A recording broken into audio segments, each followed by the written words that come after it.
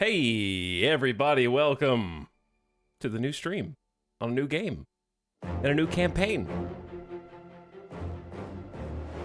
But the more new things change, the more some late streamers stay the same.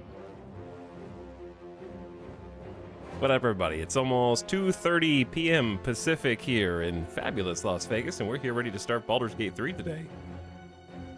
Some of you have already been playing this for like 6 hours now, so,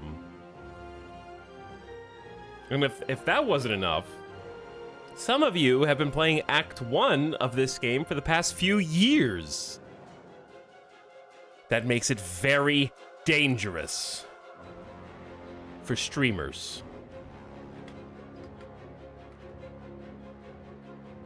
This is a minefield. Playing for 6 hours, so they're just finishing the character creator. Yeah, true.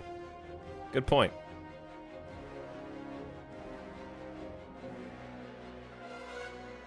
Hey, does anyone recognize the soundtrack? I feel like I've heard it somewhere before.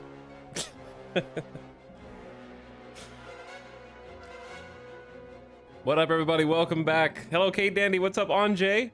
Carth Vader's here. Hello, Chuckles, Rhodey, Roof. Welcome back, Lingonberry, Adam. Hello, Northern Nine, Real Lupos, Dorito, Ariel Tell. Yay, it's noon. Yeah, I originally said we were gonna start at noon, but I changed that like early yesterday. Actually, I might have changed it the night before last. I changed it the night after I said that. I finished the stream and then reevaluated. Because I knew that yesterday, let's listen to a nicer song that isn't so intense.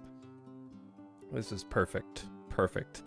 I went out with Alice last night. We went on a date, so I didn't want to promise getting up at noon when I knew I was going to be out potentially late. So we went to get dinner and go to a movie. Dinner and a movie. I went outside, and it was a lot of fun. I actually saw Barbie.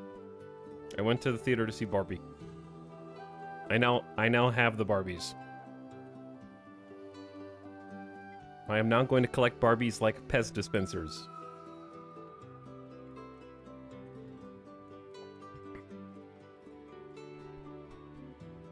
What up? But yeah, this is true. Have not been to a movie like in the theater since pre-COVID, like pre-2020. The last movie, and I'm 98% confident that this is true. The last movie that I saw in theaters was Star Wars: Rise of Skywalker.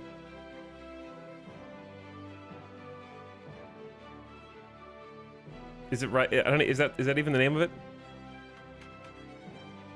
What is it called? Yeah, Star Wars: The Rise of Skywalker. That just sounds like a fake name.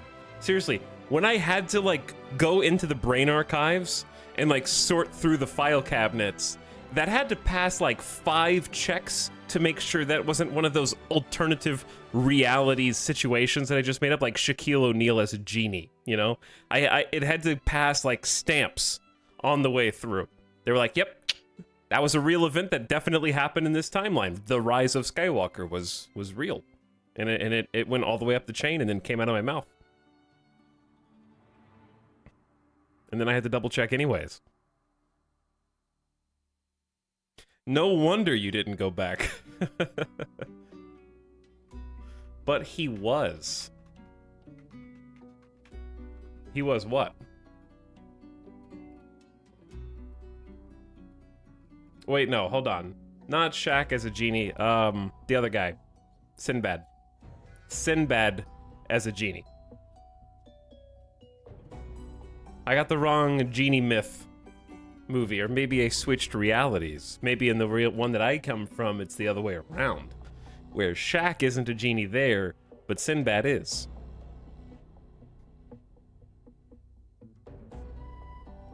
Yeah, Shaq was a genie. But everyone still thinks that Sinbad was also a genie. Okay, anyways. Yeah, so I think I actually saw The Rise of Skywalker in theaters with Germa, as it happens. That was the last time we ever went to the movies. And it was just like, coming out of the theater, it was just like, huh. I just remember that, like, if you were in the movie theater for The Rise of Skywalker, I'm not gonna rant about it. It was just so much. Like, it was so hard to follow and relentless in its pace, because it would just leap from plot point to plot point without really any segue, that when I came out of it, I don't think I even complained about it. I was just like, huh. Like, there were a lot of special effects in that movie. It was overwhelming in a bad way. Yeah, I guess. Like, I don't think I normally come out of movies and I'm like, oh, here are the things I really liked about this movie. Oh, really appreciated the directorial perspective here. They really had a tight focus. They knew what they wanted to tell. And the camera work was fantastic. But also, I didn't really like this plot hole. Like, I'll come out of movies and that's kind of how I respond to movies. And I think The Rise of Skywalker, I was just flabbergasted. It's just like, wow. There was a lot going on there. I couldn't even analyze it until afterward. I still can't remember what the plot was. I just remember there was a dagger, and then there was like a fleet of Star Destroyers, like a million, almost a literal million Star Destroyers. Remember that. Everything else is a blur.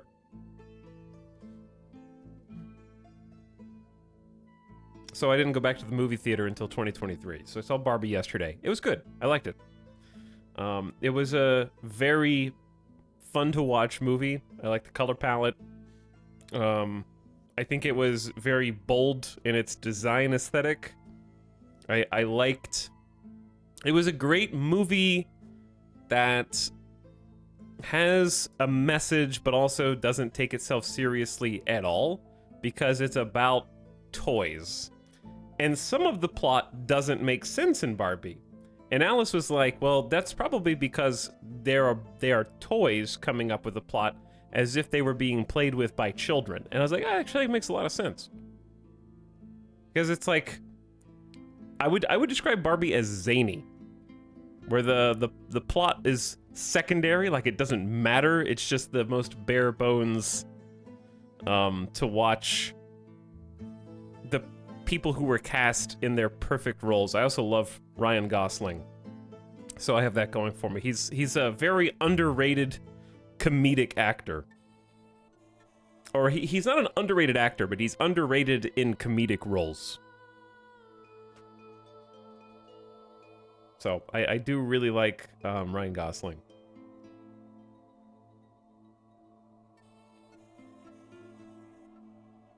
I haven't seen Barbie, but assholes online are mad about it, so it has to be doing something right. No, I really liked it. It was aesthetically pleasing from not just like a color scheme point of view. Like, so many movies are just kind of like mud, gray, brown, like dull, I guess. And this one was very much more of a visual feast. I thought the sets were well designed. The actual like Barbie dream houses, and they actually used, the sets weren't there to just be kind of like merchandise props to sell merch. They were actually relevant to the movie. And I thought the dichotomy between Barbie Land and the real world was done well. And it was just fun. It was just fun watching Margot Robbie and Ryan Gosling together. I think they had good screen chemistry. So, I liked it. It was also funny. There were at least 3 or 4 jokes that were exactly my type of humor. I have many types of humor, but among the types of humor that I like the most are... It's actually, I don't know how to quantify it, so I'll do my best. Jokes where something simple that a character does is more complicated than they thought, and they try to play it off. An example of this that probably a lot of the nerds in chat will recognize are like Shaun of the Dead and those movies where they're trying to jump over fences and they can't jump over a fence. They're like, let's take a shortcut, and they try to jump over the fence, and then the fence falls, and then they kind of keep that gag going through all three of that series of movies. Etel thought the fall joke was the funniest thing ever. Kinda, like some of it. When they were characters trying to do something simple, and it's like, wow, that's actually way harder than I thought it was gonna be. In this movie, it was like characters trying to be smooth, but doing something poorly and very excruciatingly slowly. Like, Ryan Gosling tries to be cool and like slide down the hood of a car, and he does it like excruciatingly slowly.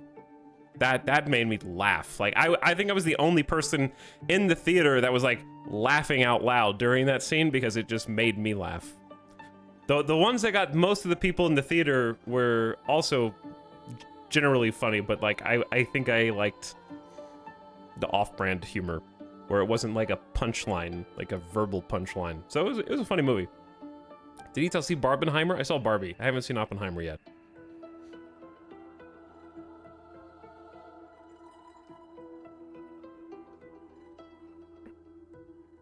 I think as far as like assholes online go, I think if you have a problem with feminism, then you won't enjoy the movie, which is stupid. So that would describe the assholes that you're talking about. Oh no. Women with authority? Oh my god. We can't be having that. You're part of the problem. Wait, people are seeing Oppenheimer? Lots of people are seeing Oppenheimer, in fact. Many people.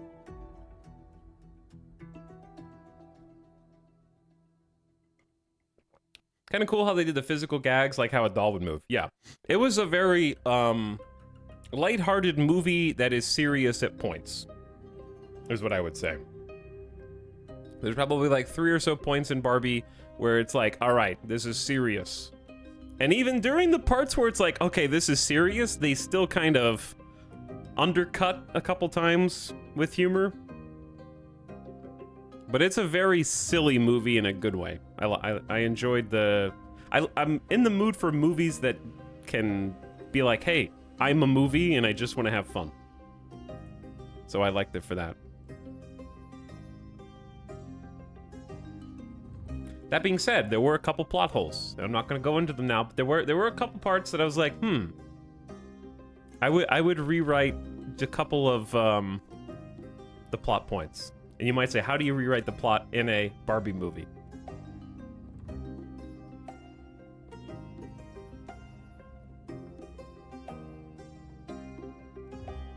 I agree. Ryan Gosling's very underrated for comedy. He is, yeah. He's in a few that I like.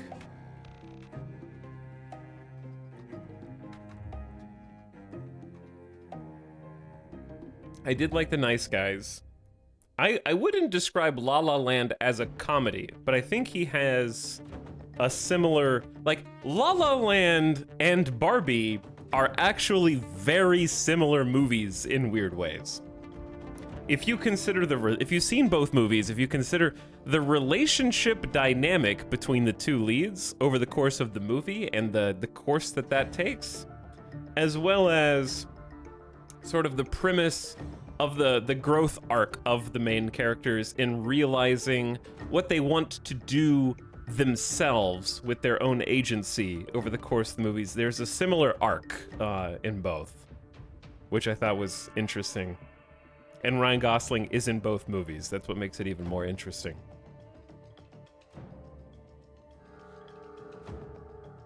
But I think he's funny in that. I wouldn't describe The Notebook as a comedy, but I guess it depends on your point of view. I need to watch First Man. That was 2018? Also related to La La Land, because it's the same director. I think, Damien Chazelle, if I'm not mistaken. Anyway, so yeah, we went out last night, had dinner, movie, good time. It was nice to get out and go do something. Food was good. We also may have gone to a casino. And your boy may have won $20. I gotta get the good luck for rolling the dice in Baldur's Gate 3 today. So hopefully I didn't spend it all in one place. 20 whole dollars. Yeah, 20 whole dollars. That's right.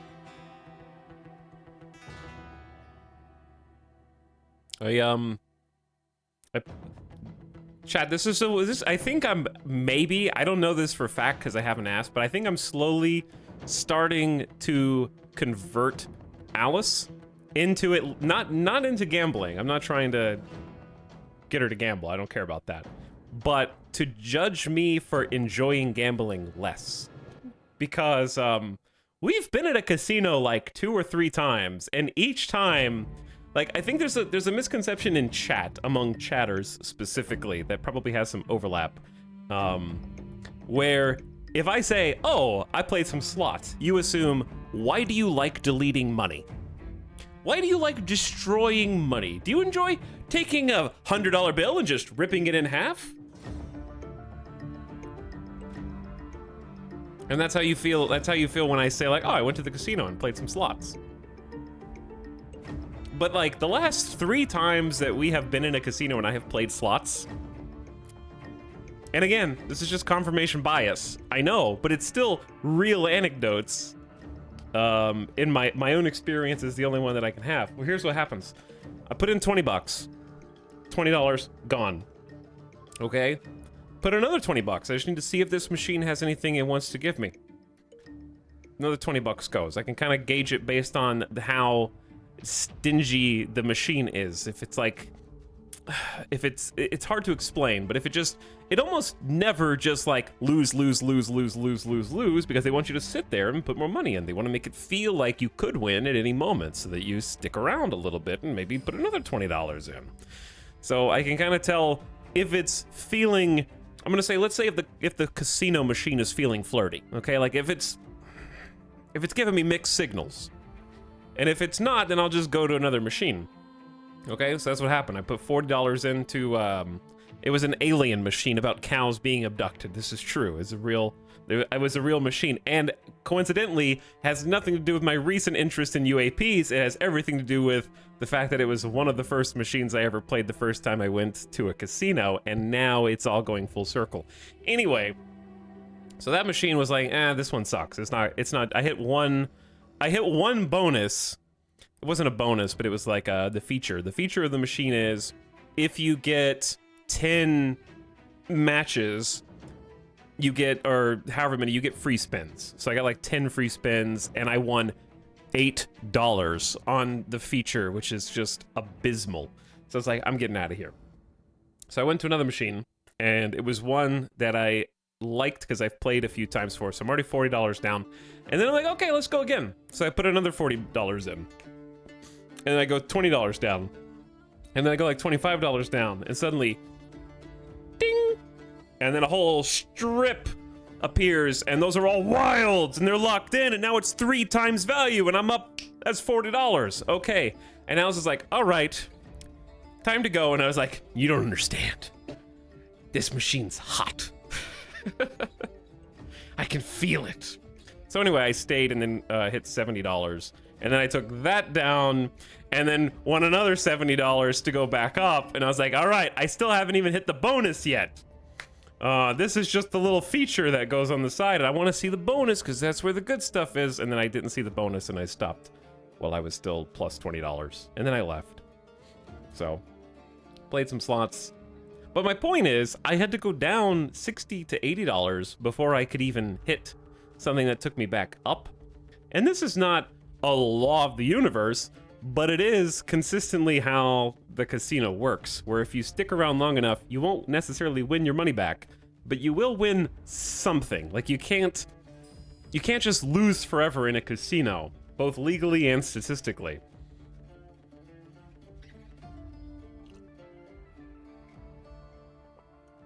That's what they call the gambler's true scientific fact. But you gotta have, like, I feel like a lot of people would, like, go through Vegas and be like, huh, what's this, a slot machine? I'll put $10 in. Boop, boop, boop. Yep, I lost. That's exactly what I thought was gonna happen. I thought I was gonna lose, and I lost. This is a scam. I hate slot machines. And then they just go on about their day with their new sort of set in stone bias about how gambling always loses. If you gambled an infinite amount of time, you would lose your money. The trick is gambling just long enough to let the odds balance themselves out and maybe at least cut your losses. But you have to have enough initial for that to matter.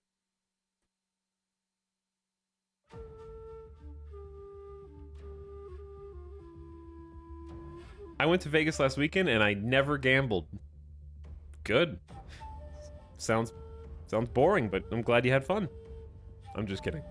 There's plenty of stuff to do in Vegas.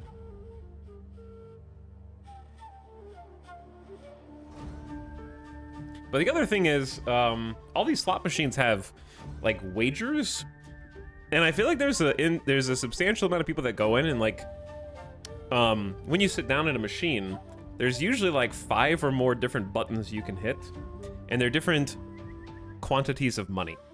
So usually on the video slots that are like the nicer graphics kind of, they'll go down to, they usually go up to like $5 to $8 on the max per bet. So if you push that button, it's like $5 to $8 gone. And I feel like some people just sit down with like a 20 and push that like $8 button like twice, go boop, boop. Oh, wow. My money is deleted. Yeah, you can also just sit down and do like 80-cent bets or like 70-cent bets or something like that, and you get to push the button a lot more times. You won't win as much if you hit the bonus, but you won't just like instantly have all of your money removed. And I feel like some people don't know that you can just like bet lower amounts of money and just kind of sit there for a while and push the button and let the features play out, which is fun. Fun fact, most people stop gambling before they win big. That's true. But yeah, the last 3 times I've been to the casino, I've actually won money the last 3 times in a row. So I am like statistically due for a loss next time. It's impossible to maintain. I'm up $20 this time. I was up like $50 to $70 on the Dune machine before that, and the last time I was in a casino, I also won. So there's my casino tales from yesterday. But yeah, Barbie was good, food was good, casino was good. It was a nice night. All right, welcome, gamers. We don't need to listen to a new Divinity Original Sin song when we could listen to this.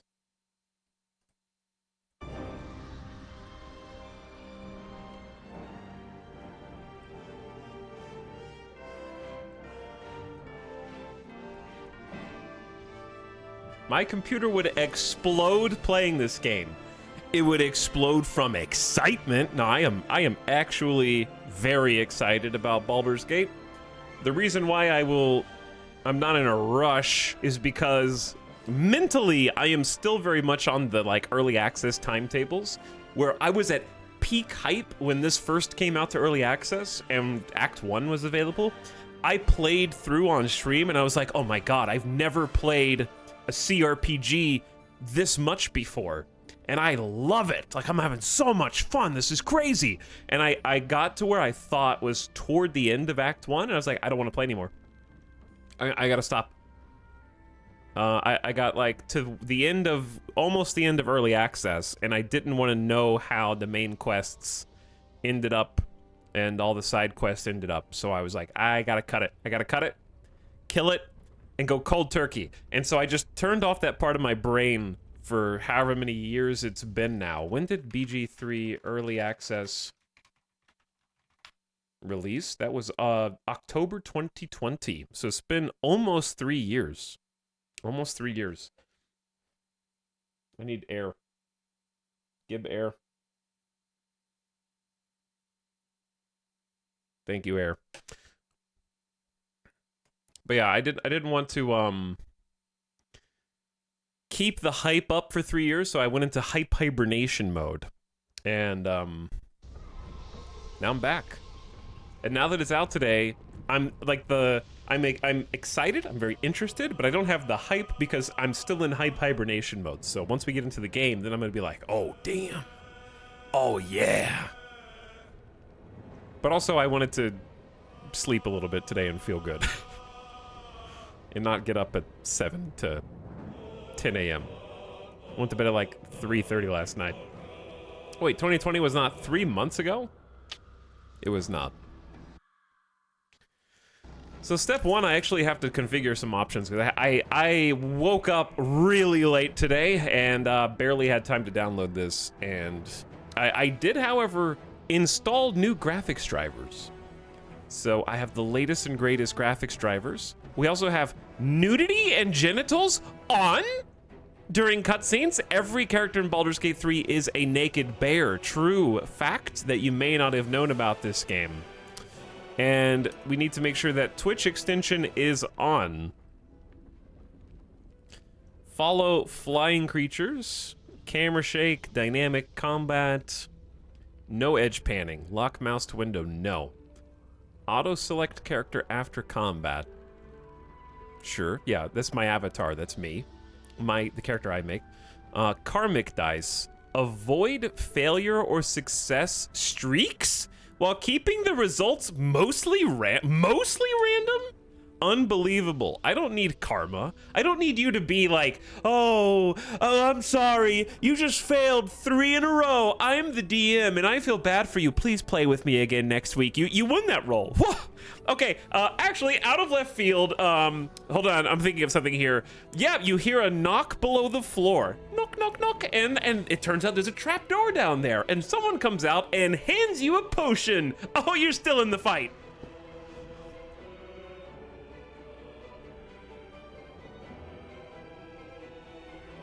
We're not gonna do that. We're gonna turn off karmic dice. Okay? This is gonna be true random. I wanna roll the dice for real.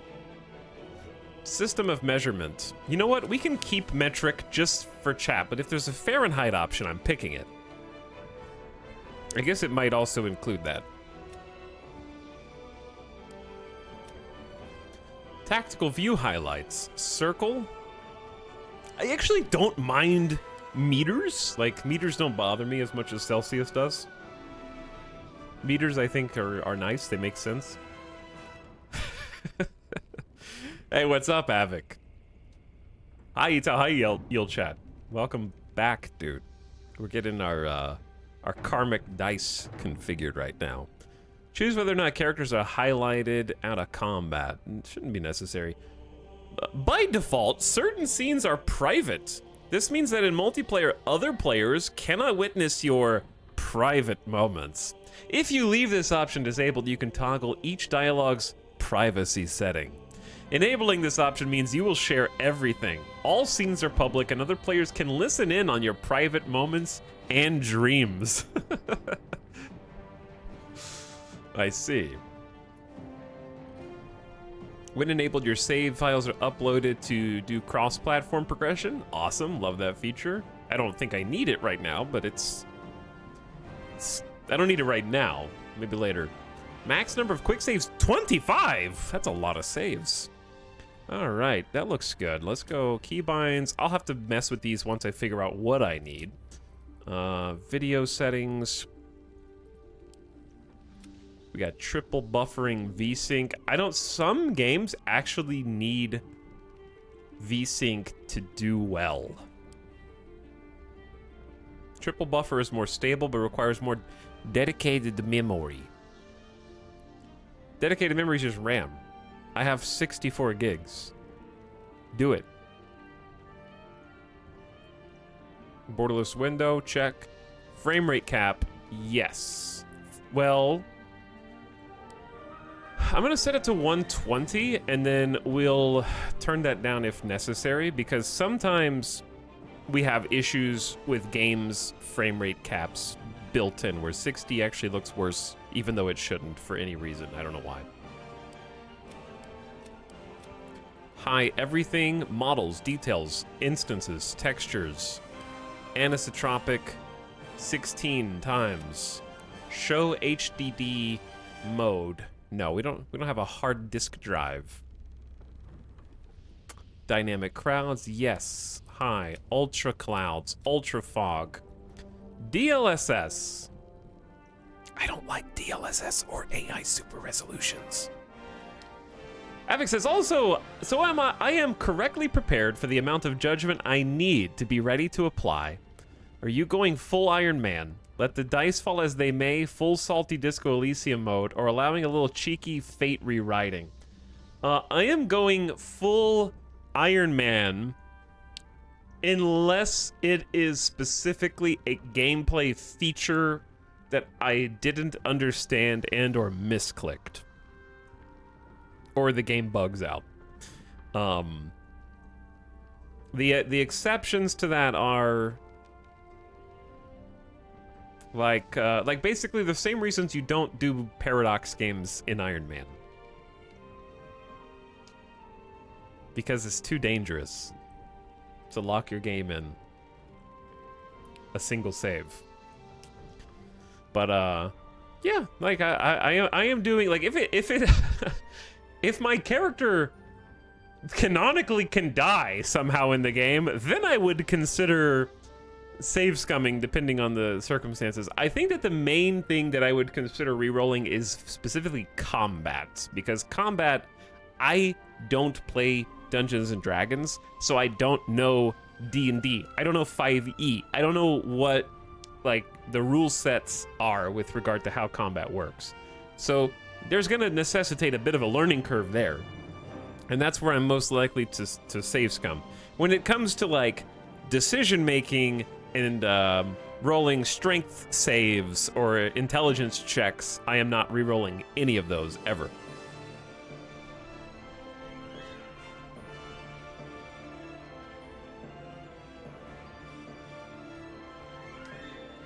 If you fail combat and die, that's just the end if you don't save scum. Yeah, that's what I'm saying. Exactly. Boost frame rate. Don't think I need that. Shouldn't need that with a 4090. However, DLAA is exclusive to NVIDIA cards, uses deep learning to detect and smooth edges. So you say. The 4090 is capable of that. Let's try DLAA. I'll try that out. Ambient occlusion, yes. Depth of field. Sometimes I hate depth of field, sometimes I like depth of field. Let's start with none. Or actually, I could start with... Gaussian and then turn that off when it's probably gonna annoy me though. Yeah, probably gonna annoy me. God rays, of course. Bloom, of course. Subsurface scattering, of course. Perfect. Audio. The only thing I want out of audio is that to be turned off. Center cinematic audio. Enabled to play cinematic dialogue audio at equal volume through each speaker. Huh. That's something to keep in mind. Display activity, tooltips, subtitles, yes. Okay. Show text background shouldn't be necessary.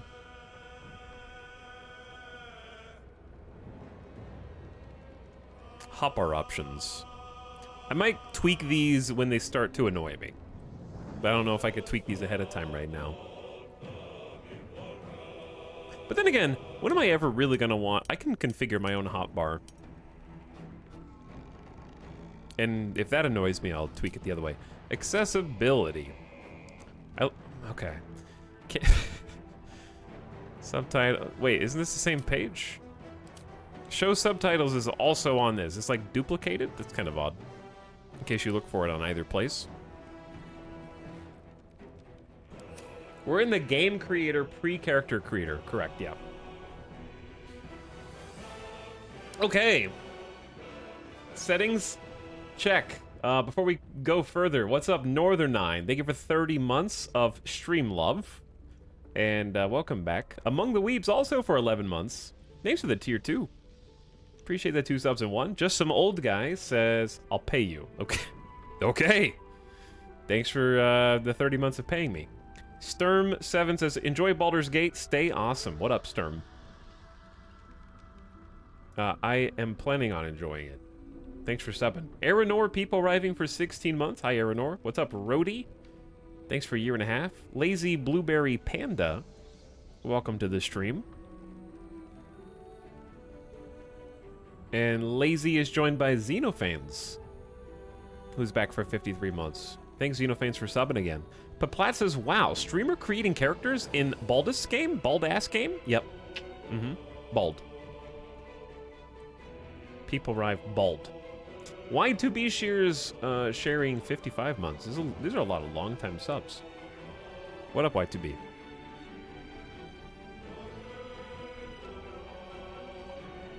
But anyway, Avic, what are your Baldur's Gate plans? Also, can we get a shout-out for our friend Avic? Actually, that was the wrong shout-out. You can have 2 shout-outs. Who was playing some Caves of Cud, which Cud just got a release date announced recently, because it got picked up by Kitfox Games.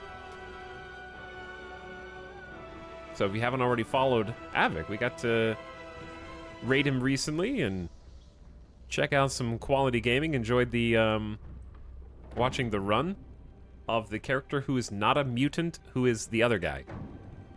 I forgot who the other guy is, but it was fun getting to watch that.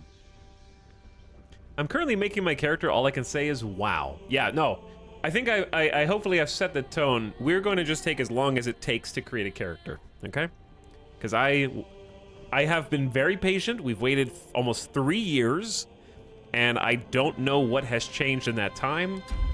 I have not really been following the dev blogs, I haven't watched any other streams, I haven't watched any YouTube videos, I haven't watched any previews, I haven't watched any trailers. I know nothing. I've just gone completely dark for almost 3 years, 2.5 years plus. I played most of the early access, what they had, back in 2020. This has been a long time. Select your difficulty. You got Explorer here, narrative experience, story before combat. A balanced adventure full of challenging choices, or a tough campaign emphasizing strategic combat. I am worried about picking a Larian hard difficulty because Divinity Original Sin I really didn't like. It was so annoying. I am not a fan of Divinity Original Sin 2.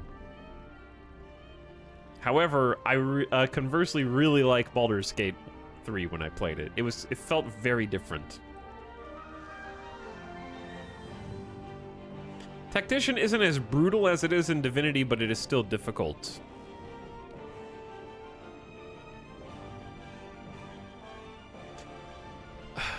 I think I'd like to try Tactician because I'm just that kind of person. You can always change difficulty in-game? Okay, in that case, there's no reason not to.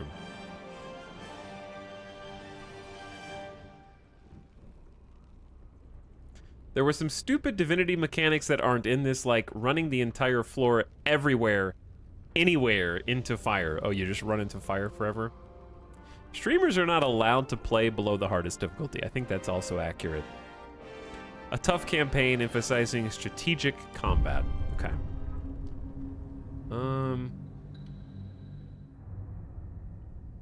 Oh, cutscene time. Should I? Have you seen this cutscene already? Was this already in the game or is this new? I haven't made my character yet. If I'm blocking subtitles, I'll hide. It's much quieter than the main menu, though.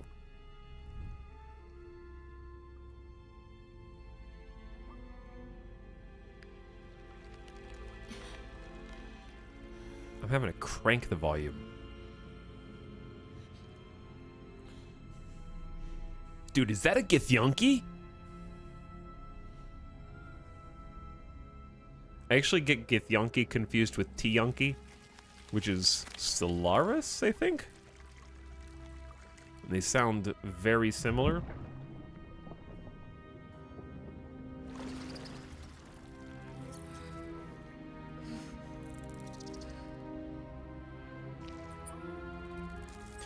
Okay, question. Why doesn't the Super Leech start eating that guy? How does it know when to start doing the suck? Or is it an Animorph? It goes in the ear. Oh, it goes in the eye! Ah! Ah! I did not watch. I don't want to watch that.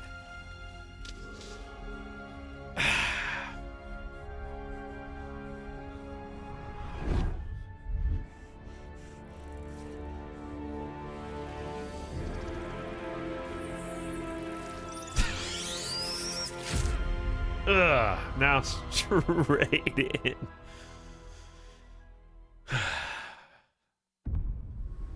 Tutorials can help you learn. Yes, I would like to learn. Pop-ups are good. Alright, time to make our home in the character creator. We're gonna be here for a while. This is the stream now. Hit random 100 times.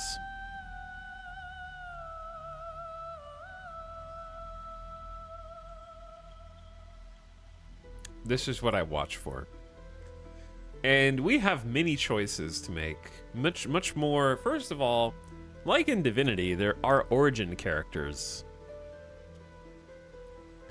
Which I need to understand. I didn't really play. So if you pick an origin character, this is just sort of like a, I don't want to make a character, I hate character creator, and therefore fun. I am a bad person. I do not enjoy the best, most joyous aspects of life.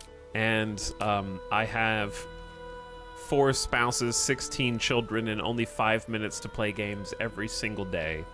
But only on a full moon, so I really need to go fast.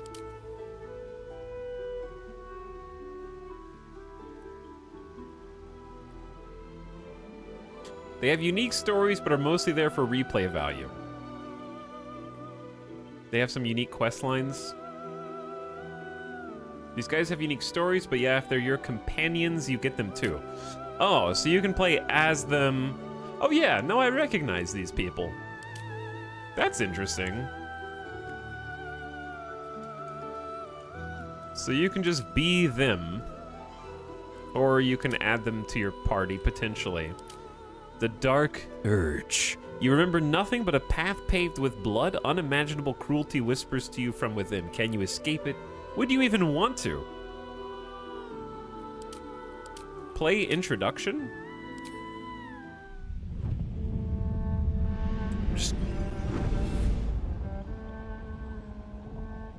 My rancid blood whispers to me, kill, kill, and kill again. My ruined body yearns to reap death in this world. And when this foul urge calls, it possesses my whole being. Monkus. Injured, beyond repair. I know nothing besides this. I must resist the dark urge, lest it consume my mind. I must discover who I was and what happened to me, before my twitching knife hand writes a tragedy in blood. Okay, then.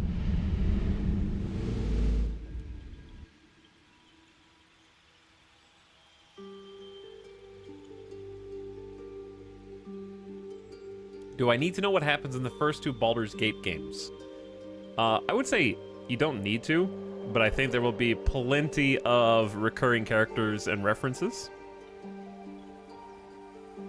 Kind of like how you could play Witcher 3 without having played Witcher 1 or 2. You're rewarded for knowing, but you're not punished for not knowing.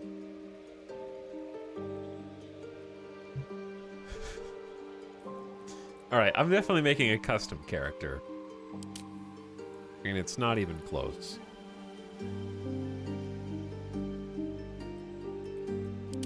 Alright, let's do... Actually, generate a random appearance for your character.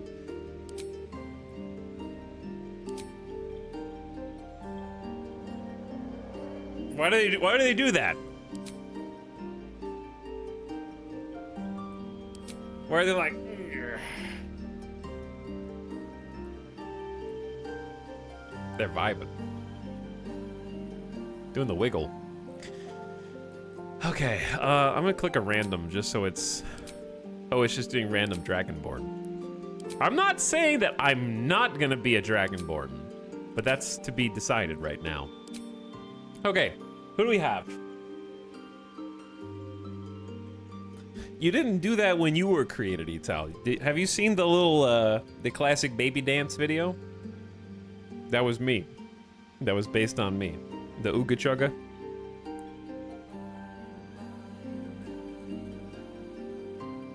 What? Yeah. Okay, we got elves. With ethereal countenance and long lifespans, elves are at home with nature's power, flourishing in light and dark alike.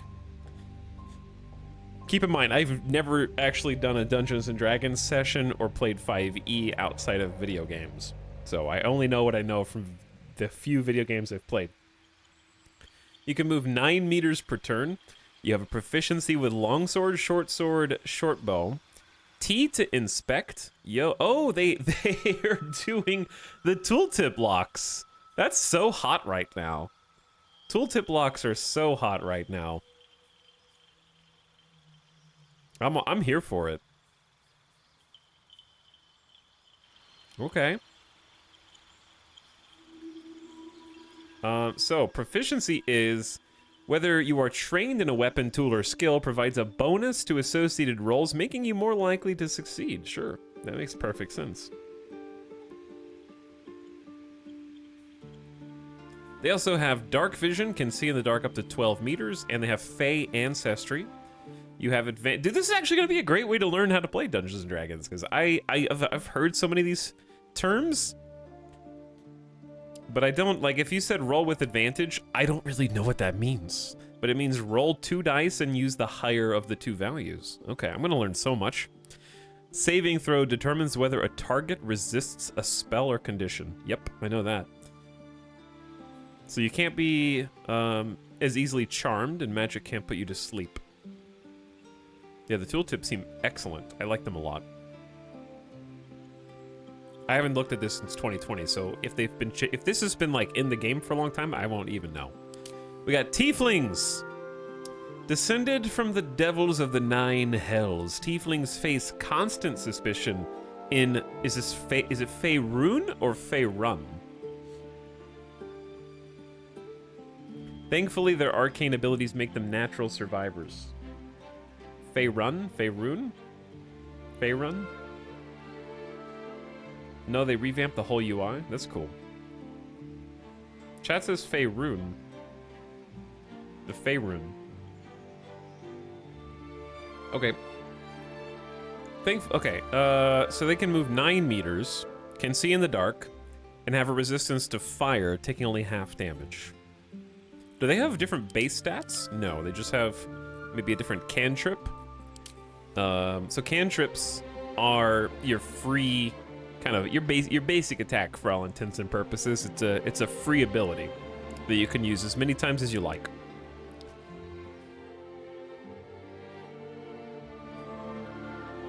So they get firebolts. Tieflings get produce flame that sheds light and deals damage when thrown. We have Drow, aka everyone's favorite character from Devil May Cry 5, with the pet familiars. Yeah, I'll check the sub races too, but I gotta start somewhere. Driven to the Underdark, most Drow have adopted a ruthless pragmatism. V. Yeah, V. While the Lothsworn delight in the goddess' evil tenets, the Seldarine reject her attempt to overthrow the leader of the Elven Pantheon. 9 meters, they have proficiency with rapier, short sword, and hand crossbow. 24 meters super dark vision, and also Fey ancestry. Humans! Yes! I want to be a human warrior. Humans are great because we are kind of not good, but kind of good at everything. Yeah, we could be whoever we want to be, dude. We have no specialty whatsoever. We're just the worker ant of every fantasy setting. The most common face in the Faerun. Humans are known for their tenacity, creativity, and inability to read. True. You have weapon proficiency with spears, pikes, halberds, and glaives, and an armor proficiency with light armor and shields. Armor proficiency prevents your armor and shield from blocking spellcasting or imposing disadvantage on attack rolls. What does prevents your armor and shield from blocking spellcasting mean? He's going to spend 4 hours choosing and in the end be a human warrior. No. The first part, maybe. Like casting your own spells? If proficient with... Okay, normally you cannot cast in armor. Okay, so it's blocking me from spellcasting, not blocking other people's spells. I get it. So typically you have to not be wearing armor. All right, that's cool. And then human versatility, there it is. Select an additional skill. Your carrying capacity is increased by 1/4. The Githyanki. With a ruthlessness born from Mind Flayer enslavement, Githyanki ride the astral sea atop red dragons, bringing their silver swords and psionic might to bear against any trace of the Illithid menace. They have an action called Astral Knowledge. Gain proficiency in all skills of a chosen ability. Cantrip is Mage Hand. Create an invisible spectral hand that can manipulate and interact with objects. I remember enjoying this, actually. This is remembered something in my mind. 9 meters and Martial Prodigy. A lifetime of relentless training gave you armor proficiency with light and medium armor, as well as proficiency with short, longsword, and greatsword. Cool. Dwarf! The dwarf! Is durable and unyielding as their homes of stone. Dwarves are some of the finest warriors, miners, and smiths of Faerun. 7.5, so they're slow. They don't really close the distance. They have dwarf combat training. So they have a proficiency with battle axe. This is a bonus to all rolls. Okay, battle axe, hand axe, light hammer, and warhammers. 12 meter. Dude, does everyone have dark vision? Hold on. Okay, Githyanki and humans don't. Never mind. Elf, tiefling, drow, and dwarf have dark vision. Okay.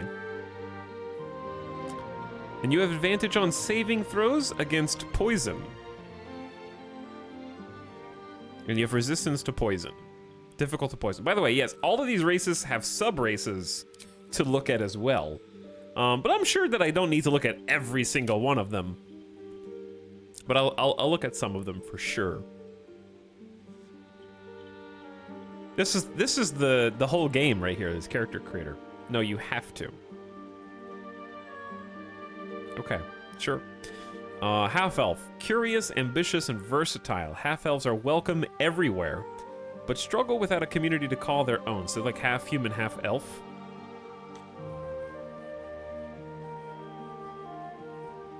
Nine meters. Also have civil militia like humans. Also have dark vision like elves. And they also have Fey ancestry like elves. So it's a little hybridization of their race features.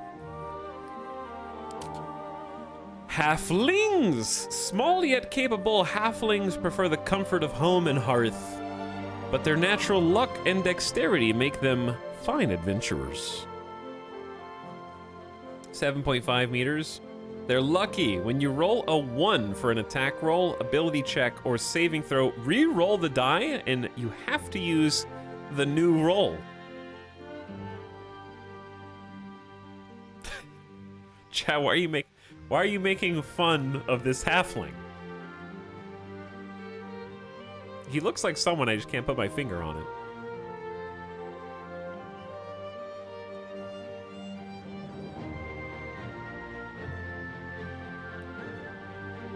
His face looks...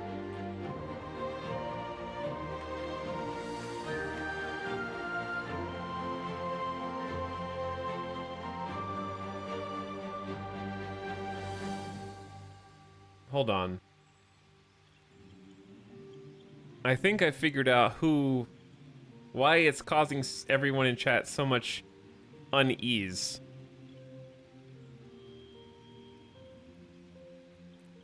Maybe.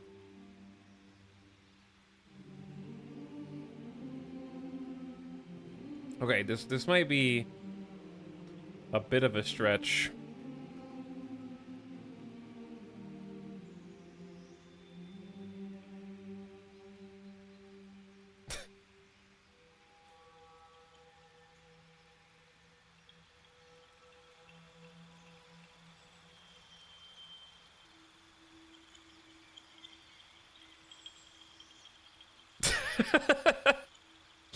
I think I understand why you're uncomfortable with the halfling now.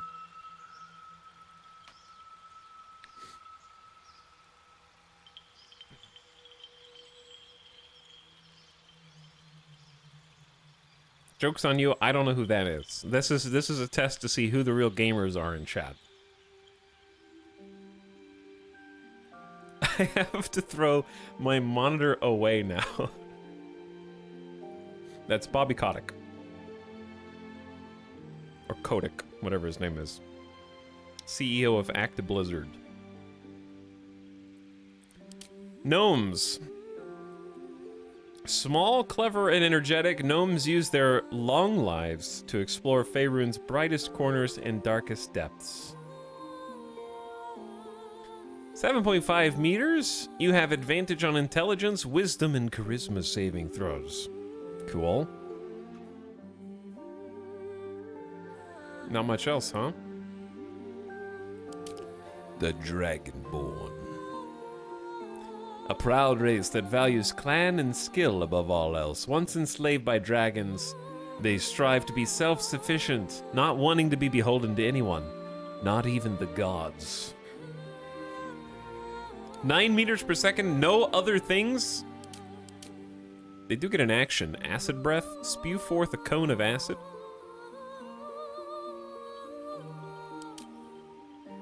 Creatures of intense emotion, half-orcs, are more inclined to act than contemplate.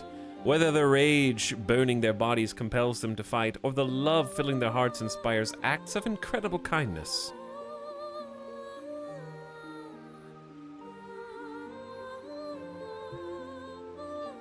They can move 9 meters, also dark vision.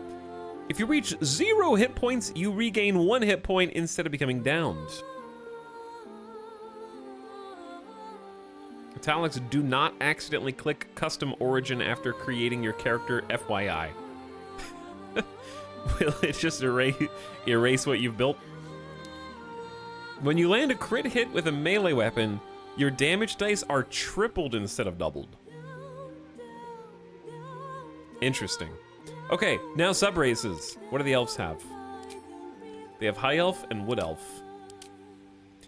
High Elf, heirs of the mystical Feywild. High Elves value magic in all forms, and even those who do not study spellcraft can manipulate the weave. They get Firebolt. Wood Elves spend their reclusive lives in Faerun's forests. Decades of training in archery and camouflage are enhanced by otherworldly swiftness, more move speed.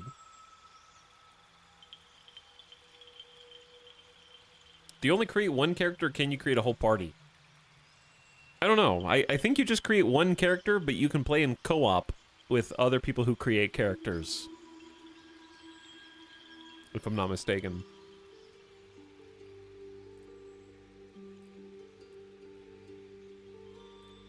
Okay, so tieflings have Asmodeus. Bound to Nessus, the deepest layers of hell, these tieflings inherited the ability to wield fire and darkness from the archdevil Asmodeus' infernal bloodline. They can produce flame and throw it. Mephistopheles tiefling. Descended from the archdevil Mephistopheles, these tieflings are gifted with a particular affinity for arcane magic. The Mephisto tiefling? The Mephisto tiefling? Interesting. The Zariel. Tieflings from Zariel's bloodline are empowered with martial strength and can channel searing flame to punish their enemies. Gain advantage on intimidation and performance checks. And they have Mage Hand. Okay, cool. Drow get Lothsworn. Raised by Loth's cult in the city of Minzo Baranzan, these drow embody the virtues of their corrupt and merciless goddess. Loth marks her followers with bright red eyes, so those in the Underdark will learn to fear them on sight. Or the Seldarin drow. Seldarin drow can be found seeking allies from all over Faerun, aiming to settle their conflict with Loth and each other by any means necessary. Okay, so some of these that don't have necessarily extra powers. My assumption is that there will be many different times throughout Baldur's Gate 3 where your character will be reacted to by React Andy characters who only care about your race or subrace, based on their preconceived biases against you. So if you're wondering, why does this part matter if there's no other powers, that would be why. And your dialogue should be able to change based on some of those things.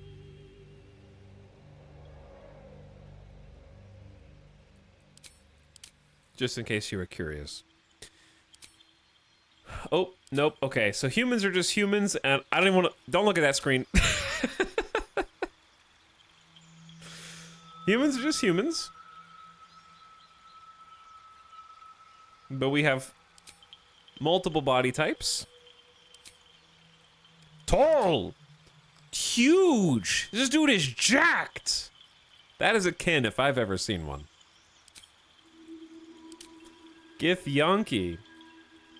Githyanki also are just Githyanki. Dude, that guy is jacked compared to these guys. Githyanki, where are your muscles? You're all skin and bones.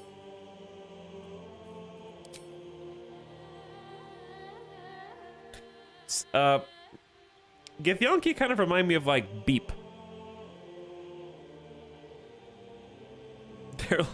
They're like aliens. They remind me of Kenshi Beep. Okay, Dwarf. Gold. These dwarves are known for their confidence and keen intuition. The culture of their deep kingdom values family, ritual, and fine craftsmanship. They have dwarven toughness. Your hit point max increases by 1, and again every time you level up. Big HP pool. Shield dwarf. Great losses in ancient wars against goblins and orcs have led these dwarves to adopt a cynical mindset, but they will endure anything to restore their ancestral homeland. They have armor proficiency with light and medium, and then we have the Durgar. Once enslaved by the eldritch mind flayers, Durgar adapted to freedom with harsh practicality. Their cold demeanors and gift of stealth are well known throughout the Underdark. Can see in the dark up to 24 meters and have advantage on saving throws. Etal Grape.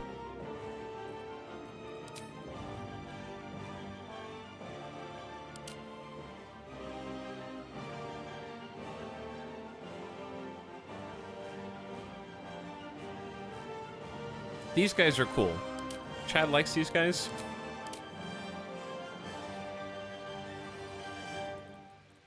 Then we have half-elves, who can be high, wood, or drow. A touch of the Feywild remains in half-elves with the high elf bloodline, and even those untrained in magic possess a hint of wild power. There's Firebolt.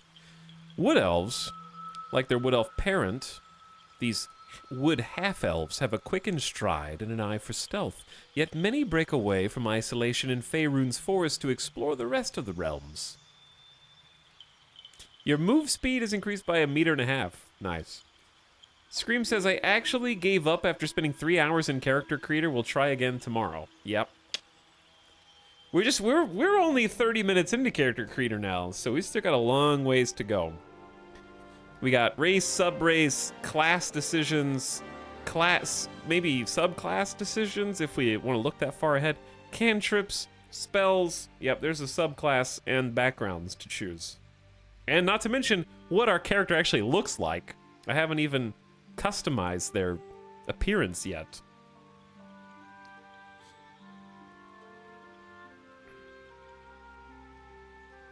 So yeah, wood half-elves are very fast.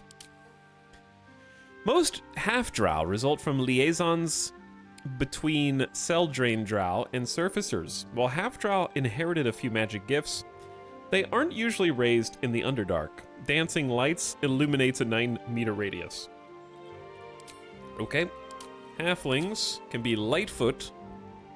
Bobby? Get out of here, Bobby. Stealthy but social, these halflings travel all over Faerun to make names for themselves. Naturally stealthy, advantage on stealth checks. Or Strongheart! Legend has it that dwarven blood gave Stronghearts their hardiness. Resistant to poison and well springs of endurance, these halflings easily hold their own.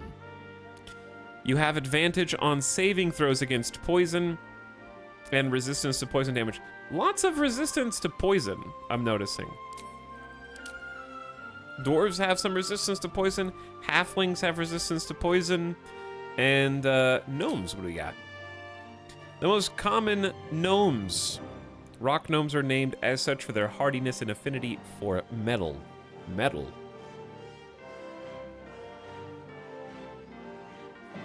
Etal hair? This?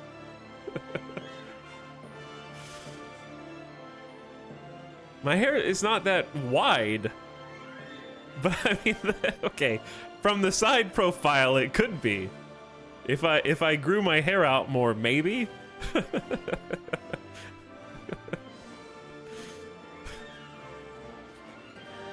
Turn sideways. Which way? That way? Or this? This way? Uncanny.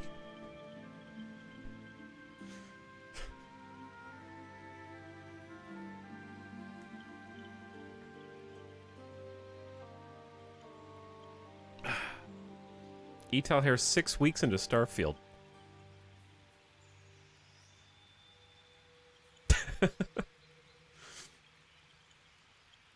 All right, rock gnomes. They can see it. They got dark vision up to 12 meters. Add twice your proficiency bonus to history checks. Extreme knowledge. Ability check is just whether your action is successful. Yeah, I understand that. Forest gnomes. Even smaller than their cousins, twice as reclusive, forest gnomes are a rare sight in Faerun. They master magic and craftsmanship in their distant idyllic groves. Speak with animals, gain the ability to comprehend and communicate with beasts. I'm just gonna tell you now, this is my least favorite. I am not picking this skill, no matter what. I'm sorry. I just have to lay that out. Ground rules. I refuse to speak with animals. Because I am naturally drawn away from things that I perceive to be the thing that literally everyone who can pick will pick. I will only pick it if I, like, absolutely have to. Like, this is going to be the most redundant content in Baldur's Gate because you're going to pick it, you're going to pick it, you're going to pick it. Every streamer is going to pick it. And we're just going to listen to the same conversations that everyone has already heard a dozen times.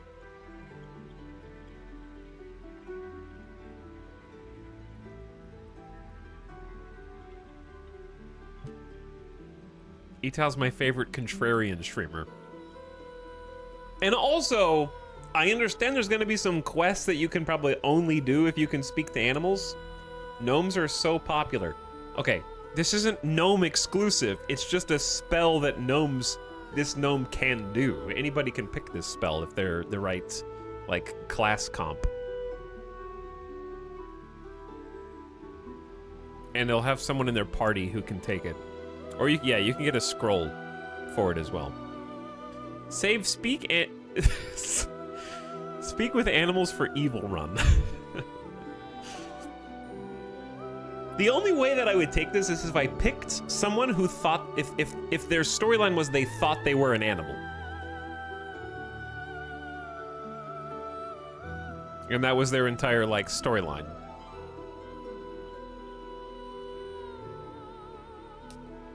I want my character to go up and like bark at dogs to communicate with them. And like meow at cats.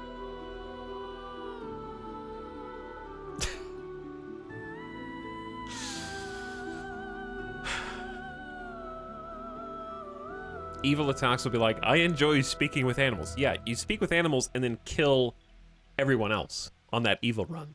You only do nice things for the animals and then assassinate everyone else in the game. It would have to be that kind of run.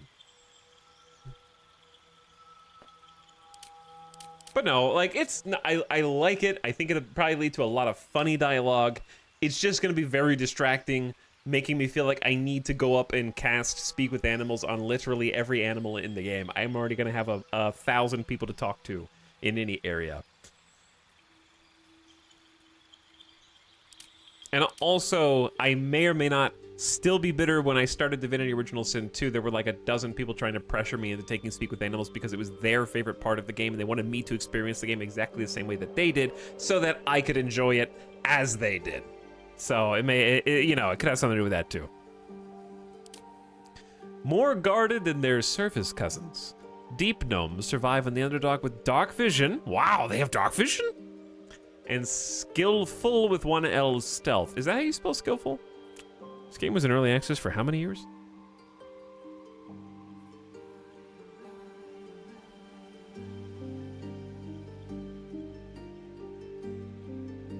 Enjoy the game my way. Stone camouflage. Advantage on stealth checks. Now this is an alien.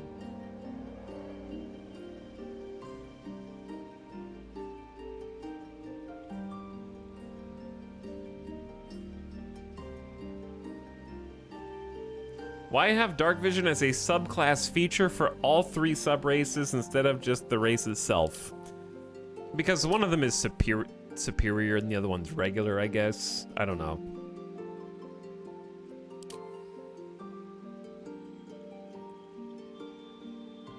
Two L's preferred in American English. Oh, is it just a English origin difference? The Dragonborn. Boop, boop, boop, boop. They really want you to be Dragonborn. I mean, this is a compelling case. They got more color schemes than the Power Rangers, dude. Okay. Despite no ancestral links to the mighty creatures, these Dragonborn share the charcoal colorization and fizzling, acrid breath of black dragons. They have acid breath, 2 to 12 damage, spew a cone of acid, and draconic ancestry. The blood of ancient dragons flows in your veins. You are resistant to acid. Blue. These Dragonborn share the deep sapphire scales and charged crackling breath of blue dragons. Lightning breath and lightning resistance. Brass. These Dragonborn share the burnished ochre hues and flickering fiery breath of brass dragons. Fire breath.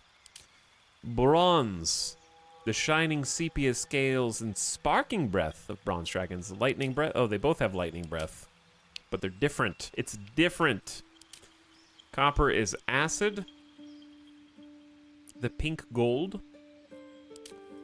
Gold is fire. Green is also acid. Red is also fire. Silver is cold. Okay, so there's one cold. Two cold. White is also cold. Gem dragons are generally evil aligned, and metallic are good aligned. Okay. Metallic's chromatic dragons tend to be evil in D&D, and metallic tend to be good, so they have counterparts. I see.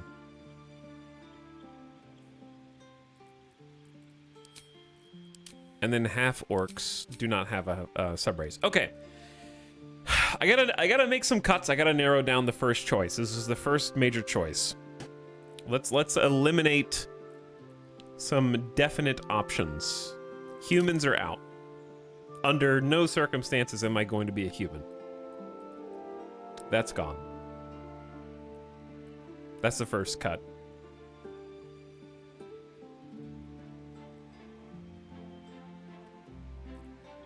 Also, halflings and gnomes are out. If I'm gonna be down here, I'm gonna be dwarf.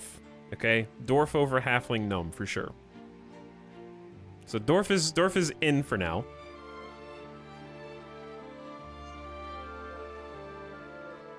So humans are out, halflings are out, gnomes are out.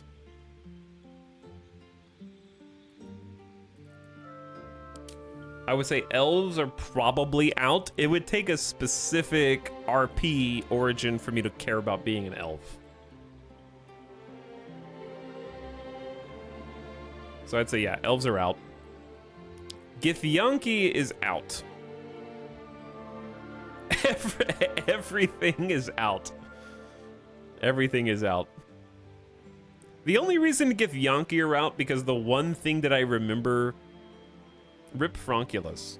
Yeah, Fronculus was Githyanki.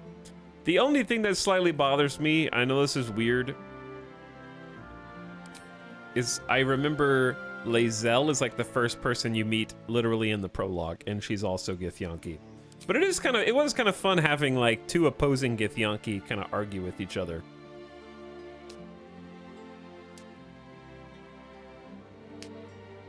I would normally say no thanks, I have Solasta because it lets you make a whole party, but gosh dang, this character creator. Two very different games that are going to play very differently. Baldur's Gate is going to be much more cinematic and story and dialogue heavy. And I think Solasta is more like having a full party that's yours and probably more focused on different styles of combat. And it's going to be more 5e authentic, probably. I thought this was a 1% gamer stream. Dragonborn should be out. Okay, it is, but when it comes to the way my character looks, I am very particular in that I always prefer non-human looking characters. So Dragonborn are in regardless of popularity, just because... If I were being completely honest with myself, I would probably pick Dragonborn, some version of Tiefling, like something that is just a non-human. That would be my like my preference is so deep-seated that it cuts through my reluctance to pick what other people pick. And the reason I don't want to do Githyanki, I actually like the Githyanki. I just did Githyanki in early access, so I don't want to accidentally make the same character again. So I want to force myself to do something different. But it was, I think Fabulous Fronculus was Githyanki, and that was fun. But so I would normally actually really like Githyanki because they're so weird. But I don't want to do the same character.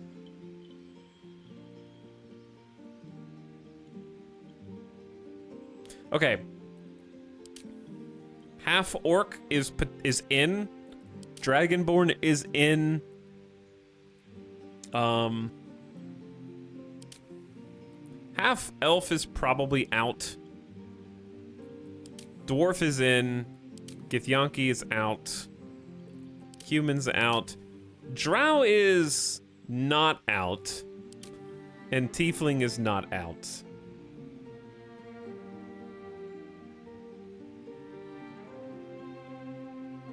So Alex, just so you know, it saves your changes between races so you can move between them while deciding without loss. What do you mean changes? Like sub-race and visual?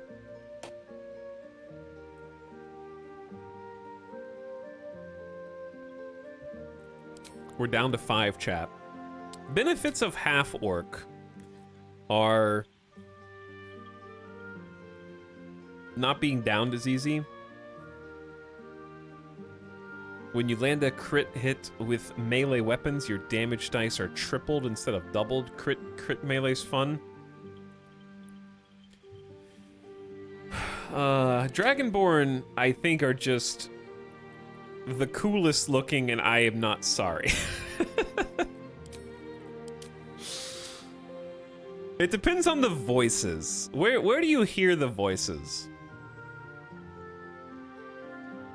Incredibly respectable take. I have to see what they sound like.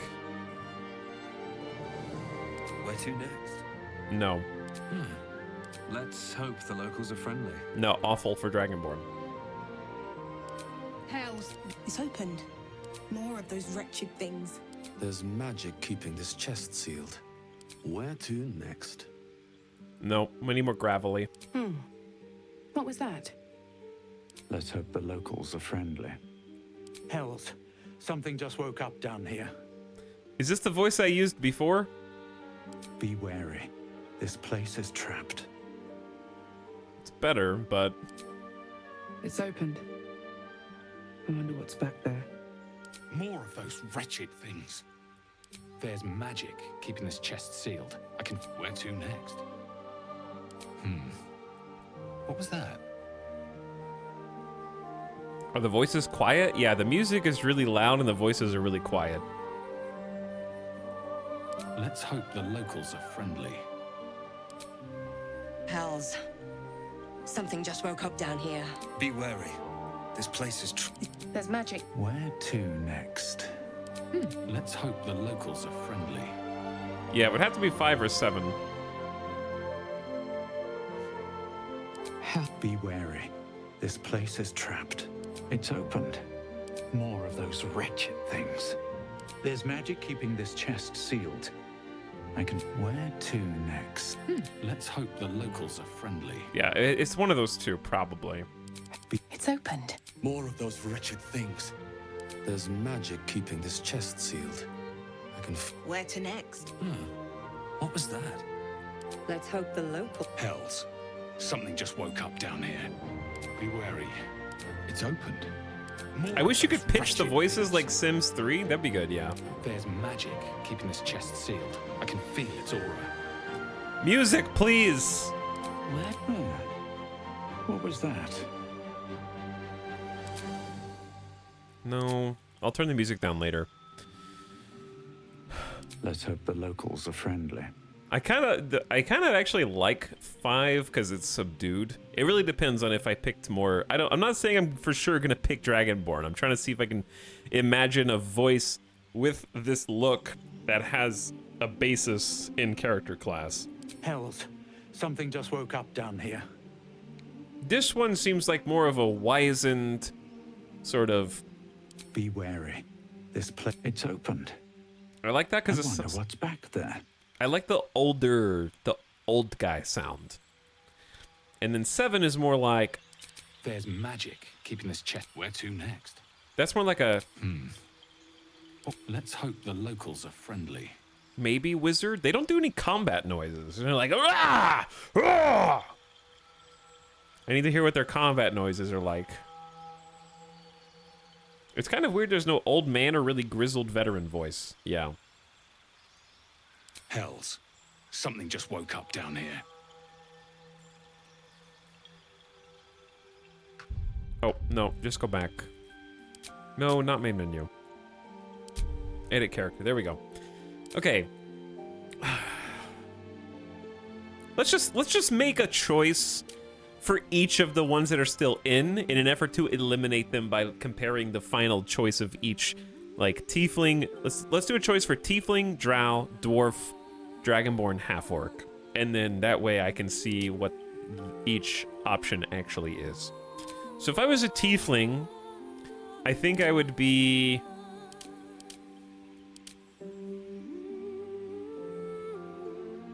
either Mephistopheles or a Zerial tiefling. Because it really, maybe, should I look at classes? And then go back and choose a race? Because like Mage Hand is if you are a mage, and then Thaumaturgy is if you are like a brawler. So let's just be Stinky Human just long enough to choose a class so that the visual on the right is not affecting my decision. All right, here are the class choices. Okay, you look terrible. You don't look, you can barely hold that axe. There you go. Upgraded. Barbarian. The strong embrace the wild that hides inside. Keen instincts, primal physicality, and most of all, unbridled, unquenchable rage. While raging, you are strong, and you deal 2 extra damage with melee and improvised weapons, and when throwing objects. Rage ends early. If you don't attack an enemy or take damage each turn, you can't cast or concentrate on spells while raging.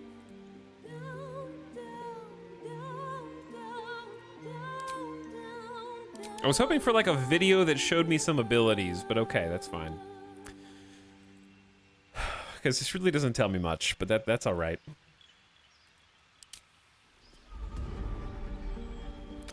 You know, music is more than a fancy. It is power. Through study and adventure, you have mastered song, speech, and the magic within.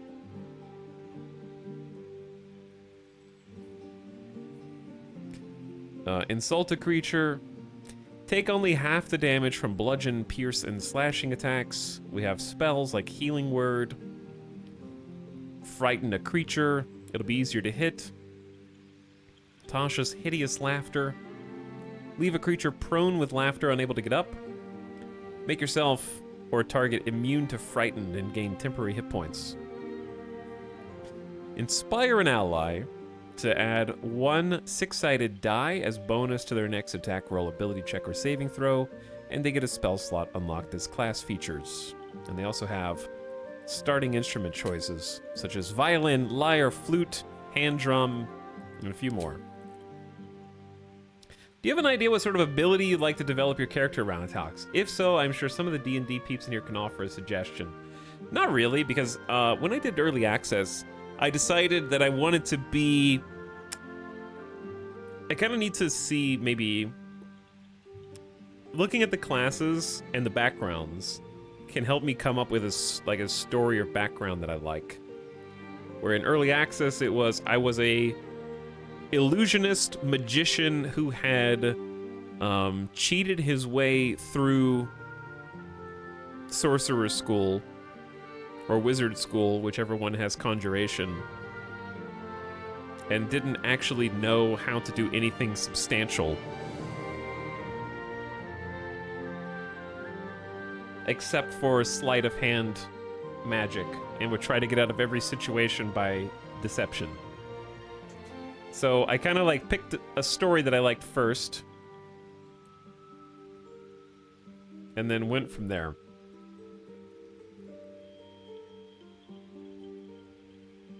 And that kind of decided what abilities that I wanted.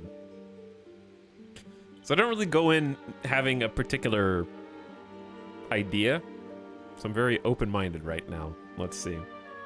Clerics. That being said, I do tend to like holy warriors, but I'm probably not going to be paladin because I want to do something different. Clerics are representative of the gods they worship, wielding potent divine magic for good or ill. So lots of buffs to help out your party. Can also be good at different forms of melee combat. Healing Word can do some necrotic wounds, a shield of faith. For some reason, I've never vibed with cleric though, but they do have a lot of interesting domains, including War. Tempest is like Thunderwave. Nature domain is Speak with Animals. Knowledge, Command and Sleep, Trickery. So there's a bunch of stuff you can do. Druids channel the elemental forces of nature and share a deep kinship with animals. Mastery of wild shape allows them to transform into beasts from all over the realms. Your staff or club becomes magical. Pull a creature toward you. A bunch of heals, buffs, Thunderwave, Ice Knife. A fighter. I slash and then heal myself. Cool. All right, next. Monk, channel your cosmic enlightenment by deftly dodging and efficiently disassembling your foes through stunning strikes in a whirlwind of martial art attacks. I'm not actually going to be human, by the way, chat. We're just looking at classes right now. Punch twice in quick succession. Ki is the magic that flows through all living beings. You can use it to exceed your body's physical capabilities. Discombobulate. I like how that's still a meme. Even that movie is so old. Your reflexes are as effective as any armor. While not wearing armor, you add your wisdom modifier to your armor class.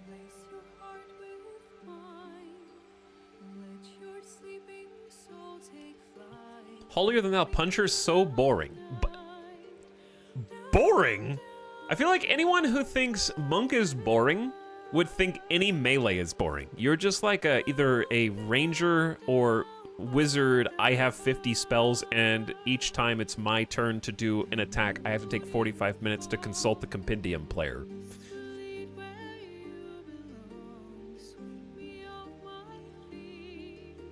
The irony of saying holier than thou, that screams Etal, while being holier than thou yourself. Take a look in the mirror, chat.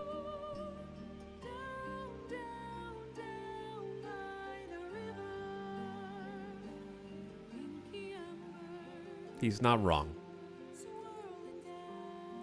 Not wrong. Attacks with monk weapons and unarmed attacks scale with your dex instead of strength.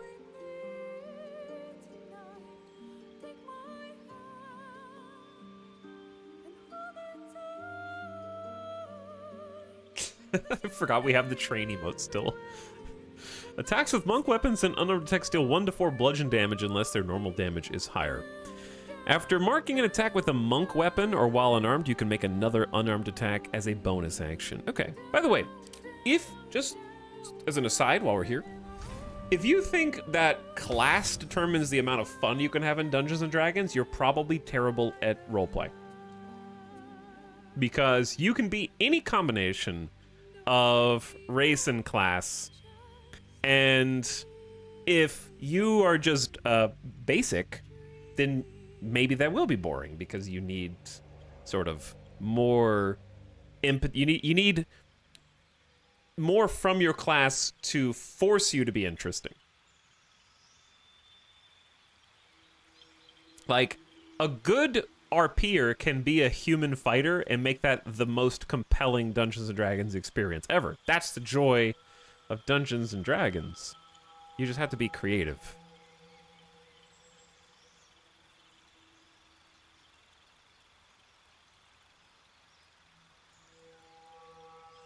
What are you talking about? I am a great role player. Fueled by the oath you swore to uphold justice and righteousness, you are a beacon of hope in dark times. Lay on hands, gain advantage on attack rolls against celestials, fiends, and undead. And you gain the ability to channel the power contained in your paladin oath.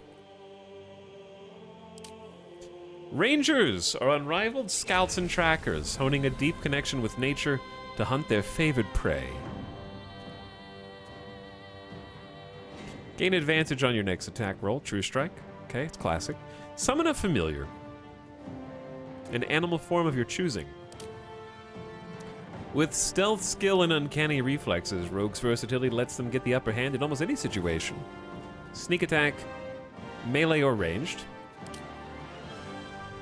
Sorcerers are spellcasters, drawing on inherent magic from a gift or bloodline. You're an X-Man. Lots of spells. Chromatic Orb is thunder damage, magic missile darts, and you get spell slots. Warlocks are bound by pacts to all powerful patrons. Warlocks trade their loyalty for supernatural abilities and unique magic. Eldritch Blast, Blade Ward. And then wizards master the arcane by specializing in individual schools of magic, combining ancient spells with modern research. And is also played by the person in your party who is most likely to push up their glasses before they tell you what their next move is going to be.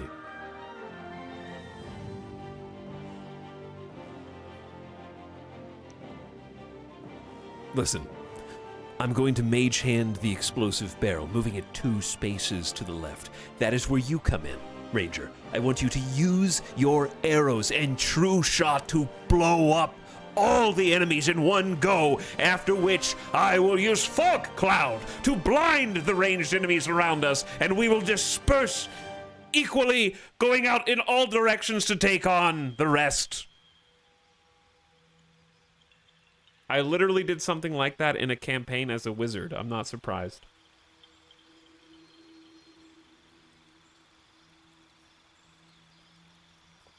Okay, out of these, let's go back and look at the subclasses. So bards just have cantrip and spell choices. We're not going to read every single spell unless we choose a relevant class. Clerics we already looked at. Druids. Fighters just have a fighting style. Archery, defense, dueling, great weapons, protection, and 2-weapon fighting. Monk doesn't have anything. Paladin has Oath of the Ancients. You fight on the side of light in the cosmic struggle against darkness to preserve the sanctity of life and the beauty of nature.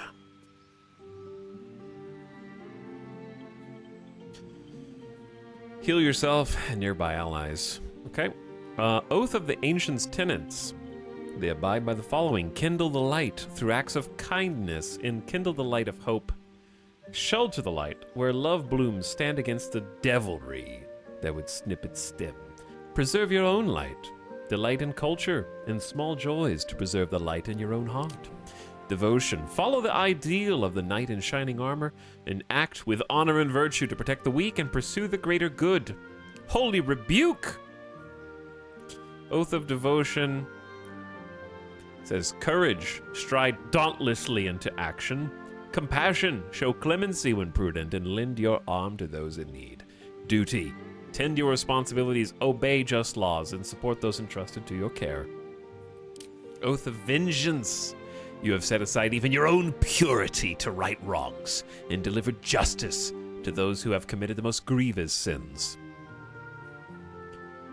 Fight the greater evil. Exerting your wisdom, identify the higher morality in any given instance and fight for it. No mercy for the wicked. Chasten those who dole out their villainy by wiping their blight from the world forever. I always pick this. This would be what I would normally pick. I'm gonna do something different. That would if I were just in a room and you weren't watching, that's what I would probably be 9 out of 10 times. For the record. But I want to try something new. Ranger can pick a favored enemy. You get specialty in hunting certain types of creatures.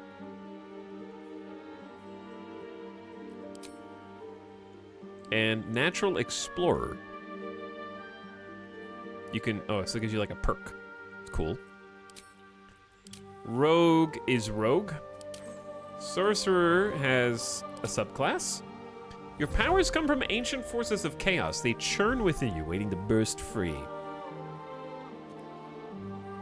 Increased chance of wild magic surge. Wild magic stems from the force of chaos. It churns within sorcerers that wield it, waiting to burst free.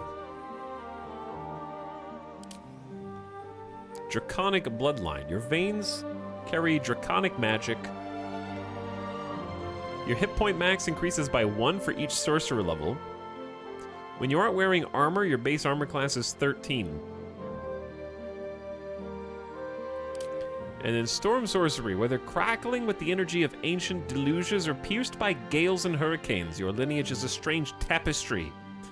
After you cast a level 1 spell or higher, you can fly as a bonus action. Up, up, and away. Warlock. The Fiend. Warlocks in service to fiends work toward corrupting, destructive ends, intentionally or otherwise, and receive hellish blessings in turn.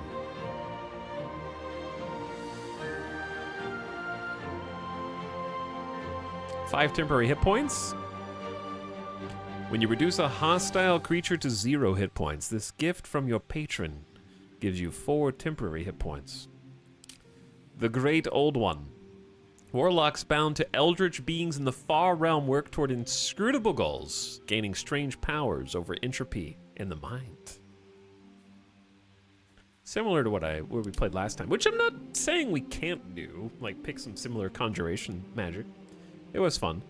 Graced by a lady or lord of the Fae, you are imbued with all the sumptuous and scary qualities of your patron's extraordinary realm. Fairy fire, sleep, and we can charm or frighten. Where are all these subs coming from? Hello, subs. How you doing? Who'd I miss? I saw Y2B shares for 55 months. Thanks, Y2B. Welcome to Character Creator Stream. Meat Snack says, hell yeah, made it for Character Creator. It's all Character Creator. Always has been. Jerk says, I live for Character Creator streams. This is going to be the Character Creator stream of the year, for sure. Thanks for Prime and Jerk. Boneless the Wizard. Also, thanks for sharing your sub for 4th month. Welcome back, G. Franco, for 59. Hey, G. Franco. Amelia says, hello, been super busy, but could not miss Character Creator stream. Welcome back. I've been very excited about this. I'm glad that Baldur's Gate is finally out. Everyone gets to enjoy it. You get to. I've seen multiple people in chat be like, I've been making my character all day. Now it's time to go to bed. I'm glad everyone is excited too. It's nice to be in on that initial hype for something. A lot of big releases recently and also soon. Thanks, Haunted Bicycle, for the Big People Happy sub. In 29 months. Haunted Bicycle and Golemancer's art. You're just in time for Character Creator. Yep. And lots more to come. Streetwaters is very nice. Thanks for almost 2 years, Streetwater. Mr. Doctor says bg3. Hey, thanks for 30 months and for the $5 sub. And Anjay also dropping a sub. Subs. Marco Bish says, I'm a pretend to sub you long time. Yep, sure. 2 months. Very long time. 60 days. Crazy. Wild even. All right, let's eliminate some classes. And then we'll go back and choose race. Fighter is out. I want Paladin to be out, but I still love Paladin. So we're just going to tentatively say Paladin is out. Rogue is out. I am never, ever Rogue. That is not my class. Maybe Diablo 4 Rogue would be fun, but I am not a backstabber. So Fighter's out, Rogue is out. Paladin is out. We're going to say Wizard is out. I just don't want to be burdened with 15 spells at the beginning of the game. So Wizard's out. I understand that these are not all the subclasses. I wish they would tell you, like, I know Barb has a few subclasses that can change things. Do I need to look these up? I still have Bobby Kotick on the screen. I'll just look these up.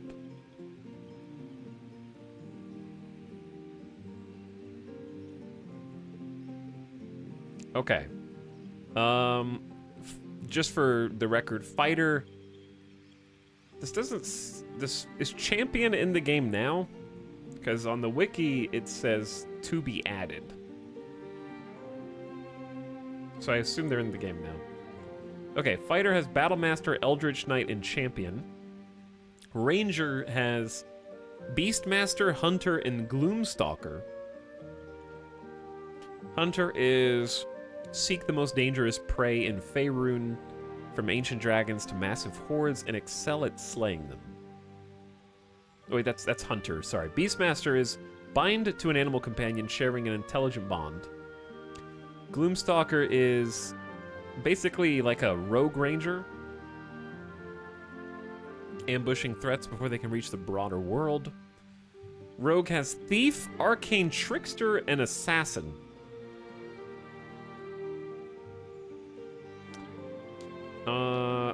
Wizard has a lot.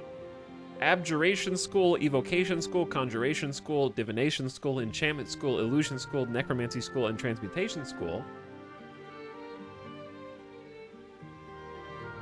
Druid gets Circle of the Moon, Circle of the Land, and Circle of Spores. The Moon is the focus on Wild Shape class feature if you like shape-shifting. Circle of the Land is nature magic, and Circle of Spores is decay. They believe that life and death are parts of the grand cycle, with one leading to the other and back again. Sorcerer, we already saw. Barbarian gets Berserker. You follow a path of untrammeled fury, slick with blood, and thrill in the chaos of battle. Wild Heart is your attunement with nature and its beasts inspires your rage. And Wild Magic is...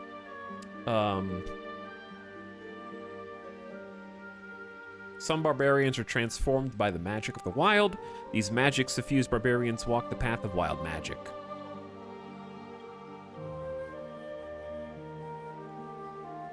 Mushroom Druids. Bards have College of Lore, College of Valor, and College of Swords. Lore is pursuing beauty and truth, holding audiences and enemies alike spellbound. Valor is keeping the memory of heroes of the past. And Swords is feats of prowess, such as sword swallowing, knife throwing, and juggling, and mock combat. And then Monk has Way of the Open Hand, Master of Martial Arts. Way of Shadow is stealth and subterfuge. They could be called ninjas or shadow dancers, and they serve as spies and assassins. And then Way of the Four Elements, they become avatars.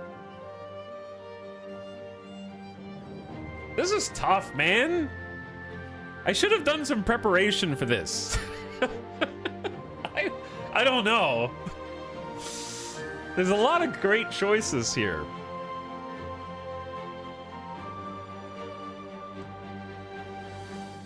It's kind of hard to go wrong.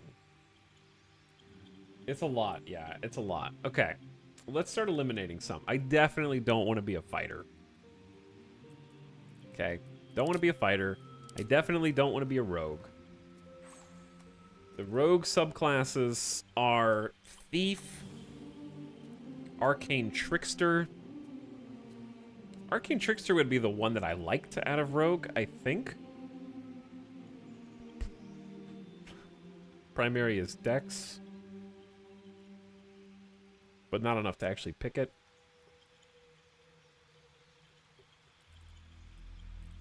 I'm probably not gonna be a wizard. Sorcerer is...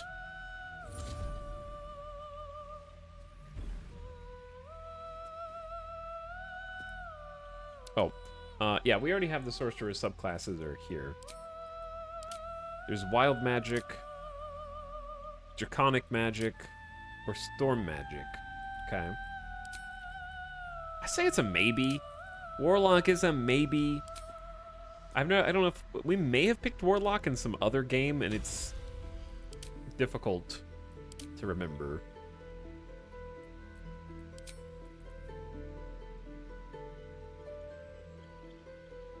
Okay, so on this tab, probably only Sorcerer Warlock. On this tab, probably Monk or Ranger. I just don't want to be a stealth archer. I don't want to be like bow guy whose only thing is shoots a bow and misses, and that was my entire turn. And I'm not going to be Beastmaster. And I feel like a melee ranger is kind of just like a shitty rogue.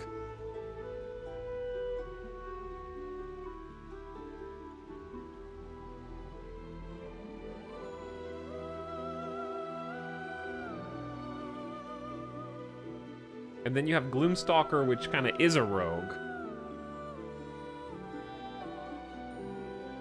So I'm going to say Hunter's probably out. Or Ranger's out. So on this tab, it's probably only Monk that I actually like. So, okay, Warlock, Sorcerer, Monk. I don't think I want to be Druid.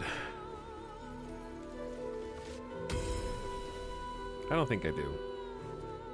You have Shapeshifting, you have Nature Magic. Okay, I think Decay Druid is slightly interesting. But I have to come up with an RP thing for that.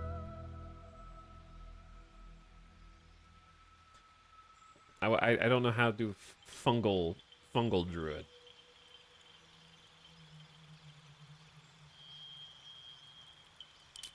Cleric, I feel like I should, on paper, really enjoy, because it is also a holy warrior. But I think if I picked Cleric, I would just feel like a shitty paladin. No offense, clerics.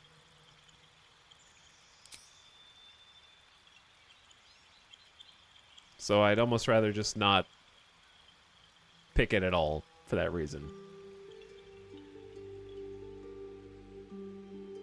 Clerics are more into spell casting. That's understandable.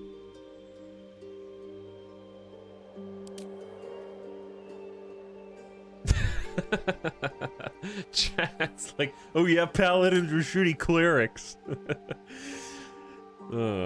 That's, yeah, I know. It's more spell casting. I just don't know how to RP this.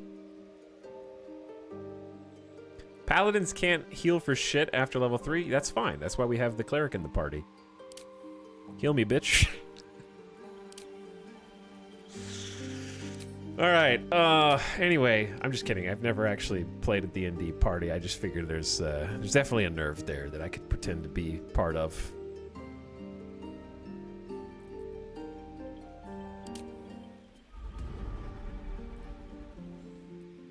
Bard. I've never been a bard. I've never been a bard, and I've never known... I think it might be interesting. But I also feel like the bard experience is... You pick bard, and then you get like a couple levels in, you're like, damn, I really can't kill anything. And I need the rest of my party to kill anything for me, and I guess I'll just do my one buff that I may or may not need.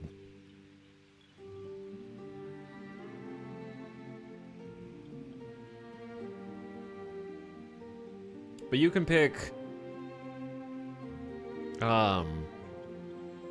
Bards of the College of Swords are called Blades. The sword-swallowing, knife-throwing, and juggling and mock combats sounds fun, but annoying to RP, because I feel like it would just be the, like, sarcastic, sassy, always getting in the way of the main plot character.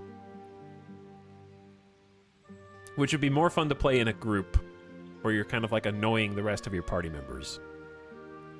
You wander the lands as the College of Valor to witness and relate the deeds of the mighty, keeping alive the memory of heroes of the past and inspiring the heroes of the future. I don't really know what that means. What does that do?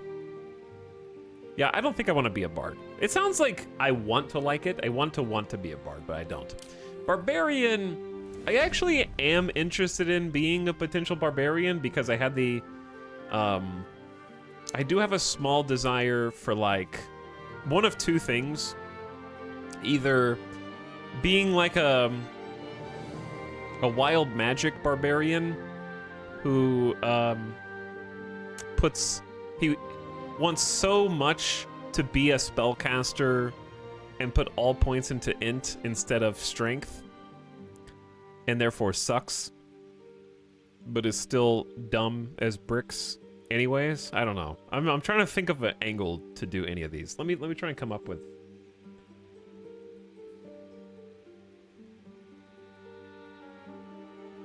Do you know which companions you want? No. Do you think I plan ahead about, oh, I need... Okay, here's my party. I literally, I didn't even know Shadowheart was a companion, and I killed her in the last game. And I'm a little annoyed that the game actually tells you who your party is going to be before you actually get into the game, because that, like, I don't even want them in my party now. I want none of them. I want to make a different party.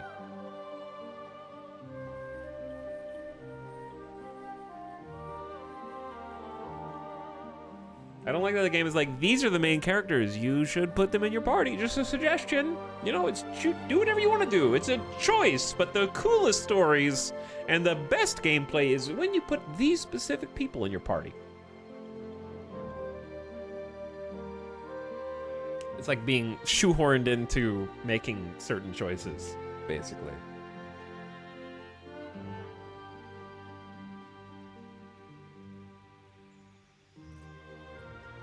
But yeah, I might enjoy being like a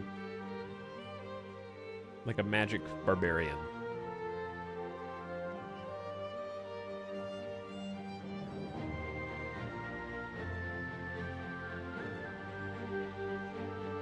So what does Wild Magic Barbarian even do?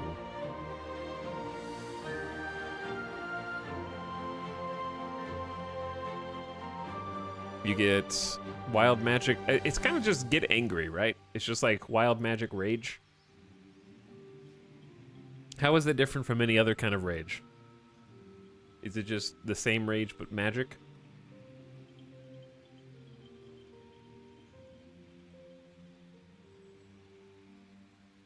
You can play solo if you want. Yeah, but that's also boring.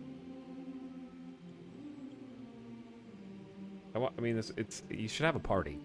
Okay, my choices right now are Magic Barbarian, Decay Druid, Monk,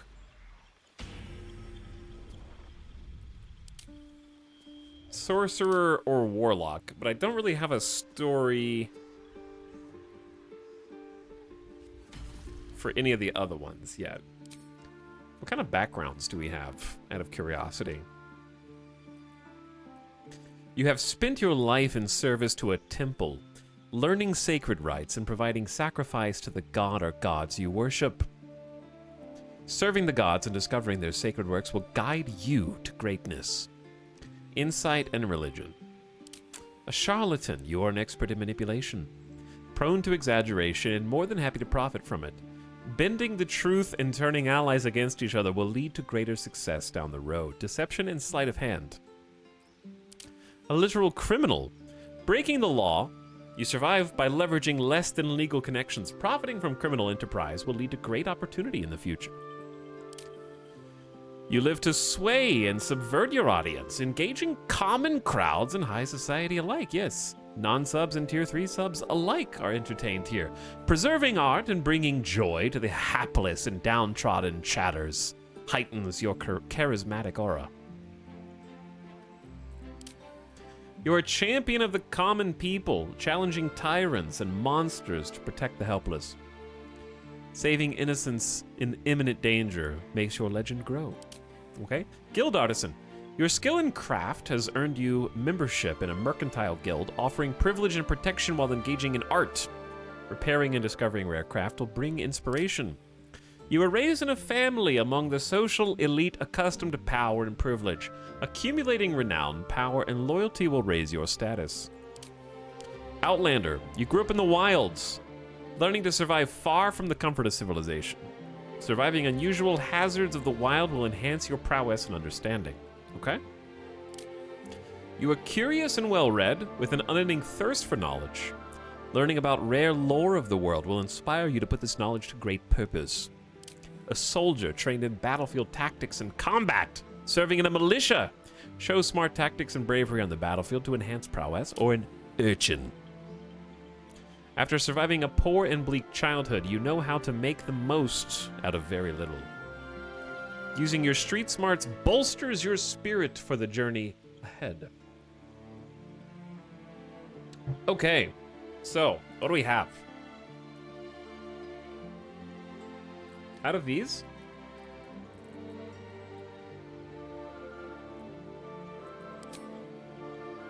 there are a lot of interesting.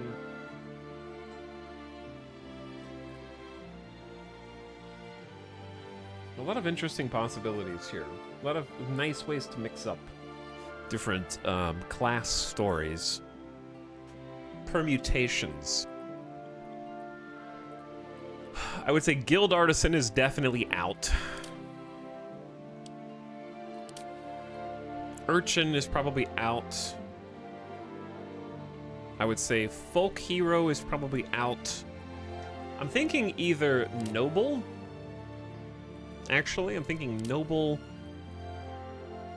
or Acolyte.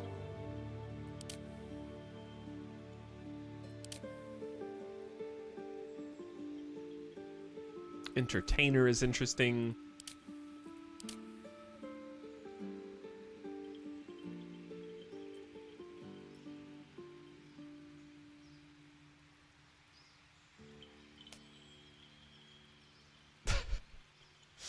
Charlatan is one of my favorites. Yeah, I like Charlatan a lot. It's just I'm trying to do something. I'm trying to separate my character from when I played in Early Access because I picked Charlatan.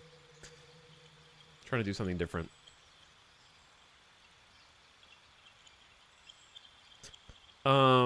Because there is like...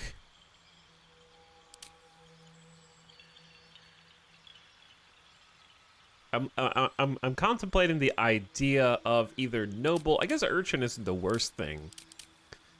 Part of me is attracted to Noble Monk who sneaks out at night to participate in back alley fight clubs.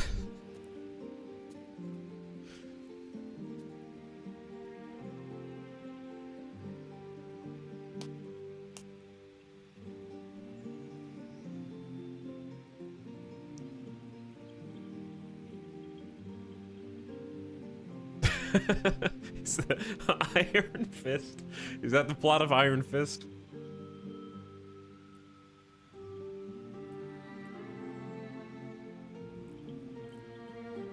I think the more that I contemplate the classes, I think I can eliminate Sorcerer. I think Warlock is more interesting. So for me, I think it's Warlock, Monk, Decay Druid.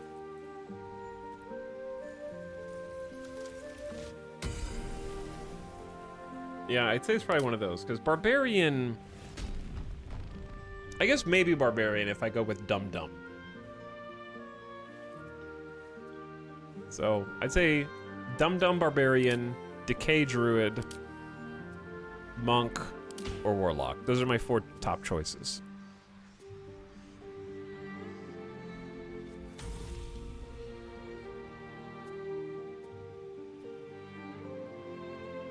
Hey, I worried I missed the plot. Why would you worry that? Let's do a chat poll. I did promise chat polls.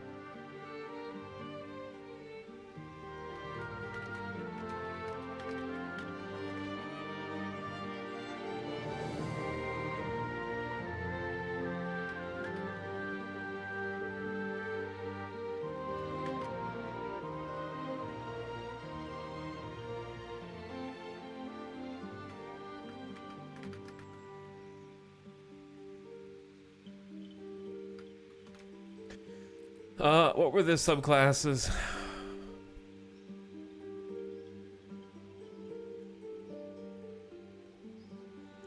Warlocks in service to fiends work toward corrupting, receiving hellish blessings.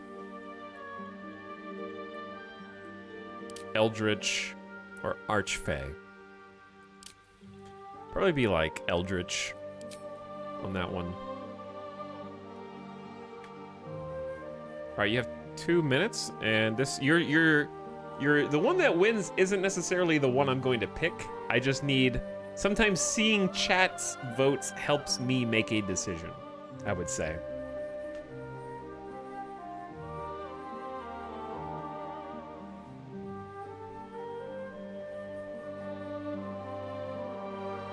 Just watching the options making me conflicted for when I play. So many great choices, yeah.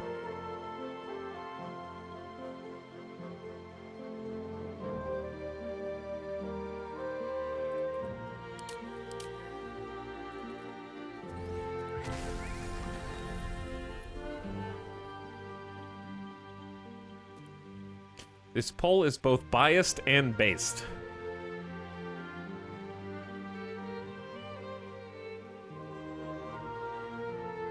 Honestly, I would pick none of those. I don't care what you would pick. If it's not on...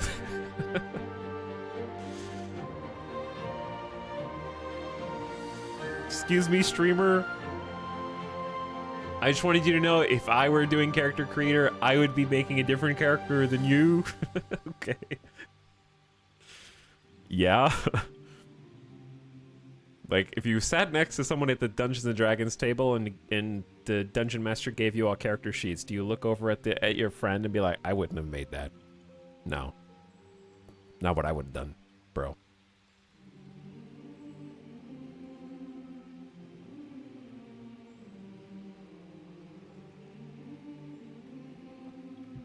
Yes, that's exactly what you would do.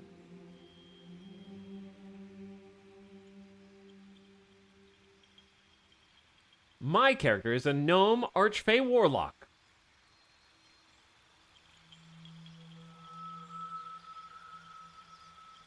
And chat, you know how I can tell chat truly loves Baldur's Gate? Because they didn't make an attempt to tie the poll. That's how I know that you are so actually invested in both Baldur's Gate and this character creator that you didn't try and screw it up on purpose. Which I'm impressed. I am. And chat chose One Punch Man Monk. Which I think is what I want to do anyway. Because, to be honest, the subclasses from Monk all sound fun to me. Because you have Way of the Open Hand, which is a master of martial arts combat. Way of the Shadow, which is stealth and subterfuge. Ninjas or shadow dancers, they serve as spies and assassins, sometimes the members of a ninja monastery, forming a clan sworn to secrecy about arts and missions. Other monasteries are more like thieves' guilds. Chat, what if I made an assassin who's never actually assassinated anyone before and always makes failed attempts?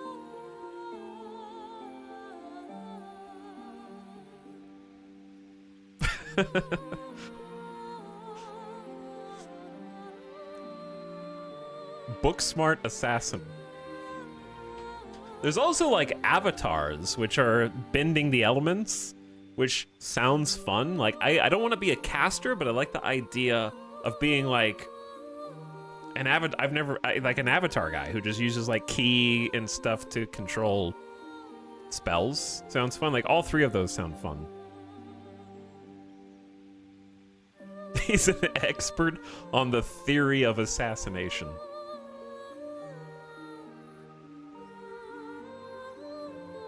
Okay, I think I'm gonna go with Monk. Let's lock in class. Now that we've locked in class, that's a big choice. We can always choose the subclass once we level up, so we don't have to even pick the subclass right now. And I promised I'm not picking Monk to spite that one guy. I think I was interested in Monk from the beginning, but I had to look at all of the classes to make sure I didn't like any of the... to make sure the grass wasn't greener on the other side.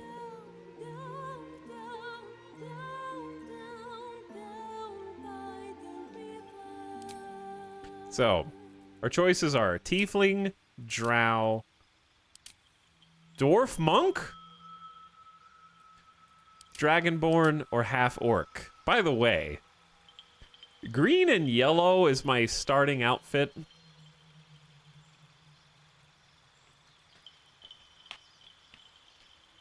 There's also respecking later if you don't like your choice. That's cool.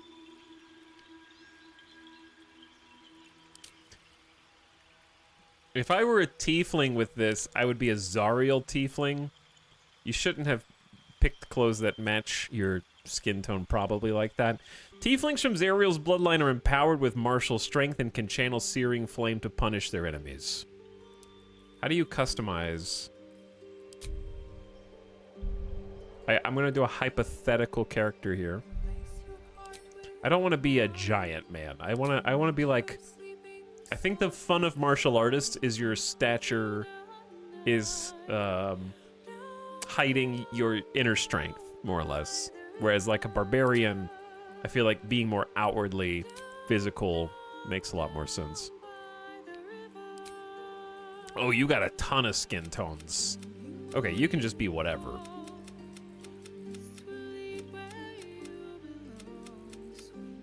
All right, there's a lot of options there.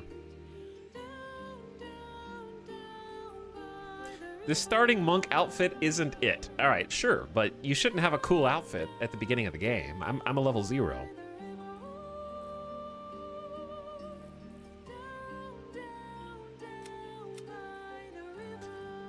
If I picked this kind of tiefling,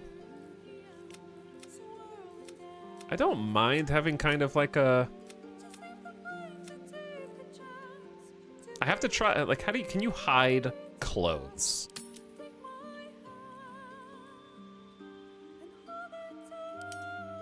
Whoa! I thought. Whoa! I thought there was supposed to be like some undies, dude.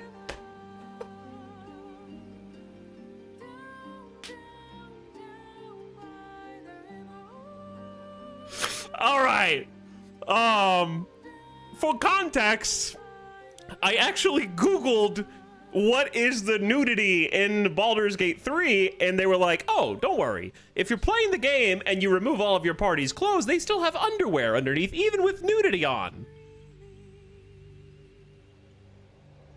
Clearly, that is not the case in the character creator. And or the full 1.0 version of the game.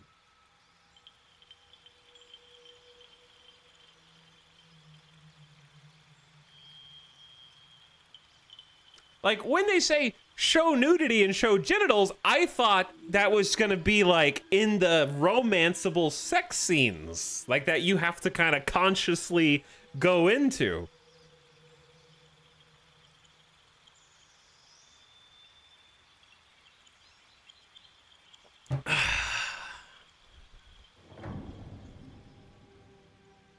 Well.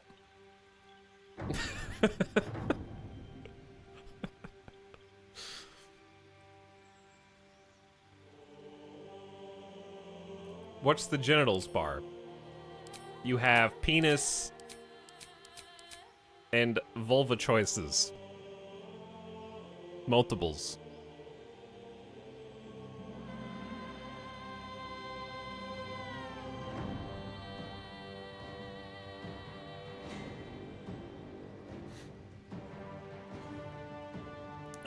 Anyway, you're allowed to show nudity on Twitch as long as it doesn't become the focus and or object of the stream, I believe.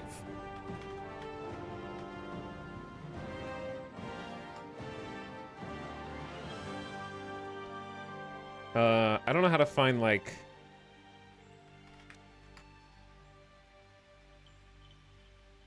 Yeah, I know you don't allow streamers to be nude. That's not what I was wondering. Okay, it says...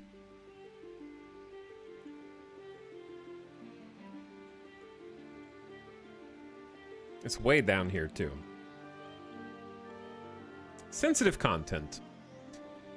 To maintain the health of our community, users are prohibited from broadcasting, uploading, soliciting, offering, and linking to pornographic or sexually explicit content, and from offering or soliciting any sexual content in exchange for money, services, or items of value.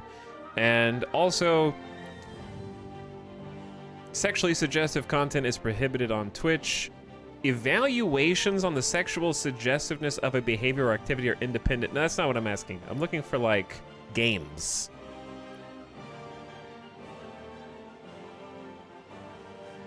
We're using the mature content flag. Hold on. Hold on. I need to set content labels. Mature rated game. Sexual themes?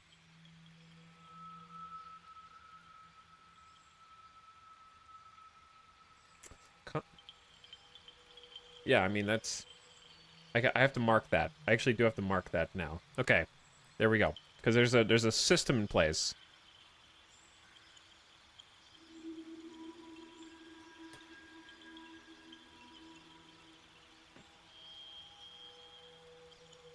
There are lots of sex scenes in this game.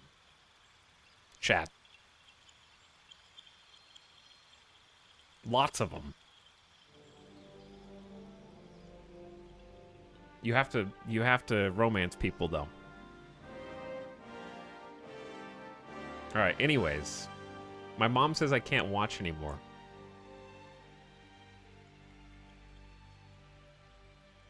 Understandable. She wants the screen all to herself right now, I bet.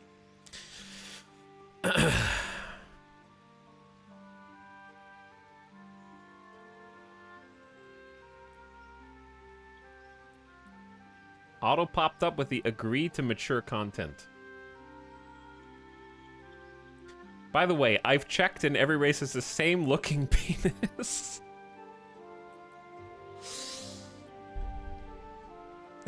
There we go. No! Why would it zoom out? There we go. All right.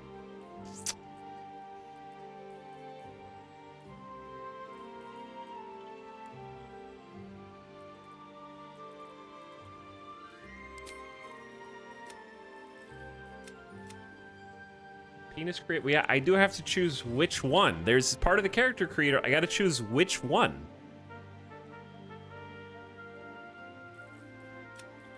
There's like 3 choices.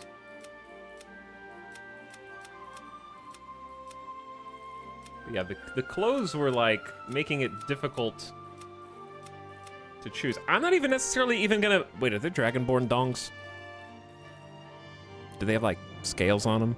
Are they like pointy? Bro, what? It's a legitimate question.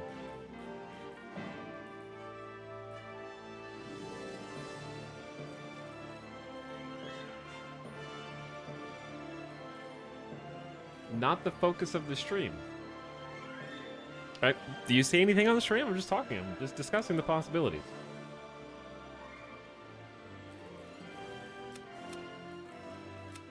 Okay, I think that their defaults were close to what I actually would.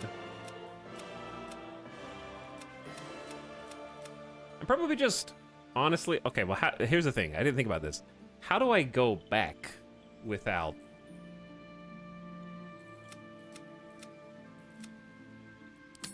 Oh, no, I guess like this. See, it only zooms out when you click hide close. It doesn't zoom out when you put clothes back on.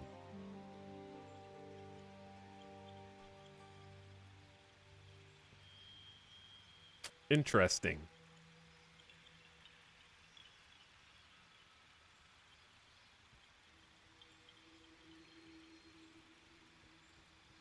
Okay, anyway. I do have to know. I'm probably just not gonna be this character because I don't...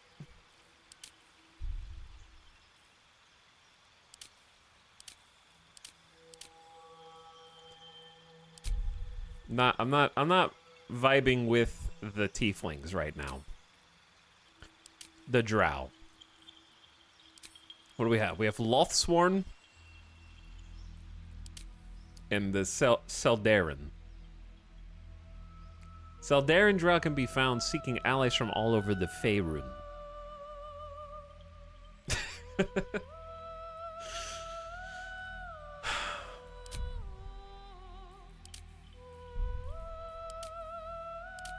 Why are you guys looking up? What are you looking at?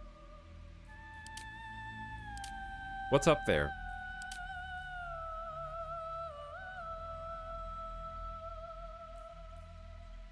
Where's, is hair a oh, there is hair. There's a lot of choices here. Never mind. Lots of choices. Oh, yeah. We got hair choices. So they don't have any specialties other than people can react to them. Dwarf. Dwarf have gold, which is toughness. Armor proficiency. And then dark vision.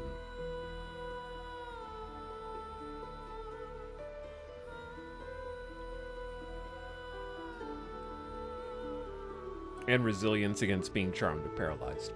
Who do I want to be as a monk, though?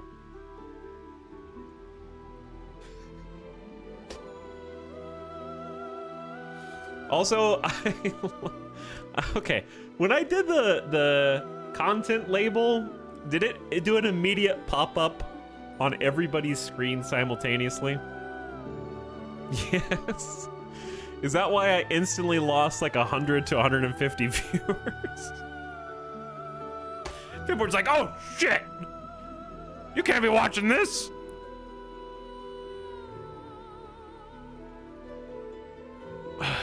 Oh well. So be it.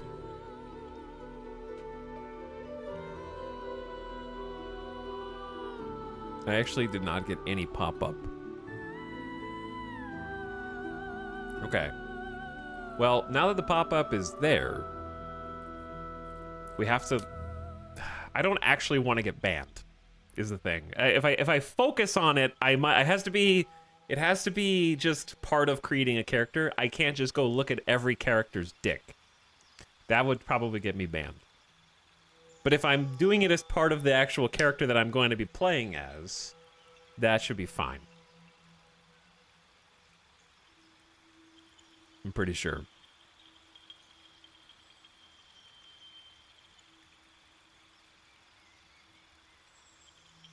We have to see every option to make a choice.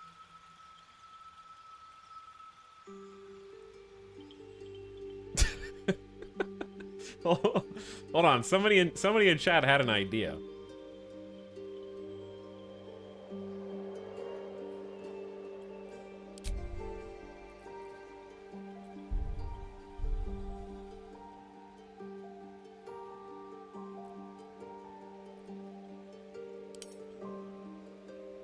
Okay, now I can see if it's all the same or not.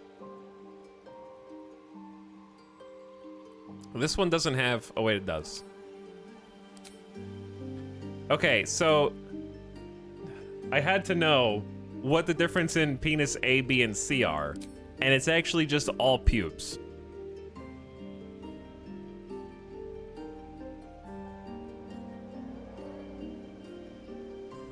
Why? The first one is clean. The second one is a little bit. The third one is more. And then the fourth one is actually, like, indistinguishable from B. Wait, no, it's not.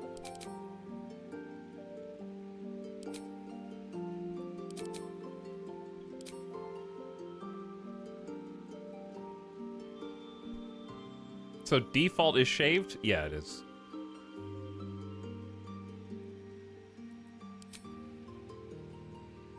I think they give you, like... There's a penis D and a penis E. And... I mean, there's not a lot of texture here, but I'm pretty sure those are the circumcised ones.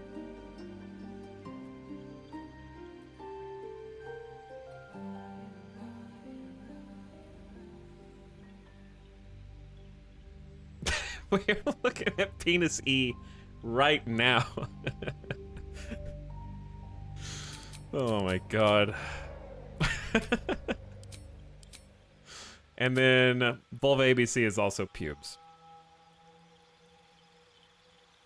Is there a butt option? I mean, the butt just... What the question I have to ask you is, what butt?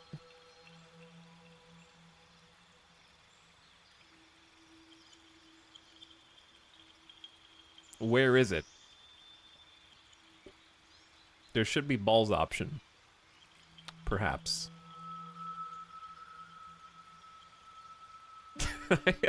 I am putting penis D into Google, and I am not happy with the results.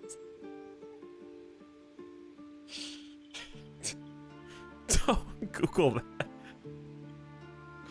Do not Google that.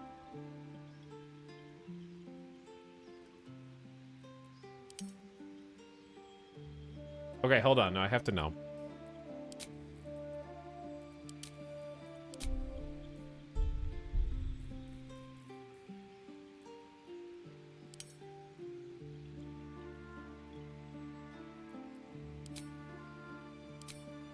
Okay, yeah, no, it's there's only two choices for a reason. Show. Okay, I'm gonna show. You have You gotta look quick, okay? Look quick. Ready?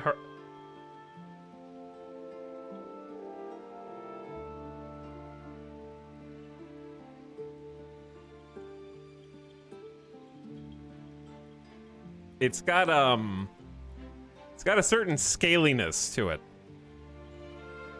It's got a certain scaliness. Kind of a droopy scaliness. Talix, you'll be happy with the selection of featured clips after this stream. But yeah, it's got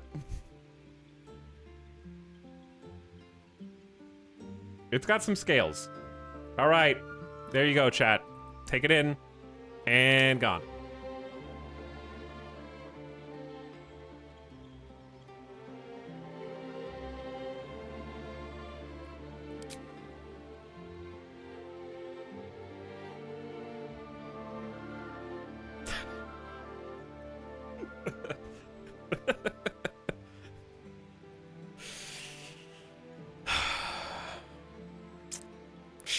I already showed you Dragonborn. I'm not gonna go look at every single one.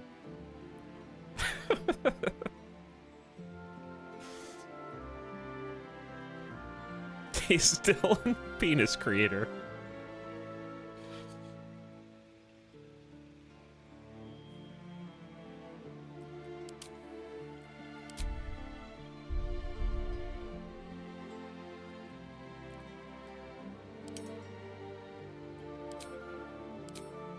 How many choices do you have? The same number of choices? You have through D.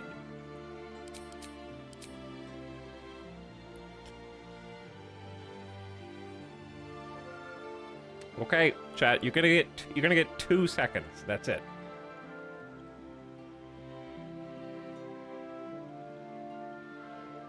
Ready? Go. That was the second. Oh shit.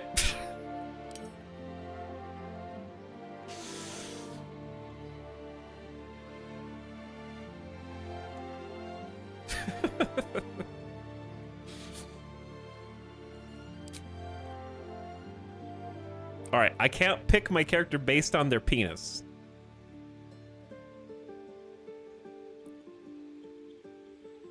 Because unironically, though, I don't romance NPCs in RPGs anymore. Not since Mass Effect 2. And Witcher 1 and 2. And Witcher 3.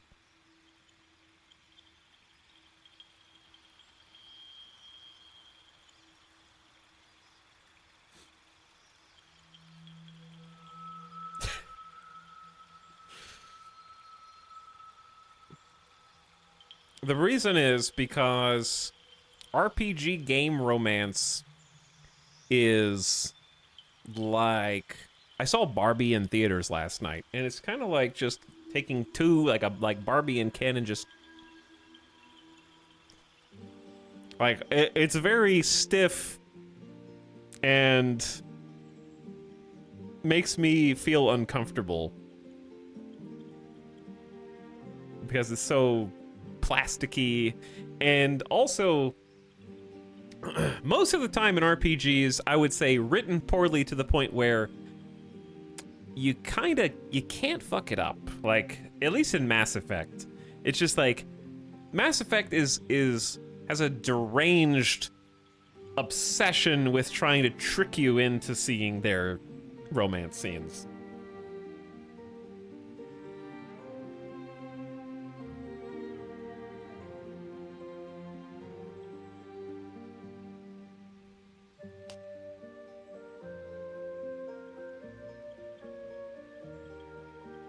this one isn't like the other RPGs. This one's different. Okay, if I picked a dwarf,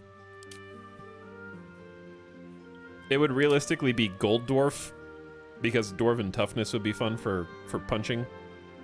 So we've locked in monk. We're gonna be monk.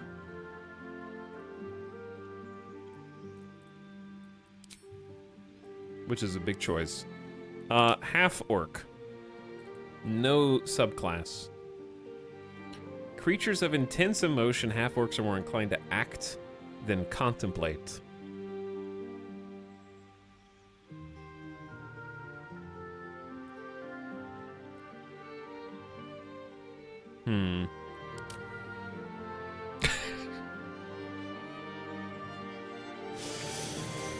That, like, spawned in animation. If I was a dragon...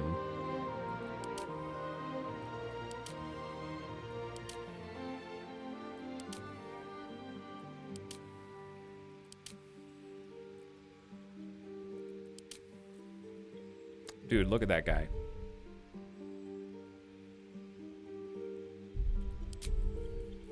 Oh, you got a bunch of choices.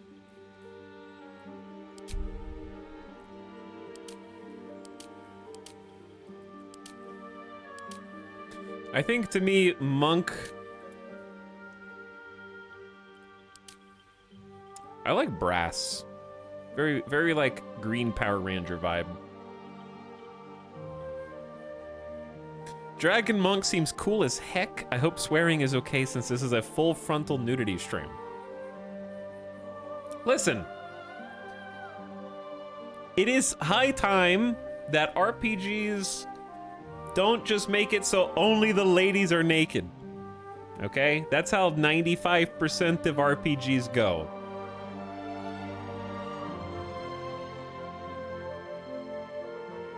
If you're gonna have nudity, just have nudity.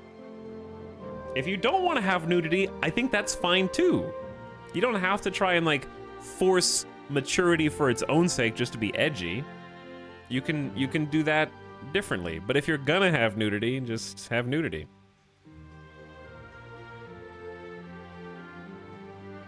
Like, you don't have to be HBO and just be like, yep, how many naked people can we fit in the background of this scene? Right? It's okay to have, like, a romance scene where they fade to black and skip to the next day. That's fine too.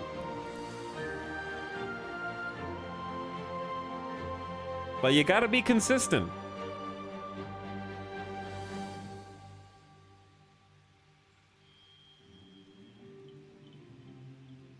I want each thrust to tell a story.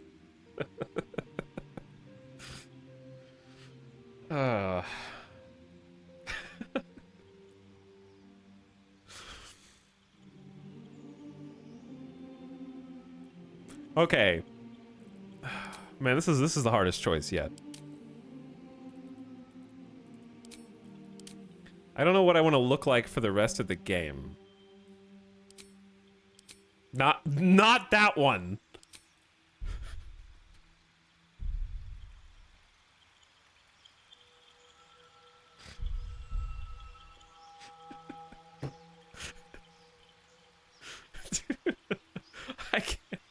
I can't. For the entire game, dude. Perfection. Also, can I just say, really cool feature to be able to go back and forward between generated randomization appearances.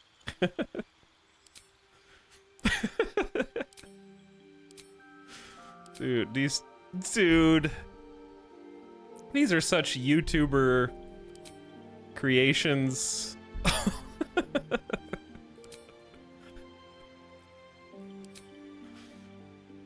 Okay, I need this game. I'm like selling copies of Baldur's Gate now.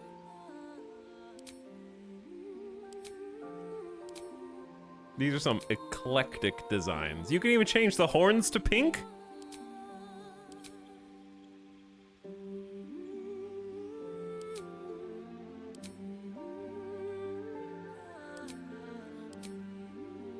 Normally I have to try to find the ridiculous ones, but Baldur's Gate is just like, yep, here they are on a platter.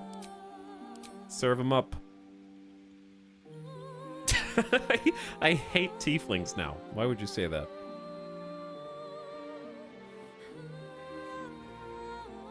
All right, I want a character that I actually like. I know that is not allowed on Twitch. You have to make a character that looks like an abomination.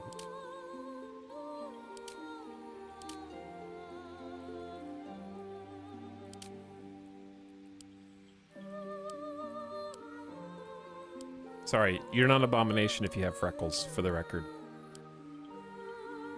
Where is it? Oh, there's body stuff over here. I was like, where are the rest of the choices? He looks like the Oppenheimer guy. He looks like Cillian Murphy.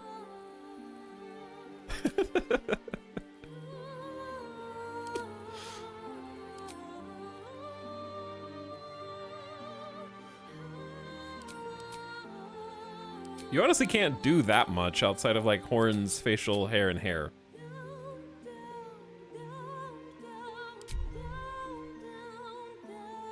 But his thaumaturgy might be cool for intimidation. All right, Chad, I think I just have to be a dragon. I don't know if there's... I'm trying to convince myself right now to be something else, but the drow don't really appeal to me. Dwarf is fine, but I'm... Here's the thing about dwarves. Dwarves are very... You either are a dwarf or you aren't. And if you are a dwarf, you are a dwarf for life. You are ride or die dwarf. Dwarf cannot be on the fence. You live, breathe, and dig dwarf. Or you don't. You can't sometimes dabble in being a dwarf. It's a lifestyle.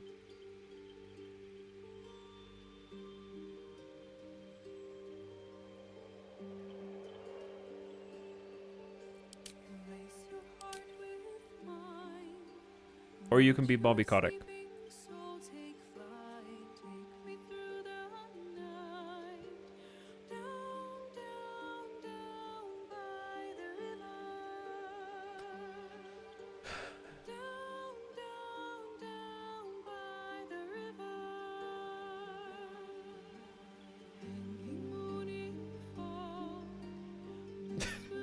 Dragon Dong is winning.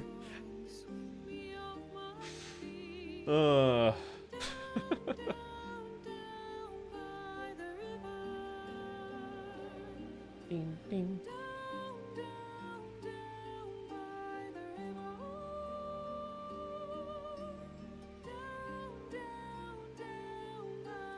Etal, this was predicted from the start of stream. How are you this predictable? Markabish, I have your chat log here, and it says...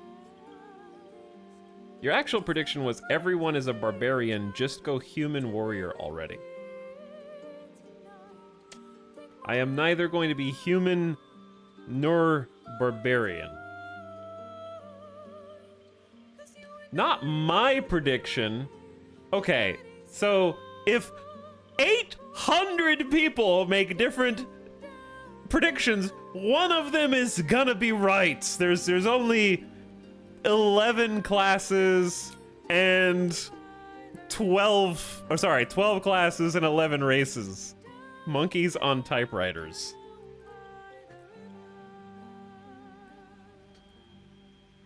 But also, my normal class would be Vengeance Paladin. This is a completely different class.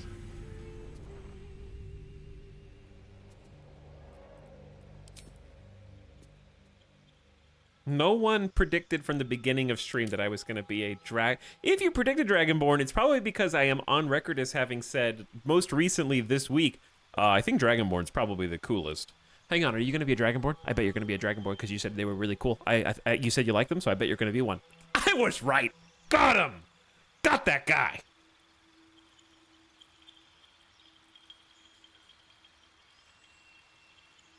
I didn't predict it, but I said I wanted you to play one. They're just cool, dude. I want to be a tiefling or a drow. I don't think I have enough edge for this playthrough to be a drow. I'd have to be convinced.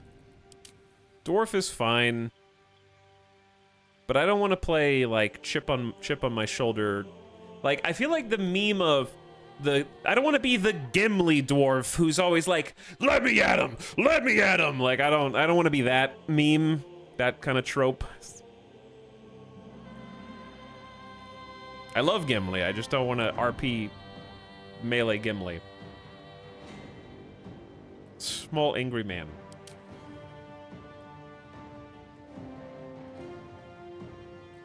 I don't mind half-orc, I'm just not sure what half-orc monk. Let me look at some randomize.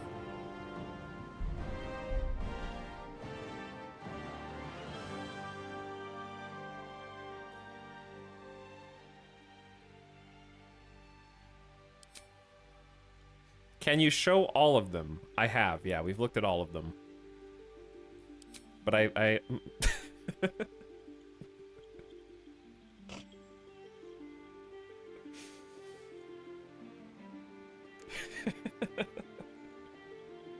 Slay.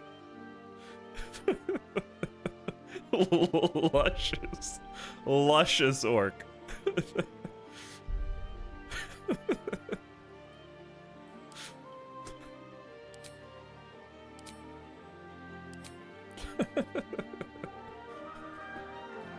Cotton candy ass orc. Oh.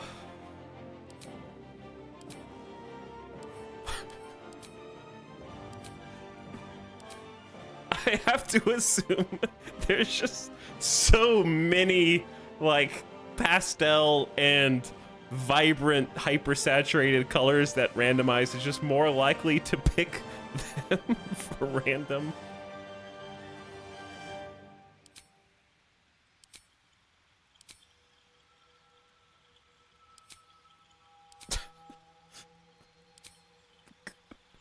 Clown makeup orc.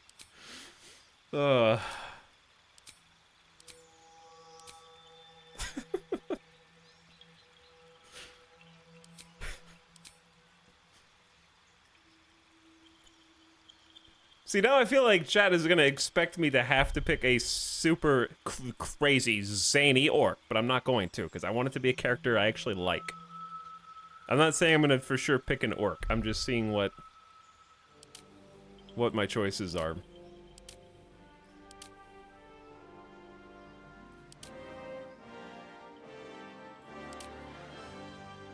I'm looking at something that I can actually see the faces.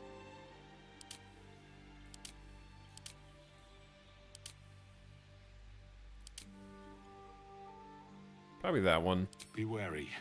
This place is trapped. I can't hear you. We need like a... Where's the old guy voice? More of those wretched things. Where to next? What was that? Hells. Something just woke up down here. Where's the voice that's like gravelly? There's no gravelly voice. Be wary. It's opened. I wonder what's back there. Like something with an accent. There's magic keeping this chest sealed. I can feel its aura. Eloquent ass orc. Yeah, there's not like a low intelligence voice.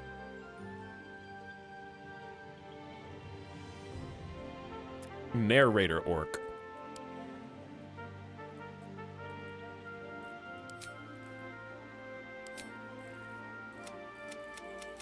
Oh yeah, there's a lot of hair colors, dude. A lot of hair colors.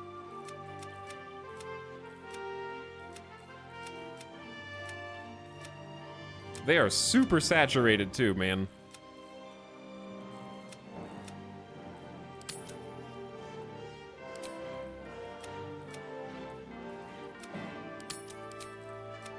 What is grayling?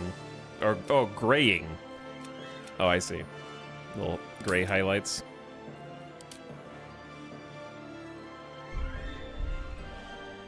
Yeah, I think half-orc is neat.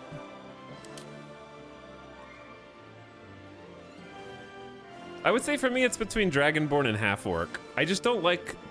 I don't think the voices fit half-orc. Not that I'm gonna pick this hair color. Where to next? Let's hope the locals are friendly. Be wary. It's opened. More of those wretched things. Look at orc skin tones. Actually, I kind of like the grayish, gray tone 5.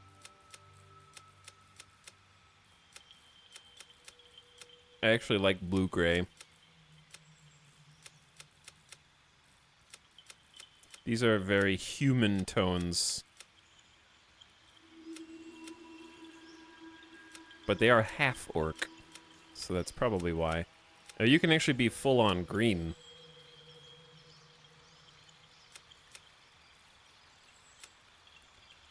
Who was the guy who predicted 4 hours as character creator?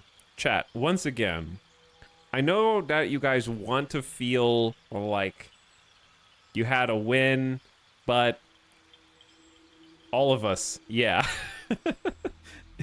It's in the title.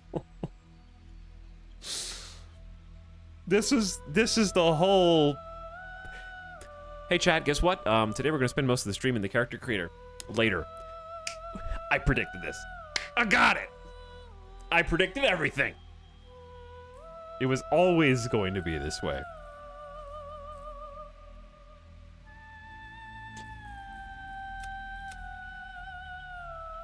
Also, I talked about Barbie for like an hour. Okay. And inevitably, I have to explain why. See, it's just time is a flat circle.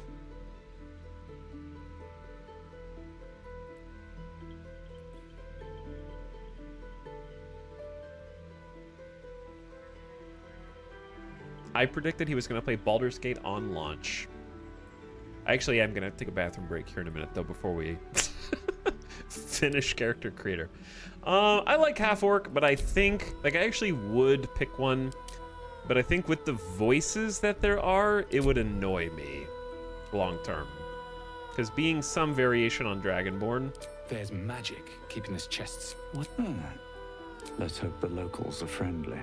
Hells, something just woke up down here. Be wary. It's opened. I wonder what's back there. I think this voice fits Dragonborn more than it fits half-orc.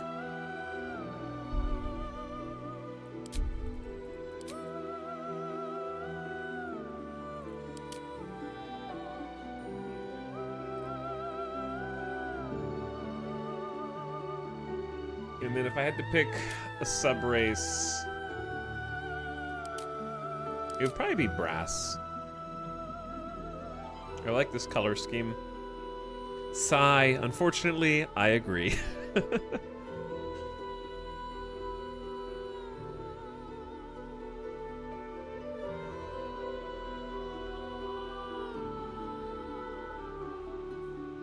don't really care for fire breath, but it is what it is. The other choices are lightning, ice. I just like the general aesthetic. Oh, you can be any color scheme, or is it limited? I guess it's like they're all similar but with different hues and tones. Or can you just be any scale color you want?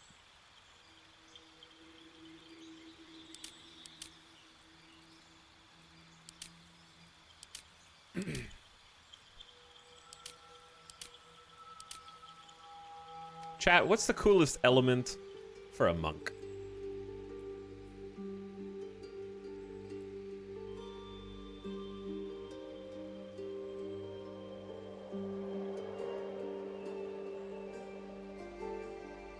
Anything that isn't fire. Kinda, yeah. Ice is pretty cold.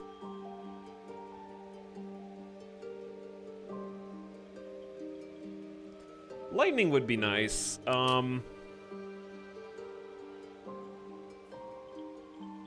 Poison is probably dark horse choice.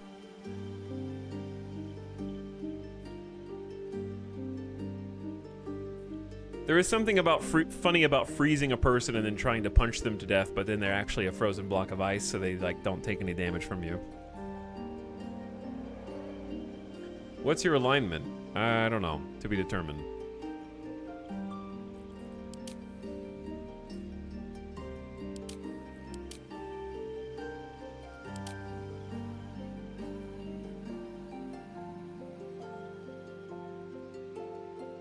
You make them ice and then shatter them.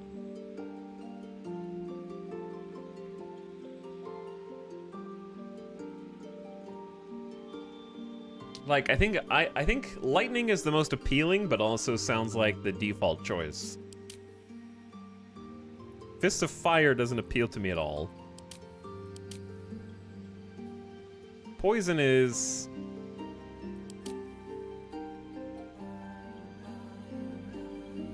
Wouldn't fire be default? Yeah, fire is default.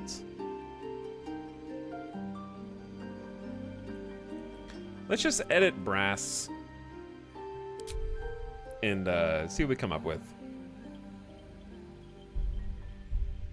We've already seen too much of you.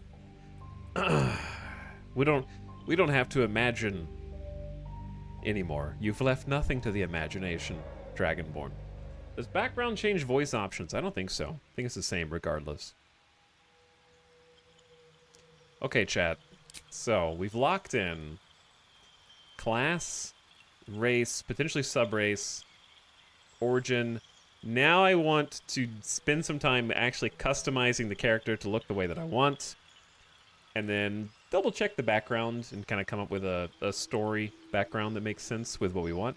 To do that, I do need to take a BRB because I drank all the coffee. Boom, you, thank you for 27 months, by the way. Appreciate the tier 1 sub. Tyrannus Rex says subscribing for quality phallic content. Sure. Welcome back. Mr. McDurp says, please show Elven Schlong. No, you'll have to buy the game if you want to stare at that. Spoons for Self-Defense getting comfy. Thanks for 63 months. I appreciate it. Chair stream is online. Yeah. I'll be back in just a minute, okay? Why is that there? Delete. I gotta clean some things up. Okay, gotta delete that. What?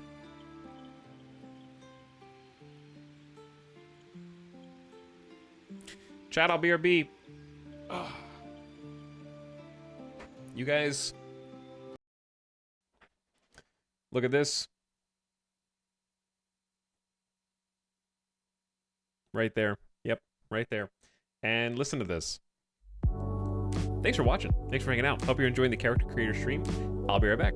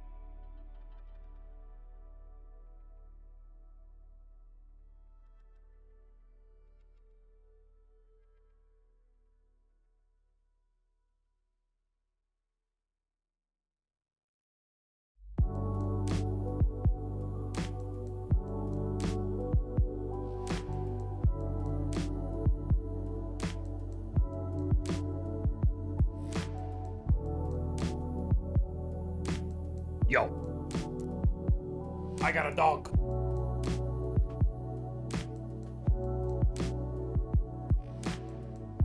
This is a dog. I'm back. Are you a dog? Hmm? Are you a dog? You're stinky. Why are you stinky? Did you not drink any water? Hmm? Did you not drink any water?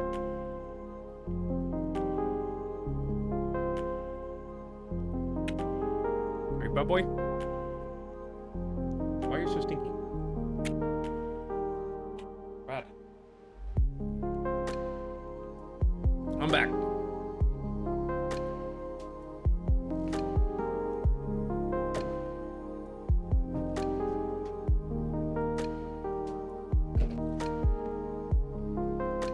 Thanks for waiting. Shh. What up, KJ? Says, at times I had to click a button saying that I was aware this stream was only for certain audiences. There's a reason for that. You may need to rewind a little bit in the VOD to find out why.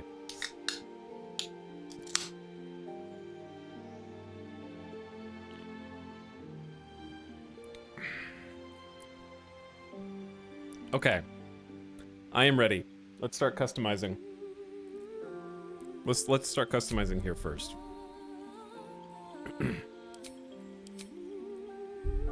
What do you got for me? So we got voice. I like 5. What was that? Let's hope the locals are friendly. I like that kind of voice. It reminds me of my Sith Inquisitor in SWTOR.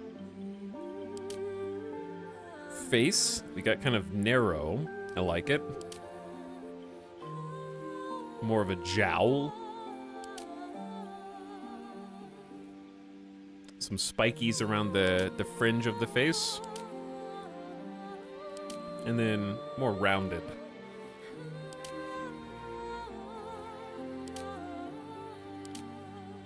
I know it's only 4 profiles, but they do feel pretty different. I think for my monk, I like this one. This would probably be my first choice. I like the narrow.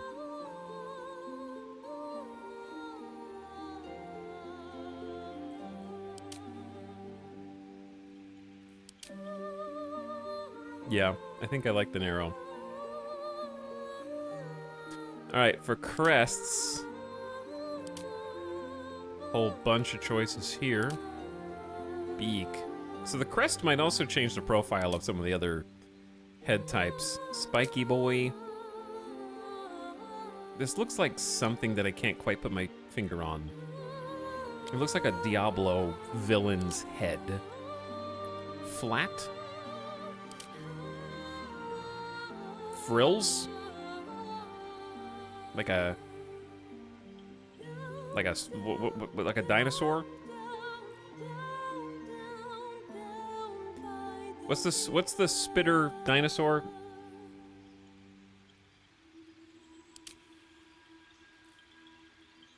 I forget.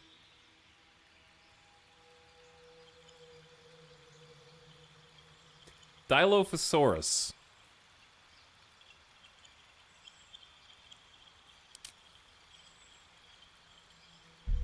I think the way that my dragon looks should also be reflected.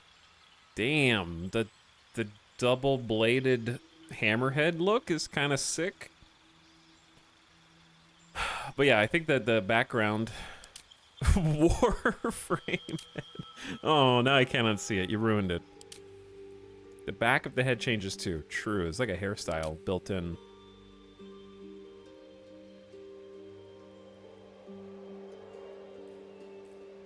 I mean, that one looks kind of sick.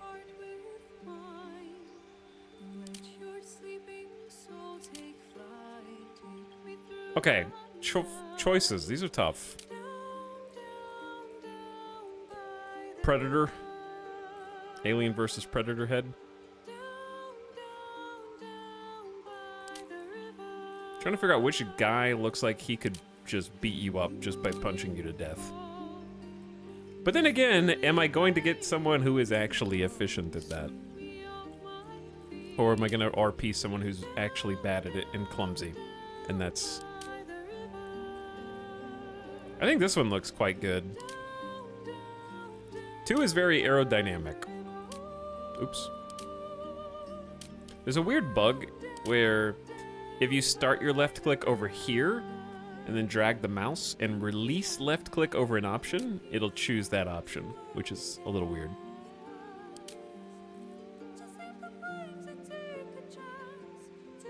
I like the aerodynamic. Too wide. Too pokey. Too bald. Too frilly. Tentacle head is not bad. This would be cool for a hunter.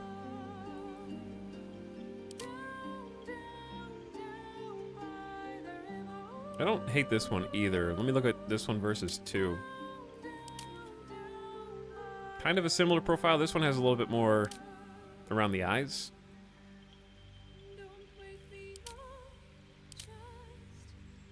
Hammerhead.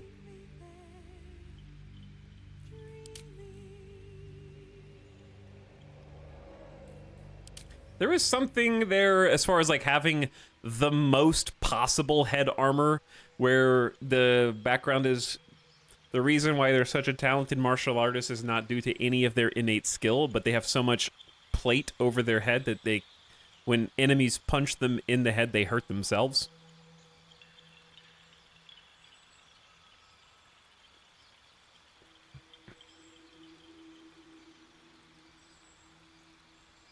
Cubone. Does anyone else hear the lady go meow, meow, meow at a certain part of the song? I can hear that, yeah. Okay, so of all of these crowns,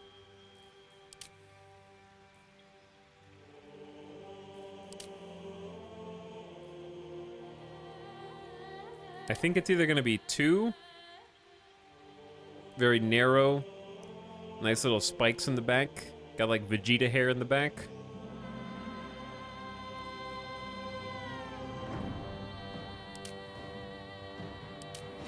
Two's definitely the one that speaks to me the most. I think second place.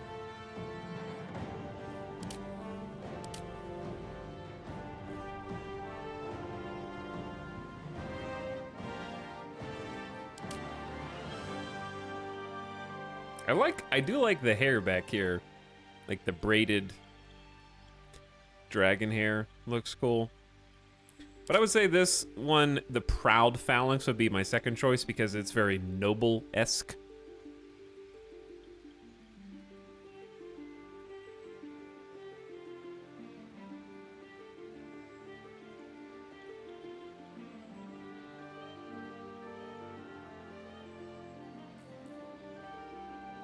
So, if I wanted to pick noble background, this one might be good.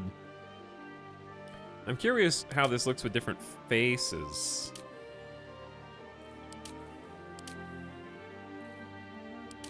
This one's very Krogan.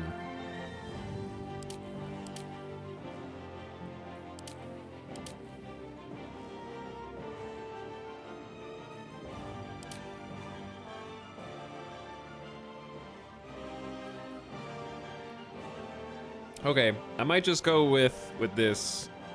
I don't know if it's too simplistic. I can change it in a bit. Let's pick chins. Spike?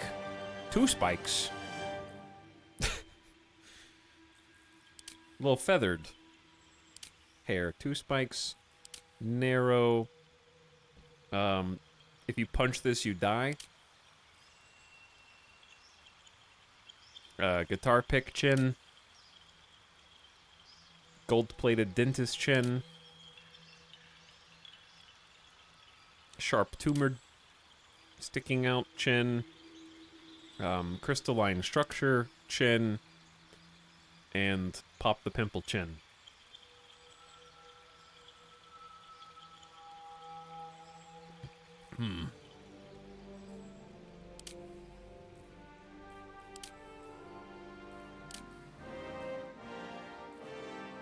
People arrive. Hello, Taruk. How's it going? I actually like, the two... Yeah, I'd say calcified is good, like the bucktooth calcified. Let's go with that one. All right, Jaws! Oh, this is like what's on the side? Yeah. That one's cool. Concise strength. Very happy. Little frills on the side. Looks like a Dragon Ball Z villain, like Ginyu Force or something. Thick plates. Porcupine chops.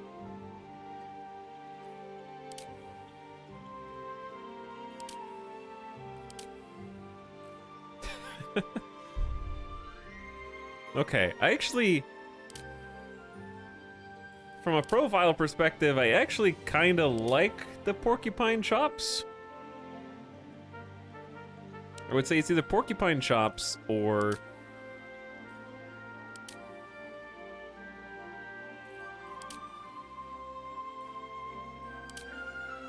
or this one, just because it's very angular. I'm gonna have to go back and double check the crest once we do this.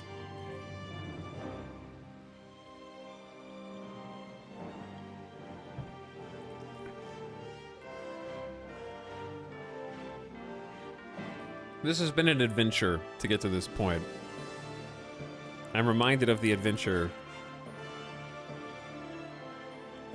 Ding, ding, ding, ding, ding, ding.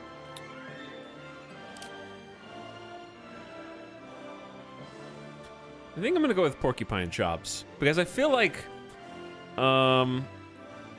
concise strength is almost too much edge. Porcupine chops kind of brings a little bit of character. All right, skin tone. You can do all skin color if you want. But these are interesting. Kind of like a pink or red tinge.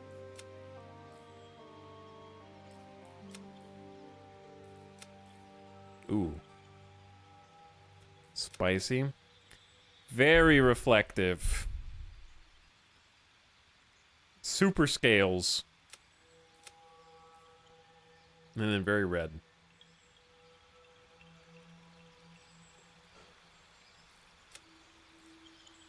Okay, so it's difficult to figure out what is what, because this is all just like light to dark yellow, but they're completely different colors when you actually click on them. I do kind of like the yellow and red, so I'd say either brass 5.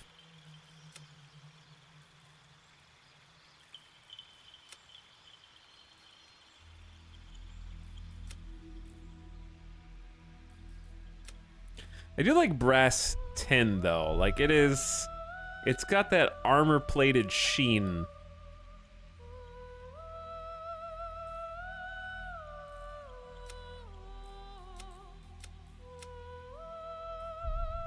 I also do like brass 12. I like the kind of red to black. These are all good. What does the all skin color toggle do? It lets you be any skin color from any of the dragons. I'm gonna stick inside of this one though.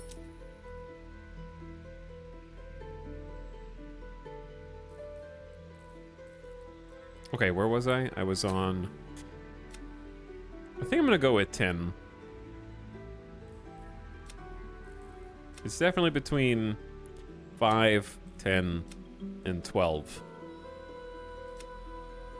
Let's rock 10. Genitals, we've already chosen.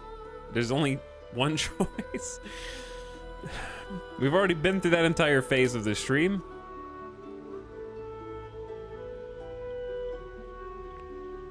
So you could go non-fire and then the right color. Yeah, you could.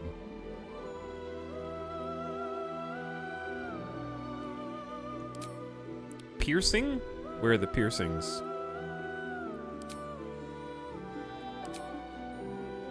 Oh, eyebrow.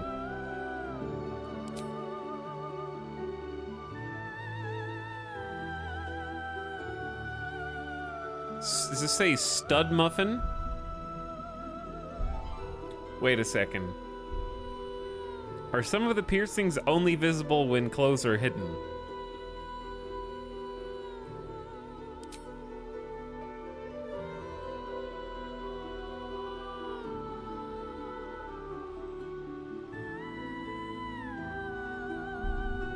Let's find out. All right, well, I'll find out.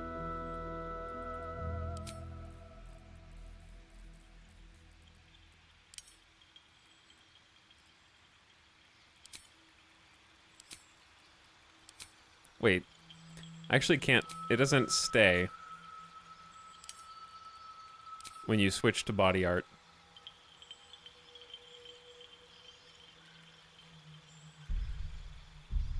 It was 2 black dots on the side of the snout. Oh, yeah, I see. Yeah, it's these. Okay. Okay, I gotcha. They look textureless. How do you even pierce Dragonborn skin? None of these are really speaking to me. Very carefully. Like, at most, the ones by the mouth.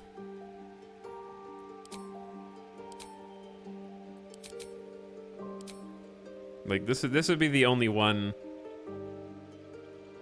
I'm gonna say none.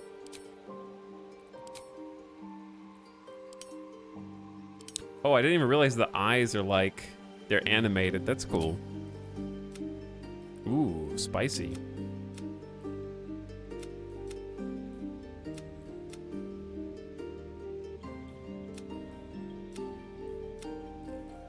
These are all awesome.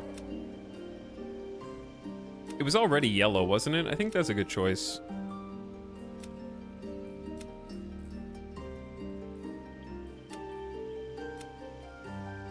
Green and orange, green and red are good. Purple and green is also pretty good. Gray is fine. Very dark.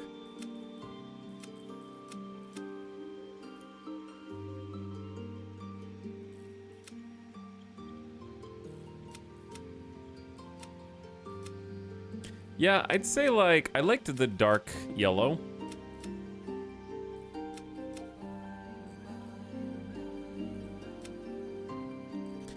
Chat, can we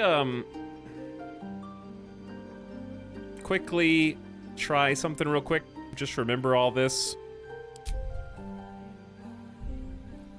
I gotta know if the grass is greener on the other side.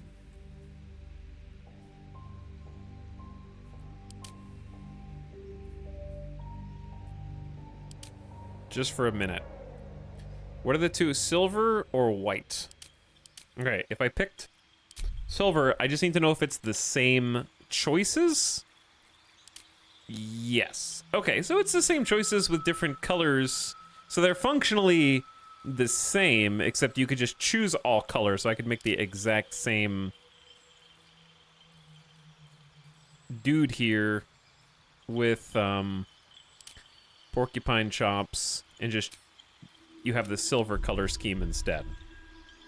And then you could do all skin colors. That way you could mix and match your skin color with the power set you have.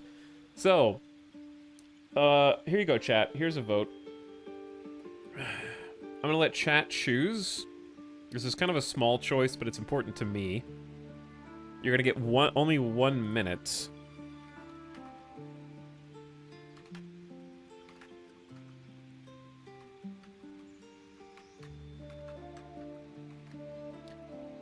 Choose an element to align. Fire, ice, lightning, poison, go.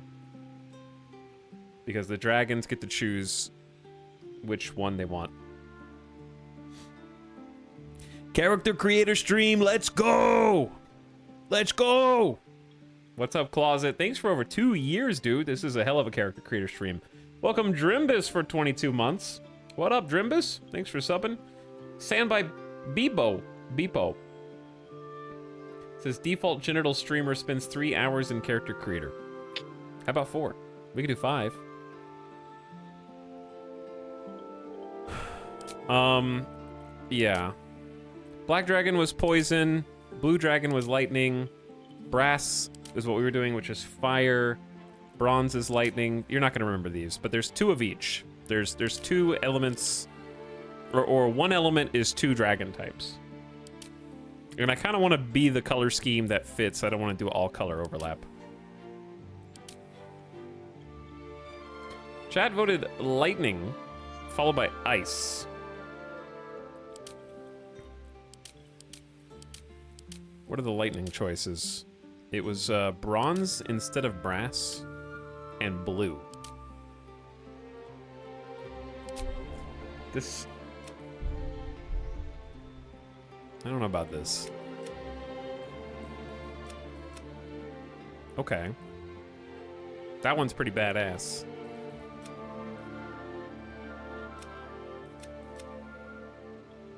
Interesting.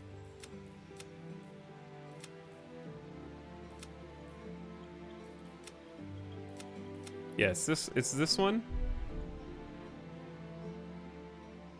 Copper Boy. Black and gold. It's hard to go wrong with any of the metallics. Yeah, they've all got at least one really good choice. All right, chat picked lightning. So if I kind of just make him the same, I did like this head with 5. Hells, something just woke up down here. It's the best we can do, I think, because I don't... It's opened. I want more of those wretched things. Where to next? What was that? Yeah, I think I still like 5. Okay, and we had claws. I'm gonna check the crest again, but I liked calcified, possibly with porcupine, though I might change that now that it's highlighted gold, and bronze 5 for sure. So we're going with chat's pick, and I think this is the best color scheme here, but I'll look at them again. This is a character creator stream. Why did you have to create a character I liked? Now I can't make him. Now I want to make him. You can make him. He can have a completely different story in class.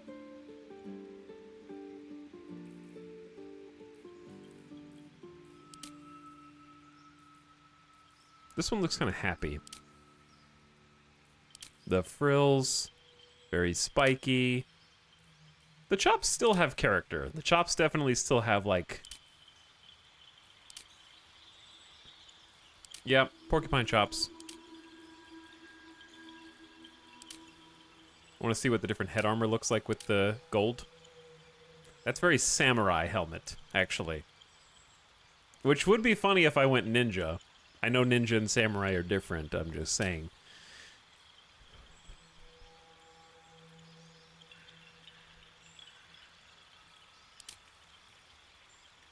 The hammerhead one does look really cool.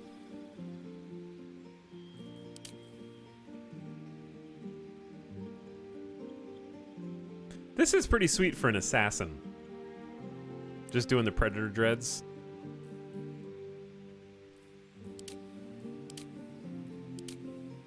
Okay, I might need chat to help me pick.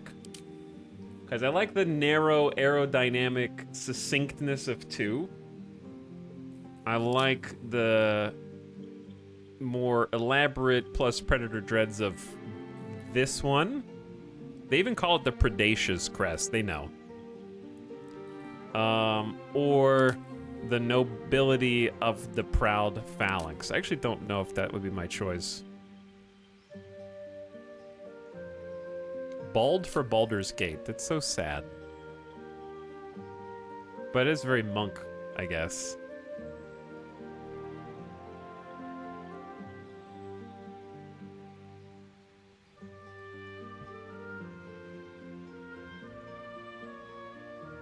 He looks like an old turtle. Bald feels like Argonian.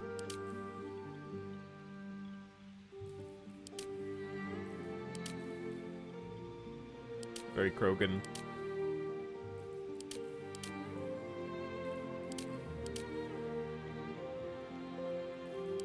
This is tough, man. I'm sorry. This is the first time I'm genuinely stumped on what I want, because I gotta look at this guy for the rest of the game. And I don't want to have a regret.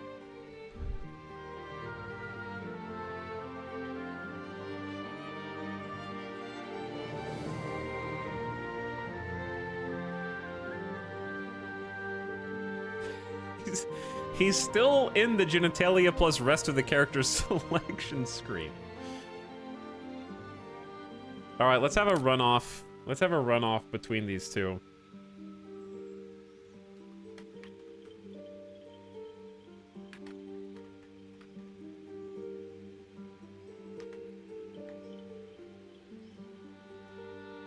You have 1 minute.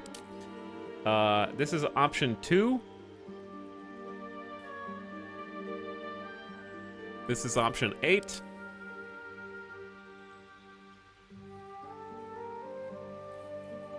Back to 2.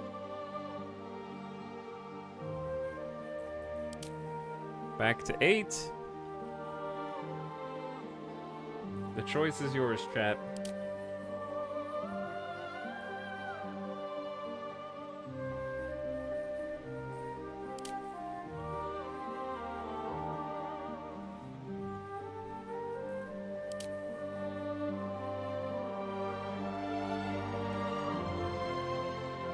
You got 15 seconds.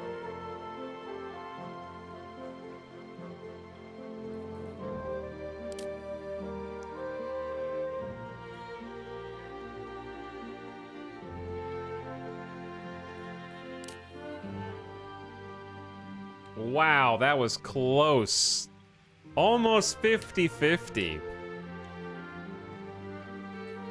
All right, chat picks 2 by a narrow margin of 2 votes. I think I agree. I think that I like this one, but it's a bit much, and it kind of defines the entire character. All right. I guess I could have had porcupine chops on the entire time. That might have affected the decision, but okay. All right. No body art. Eyes.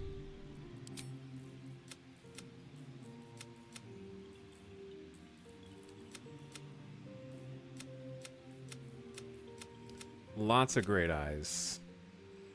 I think I want something that isn't gold so that it kind of stands out. And chat did pick lightning, so a blue is probably... Well, we were already on a blue.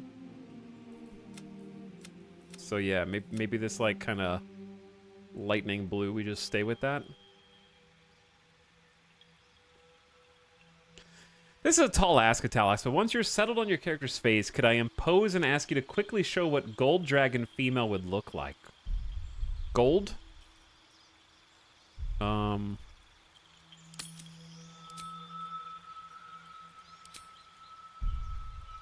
Okay.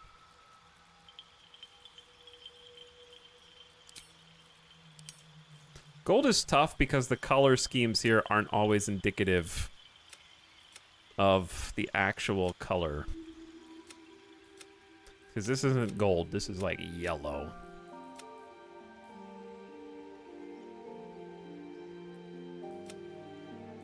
That's pretty gold. That's actually gold. That is golden.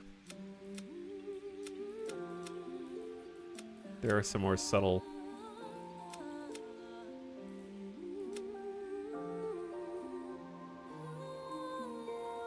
There are some more subtle ones.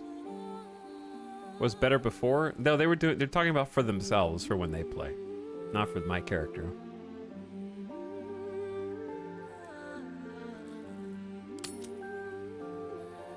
But hopefully that helps.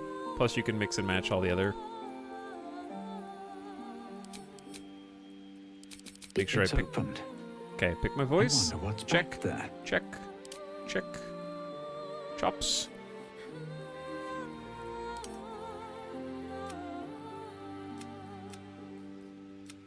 Bronze 5. Body art, eyes. Those are bright, dude. These are really bright. Maybe blue 4 so it's less saturated, because it's a beacon, man. Makeup. Can't really see.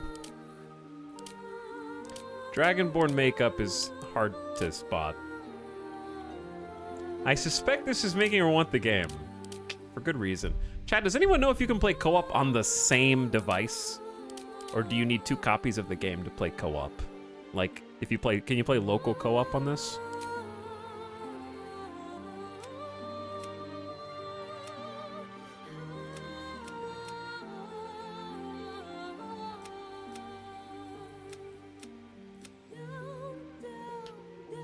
Local co-op is a thing? That's cool.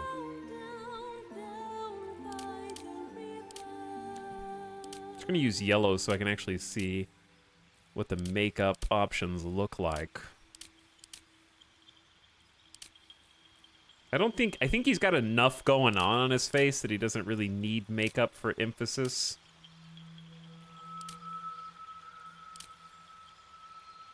His face is already pretty busy.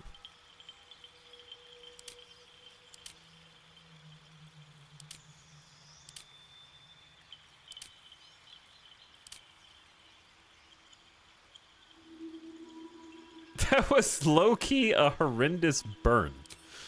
How's that a burn? I can always change the intensity.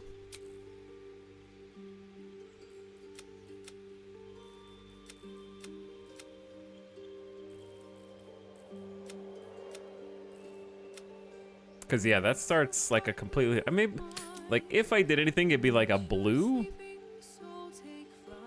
And then intensity down to like 30. Just very subtle.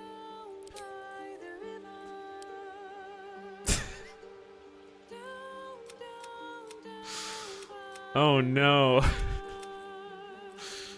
Oh no.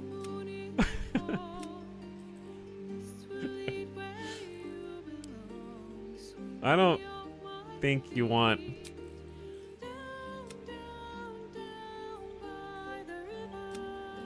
Maybe like a black-blue. And we leave it at that. Okay. That's like the most. Tail? No tail? It's a dragonborn, dude.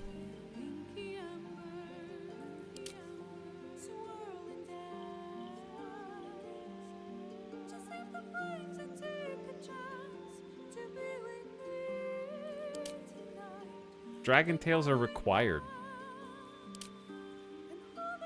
He just looks like he's missing something back here.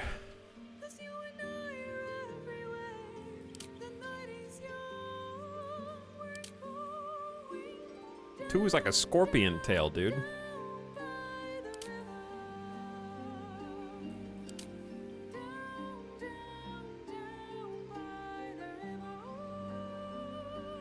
I would say like just go... It's either 1 or 2. I mean, or two or 3 for me.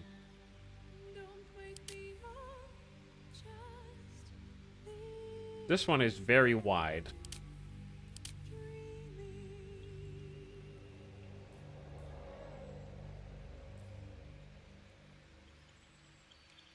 Two or 3?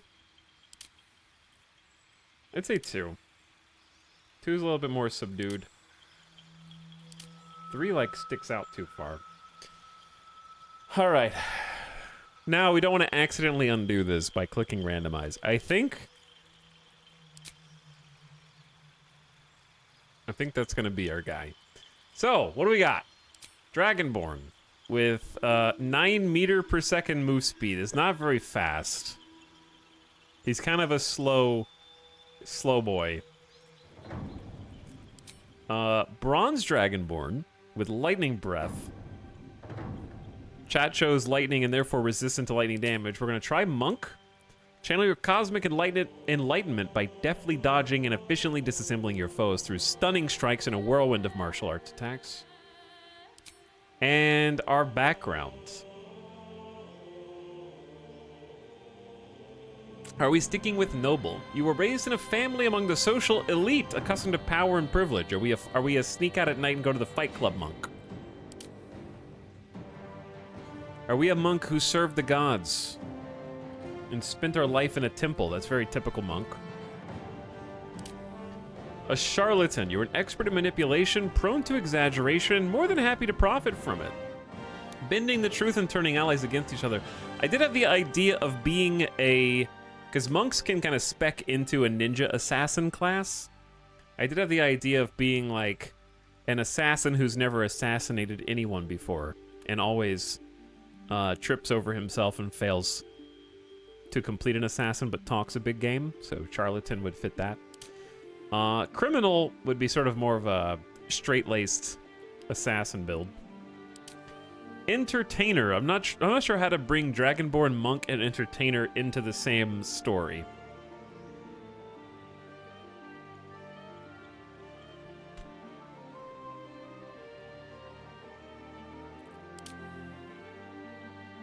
Professional boxer. He's a professional boxer. Okay, I can now. That is a way to do it. Folk hero. You're a champion of the common folk, challenging tyrants and monsters to protect the helpless. I don't really care about that. Your skill in a particular craft has earned you membership in a mercantile guild, offering privilege and protection. I am a crafting monk.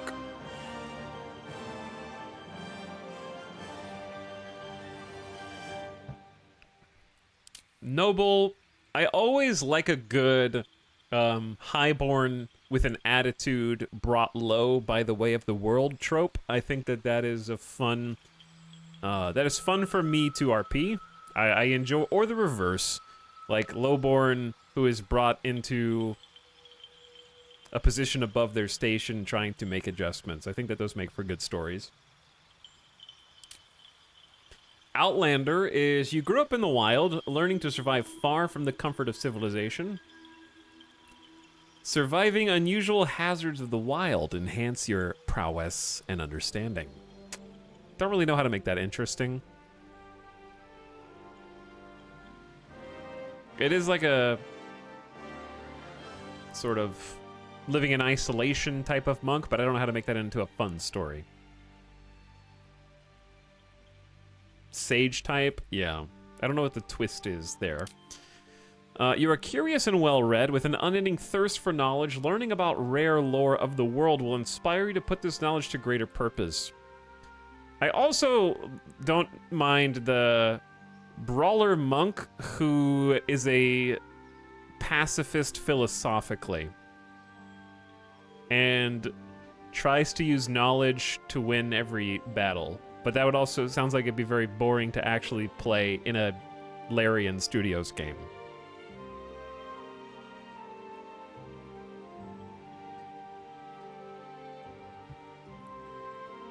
Larian is like, you don't want to fight? Why are you playing my game? Jedi.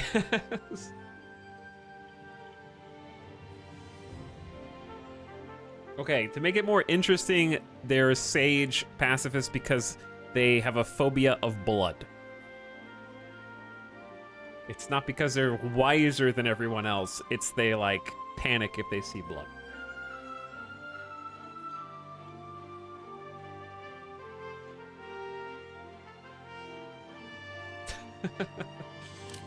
You are trained in battlefield tactics and combat, having served in a militia, mercenary company, or officer corps. Shows smart tactics and bravery on the battlefield.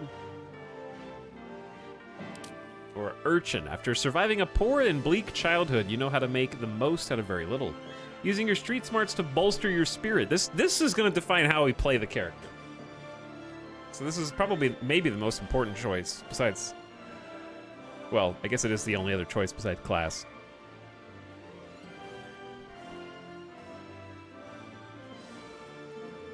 Of everything that we've mentioned, what was Acolyte again? Acolyte is you spend your life in service to a temple. Learning sacred rites and providing sacrifices to the god or gods you worship. You could RP this as a passionately religious monk who believes that the only way to convince other people to follow their path is to show them brute strength by beating them into submission, because if my god was wrong, then how did I just beat your ass?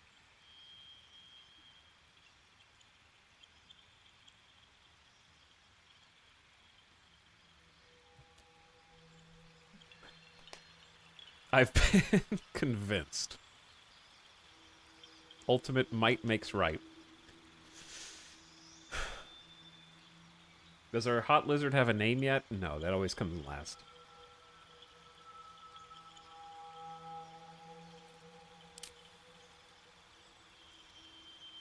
I don't think I want to do charlatan the more that I think about it.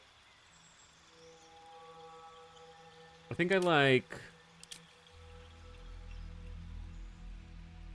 the now that I'm thinking about entertainer more, I'm thinking about it more like they always want to have the best fight possible. Like, just take Goku's personality or Vegeta's personality and put them into another person, where it's like, I will help my enemy in the name of having a entertaining fight for everyone to watch.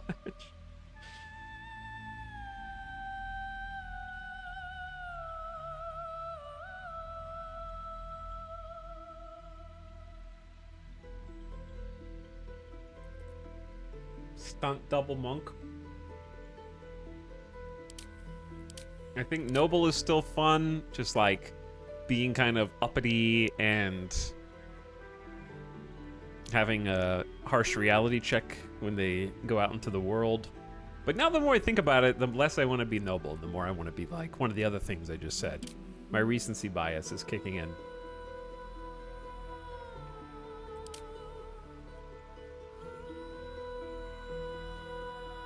Because you could have a noble monk who, due to their upbringing, was always allowed to win, and like the poorer children were told to throw their fight, making me think I'm way more powerful than I am.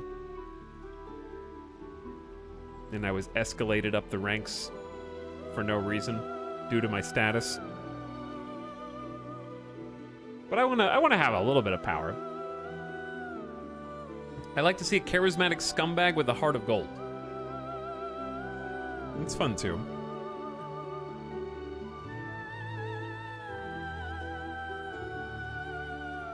Entertainer has more room to take risks for the fun.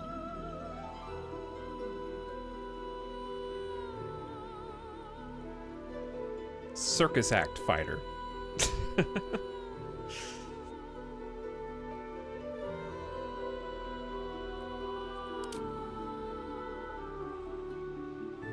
I also do like holy warrior type things, so acolyte is in my wheelhouse. I just have to figure out how to make it interesting.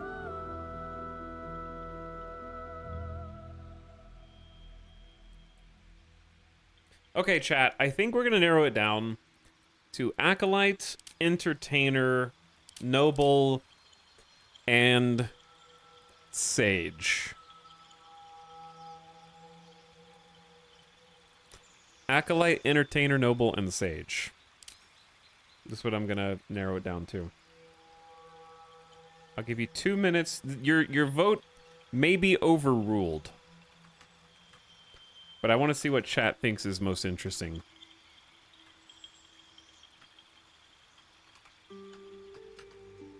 You got 2 minutes to vote.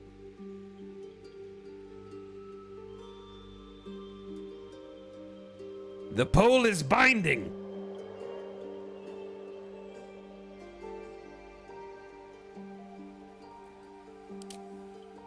Serving the gods and discovering their sacred works will guide you to greatness. You've spent your life in service to a temple.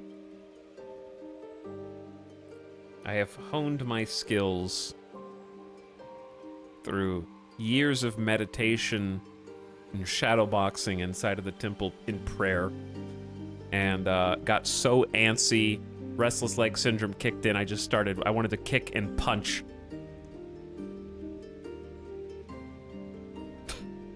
Just kidding. Entertainer. Preserving art and bringing joy to the hapless and downtrodden heightens your charismatic aura. Accustomed to power and privilege, the noble has accumulated renown, power, and loyalty to raise their status. In the sage, you are curious and well-read with an unending thirst for knowledge. Learning about rare lore of the world will inspire you to put this knowledge to great purpose.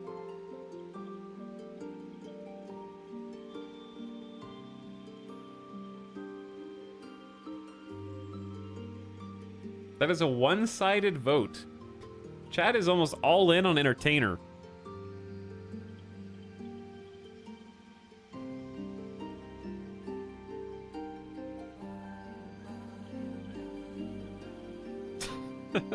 You breathe lightning as your signature move. Try to get the crowd to go wild.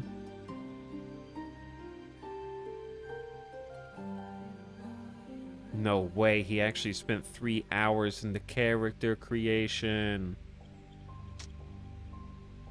No way. I'm glad that we finally hit that part of the stream where people are in disbelief. That's good. That means I'm doing my job right.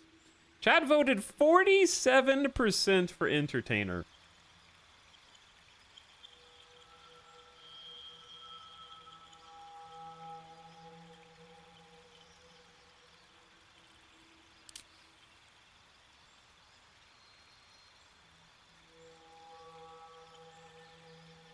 Monk entertainer.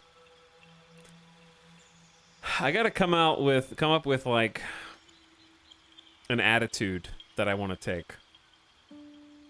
You live to sway and subvert your audience, engaging the common crowd and high society alike, preserving art and bringing joy to the hapless and downtrodden. You get an acrobatic skill, keep your balance, and land on your feet. Helps you resist being shoved. I didn't even look at the skills. Performance is charisma. Entertain audiences. Command the stage. What was Acolyte? You get insight, read people and situations and detect lies, or recognize deities and understand holy rites. Sage is arcana, recognizing magic and interacting with enchanted items. History is remember the past, the world and its people. And noble is also history and persuasion. Turn on the charm, coax and cajole.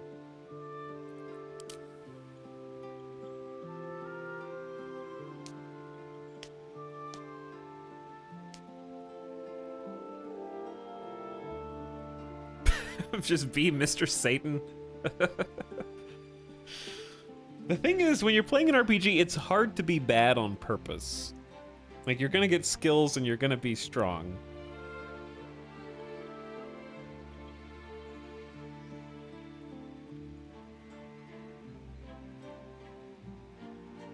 Unless you intentionally put all your stats in the wrong categories.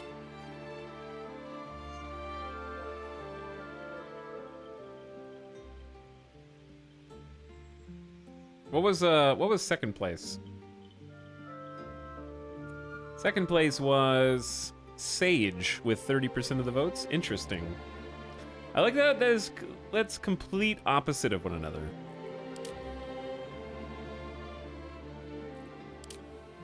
I don't mind picking entertainer. I just need to find an angle.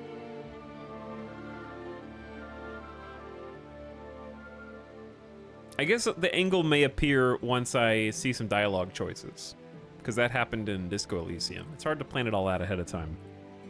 But this is the background, so I need to figure out what my background is to inform my decisions. Because I like something with a little twist.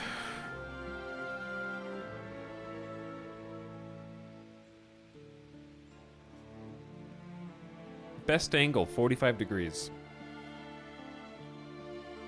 Stripper monk.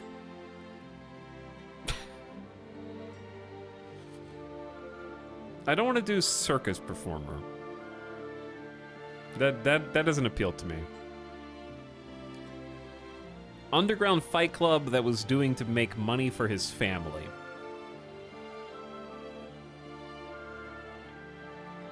I don't hate the idea of the professional boxer angle, but almost the entertainer angle is he was okay with throwing fights so that the other person could win.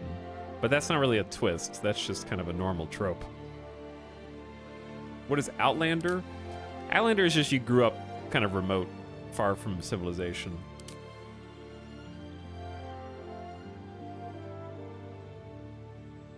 What about he engages common crowds and high society alike by fighting the crowd? Anybody can come and challenge me. You You've been making fun of me all night. Get down here. Let me beat your ass.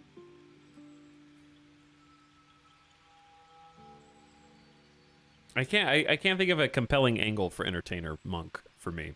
Because it's not, I don't like circus performer, and I don't like WWE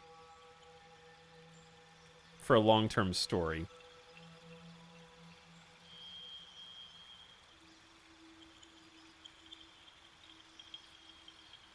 These dragon hands are rated E for everyone.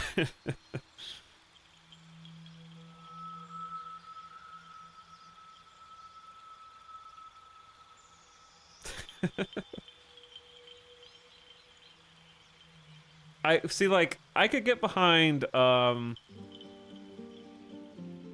the problem is it's difficult to... I think that my idea for entertainer has bleed over with charlatan. With charlatan is more like you manipulate for its own sake and exaggerate and profit. Entertainer monk can actually still be the I don't actually know how to fight, I've just pretended to for so long that you think I know how to fight and I talk a big talk. Like, those have like a Venn diagram of overlap. Because I did like that angle for the RP. Once you read the skills, I liked Acolyte better. What? Insight and religion? Read people, detect lies. I like acrobatics and performance. But how did he become a monk? I don't know. Maybe you get to pick your background when people ask you about it.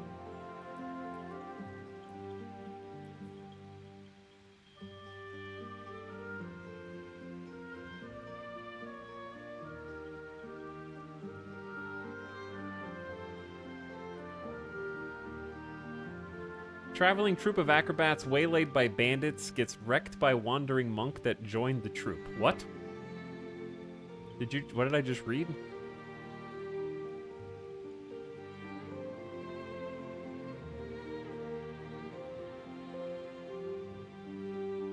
He looks like someone else dressed him, but they didn't like him. Let's go ahead and pick our abilities and then come back.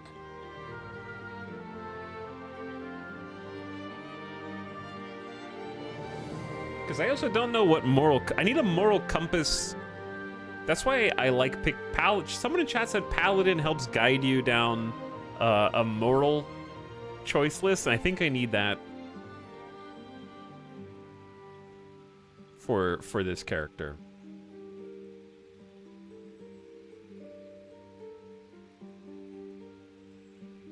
Ex-monk who can't feel anything due to his training, so he puts on a show for people so he can at least see emotion on others. That is so sad.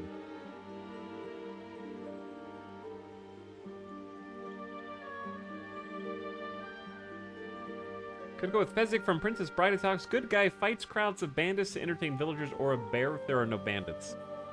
I think I need to go with, like, a charmer who does talk a big talk. And then when he gets in over his head, will charm his way out of a situation and almost always bites off more than he can chew. But I still need, like, a twist.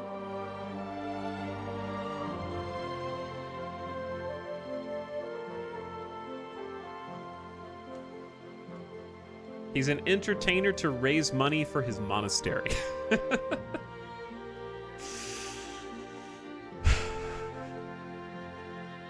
Maybe he's just a pure capitalist. He's an entertainer so he can make a ton of money so he can open up his own monk dojo and start to become a household name, opening up franchises across the world to train students.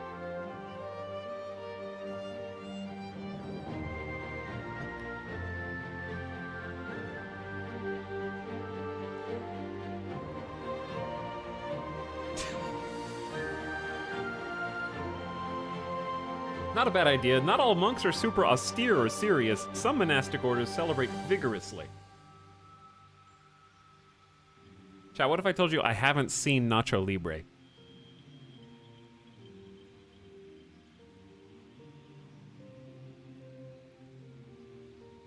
I've definitely seen like a third of the movie, but I haven't seen it like in full.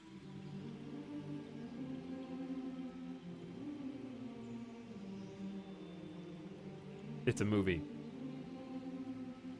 Let me see. What is the plot?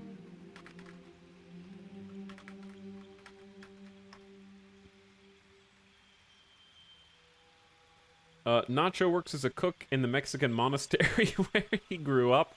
The monastery is home to a host of orphans whom Nacho cares for deeply, but there is not much money to feed them properly.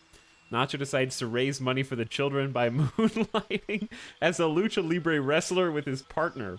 But since the church forbids lucha, Nacho must disguise his identity.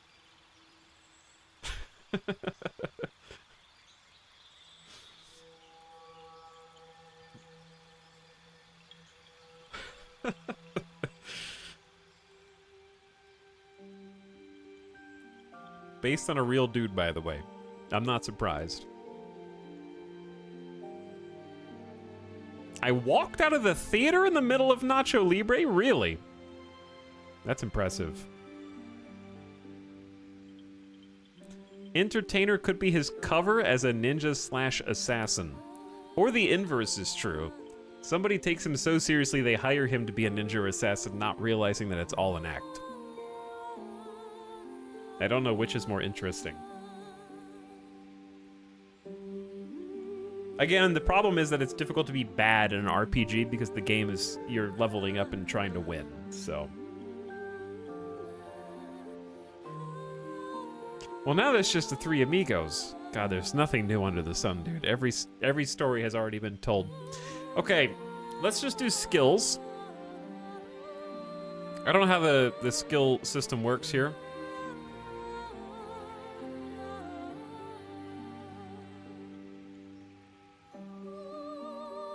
Muscles and physical power. Strength affects your effectiveness with melee weapons and determines how far you can jump and how much you can carry. Dex has a little primary ability mark next to it. Chance to hit and your damage output with weapon attacks or spells. Agility, reflexes, and balance affects your effectiveness with ranged and finesse weapons, your initiative, and your armor class.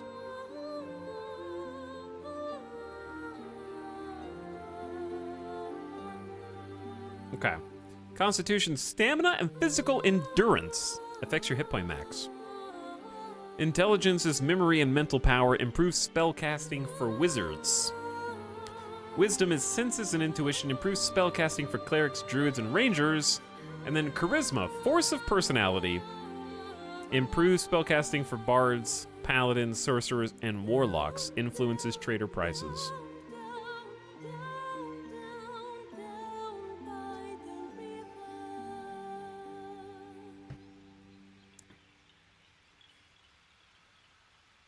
So, as a monk, deftly dodge and efficiently disassemble your foes through stunning strikes in a whirlwind of martial arts. We get simple weapons and short sword proficiencies. Flurry of blows, punch twice in quick succession, melee. Ki is the magic that flows through all living beings. I am blocking this. You can use it to exceed your body's physical capabilities. You have unarmored defense. Reflexes are as effective as any armor. While not wearing armor, you add wisdom modifier to your armor. Okay. Dexterous attacks. Monk weapons and unarmed attacks scale with dex instead of strength if your dex is higher. Attacks with monk weapons and unarmed deal 1 to 4 bludgeon damage unless their normal damage is higher. And after making an attack with a monk weapon, you can make another unarmed attack as a bonus action. Okay. So, Dex is our primary for a reason. And I can clear all the stats instead of using recommend, I guess.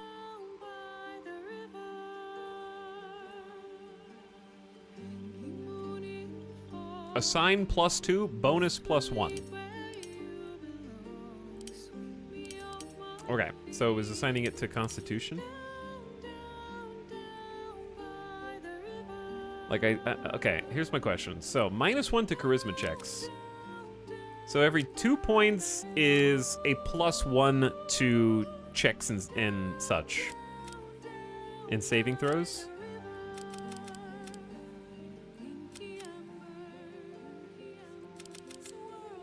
And then it said wisdom increases, the bonus from wisdom increases my armor class. So +1 to wisdom checks and saving throws is a +1 to my armor class. Is that right? So is intelligent, let me see, the recommended is no intelligence. That's what I thought. Okay, so nothing in intelligence. So what do I need strength? Just how much you can carry and how far you can jump? Is it just like if I'm planning on going fists?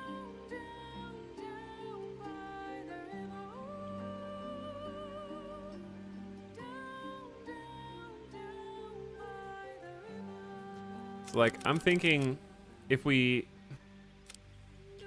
is it better to almost max dex? Like probably just full max.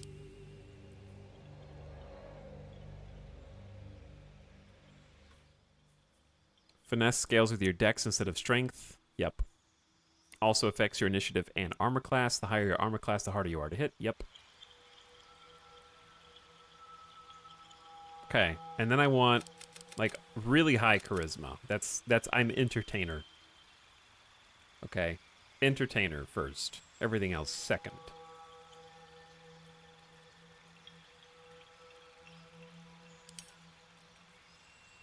So I'm even going to put the bonus there. Then we have only 9 points left. I'm just going to put like 2 into strength.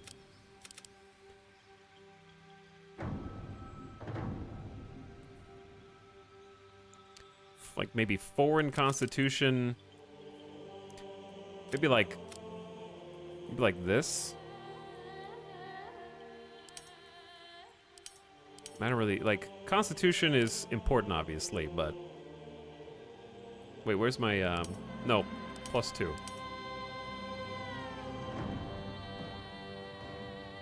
Needs more wisdom?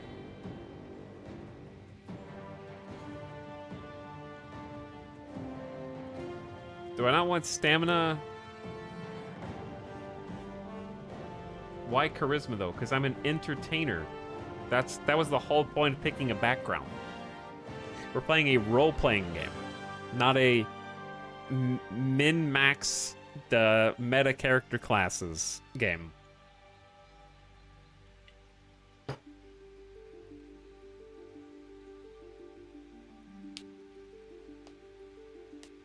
But I'm trying to figure out still how to be, like, competent in a couple things.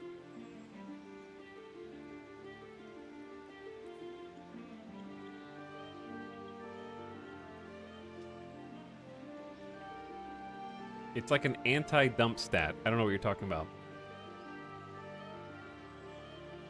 How does player character death work? Can your party revive, or is it just game over?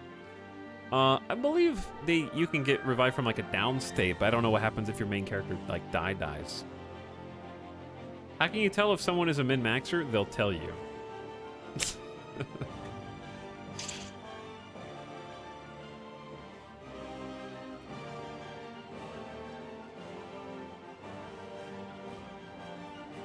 Like, I'm actually just thinking, what if we just take 1 point off of Dex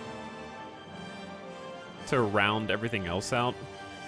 That way I can put the +1 on Charisma and then get Constitution up? Or am I supposed to take Constitution down and put more into Wisdom? I think taking Constitution down is in line with if my proficiency is more of a show and I actually don't have very much physical endurance or hit points or stamina, and that I am more of the like showman and less of the actual fighter. I have to decide if we're actually going down with that background or not.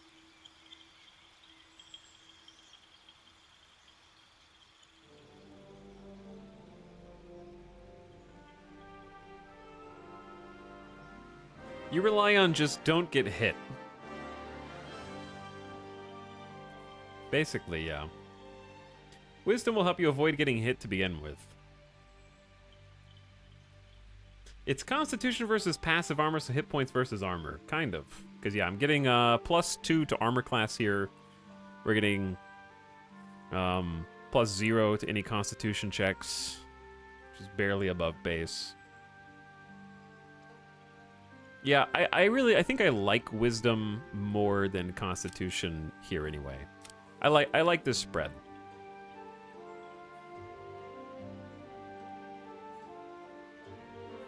And then go harder on wisdom.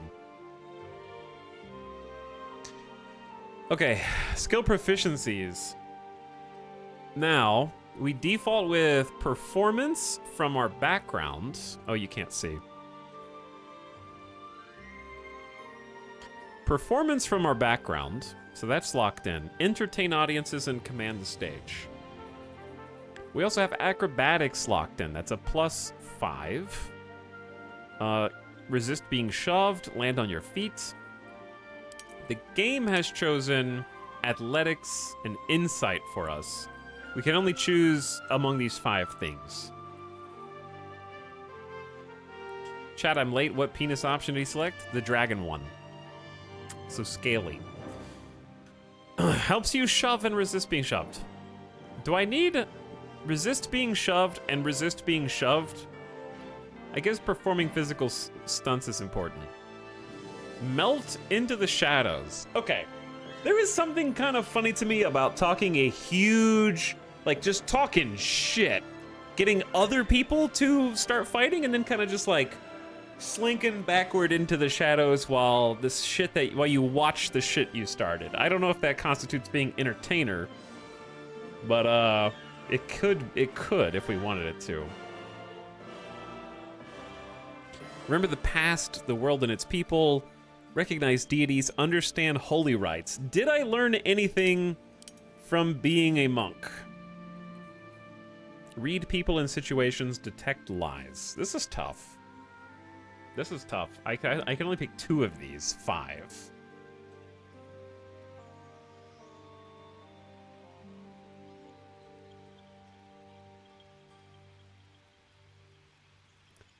Personally, I do love insight. Read people and situations and detect lies. I very much enjoy that. I think being a monk and having some understanding of religion makes sense. I think stealth is fun if we're going for the assassin route. But I might want to go with, like, I don't know, the bender, the avatar is cool. Athletics makes sense. Yep, it does.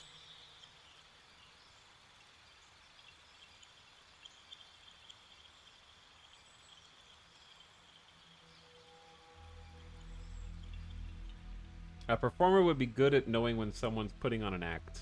I agree. A monk that doesn't know shit about religion is funny, though. It was just a monk to learn how to fight.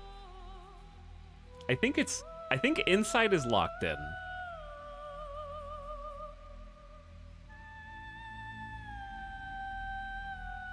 Am I gonna go athletics or stealth?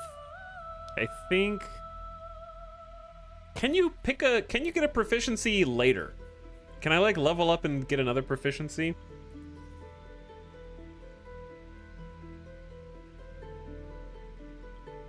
You had an athletics scholarship to the monastery. Okay, because yeah, I think I'll start with insight and athletics. And then if we want to go stealth or something else, then I can get a proficiency there.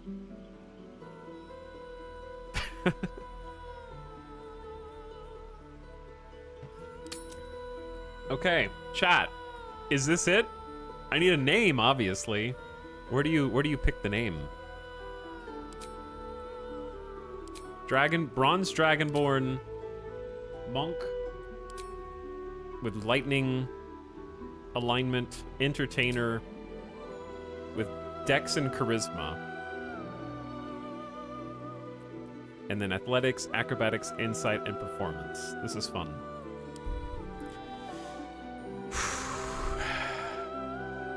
We need a name.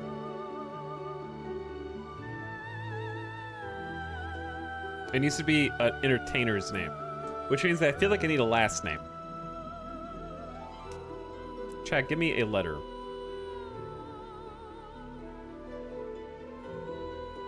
S.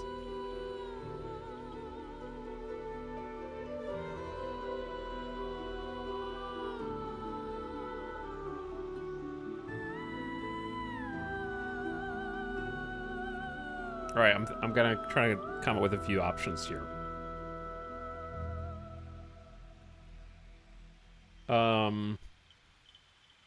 Saslin.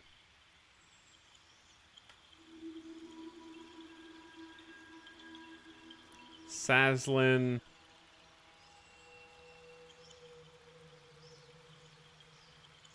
Is that a Pokemon name? Is there a Pokemon named Saslin?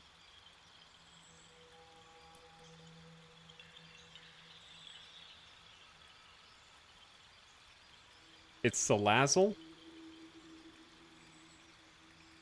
That's different. Saslin. Inkoff.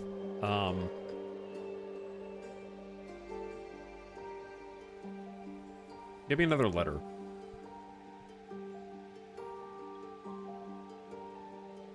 S again?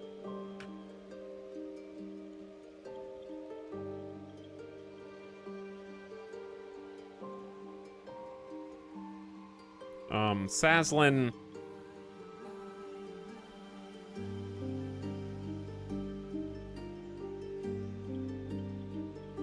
You maybe go S again? Saslin.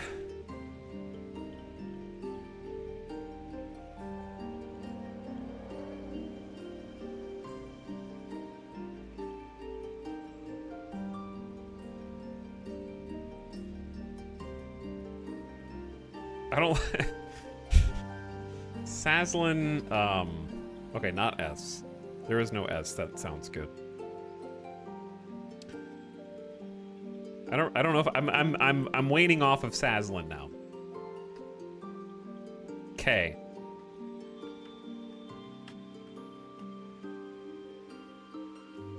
Saslin Crash.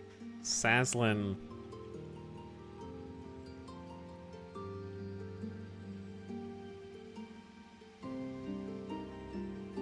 Kilns. Saslin. Saslin Klex. Is that an entertainer name?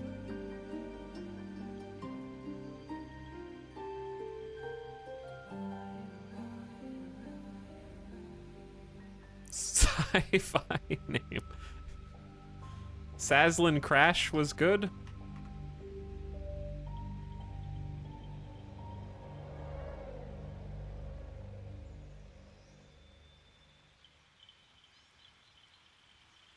Which one?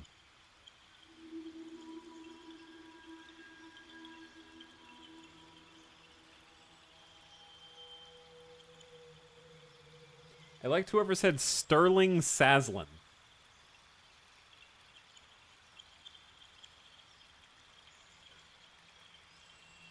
Okay. What if let's just hold Saslin for a second. Hold Saslin Crash for a second in our minds. This is a,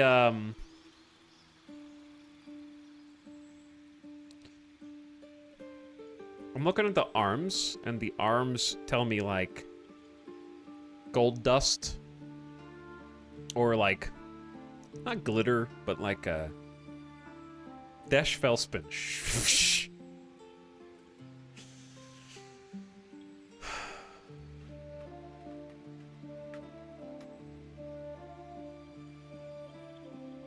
So, I'm just saying, like, what if we did, like,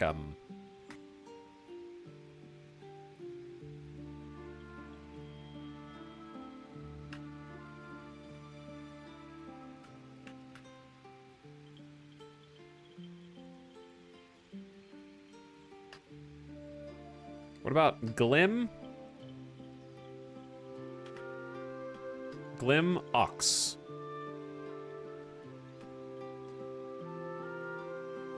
Glim. Ox. There needs to be more syllables.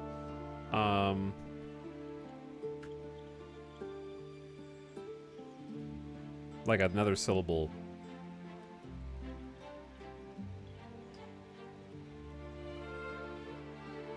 Oxalbar. Glim Oxalot.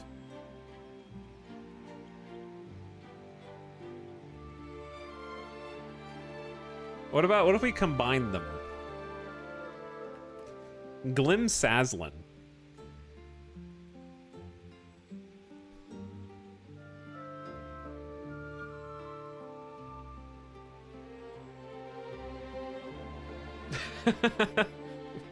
Alright, I think we got there. That sounds like an entertainer's name.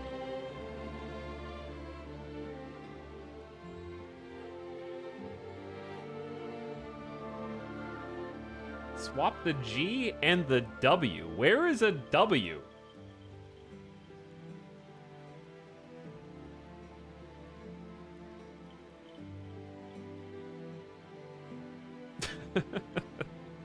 I think Glim is a better first. Saslin's a better last name than Glim. Saslin Glim is like.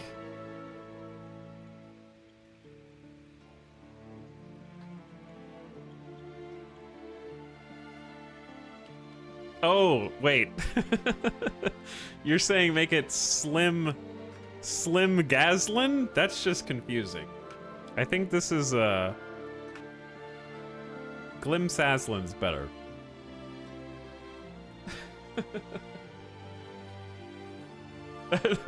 That's like a Star Wars name. Which one? Slim Gaslin?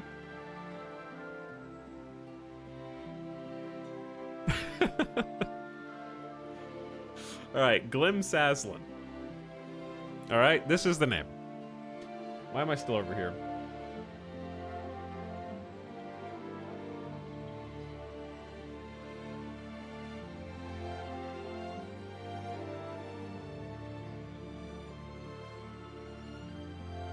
Slim is the evil doppelganger.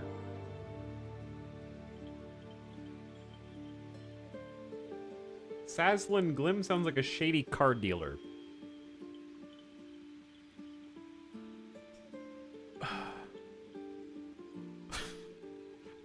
Slim Gaslin does sound like an extremely shady, untrustworthy person.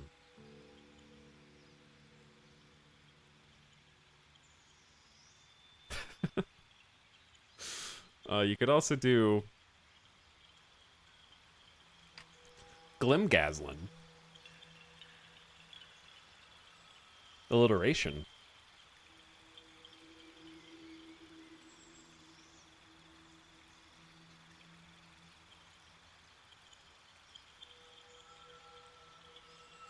Saslin's better. Alright, I think we just need to lock it in. I think this was a solid... I think this one's a solid choice. Please stand up. That's a good idea. Chat, I'm gonna take a quick pee break, and then we actually have to push the proceed button, which means, unfortunately, I don't know, the credits roll after this? It's kind of a short game that we waited 3 years for. As far as I understand, the credits roll, you get to look at your character in a 3D model, and then it uninstalls the game from your system. But we'll look at that in just a moment. Enjoy. I'll be back really quickly.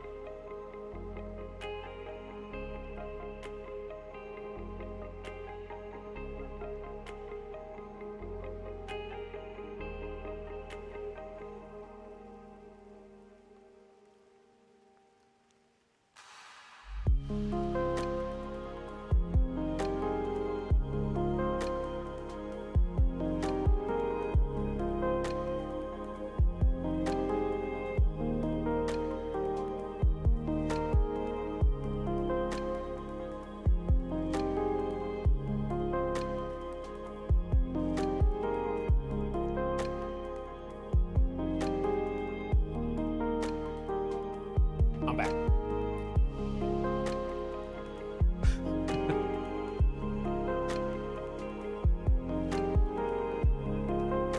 Can't wait to make the next character. True, though. Very true. What up? This is the tale of Glim Saslam, our level 1 entertainer monk, maxed charisma. With athletics, acrobatics, insight, performance, lightning breath, and flurry of blows. A level 1 monk. Are we ready, chat? Are we ready to push this scary start button? Before we do, Breezy Meow, thank you for the 22 months. He's still in the character creator. Yes, I am. Thanks, Breezy. Machine Vision, thanks for pumping it for 33 months. Appreciate the sub.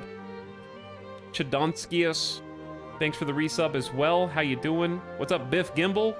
Welcome back to my sub. Hey, thanks for the welcome back. Closet says character creator stream, let's go! Thanks, Closet. How did I miss the character creator? Fantastic question. I'm gaming. You need a guardian. You.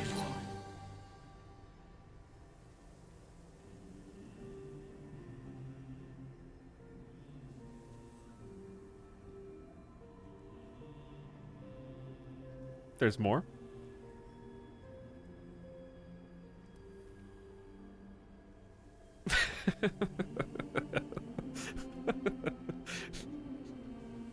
I really... Okay. What is a guardian?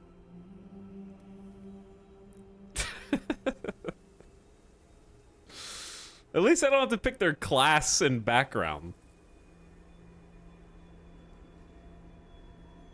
Italics, this is the DLC. What? Is there DLC for this game?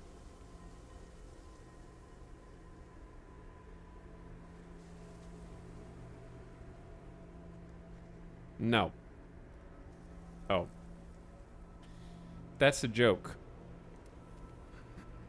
I mean, I could just make my guardian, like...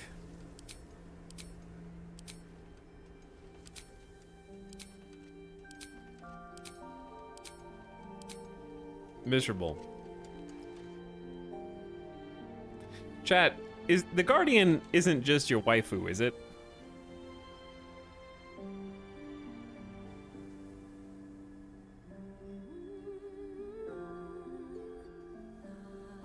No. I guess I can't ask without spoiling anything. Should I know anything about this?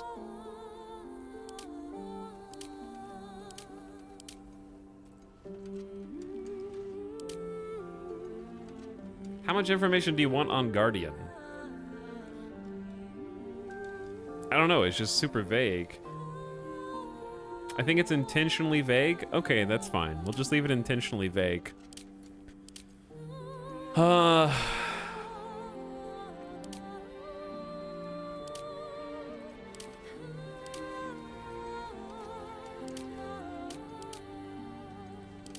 Is it just me or is Dwarf very tall?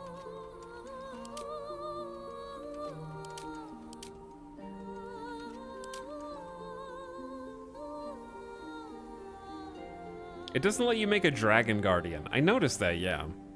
That is interesting. Maybe it's because I am. Okay, new character creator time.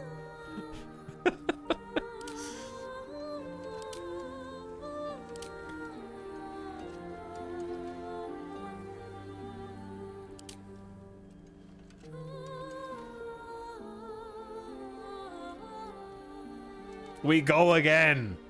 We go again. I'm thinking maybe half orc. Let's try.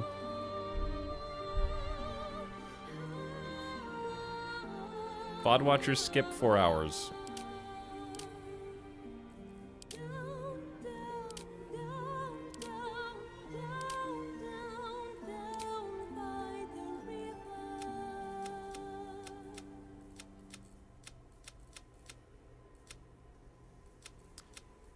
I kind of like gray Orcish gray. I like orcish gray.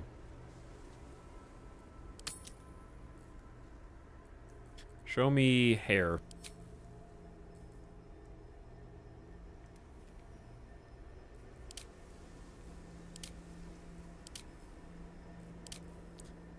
We're gonna need some different hair colors here. 100%. Very, very pretty. With the teeth.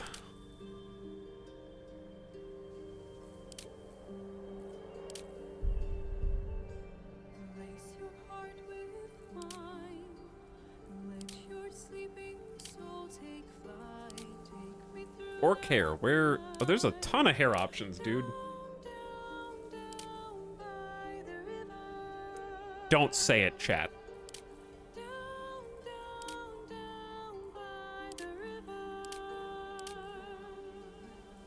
Imagine if the game crashed now. I think I could get it back together. Don't say it, chat.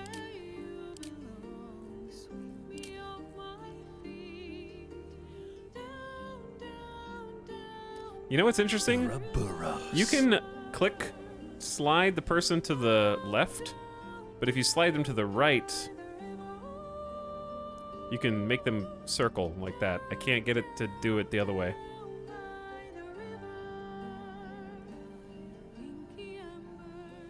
No, I can't get it to go either way.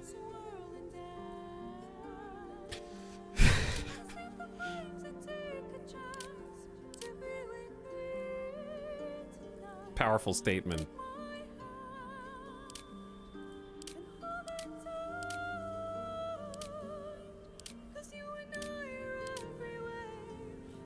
So much hair. It's good though. It's nice that there's choices. A lot of RPGs just have like 8 choices and that's it. You take that and you like it, and that's all there is.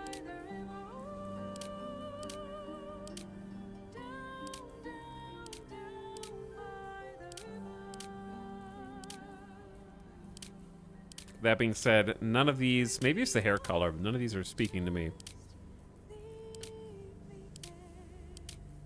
I assume the hair is the same across all the humanoid races.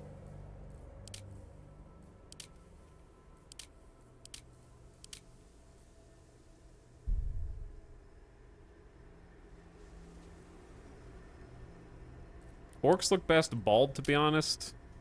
Yeah, bald is a choice too. Oh dear, that scared me. Ah, that scared me. I didn't mean to go all the way back here, bro. That's my bad. Okay. We're good? That scared me. Don't click the back button.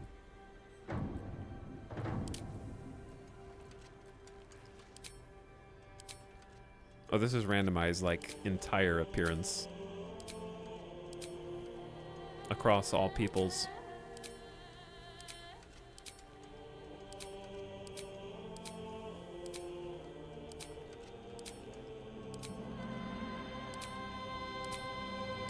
Just kind of seeing, like, what can appear. I didn't know I had to make 2 characters.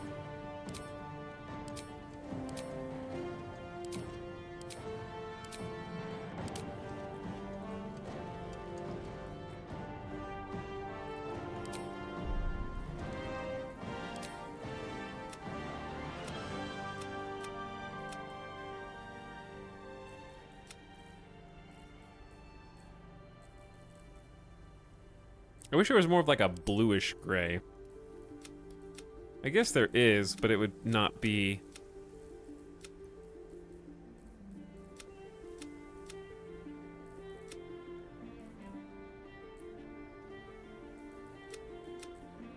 like dusk tone. Kind of like, maybe I will do like a dusk tone. Do we mess with body types? No, one's just gonna be tall. Very tall. Different faces. Also male.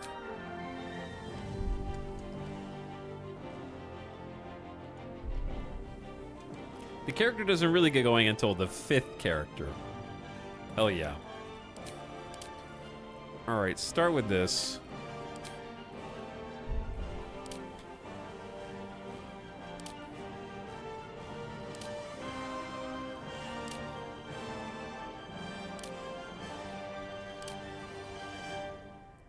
Do you get to choose teeth and stuff? You can choose scarring.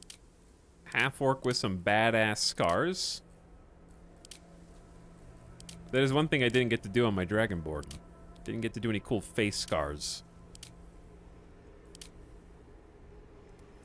I am partial to either the across-the-nose scar, yeah. More so than the eye scars, actually. Do across-the-nose scar.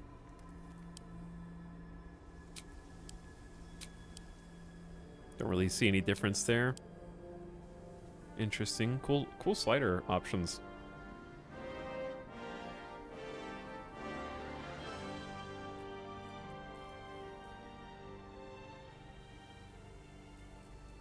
Body art?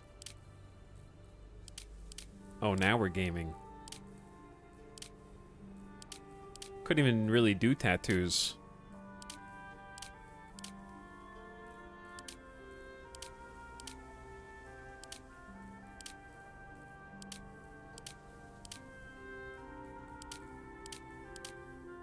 Got some runic symbols imprinted.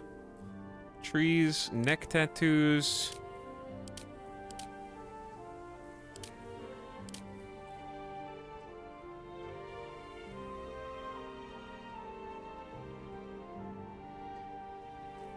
Chat's talking about DLCs and in-game purchases. Of which there aren't any. That would be... I feel like that would be so painful. Unless it's just paint, in which case...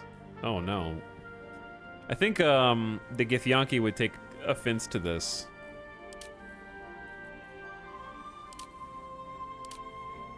Damn, that one's crazy.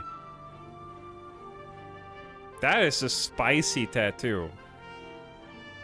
I actually really dig that one.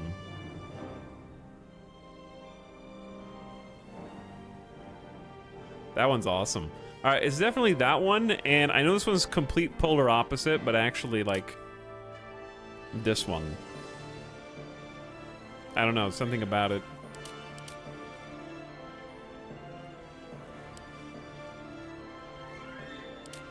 That shop has 5 stars on Yelp. 1. Which one's a 1?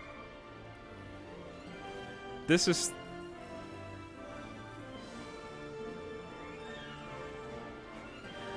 The first one you said. The last one's good if you're staying bald. The smaller one is good with hair. You could probably rock this one with or without different hairstyles.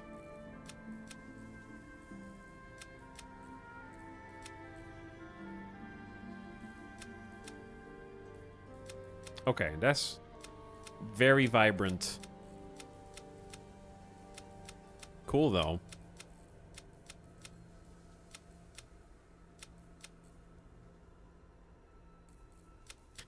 Kind of have like a dusk purplish hue. So, like a darker purple may be okay. I didn't mind the, like that dark... I say that dark purple. I like the gray blue.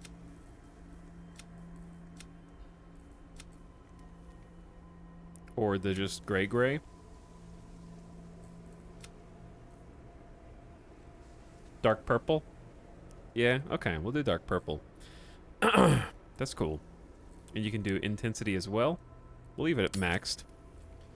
Piercing style. We got star earrings.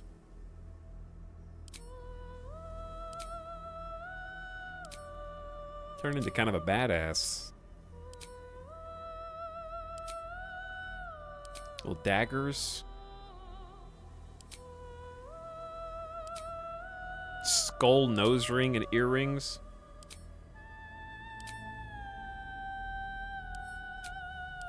Alright, I'm actually feeling the,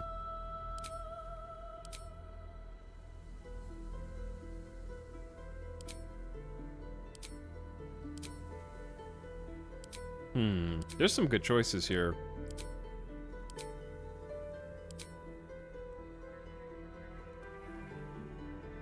I'm actually feeling either the archface swirls or the barred rings up the ears.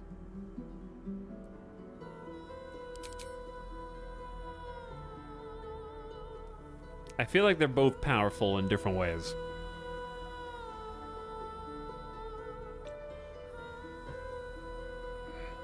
I don't think there's really any wrong answers. I like the hoops with the triangles. This one is good. First one. I don't know which one is the first one.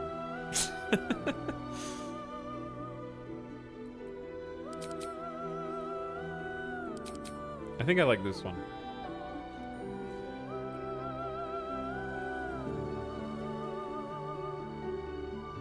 There's something... The reason why I think this one is powerful is because when you've got a face tat like this with more traditionally, I would say, feminine earrings, that's a certain energy that is like exudes confidence.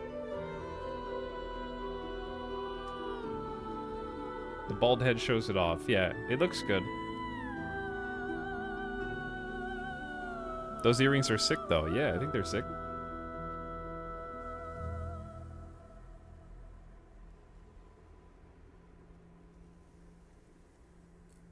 Now, that's not to say I won't do any hair. Ooh, we got eye color as well.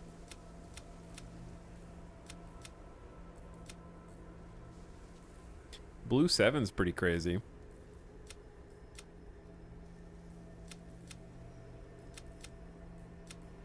I usually like eye color to be something that kind of stands out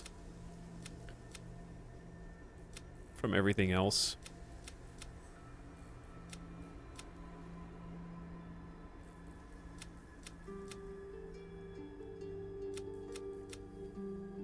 Like that, I think I really like either of these that kind of have the other hue inside. All right, that's cool. Makeup.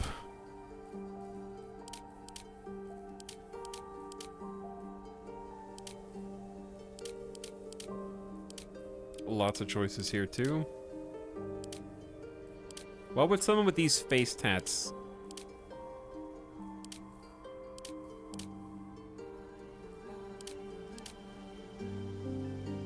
The little dot, that's very subtle, but it's there.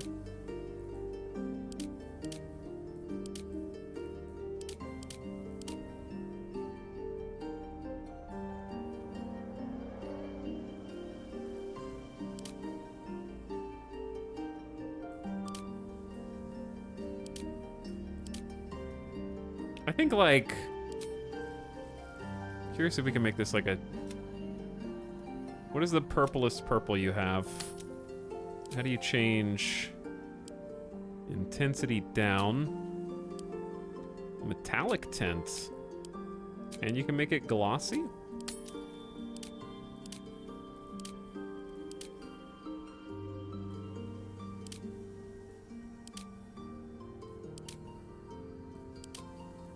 I'm thinking like really, really thin. Really thin. There we go. Big lipstick.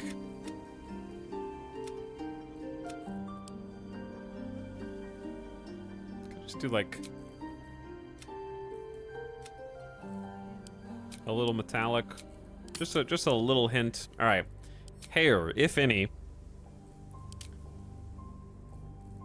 First of all,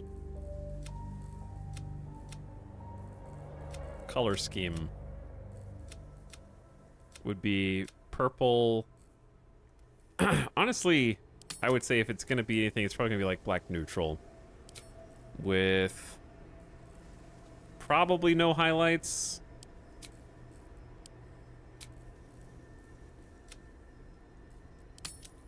But black and white could be cool.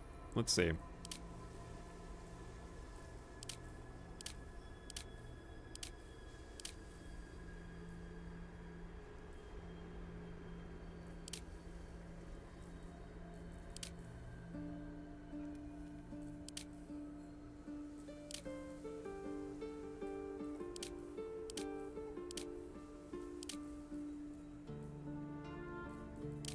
Hard to say.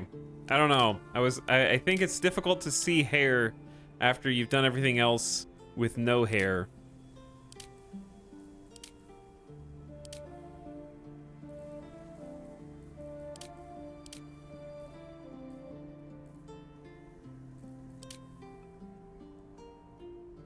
Is there a mohawk? That's a tidy mohawk. Is there a mohawk that is like even less shaved hair on the side?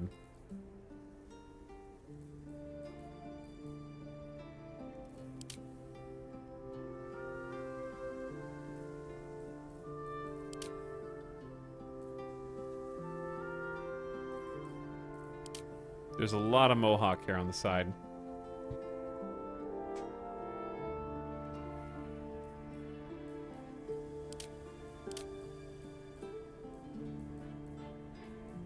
I went like a more traditional mohawk.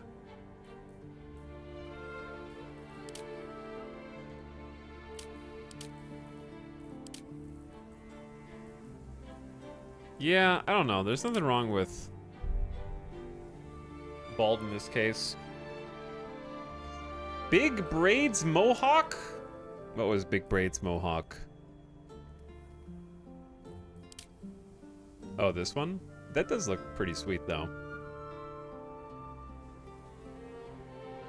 There's a Big Dreads Mohawk.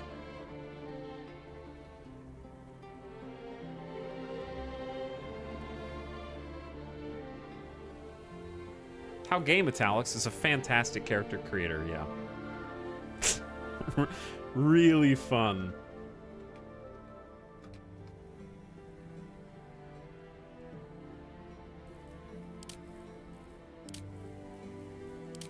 Can be creating characters all day.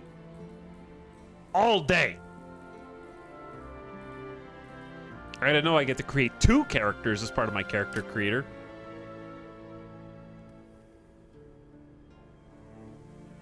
The credits roll after this part, right? Yeah, for sure.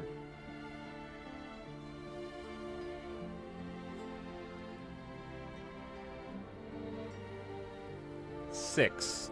I don't... What is 6? 15? Are you guys just writing random numbers? I hope you get to make even more characters. Me too. Yeah, I think we kind of... I did this with bald in mind. Second last row, second from the right. Oh, I see. You were... That is not a mohawk, but yeah. I see what you're talking about now. Where you got like a braid and then shaved on the side.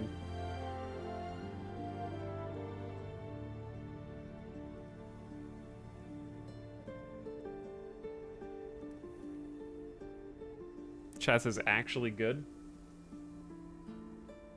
That one. Best one? Okay. Chat's been converted. Do we like the hair tones? I think black looks good.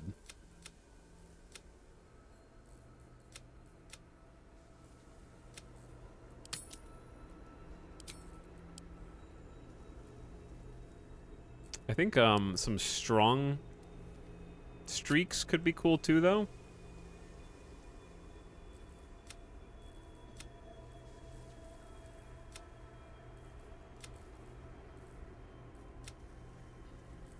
Like black and purple could be cool.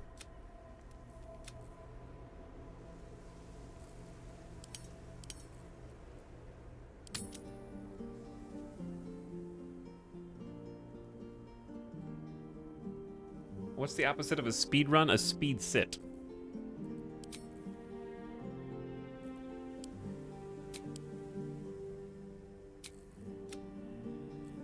So you can make the graying whatever you want, too.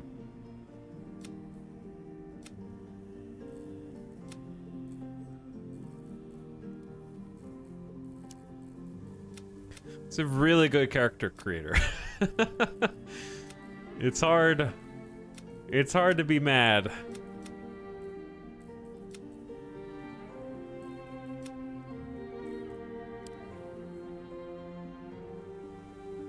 Maybe like a 40 graying intensity where it's purple, gray, and white. I like that. All right.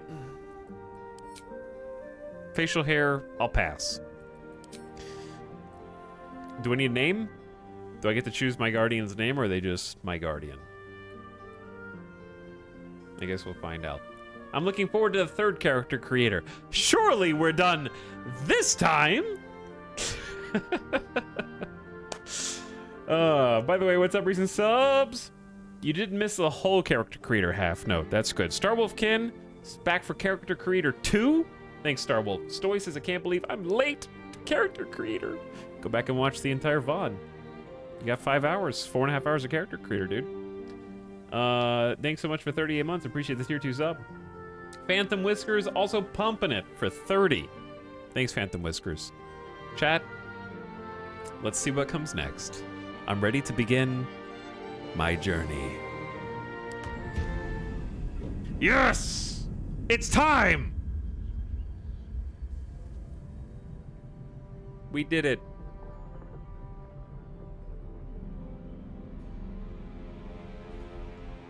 That guy's sleeping. I got the volume cranked way up. Is this the final cutscene before the credits?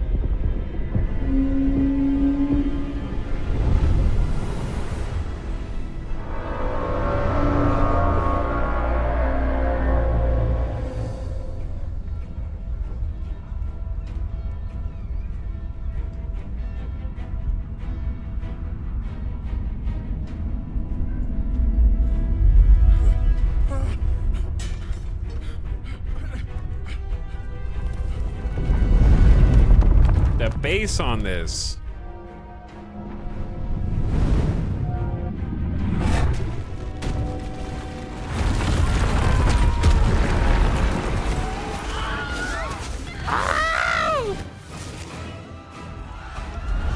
Already? Hit me with the Wilhelm?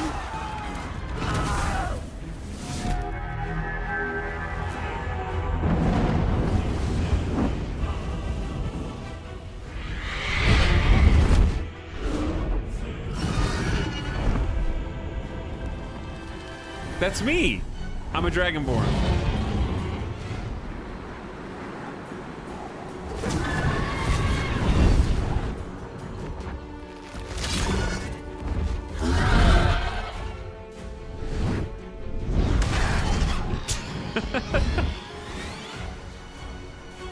You better start a dive.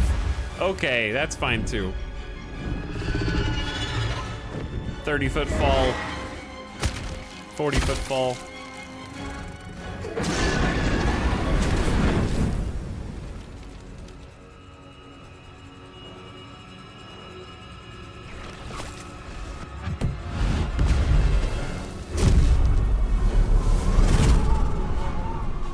That's OP.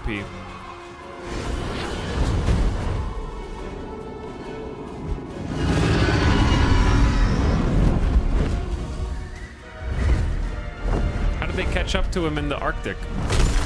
Or are these different dragons?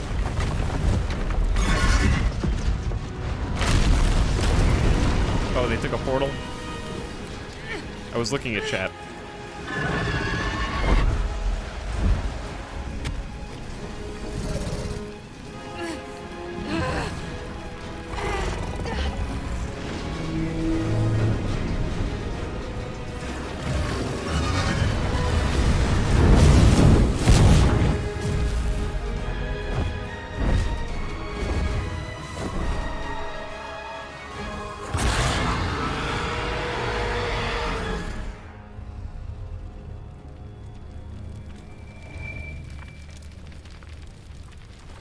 I forgot about this entire cutscene.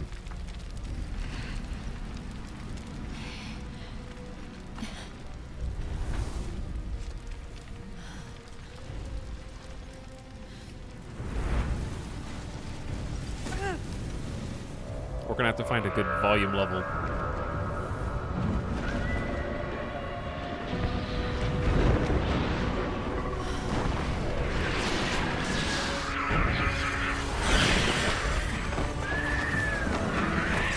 This is the most Warhammer 40k Dungeons and Dragons intro I've ever seen.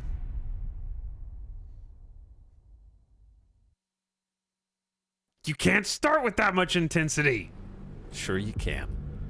Watch me. We're in. That's me, dude.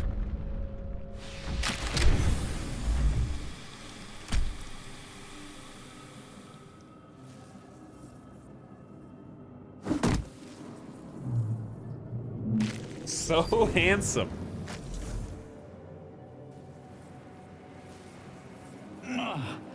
My head. Okay, so I don't know where my camera should go. Escape the Nautiloid.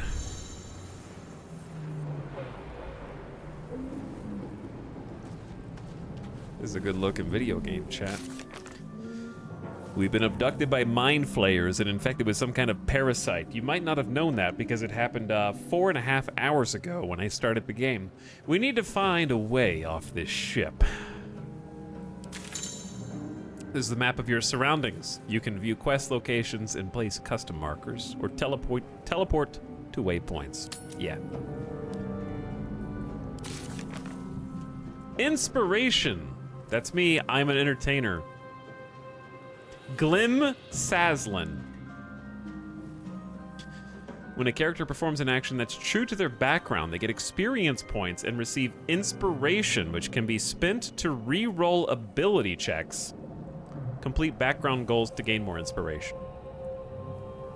Very cool. You can have a max of 4. If you're at max, completing background goals will just give you XP, so you should use them. Dialogue recap.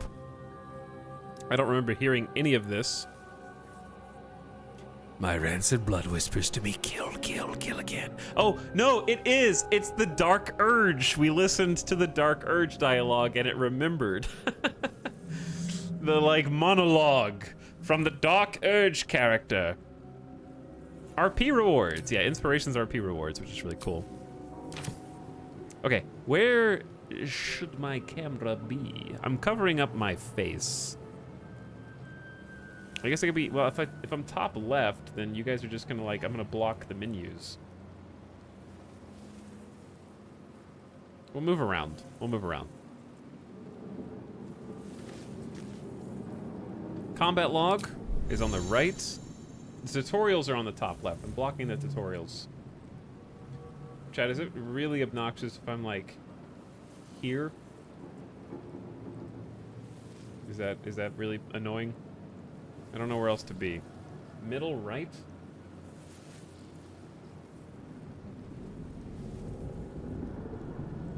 I could be over here, just like weight everything on the right-hand side. Well, we'll see. We're too close to chat. I'm gonna reach out and grab a random comment and then rip it out.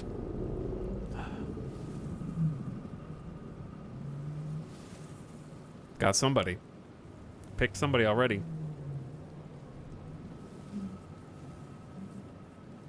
Okay, let's see. I haven't played this in 3 years. Inventory and equipment, which you should be able to look at in the stream. There is an overlay feature that you should be able to mouse over and see a bunch of this stuff as part of the baked-in Twitch integration, which is pretty cool. We have 2 potions of healing to start out with, a scroll of revivify, revive a companion, a keychain.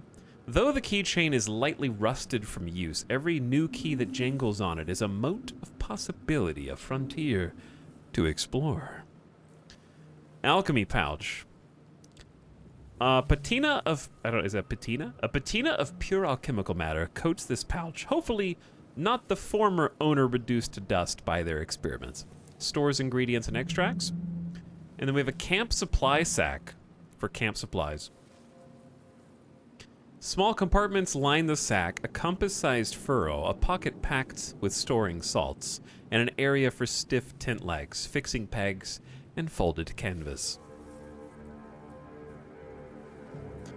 So, just a refresher for me and you, our notable features, we have lightning resist, we're a bronze dragonborn.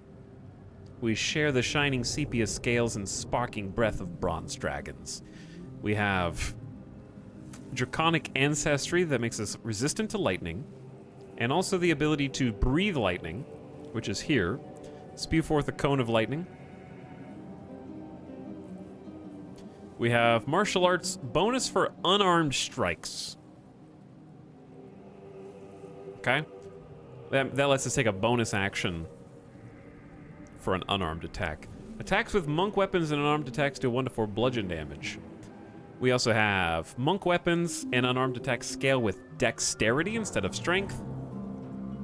Automatically attack an enemy moving out of your reach. That's an opportunity attack. And your reflexes are as effective as any armor. While not wearing armor, you add your wisdom modifier to your armor class. So we're wearing homely clothes, perfect for ambling around a campsite, enjoying the starlight and good conversation. So if I take off my... Oh, that's my, like, casual wear. I'm wearing monastic robes, which is a 10 armor class. That's what you gave me for underwear? This is what you gave me for underwear.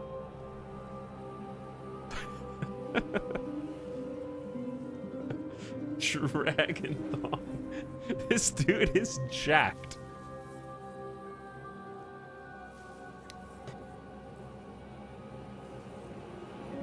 And yes, underwear is its own equip.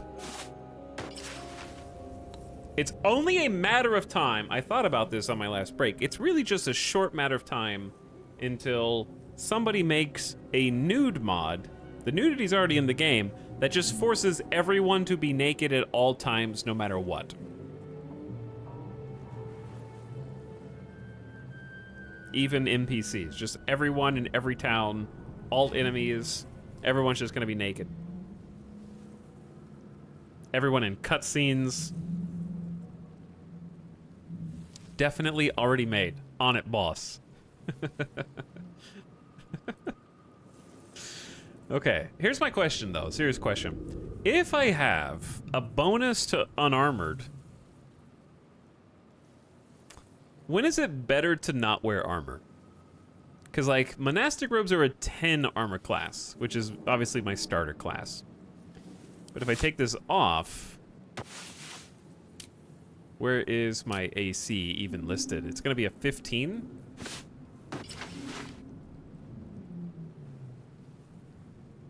Thong warrior. Why are pants not a separate object? What if I want to be a shirtless monk? AC is right below your character. You're right. 15? It's 15 with or without.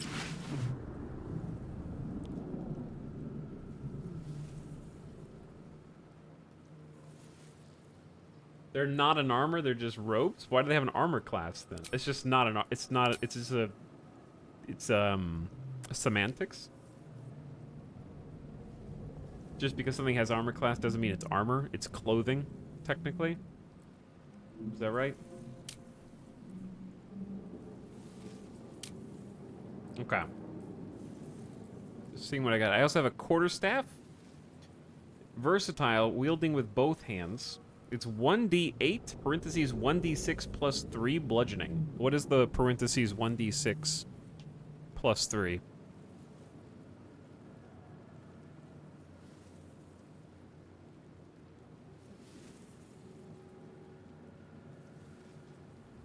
To hit, roll, then damage, crit damage. 1d6 is one hand.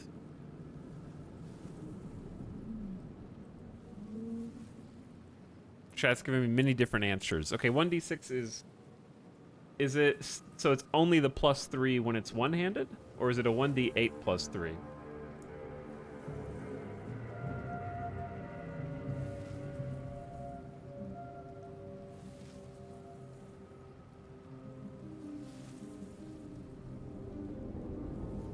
(1d8) is two-handed, 1d8 +3 at the moment, which is why it's 4 to 11 damage. Ah, okay. So your minimum roll is a 1 on the dice, which gets +3, which becomes 4 damage. Chat's giving many different answers for that question as well, but that one is the one that makes sense. And some of you are just writing the same thing over and over again. That's okay. We figured it out. It can do a maximum of 11 damage if it rolls an 8 on the 8-sided die and then gets +3'd. Okay. Got it. I understand. I just need to know what I'm capable of first before I move on. Got a whole... Look at all these cool skills that we have -1s on all intelligence.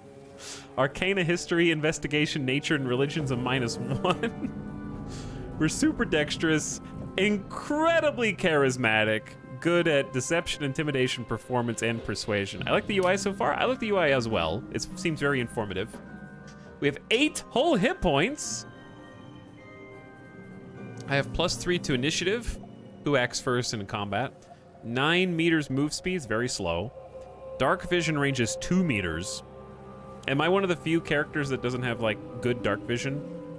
I'm a humanoid, medium size, 100 kilograms of weight. Carrying capacity is 140 kg. So I am 220 pounds of pure Dragonborn. Hefty lad. Okay. Proficiency bonus +2. Added to ability checks and saving throws against skills you're proficient in. Cool. And we have, these are my checks, plus or minus to checks. Tags: Baldurian, Dragonborn, Humanoid, and Monk. Yeah, I'm just taking it all in, chat. I am very excited about Baldur's Gate, and I want to know everything there is to know about all the things. Flurry of Blows. Here are my common spells. Lightning Breath. We got actions down here as well. It's going to take me a minute to remember the combat system, because I remember it was different. It's not strict 5e. It's like its own thing. But yeah, my common is main hand attack, which we just looked at. Topple.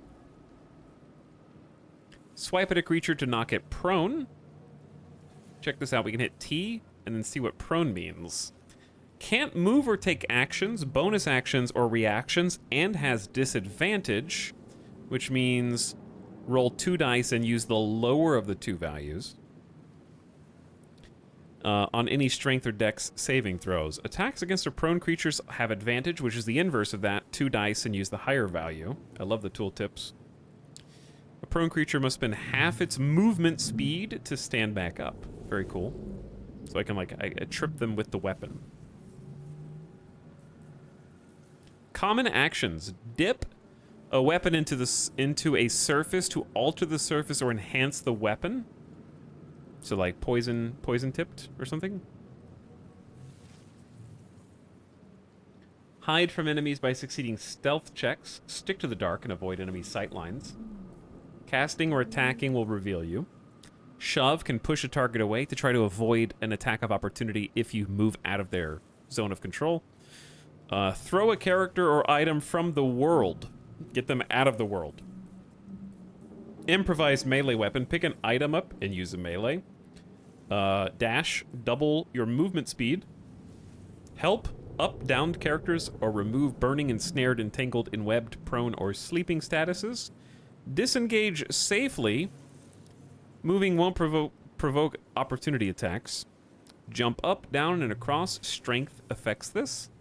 Toggle non-lethal attacks to try to knock someone out instead of killing them. And then we have a reaction for an opportunity attack when they move out of range. Also, I need to update the Baldur's Gate command because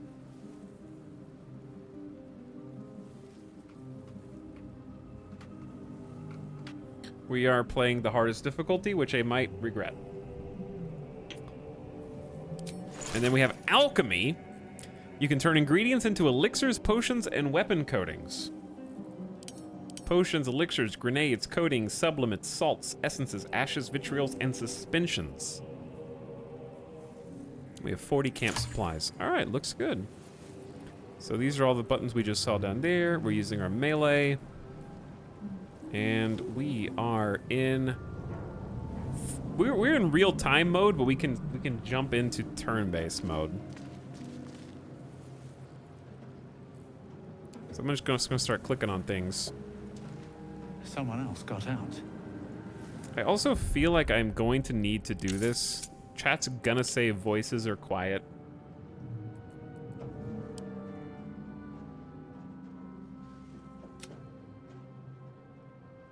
No game can get this right for some reason.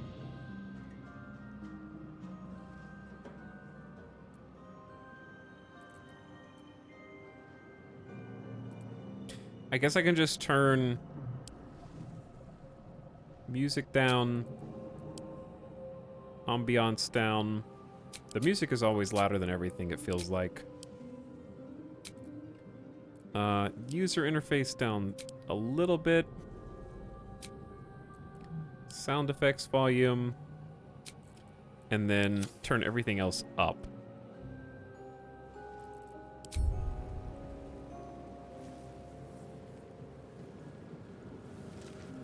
This is the pool that thing came from. The parasite now writhing behind your eye.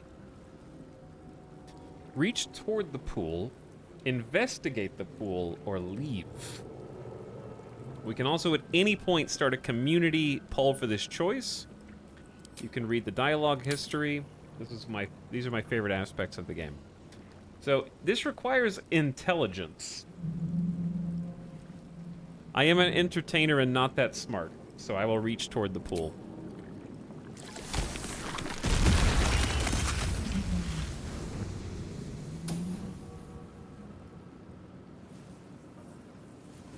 Fantastic start. Best be on my way. Yeah, that's what I would say Better too, not be buddy. cursed. Not everyone made it out alive. All right, ruptured mind flayer pods. This is where they were like imprisoned before.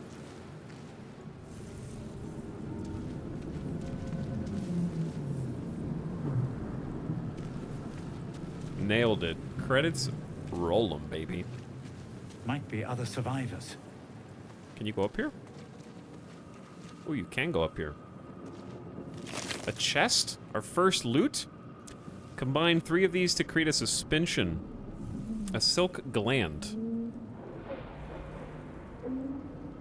And 14 gold. Certain items such as keys, ingredients, and camp supplies are sorted into handy containers. That is lovely. Already better than Diablo. They have their own crafting bags. The hoarding begins. Yeah, the hoarding begins for sure. A bulb. Can't reach.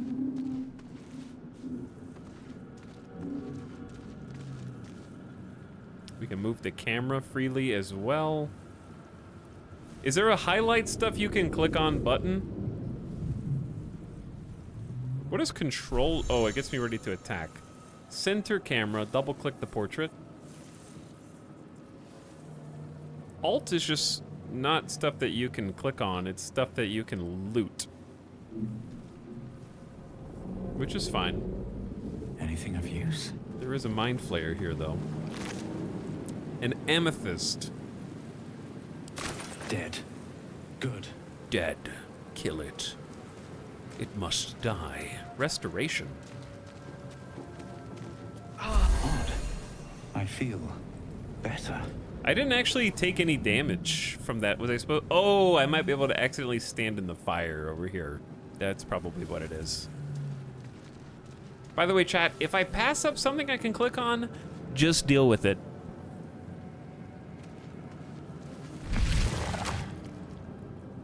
but I'll do my best to interact.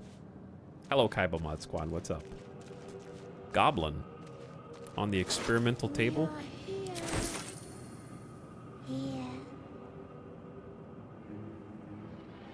Who said that? A brain jar. We are trapped.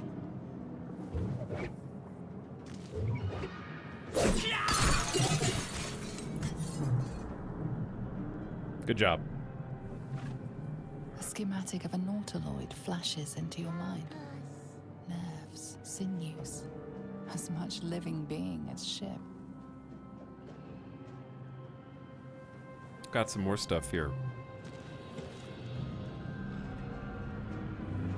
Release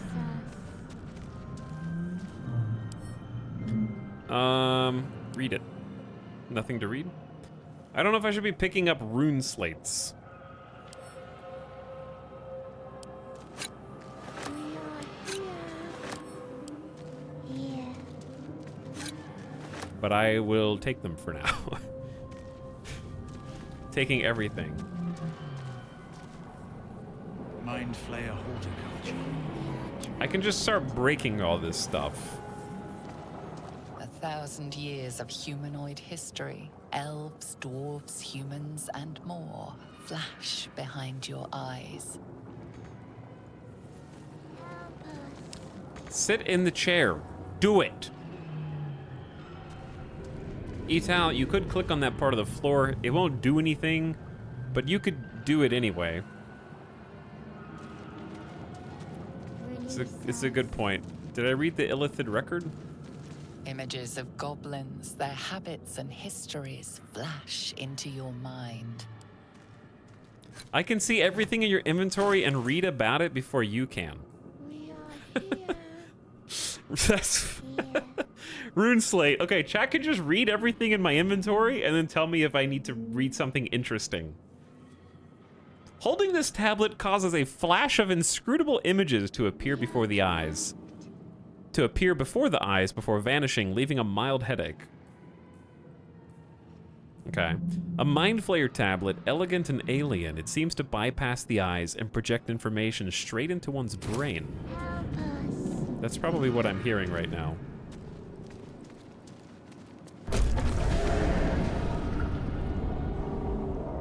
It's funny, I don't remember any of this until I do it, and then I go, oh yeah, I remember this.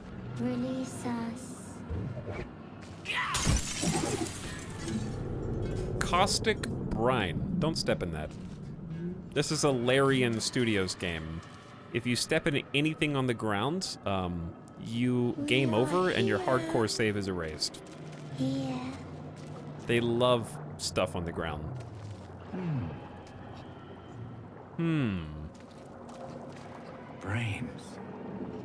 Brains. So the Twitch drop is just shirt and pants? Are they drip feeding the drops? Because there should be a drop that's also undies. Twitch undies? I don't know when that one shows up though.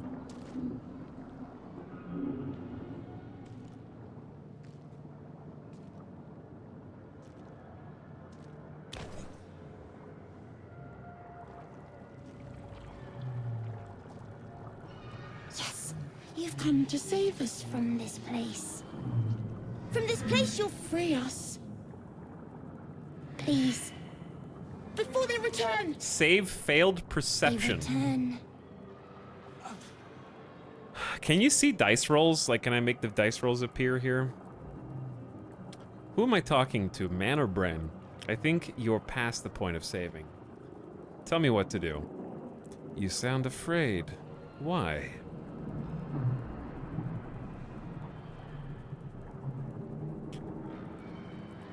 Who am I talking to? Like, I'm an entertainer. This is above my pay grade.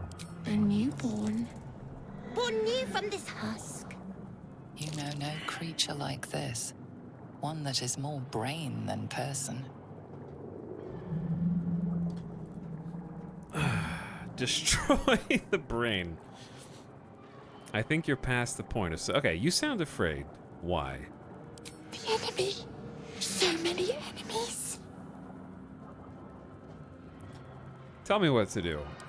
Remove us from this body, from this case. Free us, please. Investigation. Inspect the exposed brain. We have a -1 from intelligence. Strength, break the skull. Dexterity +3, gently prise the brain from the skull or destroy the brain. Chat, it's your time to shine.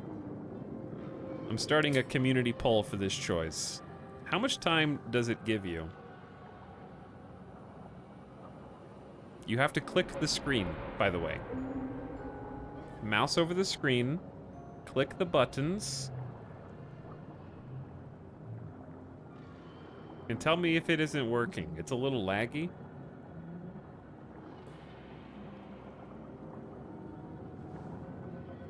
Nothing showed up. It hasn't popped up yet. It's definitely like the app is working because you can inspect my inventory, right?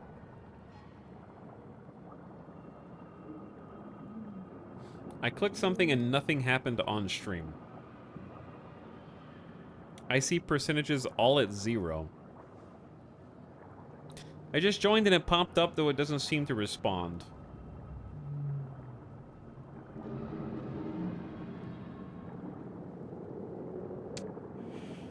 Huh. It'll bring up vote for a dialogue option right in the center. You will see your option highlighted in blue if it worked. I refreshed and saw the pop-up, but I clicked and it didn't do anything. Interesting. Should I try restarting the game? Maybe I was in character creator for so long. Because it still says 0 for everything. It seems to be bugged for everyone, Italics. Oh.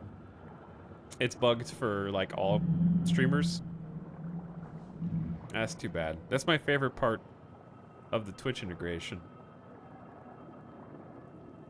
But I guess you should expect it. There's like hundreds of thousands of people watching different streams.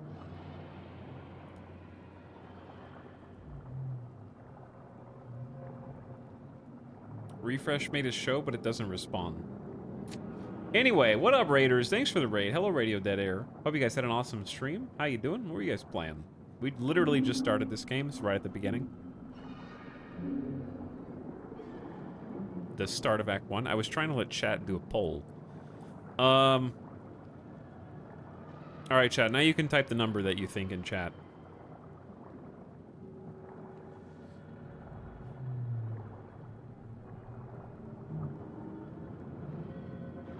Chat does not want to destroy the brain, they want to take it. Okay. Gently prise the brain from the skull with dexterity. Skill check. Some dialogue options require a skill check, a dice roll that you must meet or exceed a target number. Your character's skills will add a bonus to the roll. This is why Baldur's Gate 3 is like my favorite version of this, because they actually... They let me physically click to roll the dice.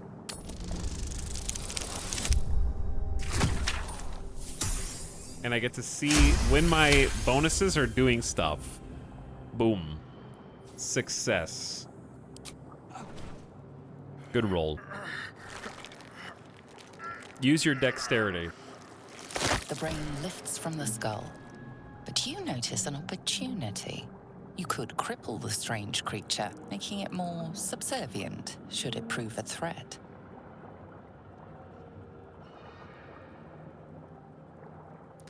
Dexterity, mutilate the brain, or spare the creature any injuries might weaken it.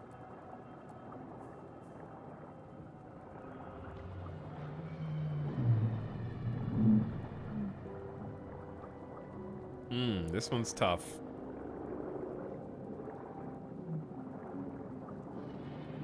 Kaibo said 1, so I'm going with 1.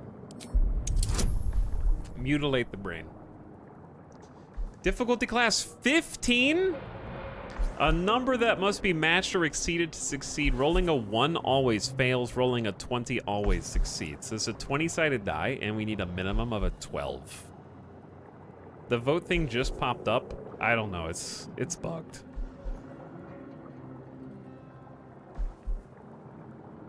It won't stop popping up for me now, even after dismissing it. Just wait until we get out of this screen. Come on. Yes! Huge roll, almost a nat 20. Let's go.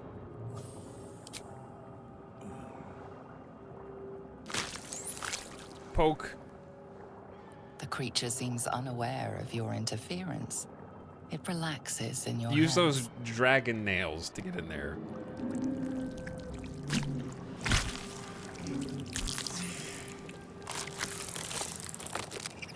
We are free. Our freedom is ours, friend. It's The growing. creature pauses, listening. Something behind your eyes seizes in recognition. We must go to the helm. At the helm, we are needed. All right, let's go. What's at the helm? I helped you once. That's all I can do. I'll go, but not with you. Or what should I call you? Or attack the brain.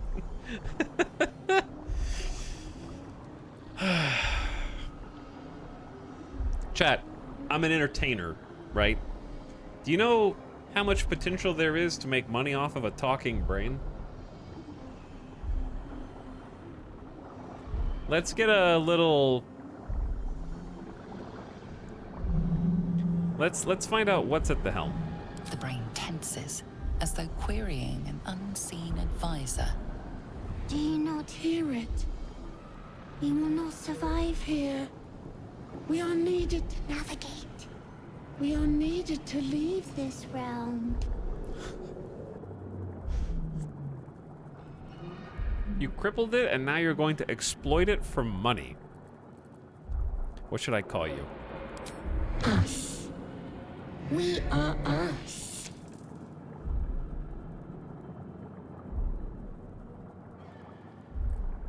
Okay. Smile. All right, let's go, brain. To the helm we go. We are going to the helm. Some allies temporarily join you. You can directly control their movement and actions. Click a follower's portrait to take control. Us. 21 HP. It is lobotomized. Us now crawls and scuttles about with a severely hampered brain thanks to lobotomization. Did I do that? Oops. I mean, I did that on purpose, so. Oh, I am you. Okay. Is that blood? No.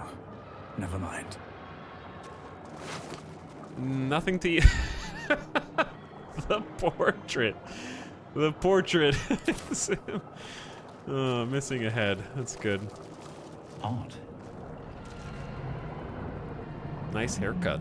It is a nice haircut. Doesn't do anything.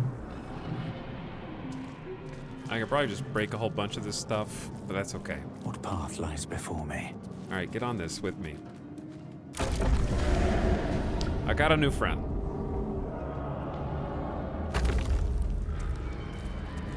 Doesn't do anything. All right. Let's go to the Actually, did I look at this Eldritch tablet over here? Let's see what this does. Yeah, I did. It's a chair, but did I not pick this up? More for me. I'm stealing it.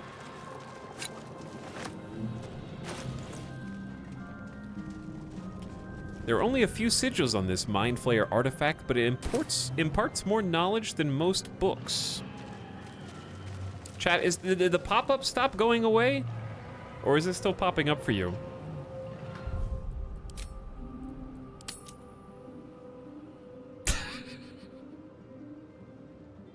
Oh no! It counts character creator as playtime for the save.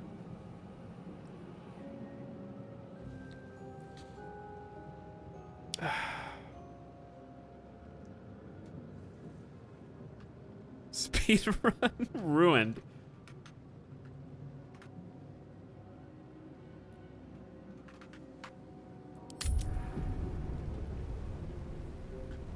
I was gonna, so is it really not working for everyone? Is there no chance that I should restart the game and see if the Twitch integration vote system works? This is actually Act 2.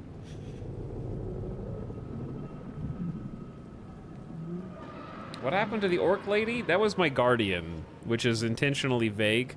Dude, I just looked out the window. We are schmoovin' up there. Wouldn't hurt to try? Yeah, it wouldn't hurt to just, like, give this a quick try. Because, like, if somehow it works and the voting system works, that would be amazing. I haven't seen anyone get interaction to work. It may not.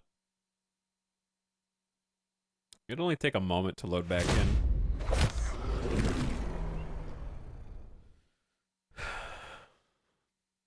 And then I'll double check that the setting is ticked. But it definitely worked during beta. Yeah, it worked for sure during beta. Nasuken, thank you for 25 months as I clicked something and nothing happened on stream. Main menu is great for this too. Yep. Twitch extension. It's good.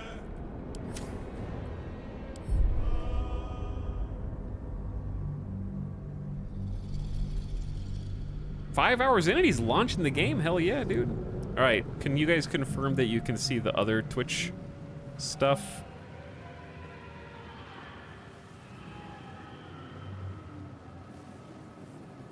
And that part is working at least? I have the other stuff. You might need to refresh your stream too. I don't know. Let's talk to us. The creature reaches into your mind, its thoughts rattling against yours. Something inside you squirms in recognition. Friend, we go to the helm now. Yes. I want you to stay behind. Why was I forced on this ship? Something was put in my eye. Why was I forced on this ship? To know you. To love you. To give you our gift. All right, let's test. Let's do a community poll test. I'm gonna click the other things anyway, so I just want to see. Attack! You can just attack at any time! I just want to kill you! So I will. All right. Let's see if this works. This is good RPG. Go into dialogue and have the option to attack. Unfortunately, this not good Twitch vote. Not even showing up. Oh. Alright, I'm gonna click something. Can you tell me where we are? In a realm where we have fled. We have fled to a realm called Avernus. First of the 9 hells. We are escaping a great evil. Okay, we're in Avernus. Something was put in my eye. What was it? A gift. A gift to make you as we are. Soon you will be so beautiful.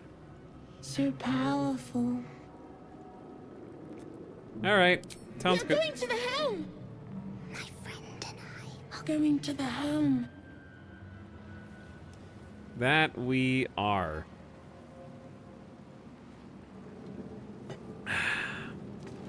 Very well.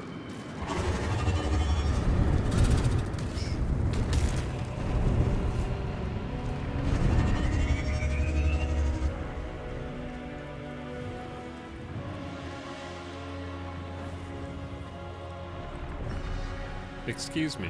Please put that away. Abomination. This is your end. How dare you call me that? Your head throbs and your skin tingles. Visions rush past. A dragon's wing, a silver sword, and a flash of your face seen through the strange woman's eyes. Ugh. My head. What is this? Skvar. You are no thrall. Vlaakith blesses me this day. Together, we might survive. Okay. What made you think I was a thrall? We carry Mind Flayer parasites. Unless we escape, unless we are cleansed, our bodies and minds will be tainted and twisted. Within days, we will be Geich, Mind Flayers. And turning into Mind Flayers. Who are you? We need to figure out where we are. What do you suggest? What would I say? Kaibo, you do not want to have your mind flayed. No. I've made 4 different characters and played through the prologue only since the game came out. Just to see the different outcomes. Okay. Who are you? Who am I? Your only chance of survival. None of your business. We need to figure out where we are. We can do nothing until we escape. That must be our priority. Okay. First, we exterminate the imps. Then we find the helm and take control of the ship. She flying, dude! As for that thing, it will remain She's tame as long as flying! it believes we are thralls. It may be of use in the fight to come. How are you up there? Magic, dude!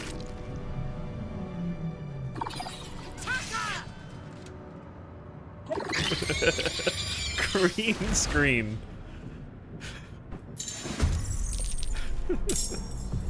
Okay, it's funny to me that this game has been in early access for almost 3 years, and the only part that everyone has played a bajillion times is this part, and we still have, like, assets not loading in bug in the prologue sequence. I am slightly worried about Acts 2 and 3. Get ready to fight. Combat happens in rounds, and each participant gets a turn to act. The game pauses around you during combat, so you can plan your actions. During your turn, you can move, take an action, which is green, and a bonus action, triangle. This part has changed a lot since beta. Oh, okay. That's good. That's probably why there's a bug. So, action is green, replenishable, once per turn. Bonus action, secondary resource, also once per turn, and I have key points. Key is the magic that flows through all living beings. You can use key to fuel your advanced monk techniques, only recharges on a short rest. So that's Flurry of Blows for me. Okay, we have a turn order, right? Like I have to go...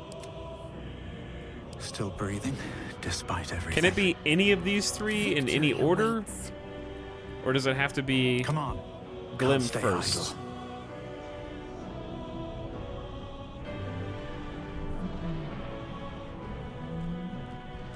Glim first? Alright, I am a monk. Let's go and... We have a 95% chance to hit the flyer and this person on the ground. Your party is close together so they can swap orders.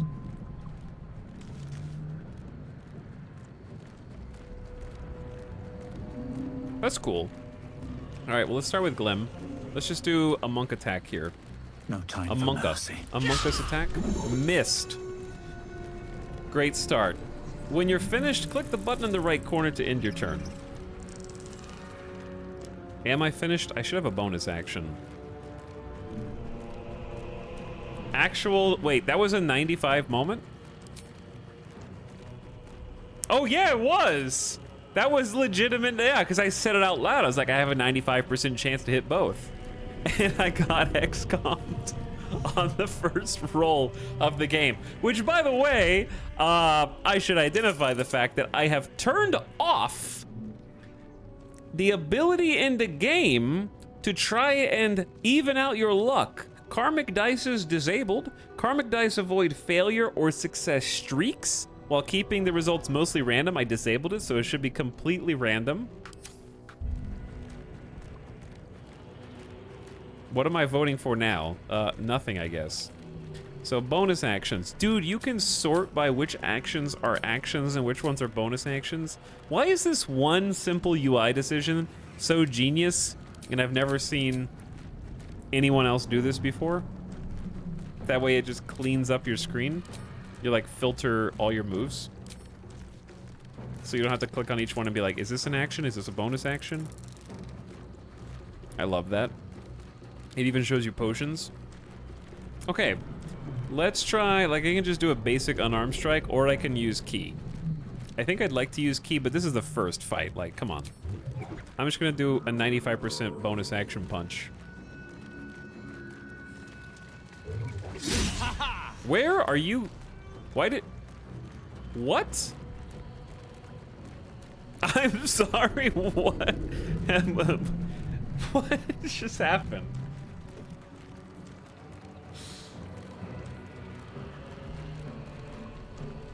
Why did I have to move to do a bonus action punch?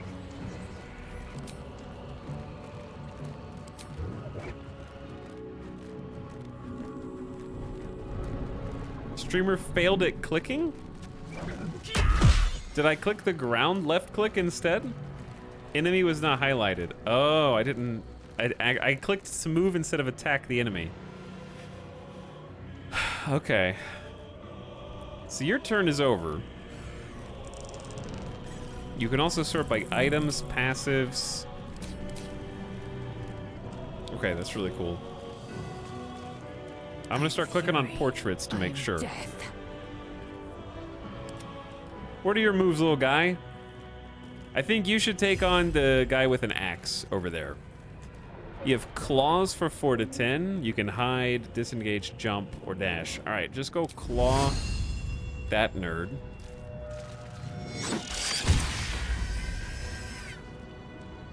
Fantastic. I've hit the air before, like, yeah, game, that's what I wanted. So if you look, as I move the mouse further away, you can actually see my move in meters drain as I get further. Really cool system, I like it. So let's kind of just move you over there. And as far as you can go. Time to strike. Then Lae'zel, I would like to try moving you all the way up. On the move. Should have looked at your moves first. Throw, dash. You have a pommel strike, a rush attack, a ranged attack, a mage hand. Let's just look at your main actions. Lacerate, make it bleed. 4 to 13 damage either way. Astral Knowledge gives you proficiency. You have a scroll of Revivify. Okay. Yeah, you have a bow. She has a short bow also. Enemy is close at disadvantage on ranged attacks. Yeah, that makes sense.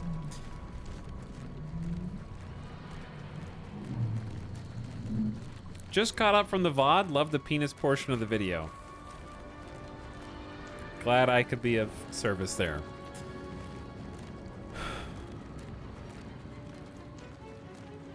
What are my bonus actions?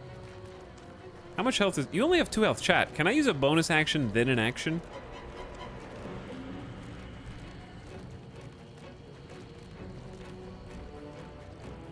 Because Pommel Strike as a bonus action is probably, like, amazing here.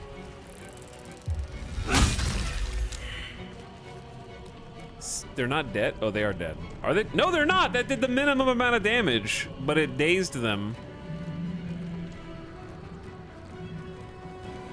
Wait, they're not dazed anymore. Is it not? There was a timer on dazed? I'm very confused.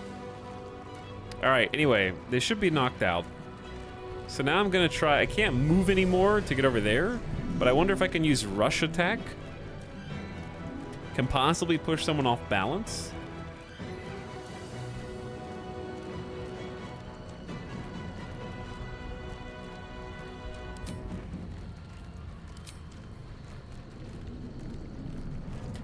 Can I only use this like one time?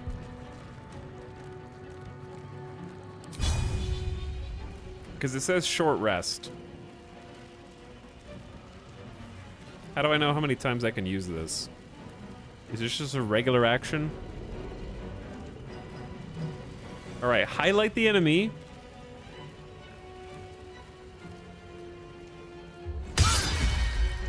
Dude, the animations are actually sexy as hell. I was not expecting all that. And then my cantrip is Mage Hand, which I can't really use. So that's a good turn. I think it's a solid turn. Where do I go from here? Someone's got to kill this guy. But they're currently knocked out.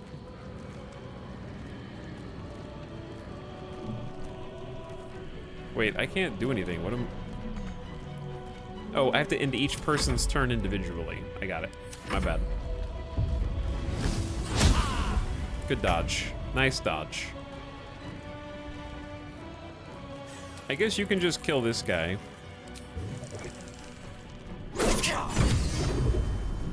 $13 damage. That's what you were supposed to do the first time.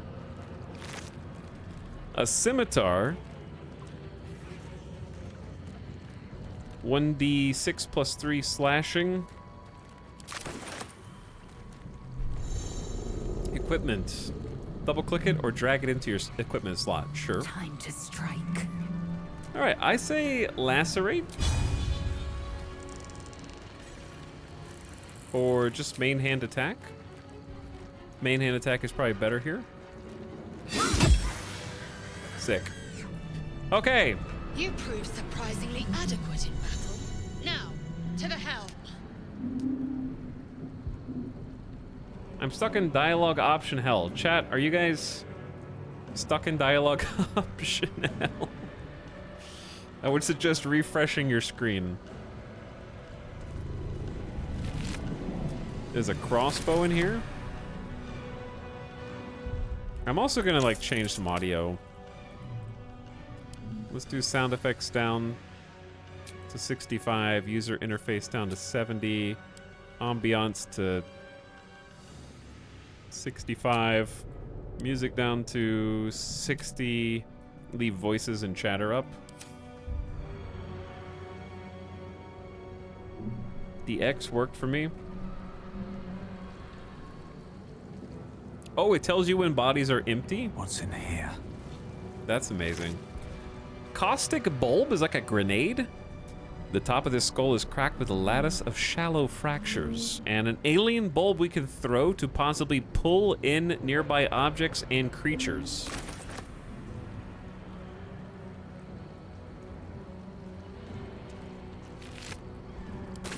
Getting some loots.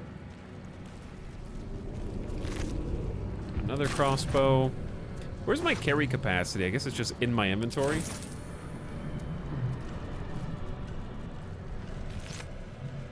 And then a hand axe. Moving ahead. Nothing but brains. Food for mind flayers, I suppose. Even when I crank the volume, still can't hear them. Bye, I guess. Good night. That was a tough fight. Like, I'm tuckered out, dude. I really am just kind of a, me after a stream. Eat and go to bed, man.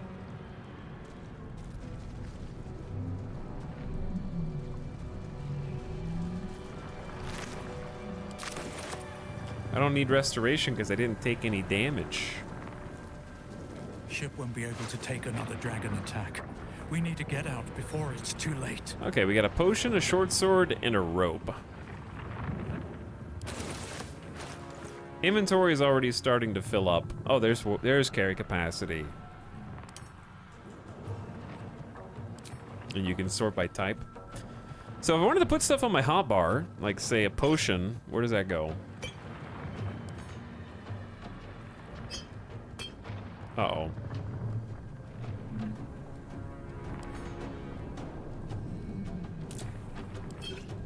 Ah. You can go anywhere you want.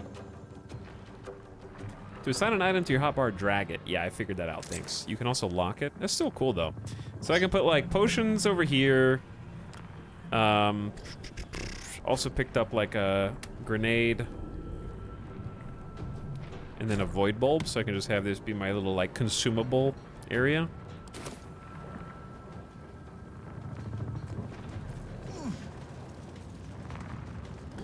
Alright, friends.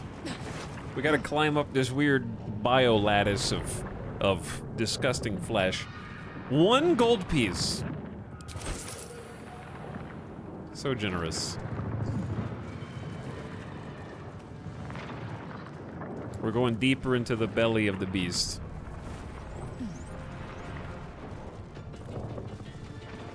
I can't believe she doesn't have any problem with us. Friend, we are going to the helm.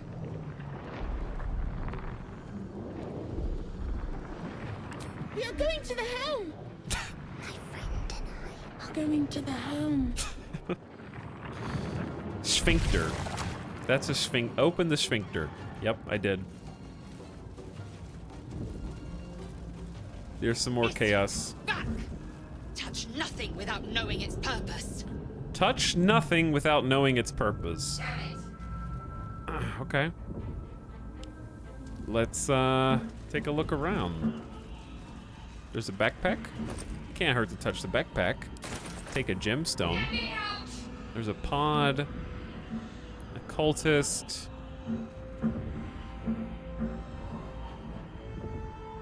All right, let's talk to the person who's making a lot of noise first. Damn it!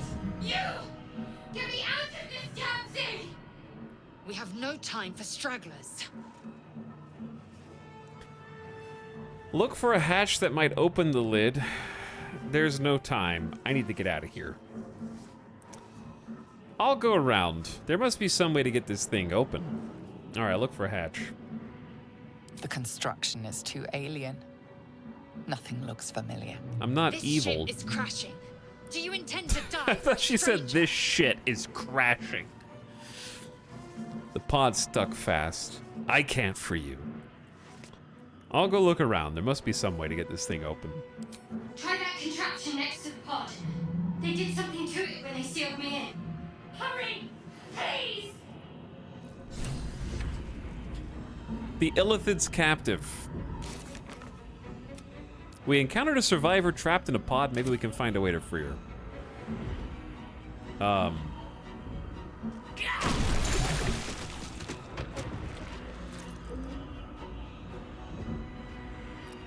You have unlocked an action as a result of another ability, feature, or condition. It will remain at the side of your hotbar until those conditions expire. Where? Where am I looking? I don't think this mysterious liquid is good. But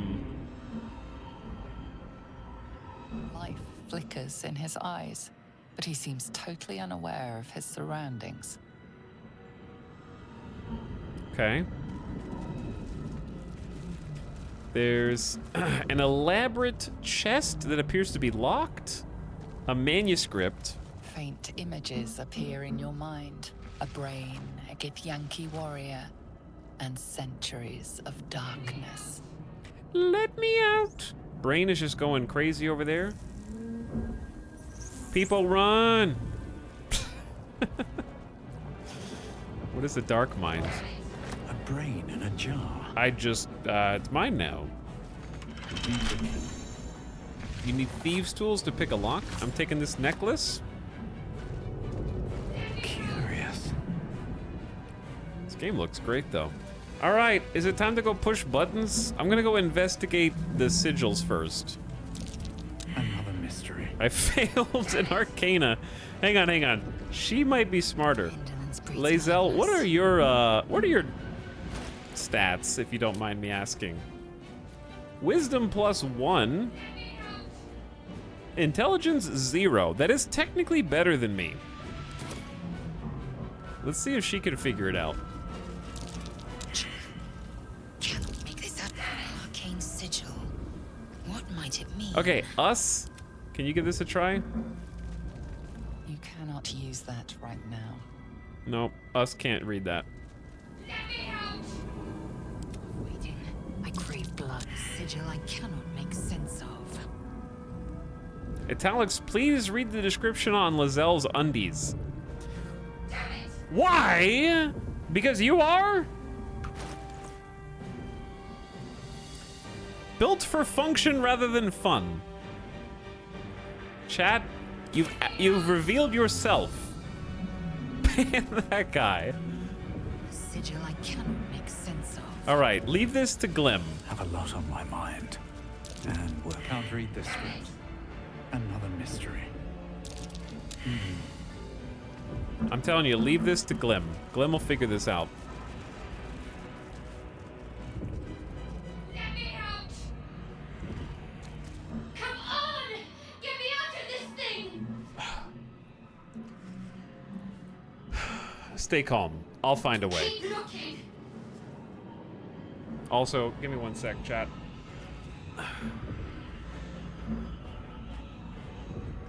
Literally 1 sec. Okay, I'm done.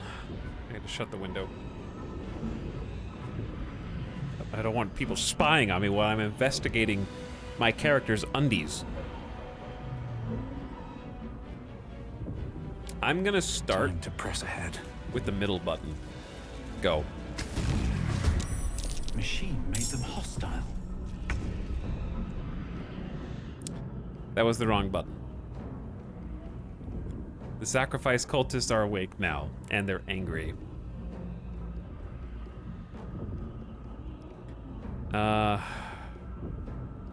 Alright. Glim? Hit him with the big stick, dude. I forgot that we also have lightning breath if we really need it. What was your chance to hit? Chat, what was the chance to hit? I gotta start paying attention, dude. We have initiated the last 2 fights and it was a 95 again? Was it 80? It was 80?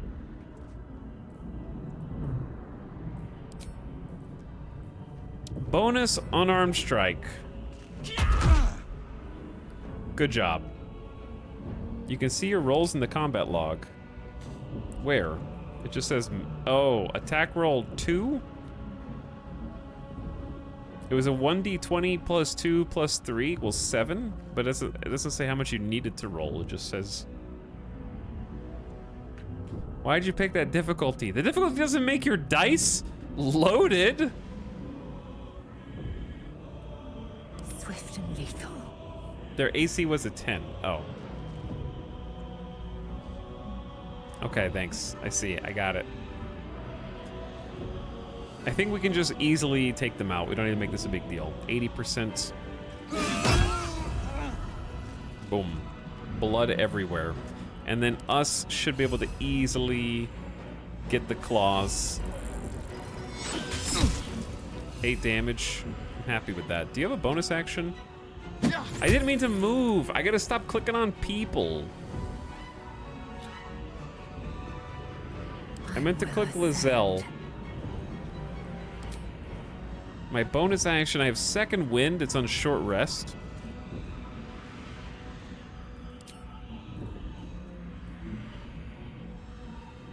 Yeah, rush attack is per short rest.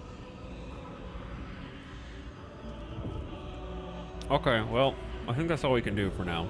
Sometimes the only way out is through.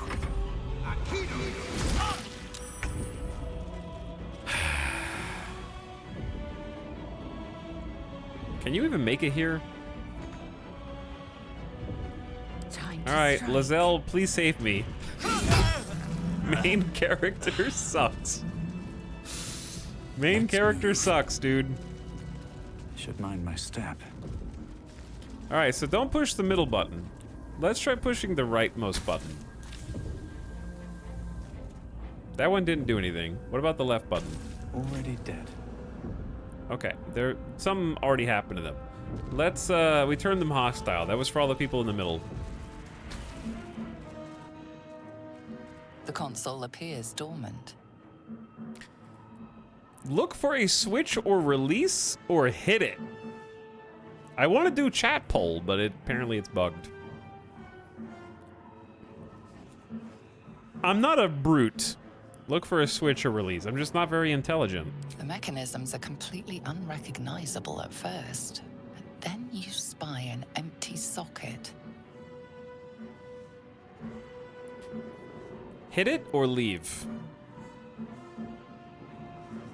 What empty socket are we talking about? Whatever fits in that socket must power this thing. Okay. Hang on. I have a humanoid brain. Alive and in perfect condition, suspended in a cerebrospinal fluid. Where's the socket? I don't know what I'm looking for it to fit.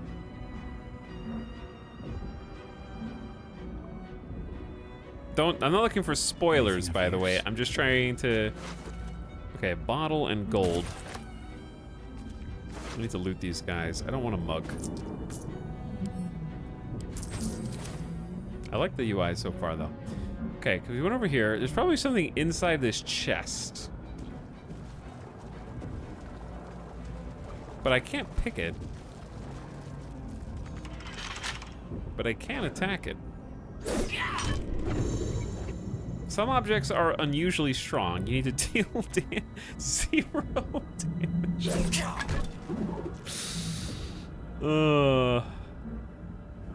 I mean, the chest definitely has something to do with something here.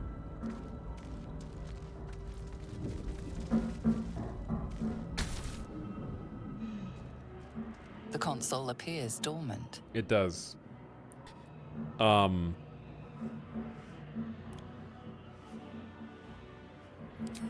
Nothing. The console remains dormant. The mechanisms are completely unrecognizable at first. Bonk. Damn it!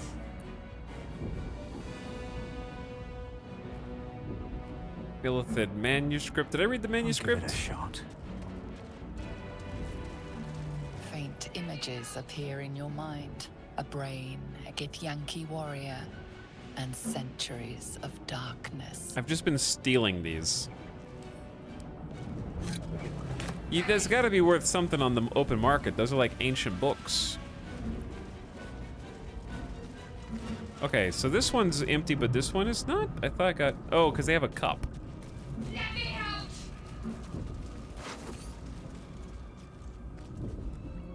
There's no way a cup is somehow the solution to this puzzle. The console appears dormant. The mechanisms are completely unrecognizable. Why didn't I pick those up? I can attack the console and or the Mind Flayer pod. All right, what happens if I... Oh, dude, you can examine all the items in 3D too? Let me out!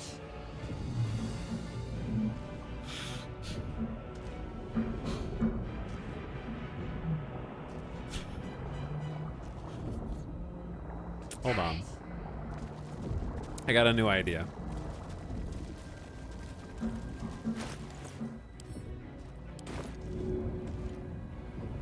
Hope this ends well. Always room for more. Put that in my back pocket. Hey, think fast. Throws brain. just throw a brain at it. Yeah. I think I remember not solving this during the early access period as well, and that's okay. This is the first case of you don't have to do everything. All right, so we'll see you later. Just gonna let you know you're doomed. Come on! Get me out of this thing!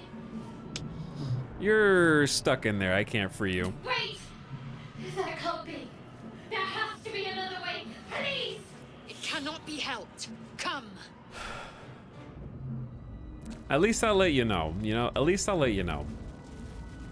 I'll be earnest with you. Sorry, I'm not smart. I'm just a monk. Very true. Who dis? This is just another dude? Hang on. There's a key? A golden key? Can I talk to you? What's up for discussion? Go talk to them. Not now. Not we must you. Go to the helm.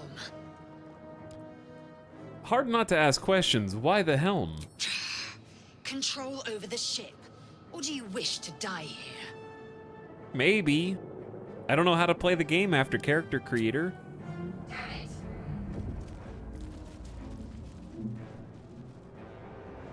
I don't know where the little brain went. Oh, there's another control panel here. Oh, there's the brain. Brain. Not now. Not now! I'm not trying to talk to you! Alright, fine. Not now. How many hosts of these gay infected? Dazed woman is trapped inside the pod. She doesn't notice They got all you. kind of prisoners in here. I will observe you from the chair. I hear something. Voices. I hear nothing of the sort. That's probably not something you want to admit.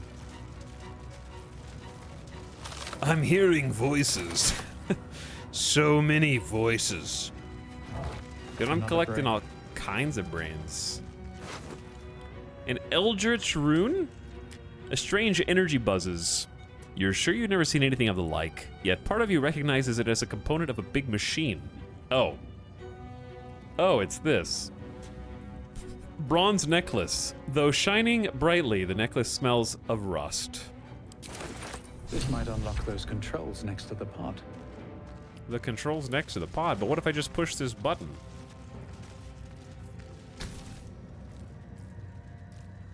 Place your hand on the console. As you place your hand on the pod, you hear something.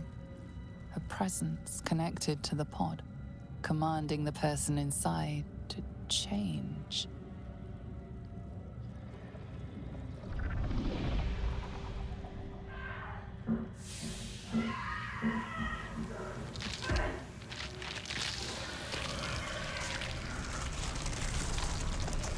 Did I do that?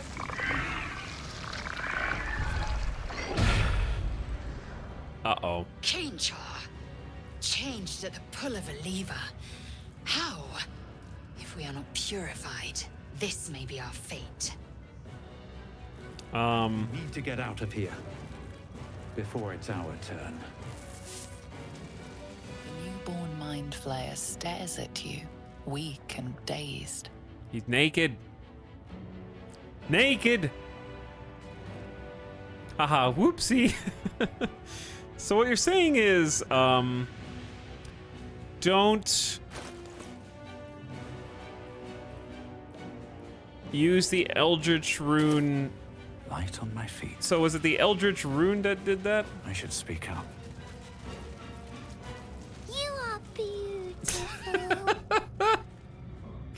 Thank you. Thank you. Let me out!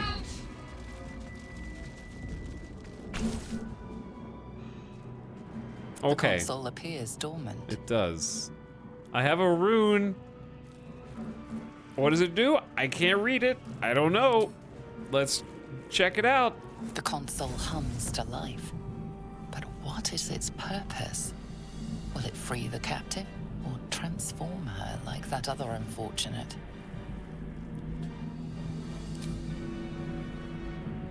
The only option is Suddenly, continue. You feel a hideous squirming in your head. A parasite. Then discomfort fades, and another sensation washes over you. Connection. Authority.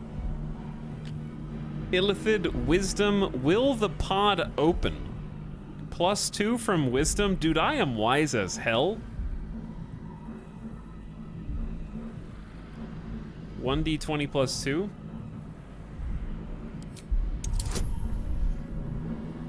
Difficulty class is a 2. Does that just mean I need to roll above a 2? So it's an automatic.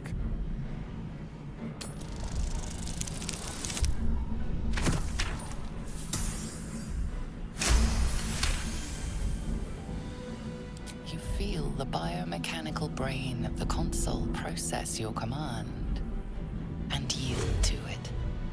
A shiver runs across your mind. You feel sated. Glim touched every button on this ship without knowing what it would do. True, though. Also, sorry about the purple stuff on the ground that you just fell into. At last. I also did that. Thought I was done for. You can still roll a nat 1. Okay. That's cool. That's cool. I'll definitely be doing that on accident.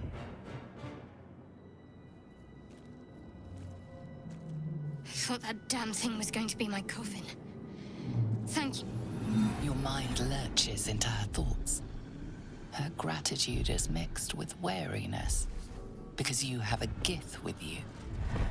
She's like, what Dangerous company. are you guys talking about? In your heads. Dangerous company's what you need in a fight. You got a problem with Githyanki? I don't know what kind of tone my character has yet. He's got to be boisterous. Dangerous company is what you need in a fight. Fair point. Looks like there's plenty of fighting ahead. Let me come with you. We can get off this ship and watch each other's backs along the way. All right, let's get going. I'm Glim Saslin. Shadowheart. One moment. I'm Glim Saslin.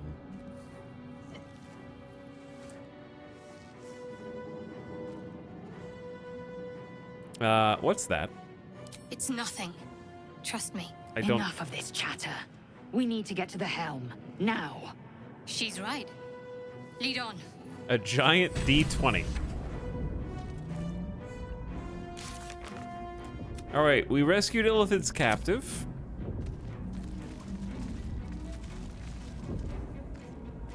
And we're starting to form a little party now. Here we go.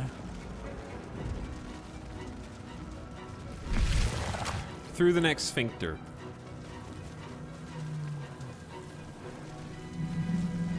Cerebral Aquarium. Wonder what plane they're from. It's a great name for stuff. We're nearing the helm. Once inside, do as I say.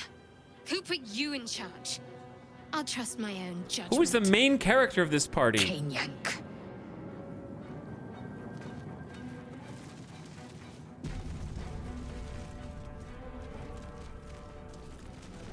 No, I want to be the de facto leader of the party.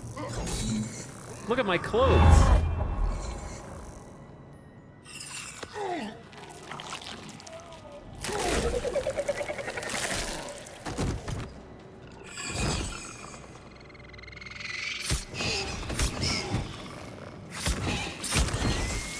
Damn. Thrall, connect the nerves of the transponder. We must escape. Now. Do it. We will deal with the Geich after we escape. Connect the nerves. Nerves. We will connect them. Okay, who's... Now. Are we on the Mind Flayers team?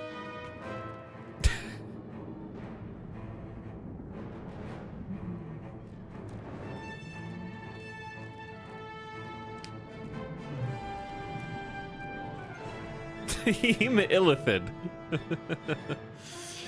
Okay, so we have 15. I'm covering this up. We have 15 turns remaining until the Nautiloid crashes. They use the entire screen for their UI. Everything is important.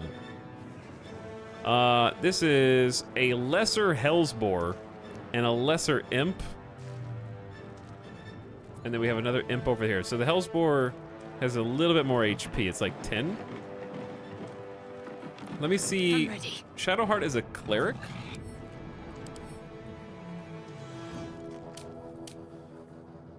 So she's gonna be a bit tankier. She has very high wisdom, 17 wisdom.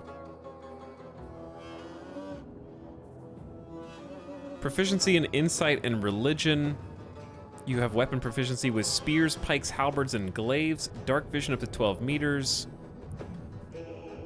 Shadowheart's scalp prickles with fear when she encounters wolves. If within 9 meters of a lupine creature, she must make a wisdom saving throw or be frightened. Wolves are scary. Advantage on saving throws against charm. Opportunity attack and non-lethal. Okay, so she's got really high wisdom and then some strength and dex. And then 10 hit points, which is 2 more than I have, and a slightly higher armor class. So, her abilities, she's got some spells. Shield of Faith, increases armor class by 2. We currently have 2 spell slots, so my understanding is we can cast any level 1 spell or combination of level 1 spells twice. And then we have to do a long rest to be able to cast more spells. So we can basically cast any of these, except some of them may be cantrips. Over here. Okay, Shield of Faith, level 1 spell. Guiding Bolt is 4 to 24 damage of radiant variety. This is a cantrip. Resists spell effects and conditions.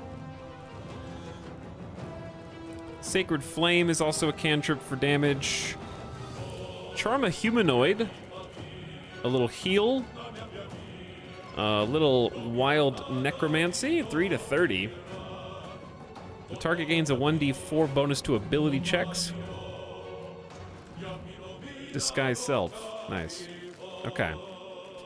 I'm gonna have her just kind of go into tank. Well, Glim so has much to for go in peace. first, but I'm in like an awkward position because I have to go around the brain. Is there a way to wait until later? Like later in a turn? Is that a thing? Like Battle Brothers? 4 to 24 is quite the range. It is, yeah. It is quite the range.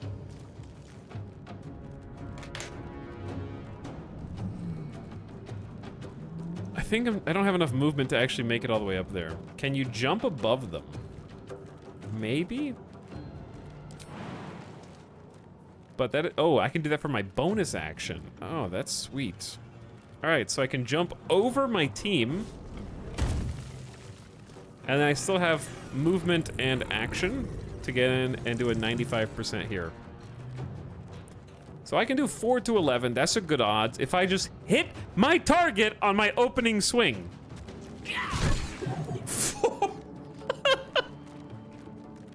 I really am like the shittiest monk. I'm in the tutorial and I've already missed 1, 2, and then I min roll for 4 damage on the third guy.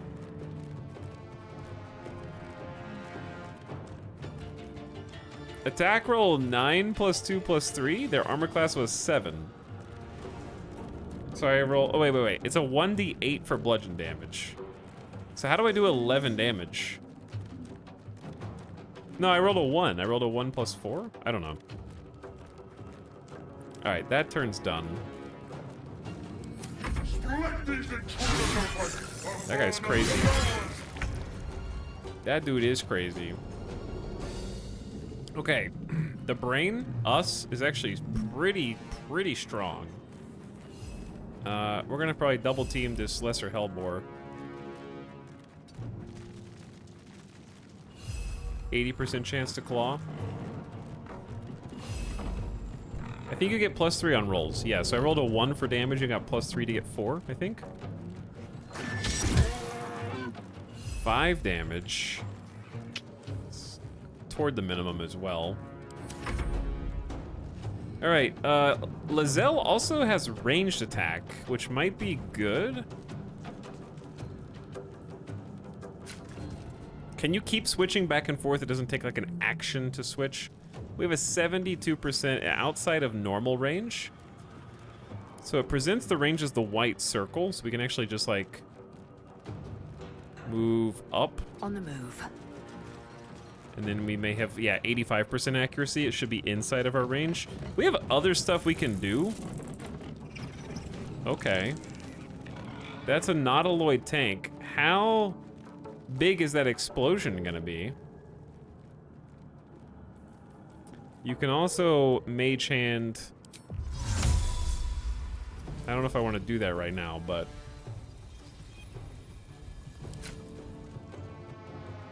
I don't know how big the explosion's gonna be here. Also has 3 times your health. I know. I'm just gonna pew pew. Missed. That was like a high chance, like an 85% chance to hit. We're gaming right now. Pommel strike. My bonus actions are just shove, pommel strike, and second wind. This is a classic Etal run. It kinda is though. Possibly dazes your target. They only have 5 health. I say we just go in. We can only do 2 to 7 damage. Firebolt does 1 to 10 damage. It's a 50-50 of just getting the kill.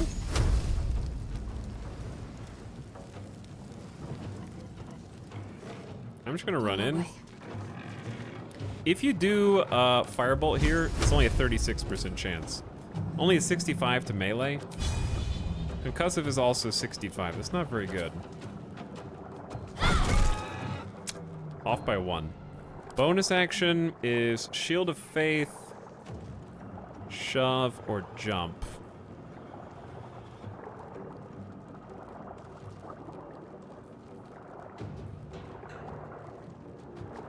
I think we just have to in turn. Because I decided to be greedy.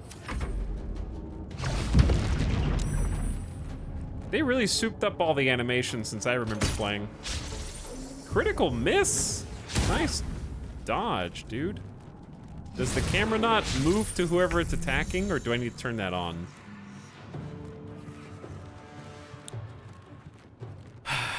All right, my boy, Glim! Do it! We got ourselves a kill.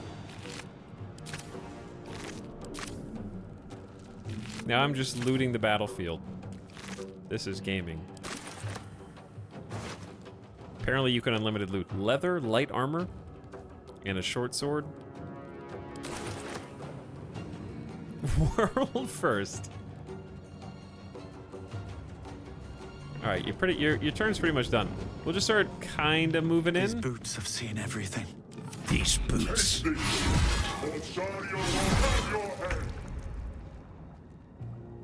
All right, Flare Boy. Actually, these turns can go interchangeably. So if we can get Shadowheart to just do a basic attack here. That way, it frees up our Mind Flare. I mean, not Mind Flare, sorry. Our brain to like run over there, possibly.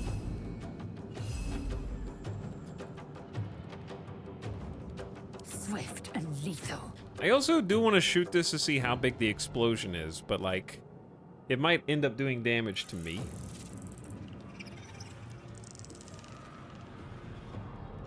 But I need to experiment in a safe environment. Oh. Let me guess, this is flammable?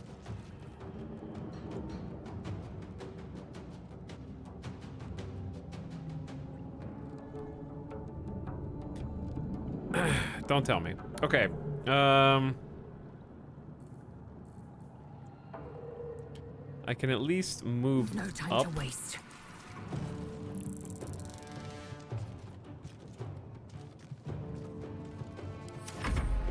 And then maybe chill. Brain, would you like to just go as far as you can that way?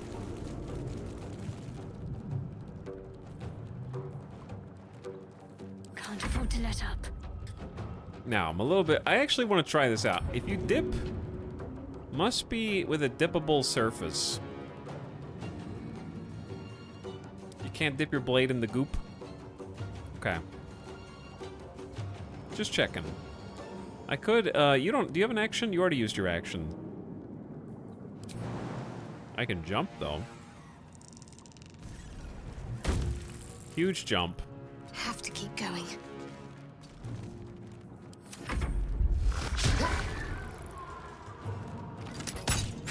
Don't shoot the brain. That's my brain.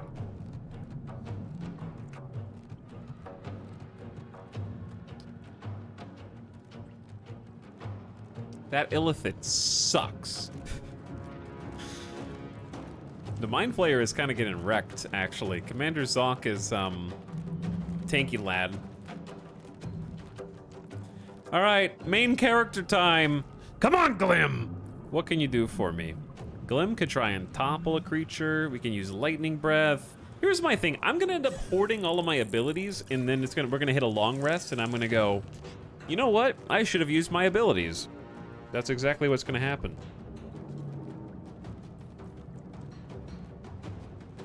So I'll actually use Lightning Breath against this nerd. But I can't actually make it to any of these guys. Is jumping just always better? It's up to 5 meters for only 3 meters of move speed. Oh, I do remember that. Yeah, the jump meta. I actually remember learning this when we played Baldur's Gate 3 years ago almost, because you can get 2 extra meters out of your movement if you just jump and use a bonus action. I guess you could just dash, but dash is just an action, right?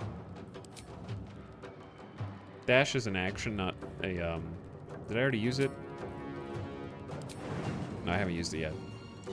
Yeah, jumping lets you continue, it's just a bonus action to get 2 extra meters.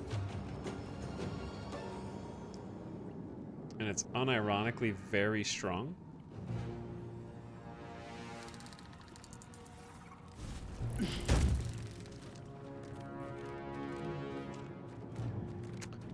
Can't quite make it to you. Breathe deep and move. That's as far as I can go. Not enough, barely not enough movement. I need some more reach. They're gonna kill the illithid, chat. They're gonna kill the illithid. Okay, I say use the brain to help against Zoc. You can't get too, you missed. All right, cool. Victory awaits.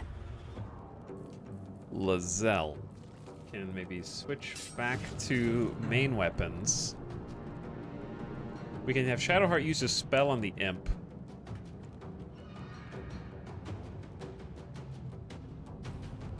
I do have a rush attack.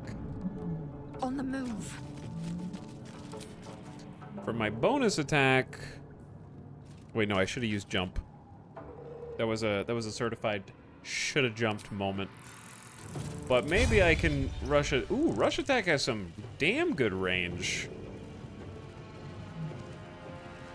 So rush attack I think is once per fight? Yeah, once per fight.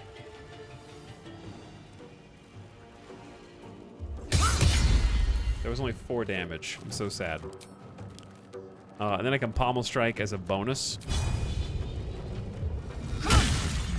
2 damage?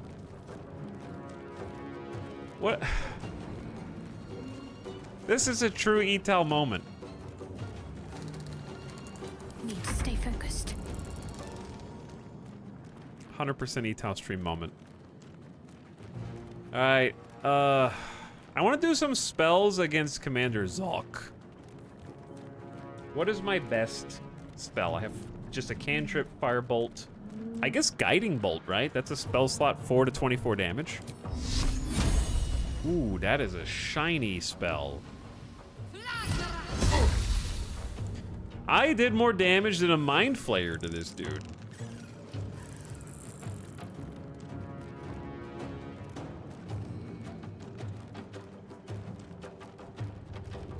I could also try healing the Mind Flayer, but we'd have to deal with him afterward. It's only going to be 4 to 7 health, which I don't feel like is worth it. I could give them a Shield of Faith, which is kind of hilarious. That's also a spell slot, though, and Guiding Bolt was a lot of damage. I say we just chill. Leave him to me. Connect the transponder. You're almost dead, though, dude. If this ship hits the ground, we're dead. I gotta go all the way over there. I need to get us over there, right? Us can do it.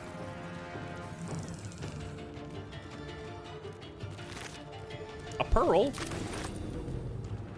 Oh god, there's stuff. There's loot everywhere.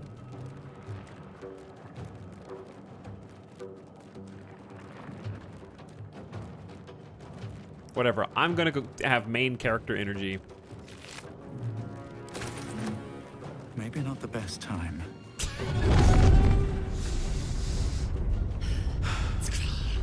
Hurry, before they strike. Oh. What up? My friends. Not enough movement to loot? Kill them, or your spider will die. Ignore the devil. We must take the transponder. I'm working on it, but he's the Mind Flayer is gonna have an attack of opportunity against him.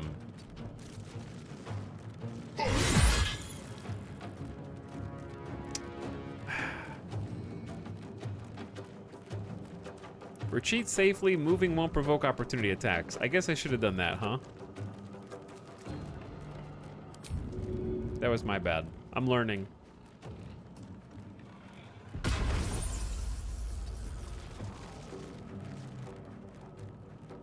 Zalk is OP.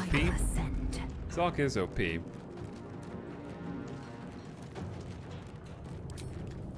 None of these bonus actions really speak to me. I think I'm just gonna do a regular attack. Nice job. Loot him and let's move up. Ready. Okay, whatever. Chad, there's gotta be an achievo for actually killing Zalk, but the Mind Flayer's at 13 life. 13.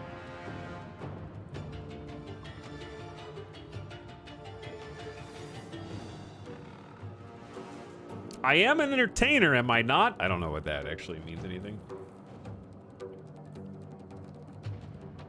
But if we were gonna fight Zalk, aggroing all these guys was a terrible idea.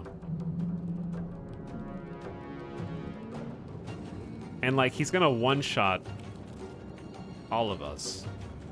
I think I wouldn't try unless I was planning on safe scumming.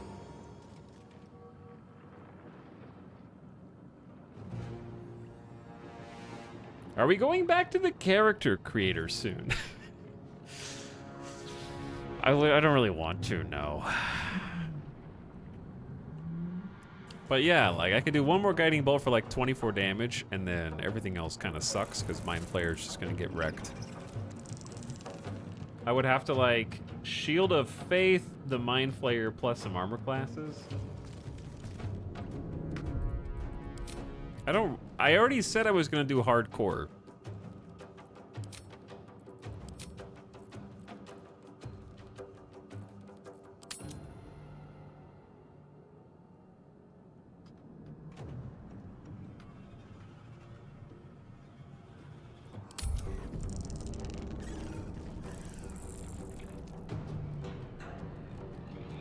Because I don't want to reload 4 times just to see what happens when he one-shots my entire team.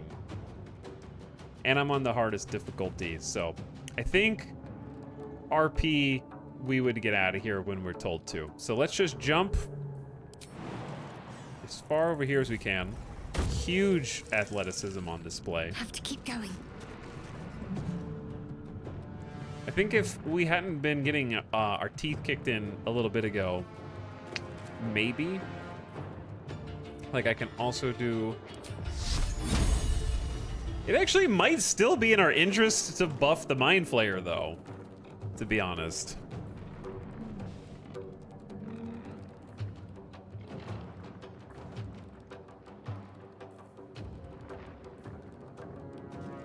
Like realistically, it might be good.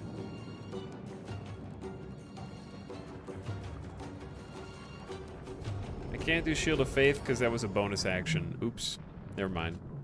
I could do resistance for saving throws. I don't know if that helps. Ability checks.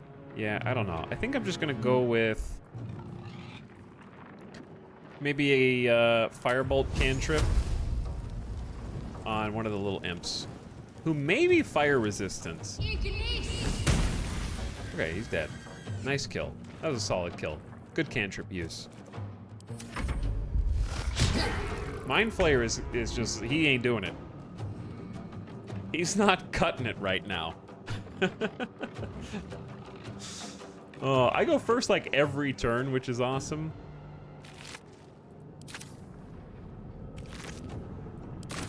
That Mind Flayer Amethyst, though. All right, let's jump.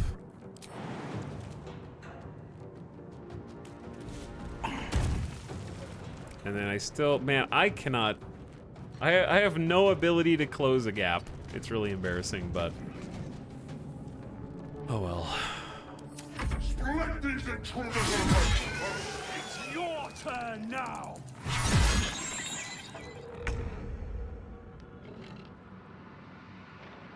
Uh-oh.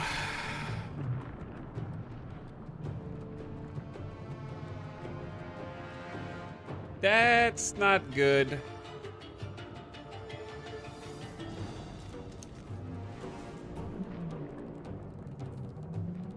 We are in danger. Shooting him in the thigh and possibly reducing his move speed might be my best chance of survival, to be perfectly honest. And we just deal with these two guys? Because Shadowheart's gonna have to disengage. Glim's 8 HP quaking in fear. Is this one of those shows where they kill all the main characters in the first episode? It is starting to look that way. Is line of sight an issue? 30% high defense? Woof. I don't even see anything we can mage hand over here. I don't see any explosive. I have an explosive. Glim Saslin has something to throw, but his turn's already over. I feel like going for a potentially better shot up here is maybe advisable. Because we gotta get past these guys.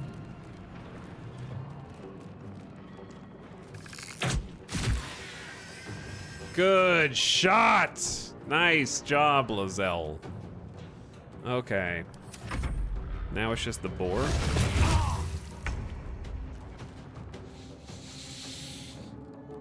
Slight issue here.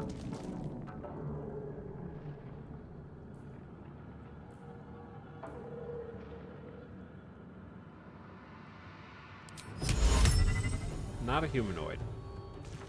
FYI.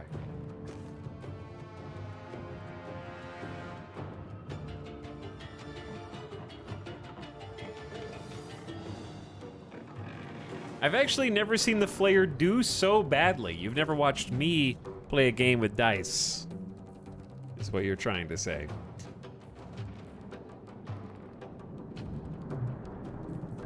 So, is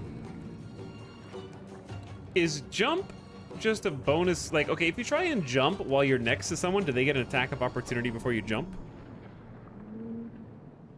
Or is jump just OP as hell? By the way, thanks for the recent subs that I missed. Visual Warlock says 5 years. Who boy? What's up? Thanks for the 60 months, Visual Warlock. And Zerx13 for the Prime. What up? I don't feel like taking the chance, so let's do disengage.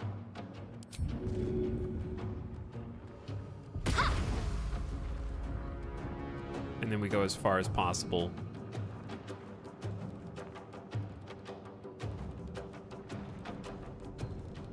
On my way. I don't know who he's more likely to attack.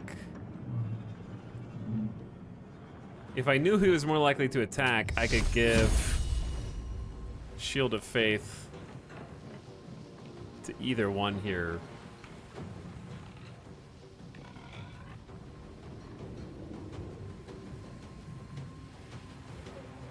I think that RP, she would selfishly give herself the buff.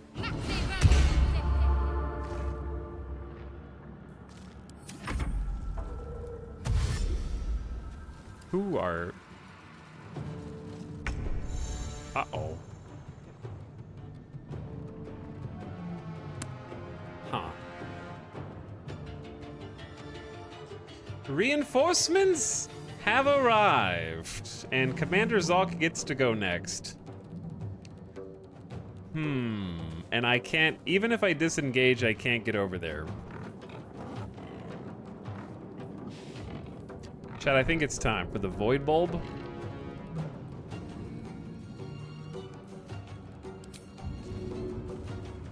And it possibly pulls in creatures. Is this an action or a bonus act? This is a full action.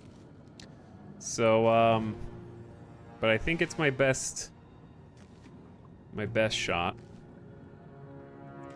If it's inside the radius, it should also pull him in. I wish I could pull in the little, like, glowy things as well, but I can't. I'm trying to, like, pull him backward. He's fully inside the circle.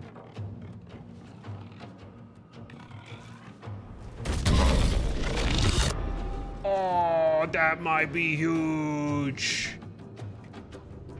That could be huge.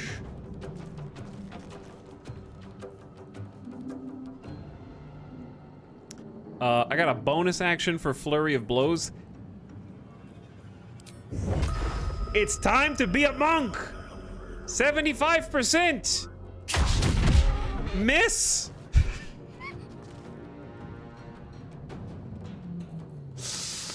Just have to hit twice, dude. That's once every long. That's like key. My key is gone. That was my key points. Take this shit. He can fly? Wow! The crit miss! Holy shit!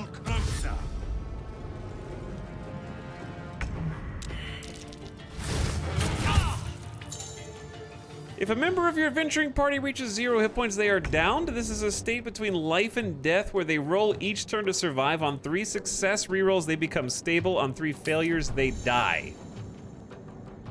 Shit.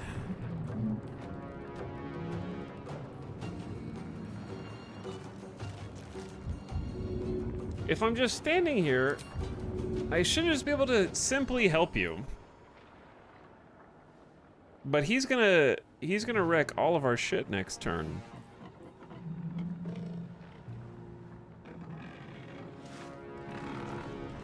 And it's not possible to reach the transponder. We are doomed next turn. Alright, help him up.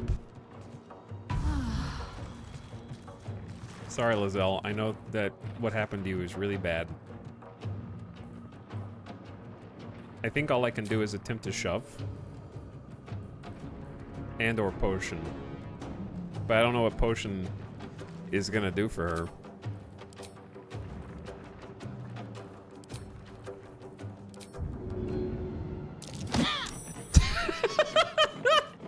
Get back, foul creature! Stay down, Commander Zog. Jesus, dude. I still can't make it over there. How can I, like, she doesn't have any bonus actions. Is there a way to set up, like, what does shift do? Ooh, what is this? What does shift do? I don't know what this is.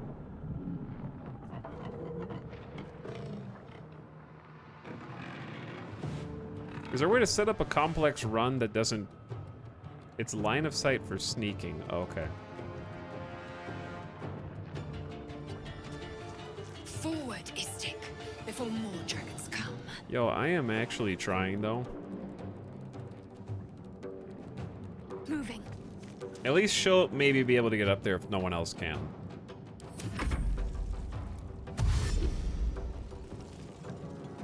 They're coming, chat.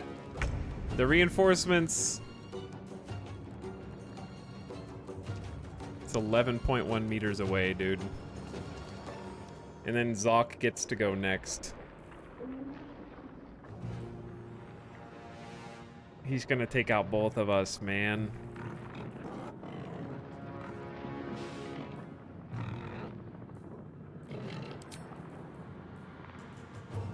If I could, okay. If I, wait, the jump might save me.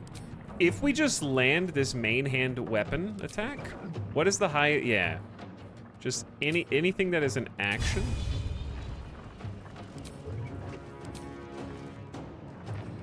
This is a class action. Why doesn't it not come up with, yeah, I guess it does. I don't know what the chance to hit is. I'm going with 75%.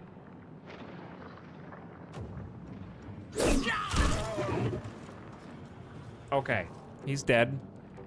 Now, if I just jump in the straightest line possible, I might be able to reach the transponder. The helm's alien transponder. You made it in time. Easy. Clan gang. That was hard.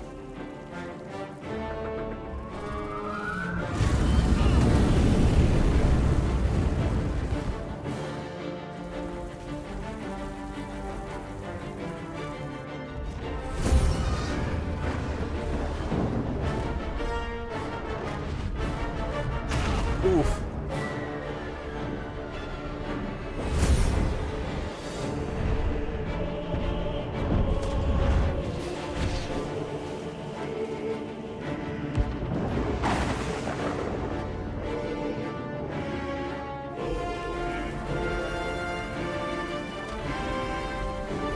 Grab the controls! Sick.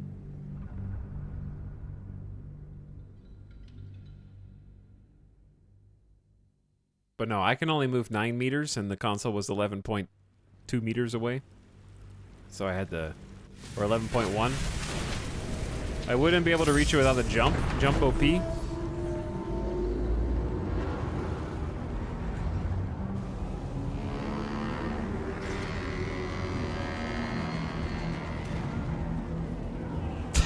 What the hell is that? She's like...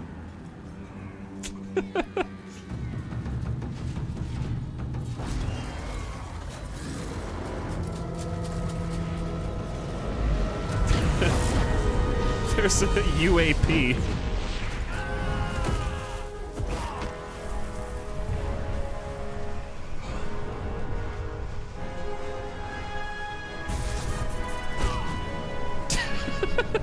That's been my luck so far, dude.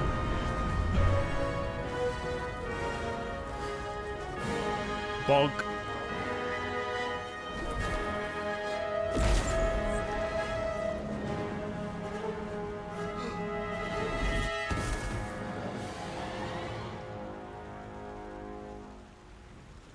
Someone save me.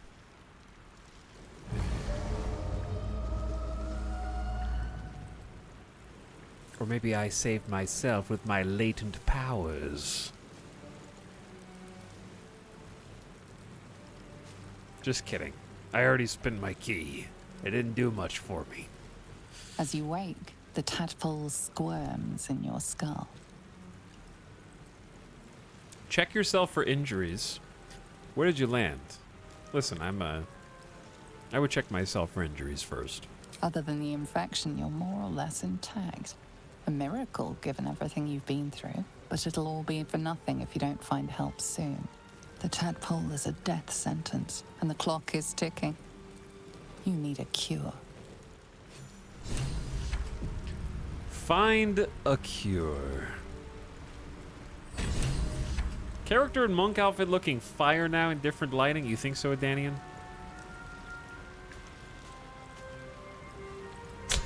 I don't know about that. New main quest. We've escaped the hells on the Nautiloid and crashed somewhere back in the material plane. We need to explore the area and find a healer. And also, that was so close. That was like cinematic peak, having to use the grenade, realizing they could fly anyways, doing the shove back,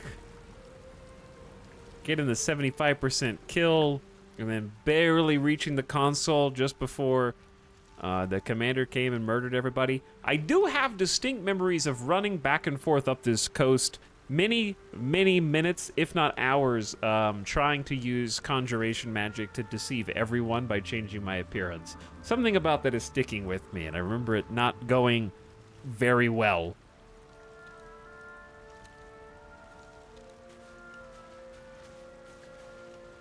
But nice new Swift environment. as my feet can carry me. Fresh water. There must be a settlement somewhere nearby. Indeed, there must. What's hiding here? Okay, since we're here, ooh, dude, I love when cameras give you that, like, over-the-shoulder perspective. We should make a save. Basically, just...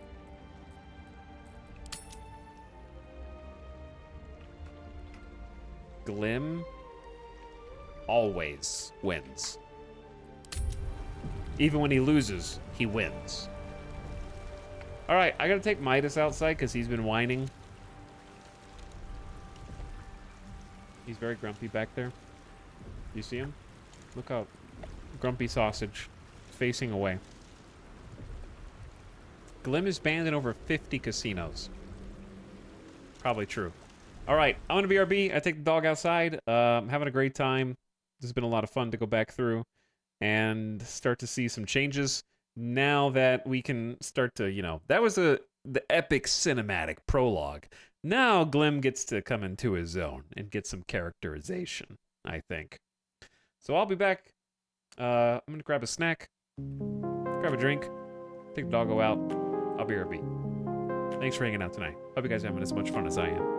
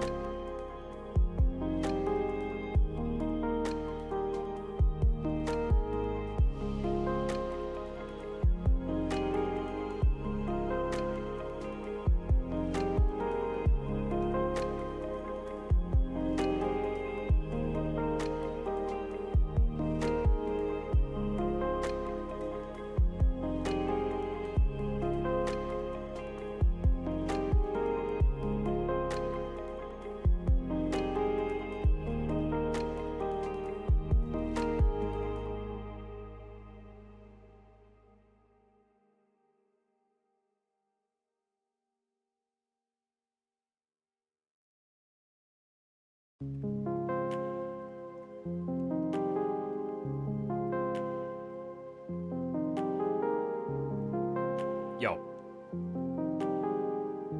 What's up? I got coffee. I just wanted some coffee.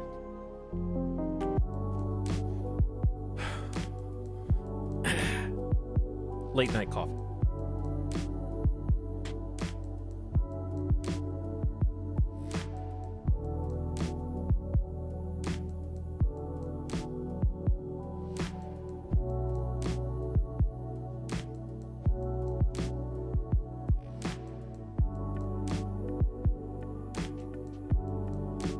What up?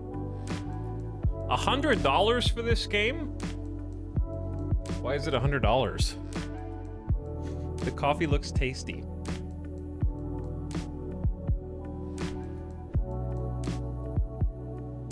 The coffee.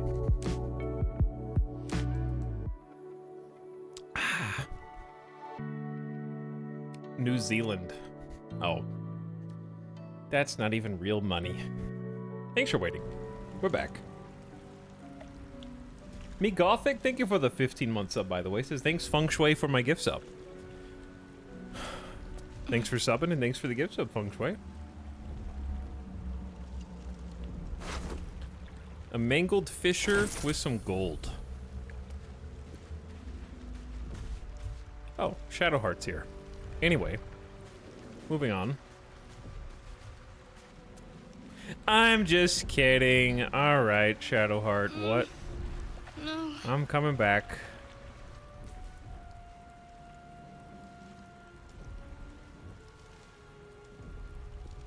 She's got a mysterious object.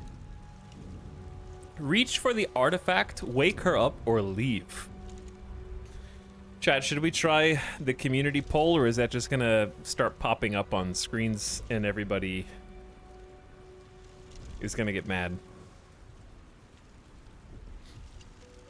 I really want the community poll to work, so I'm gonna will it into existence right now. By...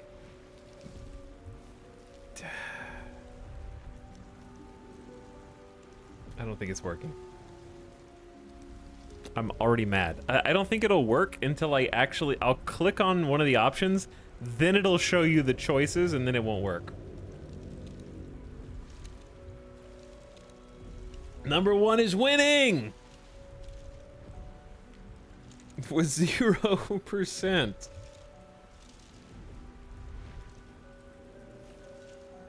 I think it'll actually show you the second I click on one of the options, okay? It's gonna be a little delayed from when you hear me say I'm clicking on it to when I actually click on it. I am going to, what would I do as an entertainer monk? I don't know what my moral compass is right now. I'm not a thief, but I'm also not like a goody two-shoes.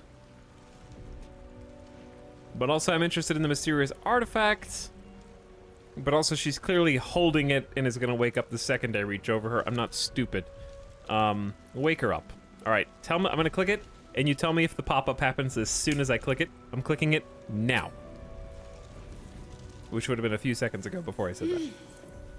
You're alive. I'm alive. How is this possible? I was hoping you might know that. I think a more tough guy approach. Doesn't matter. We made it. True. Seems like we're the lucky ones, judging by all the corpses strewn about. I remember the ship. I remember falling. Then nothing. Now what?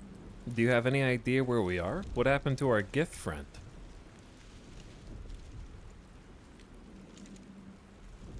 Do you know where we are? No. I don't recognize this place. But anything's an improvement on where we just came from. First things first. We need supplies, shelter, and most of all, a healer. We might have escaped, but we still have these little monsters in our heads. We? You want to stay together? What happened to our gift friend? You might want to reconsider calling her a friend. Looks like she ran off without us. I'd better get moving. Farewell. You want to stay together, I take it? I don't know. I need to know a little bit more about you before I judge you one way or the other. You want to stay together, I take it? We need each other. And we both know what's at stake. Can't think of better company. No. This is where we part ways. Never trust a cleric when you're a monk.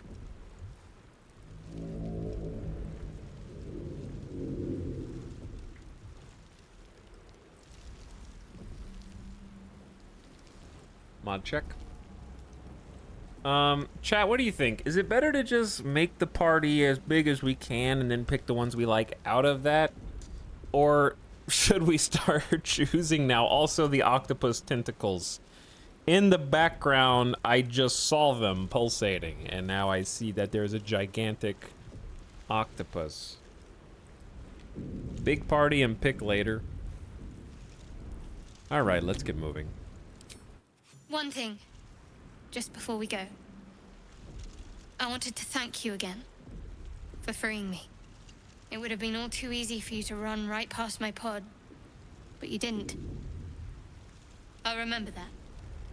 Lead the way. You say that. Do you have anything else to say? Something the matter? What's the story with that little artifact you have? There's no story. None that you're entitled to hear, anyway. Just forget you ever saw it.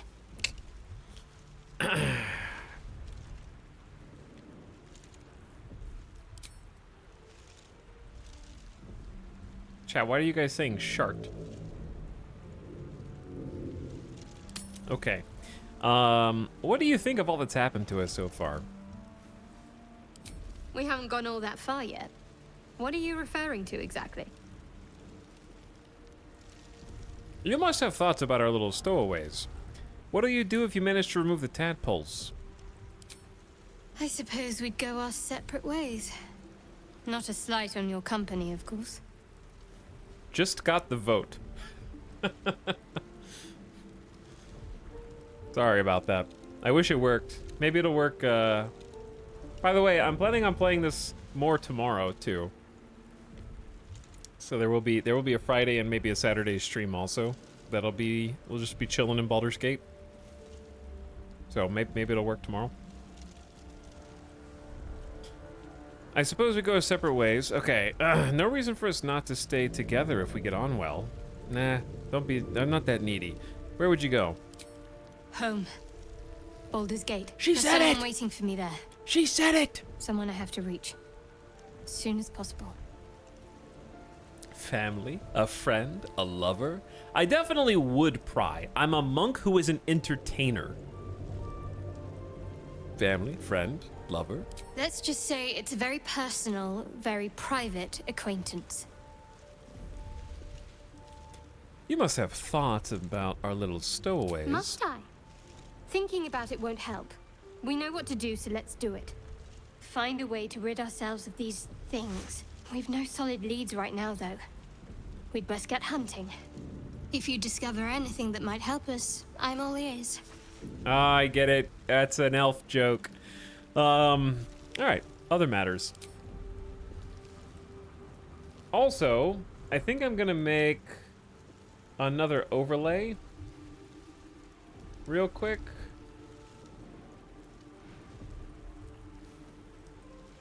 I just need I need to duplicate this. Okay, this is gonna be combat cam. And then that way for this one, I can be over here. And then like ever so slightly smaller so you can see all the dialogue. There you go. Perfect. This will be dialogue cam.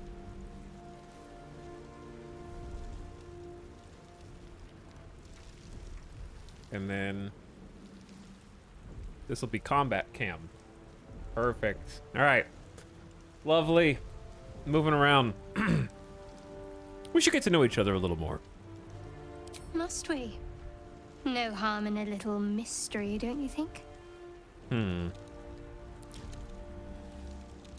don't want to talk about yourself? Look, I'm just looking to make conversation. I'm an entertainer. Conversation shouldn't be made. It should be grown. Let the seeds sprout in their own time. Maybe I'd like to get to know you better. Sweet of you, but don't worry. I'm sure you'll get to know me just fine by traveling together. No need for interrogations just yet. Not good enough. Are you hiding something from me? Would I be outwardly insecure, or would I just be like, if that's what you prefer, I can respect that?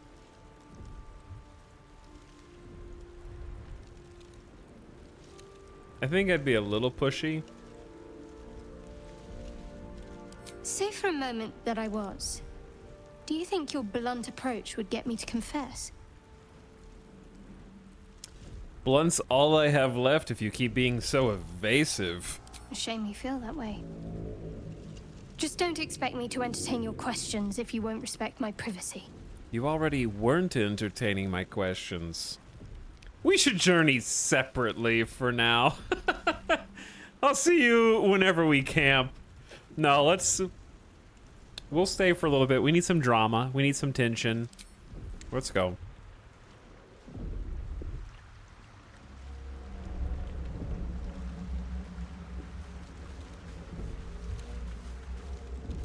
A barrel. A barrel with the loot. This is definitely the just take everything you can possibly cram into your inventory. Right mouse button to open the context menu for items. I did see that already, but thank you for enlightening me again.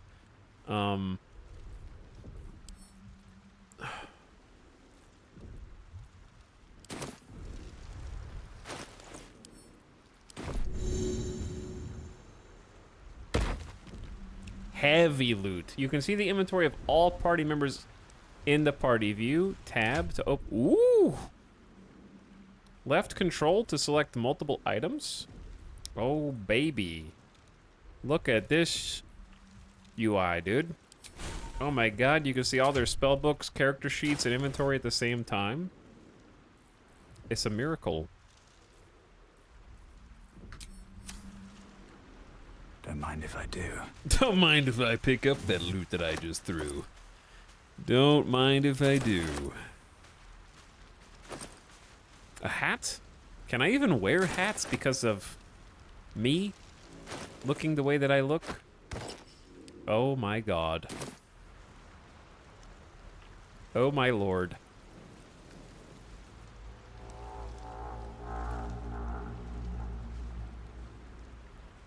I am beautiful. It's perfect.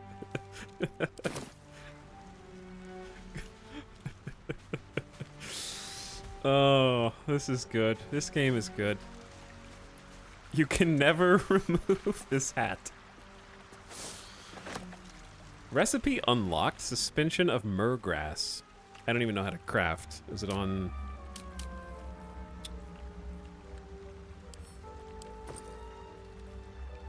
Combine 3 of these to create a suspension. I mean, I do remember there was a crafting menu. I just forgot where it is.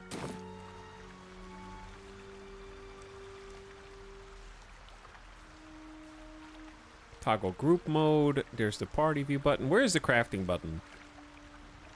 Not this. There's a quick save? There is a quick save. Oh, I leveled up?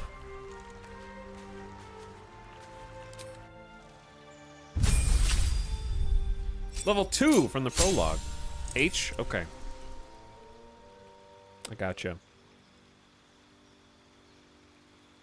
5 extra health is actually amazing because I almost died in the prologue. We have an additional key point for your monk techniques, and your move speed increases by 3 meters while you are not wearing armor or using a shield. I need that so bad. I need that so bad. Chat, what about my hat? What's your problem? Are you just mad that the devs understand fashion and style? And that they understand that just because you're Dragonborn doesn't mean you shouldn't be able to wear hats? Howdy.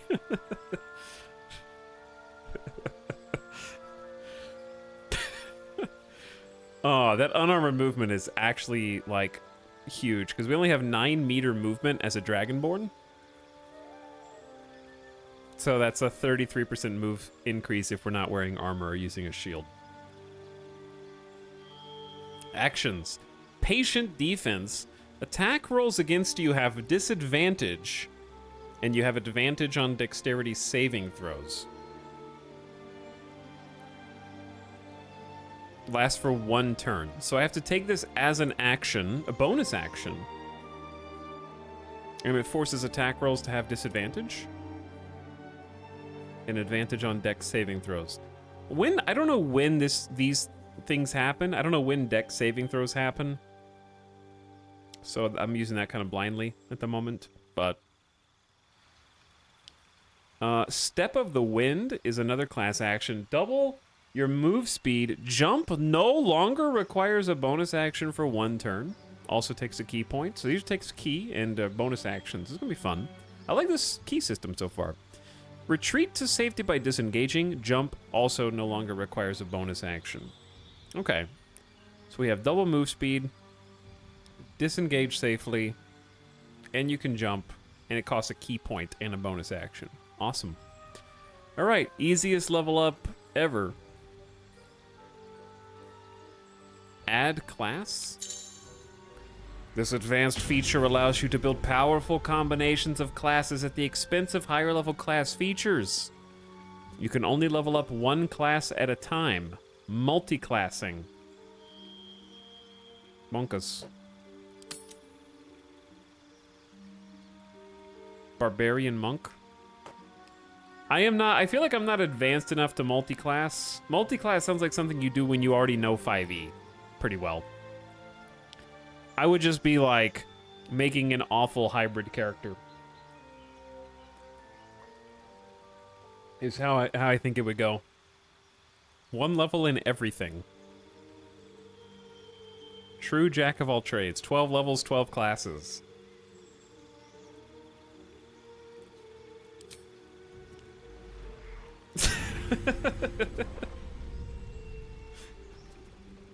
It's called fashion. Look it up. Yeah. Okay, extra key point. And the move speed is the main thing. Plus 3 new action types and some health. Multi-class requires planning to get it right. I can definitely see that, yeah.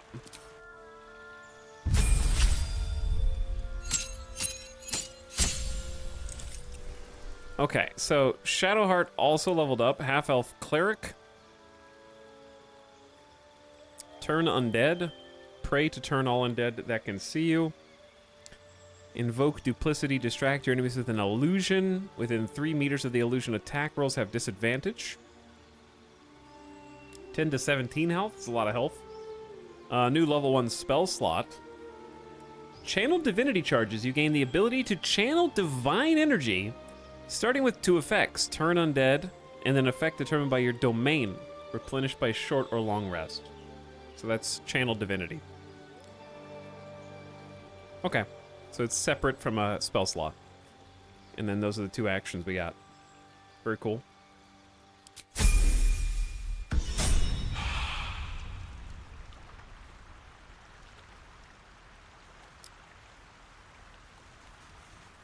What to do?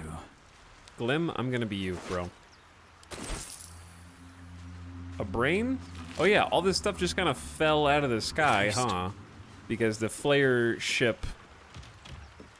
A bucket of fish? Headless fish, that's camp supplies. Be sure to collect food and drinks. You will need them to restore health and resources, taking a long rest. Okay. I like that better than... I'm not saying that there's... I wouldn't like a cooking system, because there might be, but it feels like this is an alternative to 1 million crafting ingredients and 1 million superfluous food recipes, but I could be wrong. We'll see. The Zordco's finest well water, bottled for convenience. Some red apples. A delight from the orchards of Cormyr. Crisp, juicy, and ever so slightly tart. Shanties for the bitch queen. Read the book. I want to read all about the bitch queen. And we all row with the spray upon our necks, and we all row with the spray upon our backs, and we all row with the sea beneath our feet, and the bitch queen stays the storm. Wave, mother, lash us to the prow. Wave, mother, we ask to sail your skirt, if you allow. Wave, mother, sink us if you will. Wave, mother, our skulls are yours, with brine and sand to fill. Souls away and anchors still, the wind won't move without the bitch queen's will. We'll wait gladly years and days, till the bitch queen brings the waves. Hey ho, she told us so. Hey ho, she told us so. That's gotta be how it goes. Something like that. Shanty bars. I feel like there's more song there.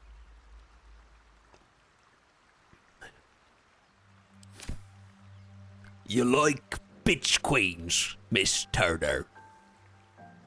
You are one. Miss Turner, you didn't deserve that. I'm sorry. That was very rude.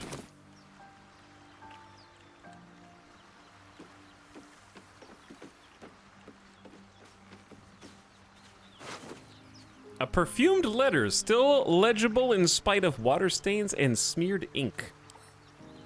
Pick up and read, or just read. Sigh. I love you. There, I said it. And if you meet me tomorrow, I'll say it again, and keep on saying it till we're old and gray.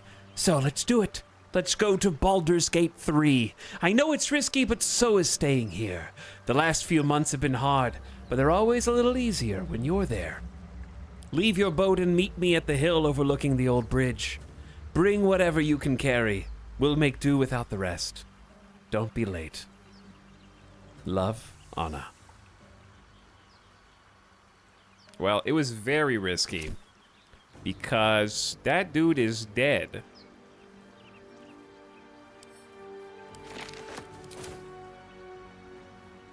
Got probably hit from a, hit in the head with a falling intellect devourer or something. Wish I had a bag of holding. I wish I had a bag of holding. How do I even know what that is? Also, do not make meme references No traps, please. to me. Ooh, 10 camp supplies? Is that the most so far? This seems like a really nice game to just collect everything. We discovered a waypoint? Money, some thieves' tools to open locks based on sleight of hand. Waypoints let you teleport to locations. This collection of hooks, picks, and wrenches is extensive enough to pick any lock if you've got the skills. Something the matter? I didn't mean to click on you, actually. My bad.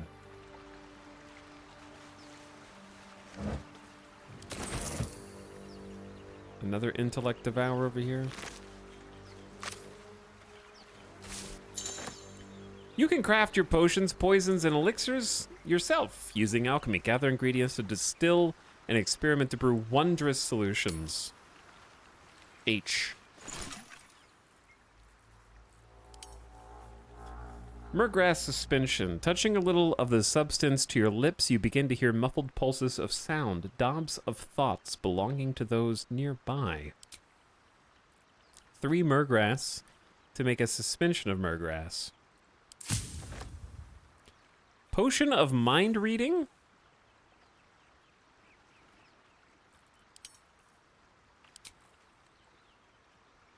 Suspension of Murgrass plus any supplement equals potion of mind reading. Putrefied through sudden heating, these extracts have become vaporous and are often linked to the element of air.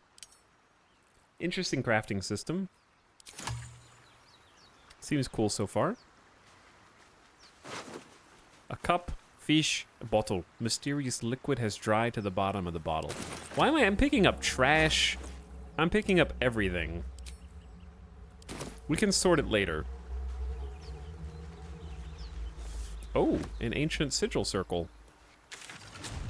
Oh, that is the fast travel. Okay, yeah, that's the waypoint. So the sigil circle is the waypoint.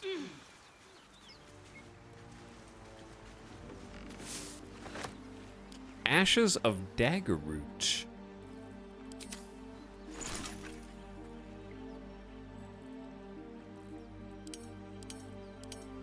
What was that under the... Oh, ash. So 3 Daggerroot? Okay.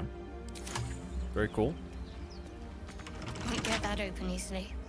Maybe there's another entrance. Maybe indeed.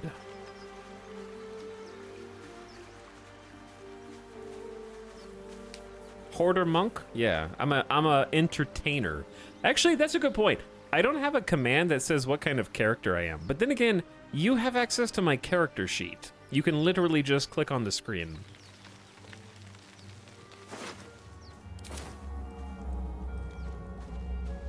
I'm actually curious to see what it tells you about that.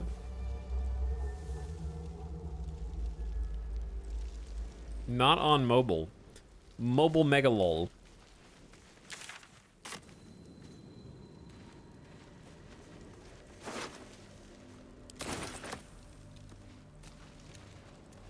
I can make one though. I just need to figure out. I'm still deciding on my backstory and my morality, my moral compass, and my angle. I think I can be a little bit responsive to some of that instead of coming up with all of it off the top of my head. All right, this goes in a loop.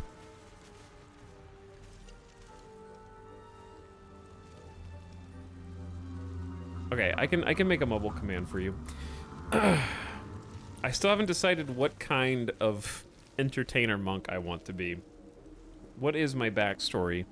I think part of my problem is I don't really know much about Dragonborn.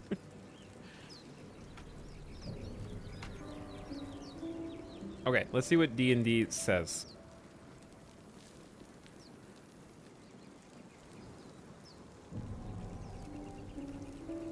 Born of dragons, as their name proclaims, the Dragonborn walk proudly through a world that greets them with fearful incomprehension. Shaped by draconic gods or the dragons themselves, Dragonborn originally hatched from dragon eggs as a unique race, combining the best attributes of dragons and humanoids. Some Dragonborn are faithful servants to true dragons, others form the ranks of soldiers in great wars, and still others find themselves adrift with no clear calling. Uh-oh. Is that me? Dragonborn look very much like dragons, erect in humanoid form, though they lack, though they lack wings or a tail. Wait, I have a tail. The first Dragonborn had scales of vibrant hues matching the color of their dragonkin, but generations of interbreeding have caused more uniform appearance. Their small, fine scales are usually brass or bronze in color, sometimes ranging to scarlet, rust gold, or copper green. They are tall and strongly built, often standing close to 6.5 feet tall and weighing 300 pounds or more. We're like 200 pounds, so we might be on the small side. Their hands and feet are strong, talon-like claws with 3 fingers and a thumb on each hand. The blood of a particular type of dragon runs very strong through some Dragonborn clans. They often boast scales that more closely match those of their ancestors, bright red, green, blue, or white, lustrous black, or gleaming metallic gold. That's sort of what we are, actually. The tail is a point of contention. Apparently, yeah.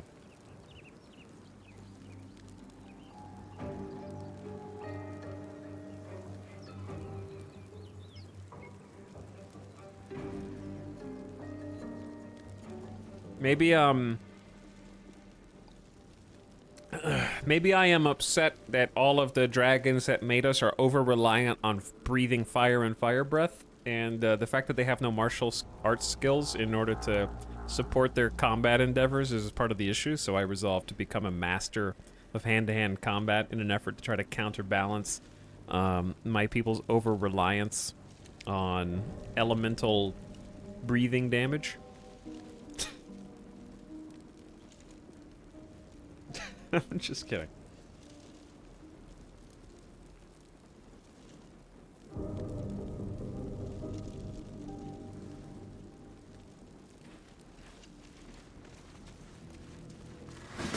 Oh, we're here. Hey, bro, I just got here. High ground rules. Positioning is important. Easy. Better stay back. One strike could be lethal. I couldn't finish reading that. Tutorials should probably stay up until you finish reading them. It seems like high ground gives you a better chance at hitting range and also, I assume, dodging range.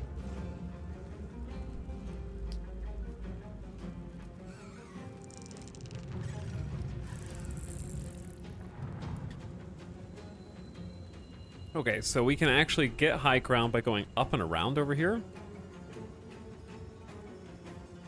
There's a chest, a dead mind flayer, some purple containers, another intellect guy over there.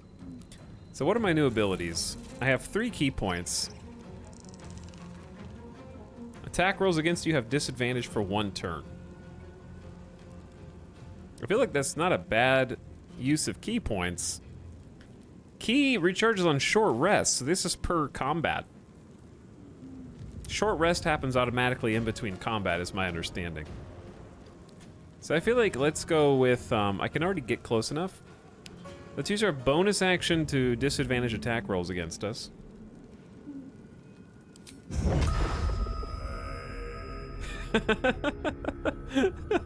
I love video games.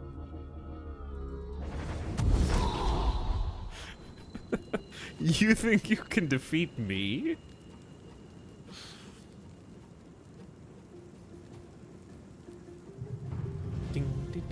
Death won't take me yet.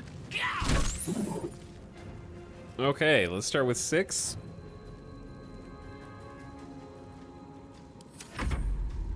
More coming in down here.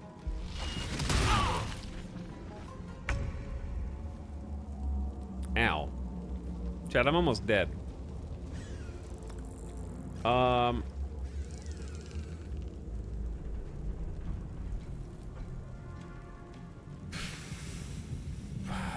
I can cure wounds, which is better than healing word.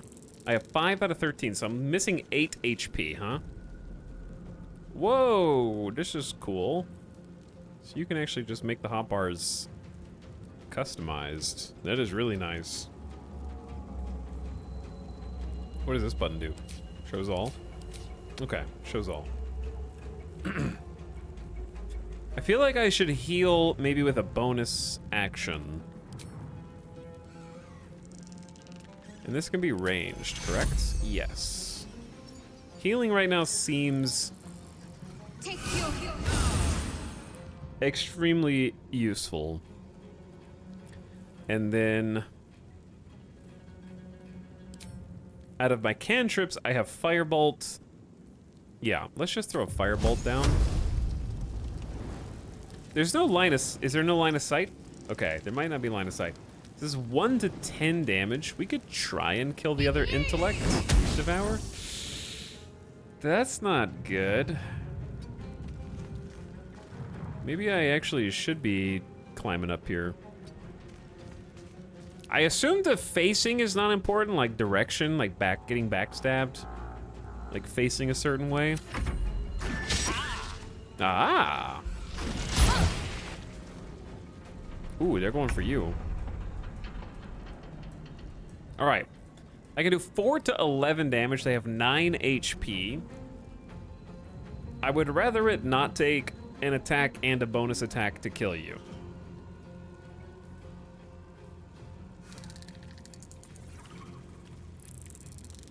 Is Flurry of Blows is actually a bonus action.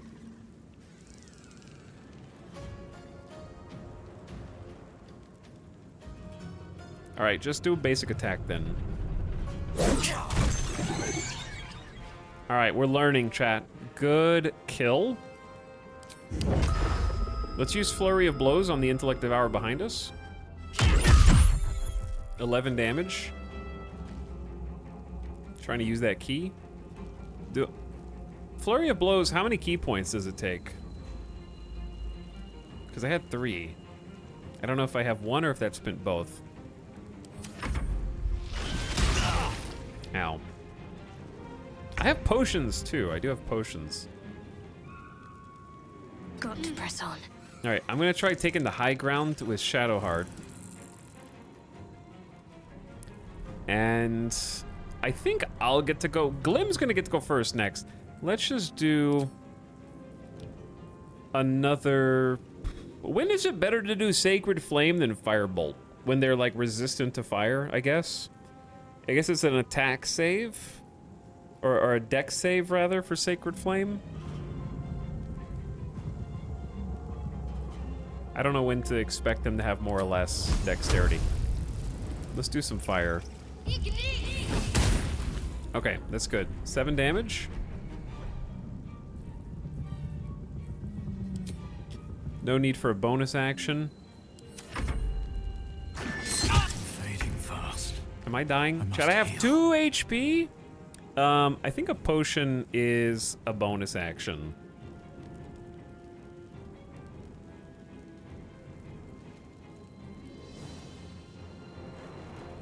But if I just simply kill both of them now, I don't need a bonus action, do I?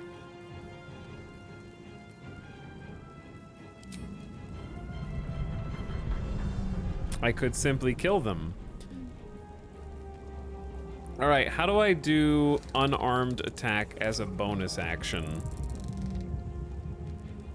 Wait, can I even, do I have to be unarmed to do an, how do I do the kick? Are you on tactician difficulty? Yeah, I'm on wherever the highest one is. Flurry shouldn't take any key, but that's in the base game. Yeah, I think it takes key here.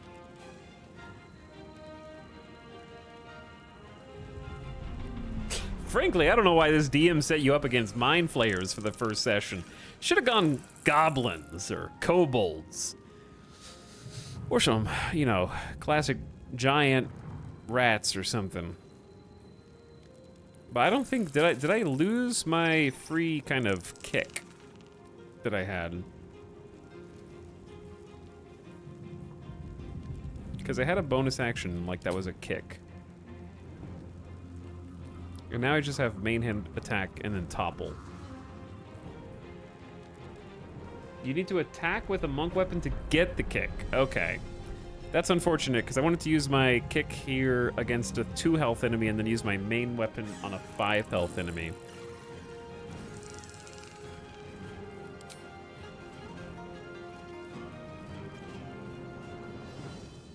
I guess I could just use Flurry again on the other enemy. All right, that'll work. 95. Unarmed strike. Then I can just simply move in. And then pop a Flurry. Critical miss! Oh, no.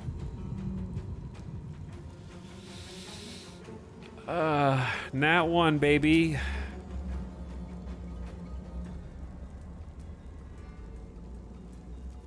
Well. Yes! All right, not downed. And let's throw a little firebolt down there. Pew! Got him. Take a short rest to recover half your hit points and some other resources. Open rest menu, initiate short rest. Resting's over here. Also, chat, you were supposed to tell me to be in the other camera. My bad. Short rest, 2 out of 2. Twice a day you can restore 50% hit points. Long rest, go to camp to end the day. Yeah, let's do a short rest.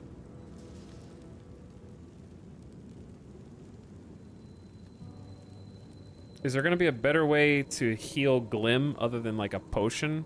It's a 2d4 plus 2. So you should rest first. I can keep going a little longer now. Back to 6 HP and then probably just drink a potion. Oh! Oh!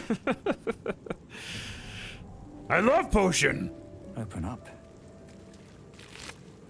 Intellect devours cerebellum. Intellect devours are born of the brains of humanoid mind flayer thralls. So what is it exactly you're holding in your hands? Combine 3 of these. So we actually have crafting materials that come out of these nerds?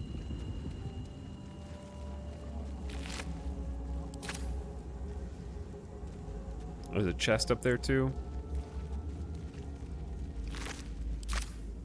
I am liking Monk so far. Key system seems fun. 46 gold. A nice sword, a silver locket engraved with the words, "For Papa." Papa would want me to sell this for money. I'll have to investigate her weapon as well. Don't attack that. Go up there. Inside? You've stepped in a surface that could become dangerous if affected with elements like fire or lightning. Most surfaces can be washed away with water. How do you tell if you still have it? Like, I need to wash it away, I guess. Is there a status? Oil of diminution, or diminution.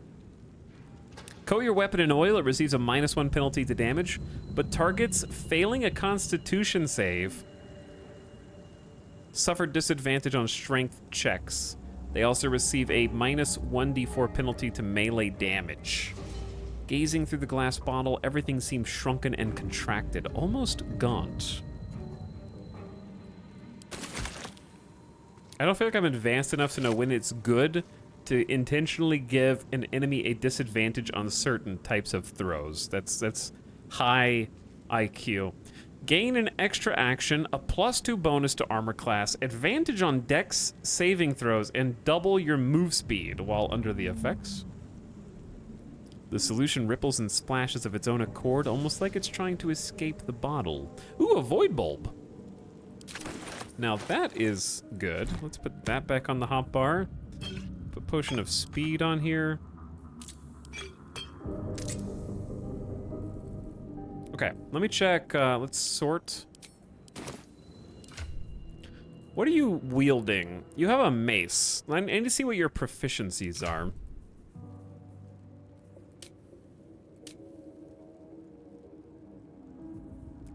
So, simple weapons. Shadowheart is proficient with the following weapons: clubs, daggers, great clubs, hand axes, javelins, crossbows, light hammers, maces, quarterstaffs, shortbows, sickles, and spears.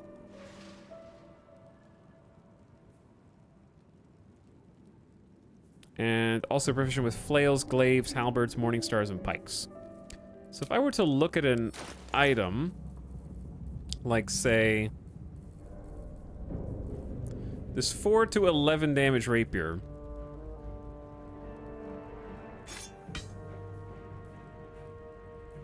What did I just do?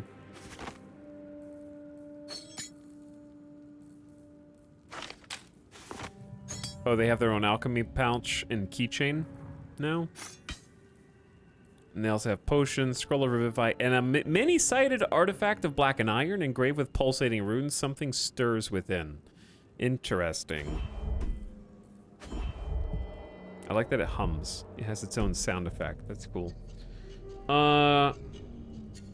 Not proficient with martial weapons or rapiers. Okay. But doesn't it say that she is proficient with martial weapons? Okay, so it's not all martial weapons, it's just she's not proficient with rapiers. Okay. Trying to figure out if I have a better weapon or anything to give her. Or she has a shield too, right? Yeah, she's got a studded shield. +2 armor class. You don't have her selected. What? How do you select her?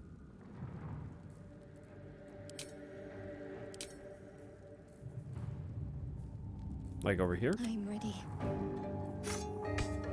Still not proficient.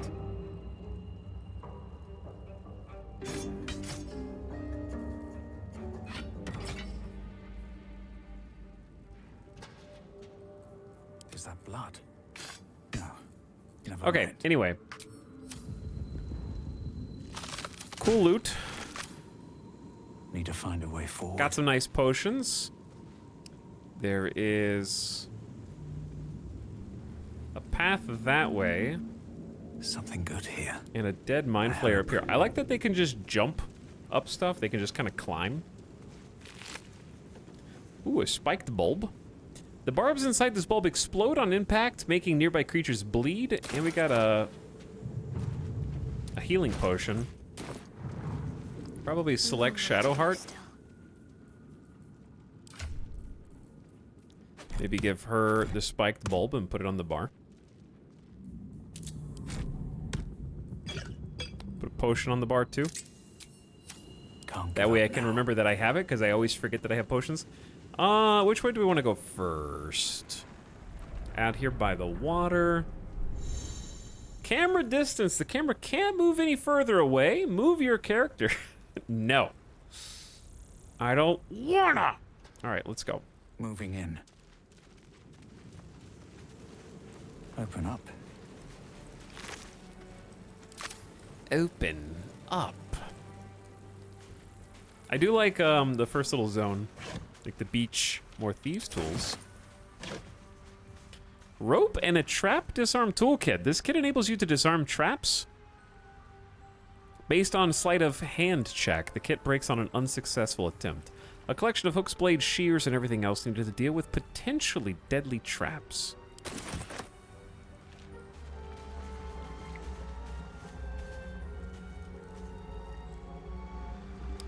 Okay. Chat, can you play Baldur's Gate with a controller? What's inside?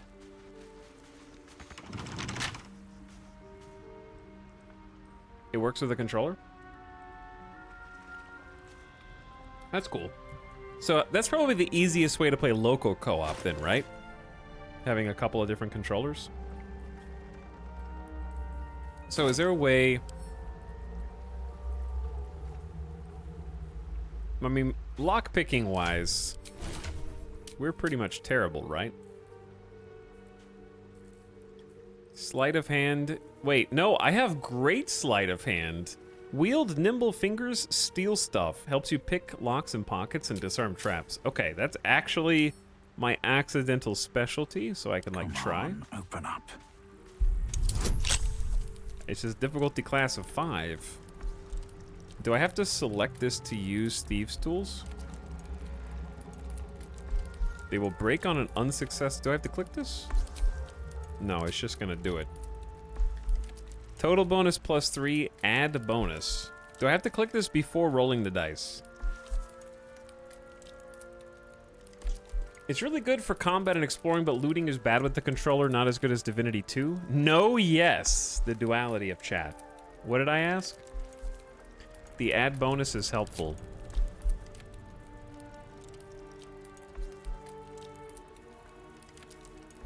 The target gains a +1d4 ability, or bonus to ability checks. That's just a free divination cantrip?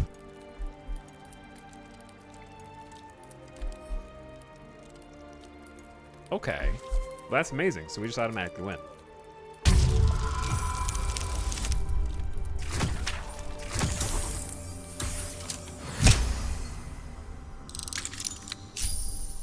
I like that it tells you what spell you can use to help with the checks. That's really great design. Gold and a leather helmet. Dexterity saving throws +1. Layers of leather were boiled and molded to create this rugged cap. It still smells a bit of... How do you say this? Tannins? Tannins? Light armor.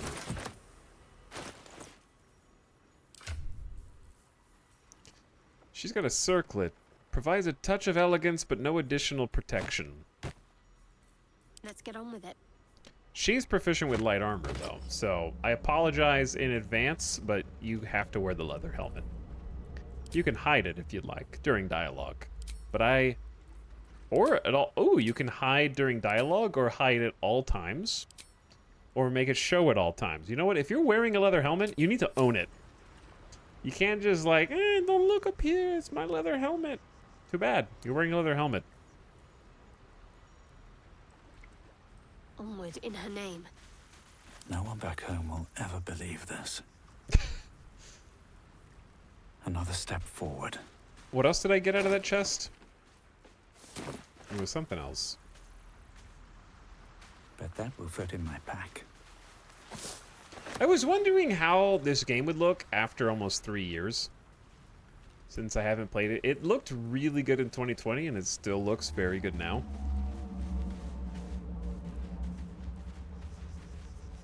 Art design, the engine. It's a lot more stable. Yeah, the frame rate seems really solid. I'm playing at like 120 and streaming to you guys at 60, so hopefully you're getting the full 60 the way you're supposed to. The Ashes of Balsam. Sometimes when you hit H, it doesn't open the crafting menu. I heard someone going, hello? Help me?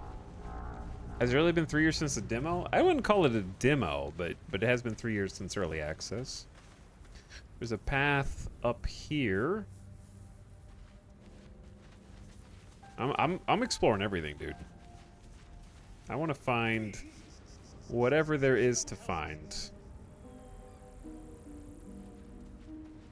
Oh.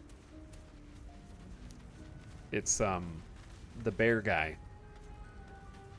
Seems like a good moment to talk. Hurry! I've got one of those brain things cornered. There, in the grass. You can kill it, can't you? Like you killed the others? Easily. Stand back. I would say that. I mean, look at me. There. Can you see it?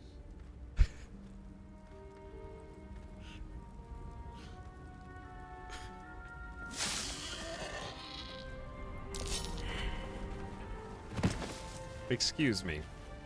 Shh. Not a sound. Not if you want to keep that darling neck of yours. And you, keep your distance. No need for this to get messy. I need him alive. Stow that blade, or I'll show you just how messy things can get. Promises, promises. But I have other business, I'm afraid. Now, I saw you on the ship, didn't I? Nod? Nod, shake your head, melee attack, headbutt the elf, +3 from dex, +2 from melee weapon proficiency, situational advantage. I think a monk would go for melee attack, headbutt the elf.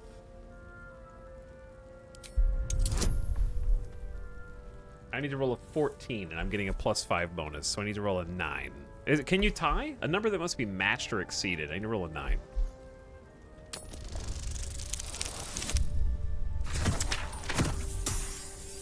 Now this is dice rolling.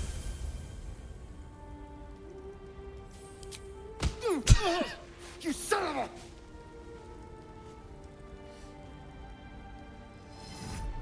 Your mind twists. You're looking out of unfamiliar eyes, prowling dark, busy streets. You try to hold the memory, but it fades to the worm.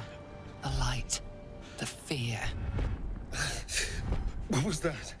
What's going on? Dragon Cowboy Professor X. It's the Mind Flayer worm. It's connected us. Honestly, I have no idea. Put the knife away and I'll tell you everything. I am a monk. I am supposed to be wise. It's difficult to discern wisdom from intelligence because I have no intelligence, but I have a lot of wisdom. So I think wisdom is more about the how to act and be and exist in the world, and intelligence is the what, if that makes sense. So I don't really know the what. I have very low intelligence. And I'm likable. Honestly, I got no idea. It's those tentacled monsters. Whatever they did, whatever they put in us, just created a connection. They took you too. I saw it during whatever just happened. And to think, I was ready to decorate the ground with your innards. Apologies. Apology accepted. I might have done the same were the roles reversed. Glad to see we're all caught up now. You better have more to offer than apologies. If it's snarky, it's intelligence. That's not true, actually.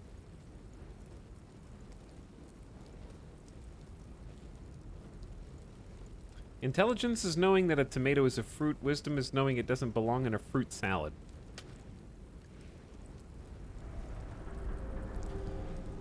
Okay. I don't know. This is actually a moment to figure out what type of character I am. Because you better have more to offer than apologies suggests I'm the kind of person who takes things personally and holds grudges. Outwardly. Apology accepted is level-headed. Glad to see we're all caught up now is sort of neutral.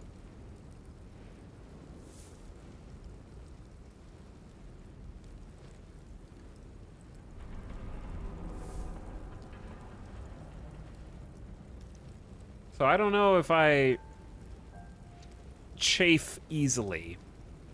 You are a monk. I think wisdom wouldn't chafe easily. And this is an apology accepted situation. I might have done the same. A kindred spirit. My name's Astarion.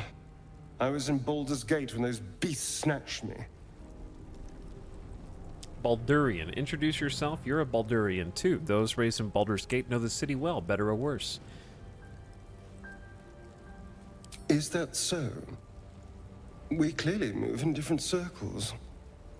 So, do you know anything about these worms? Yes, unfortunately. They'll turn us into mind flayers. I know we don't want them in our heads. Yeah, that one. No. Of that much we can be certain. These worms are already affecting me. I can feel it. Now, what to do about it? What's your plan? We can start by traveling together. Better odds, I say. I need to get moving, but you can shelter at my camp. Do what you want. I'm leaving. What's your plan? Well, getting out of here for a start. Then finding anyone who knows about these worms. I need an expert. Someone who knows how to control these things. Control them. I want them gone.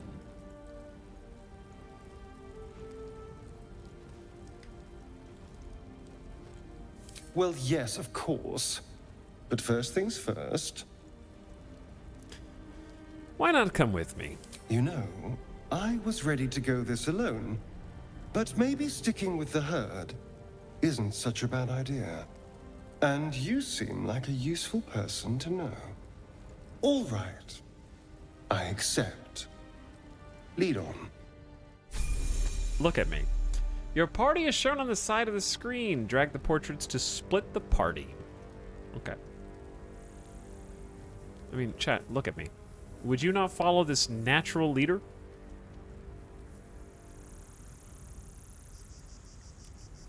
I did get out of his little ambush and headbutted him. He has to have a little bit of respect. Game respects game, I think.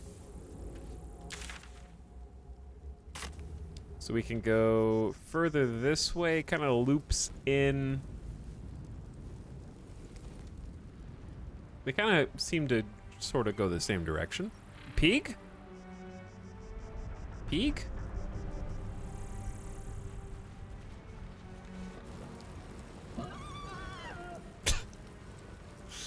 Observe the boar to see what it does. Animal handling. Raise your palm to calm the boar. That's a wisdom trait. Okay, we get a +2 from wisdom. Senses and intuition improve spell casting. I do have good intuition. And we can add guidance, which feels like cheat codes, but I guess you have to have her in the party to get this all the time. 1d4 has a bonus.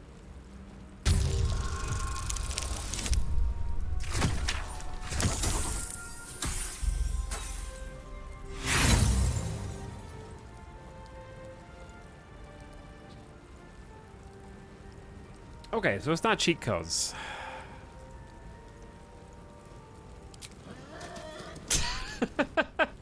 Bye, pig. Oh, see you later.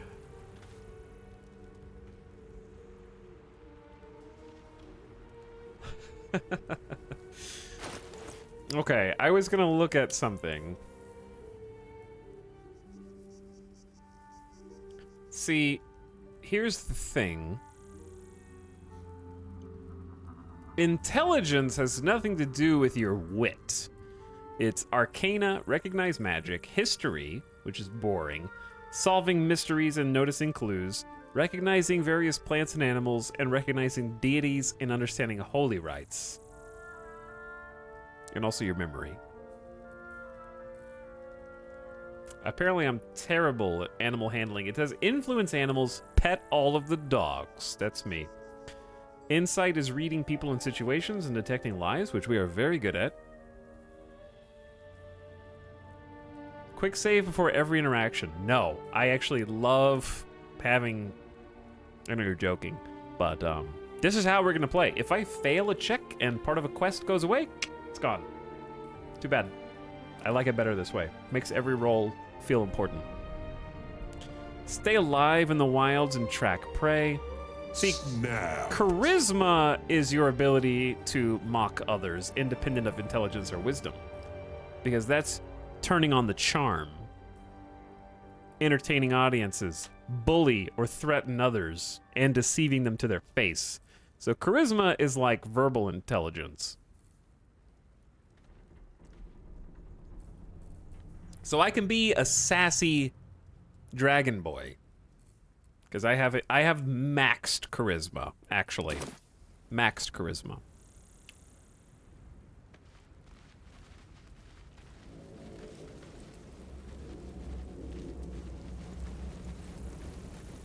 We have not been in here yet. I also don't believe in sneaking everywhere just because, unless it's an obviously dangerous area. Okay, we've been back that way. Oop. A skull.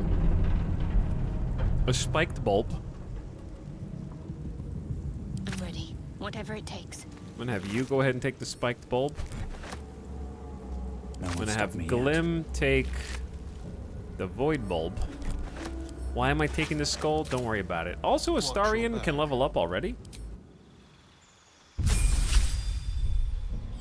Rogue? We got a rogue? 7 health. Actions. Hide from enemies succeeding in stealth checks.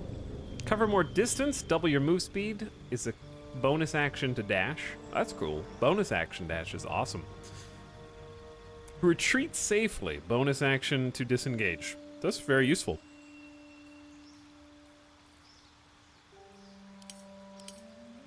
Character features. Elven weapon training with longsword, short sword. I honestly looked down and thought these were assless chaps. When I looked down, what I saw was assless chaps, and I was about to turn around. It's Astarion, so I wouldn't put it past him. It would check out. Dark vision up to 12 meters. You have advantage on saving throws against being charmed. Can't be put to sleep magically. Okay. All's well that ends. Well, not as bad as it could have. If Sure. not footprints, there may be even more that survived the crash. Dead goblins over there. Worth checking for supplies, maybe. Okay, yeah. Interesting that you saw that first instead of, I don't know, the glowing purple ancient sigil circle that's pulsing. What's going on with that room? Looks unstable somehow. You approach the sigil on the stone. Magic glitters and swirls from it erratically, as if malfunctioning. It looks slightly dangerous. Touch it. I have been pushing every single button I come across.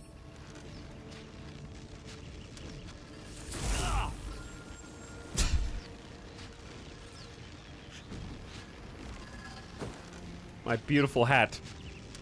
A hand? Anyone?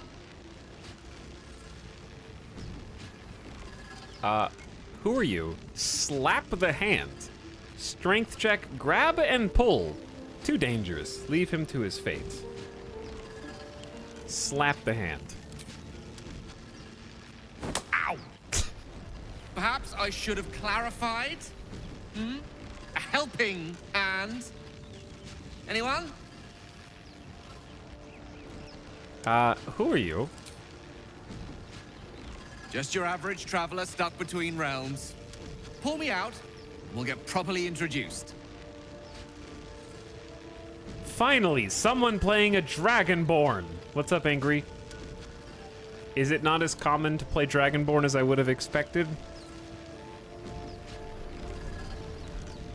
I do not have good strength checks, so let's do it. I can at least add the guidance bonus. Actually, nope. All I've seen are creatures and elves. Who are creatures? That was almost really bad.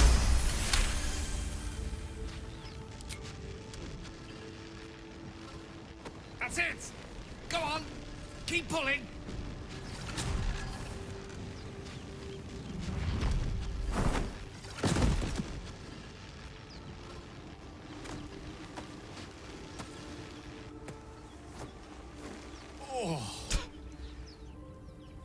Hello. I'm Gale of Waterdeep. Apologies.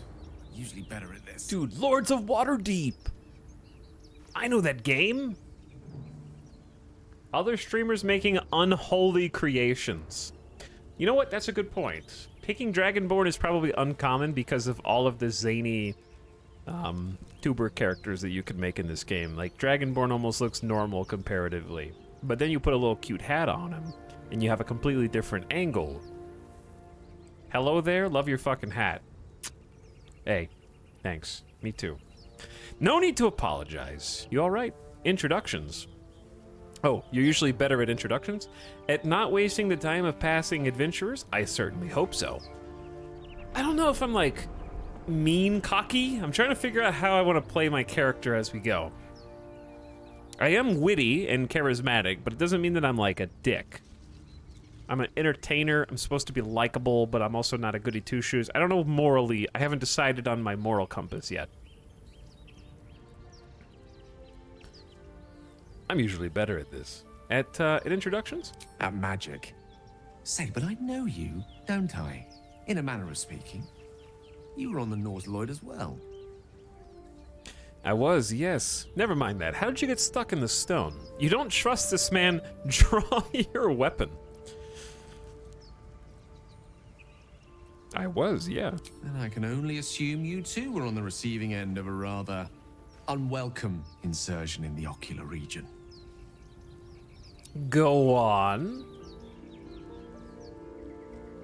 The insertee we speak of, this parasite, are you aware that after a period of excruciating gestation, it will turn us into mind flayers? Oh, wait. It's a process known as ceremorphosis, and let me assure you, it is to be avoided. You don't happen to be a cleric by any chance, do you? A doctor? Surgeon? Uncannily adroit with a knitting needle? You seem to know enough about our condition to realize it's beyond most clerics' skills. Most, no doubt, but I find myself hoping to be in the presence of the few. You don't happen to be one of them. I was going to ask you the same question. And it looks like we're both starved for answers. We're most certainly going to need a healer, and soon, too. How about we lend each other a helping hand once more and look for a healer together? Sounds like a plan. You're welcome to join me. Most excellent. A parasite shared is a parasite halved, or something to that effect. Oh, but before you think you're about to embark on a journey with most ill-mannered a man, thank you for pulling me out of that stone. It was an act of foresighted kindness, I assure you. For I have the feeling ample opportunities will present themselves for me to return the favor. All right, we've got a wizard. The Wizard of Waterdeep. Which means I have to learn what all his spells and shit do. A wizard named Gale has joined the party. He claims to have been on the Nautiloid, which means he's infected too. We met a strange elf who had been infected with a parasite. He was hostile at first, but agreed to join us. And we learned that Shadowheart needs to reach Baldur's Gate to fulfill a mission for her goddess, though the details are a mystery. Charmed, I'm sure. Let's level him up and see what he can do. Lots of stuff, actually. What can't Gale do? Choices pending. Choices pending. 14 HP as a new spell slot. Learning evocation spells from scrolls cost half as much, becoming 25 gold pieces per spell level. I didn't know that that was even a feature. Learning evocation spells from scrolls. Sculpt spells create pockets of safety within your evocation spells. Allies automatically succeed saving throws against these spells and take no damage from them. Oh, so he can use his own spells and basically not kill us. Gained 2 spells. That's the choices we have to make. So your character features are weapon proficiency with spears, pikes, halberds, and glaives. Light armor and shields. Human versatility gets an extra skill to be proficient at and creates the pockets of safety. Cool. All right, so the spells we have to choose. I don't know. How do I know what spells they even have? Oh, they have 5 prepared spells. Okay. You can only cast a limited selection of spells at a time. Select which ones you have prepared from the total list. Spells must be prepared outside of combat. That's the important part. He's still in the character creator. These darn RPGs and their constant level ups and choices and decision making. So what do they have prepared? They have grease. Covered the ground in grease. You can change subclass also? Oh. I don't know that I want to change their subclass. I didn't know I could do that. I mean, I want to spend time. Let's spend some time. This is the character creator stream. I can't just get overwhelmed at the first choice that I come across. This is my party we're talking about, and I actually like Gale quite a bit. So, hi, nice to meet you. Can you also decide on a life path for me? Hell yeah. Jam and Bin, thanks for the tier 2 sub and for 43 months of sub, by the way. What up, Jam and Bin? Good evening.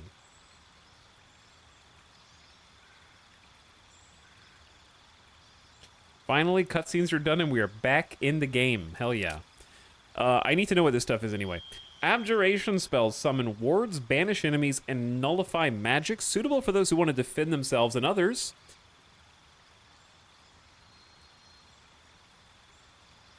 Okay, Arcane Ward. The residual magic of your spells form a ward around you that protects you from harm. So they cast spells and get a ward. Question, do the subclasses change your available known spells?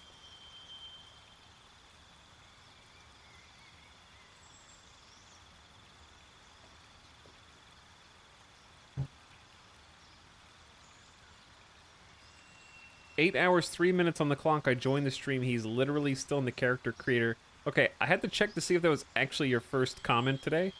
I'm not trying to rob you of your joy, but you get this screen anytime a character levels up and you have a full party of characters. This isn't my character. This is one of my party members. But anyway, yeah, we're still in the character creator.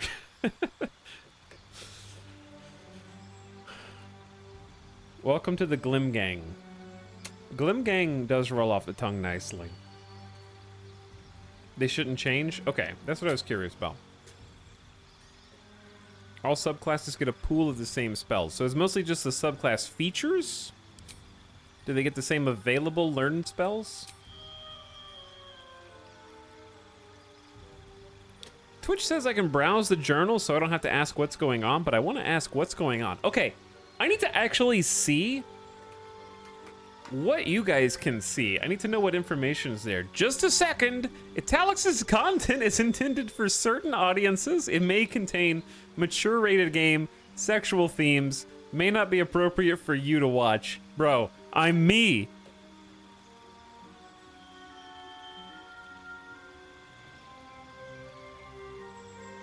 I am me.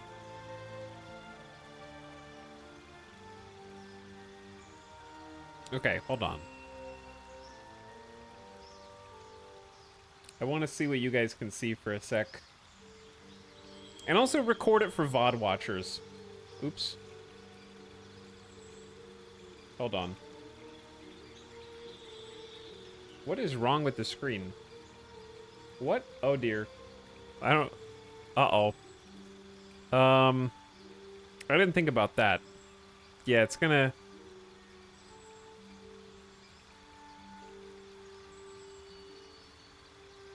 Why is it doing like this half?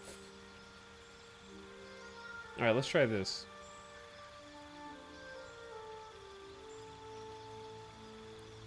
Oh dear. Oh my god. It's just gonna go infinitely, isn't it? In the background until it completely fades out. Recursive etal. Vote for a dialogue. Why is it still got vote for a dialogue option? Oh. This is very confusing. It's slowly fading. Welcome to Baldur's Gate 3 Twitch. Using this extension, you'll be able to inspect the streamer's party members, quest progress, and even dialogue. These buttons will appear when you hover over the stream. While inspecting the party, you can look at their stats, equipment inventory, spellbook, and skills. Thanks to the journal, you'll be able to keep up with the playthrough without having to ask what's going on. Just browse the journal instead. Throughout the playthrough, you'll be able to vote on dialogue options, help them make the right choice, or get them into trouble. It's up to you. Okay, that... So what do we got? Glim Saslin, the Bronze Dragonborn Monk. Can the title go away so I can click on stuff? You can see my armor, my class actions and weapon actions, my actual full inventory, and sort it. That's incredible. And my actual stats and check bonuses. And then we got main quest. Can you look at side quests as well? Maybe we don't have any side quests. I guess we do. So you can actually look at this to see how far I am in the game to compare it with either your own campaign or be like, oh my god, it's been 8 hours and he's still trying. He just got out of the Nautiloid, which is also fair. And that way you could know not to spoil things because I haven't gotten to them. That's very cool. I wish you could see a visual of my character, but... And then the voting, if it did work. It says you're level 1 and still with Lizelle. Okay, so it might be a little messy on day 1. They might be having some issues because like 400,000 people were watching the game on Twitch, but yeah. It's just not totally accurate yet. It will be. They'll iron it out. They want people to enjoy the Twitch integration. Okay, so Abjuration, we have Evocation, which is what they start with. Focus elemental energy into powerful attacks and enchantments. Those who specialize are known as evokers. Their feature is create pockets of safety. Yeah, so you can do giant explosion evocation spells, but allies automatically succeed their saving throws against these spells and take no damage. So it's like safety from the babooms. Necromancy. You walk through the valley of the shadow of death and make lots of friends there. You get Grim Harvest. Once per turn, if you kill a creature with a spell, you regain hit points equal to twice the spell slot level used, thrice if it's Necromancy. Undead and constructs are unaffected. So this is like, you get the same spells, but you might be able to use them differently because of your subclass. So this is like a self-healing build. Regain hit points. Conjuration gives you an action. Call forth rain to extinguish flames. It's a Larian Studios game. This is probably the most powerful possible action known to man. This probably makes the game 100 times easier. I know how they are with their floor liquids. Enchantment. Your magic influences, beguiles, and bends the will and conviction of those around you. Charm and incapacitate a creature. It cannot attack you. It cannot act. Wisdom save, so they might be able to make a saving throw. Divination. You peer through time itself to sculpt the future like temporal clay into a more favorable form. Portent. Your dreams grant glimpses to influence the future. After a long rest, you gain 2 random portent dice. A die that you roll during a long rest. You remember the roll result like a vivid dream. During the day, exchange the die of any attack roll. Okay, so you can be like, this is a very important roll. I remembered this one die, and you can like swap it.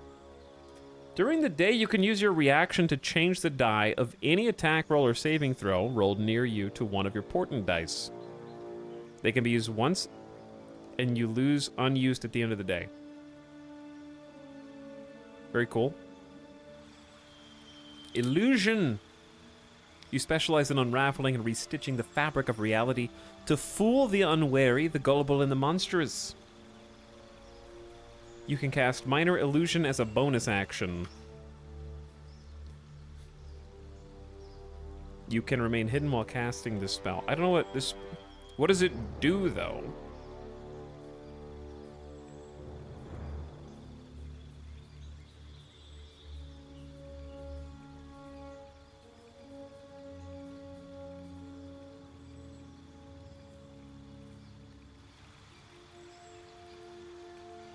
Divination is my favorite to RP. Yeah, it seems really cool.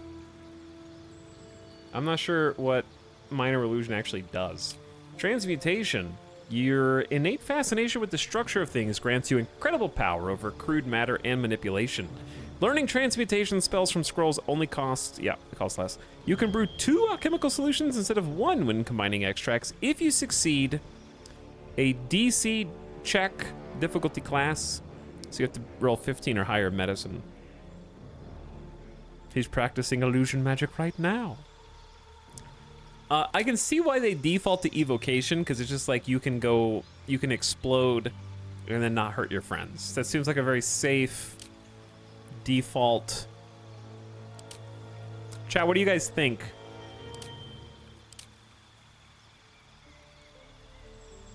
Protect self when casting. No friendly fire on friends. Necromancy self-heal. Seems tricky to actually use this one. Conjuration is just summoning rain. Yo, hold on. If I'm gonna be a lightning dragon guy, then water actually might be useful. As long as it doesn't rain on us. Enchant and avoid all combat.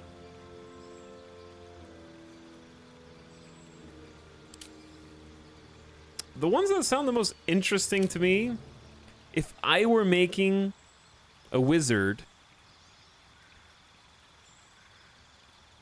I think I would actually like either create water or divination sounds really cool. But evocation just sounds really strong. I like abjuration, but my wizard is a utility caster. Evocation or divination's the easiest to make strong.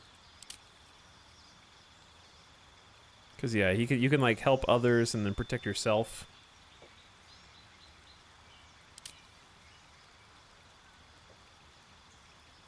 Like this is good, but then if they take damage is bad.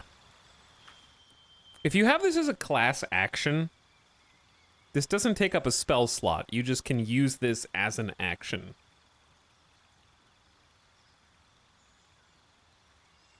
Enchantment is neat if you wanted to like do a classic MMO, like we need to incapacitate that guy and fight the other people.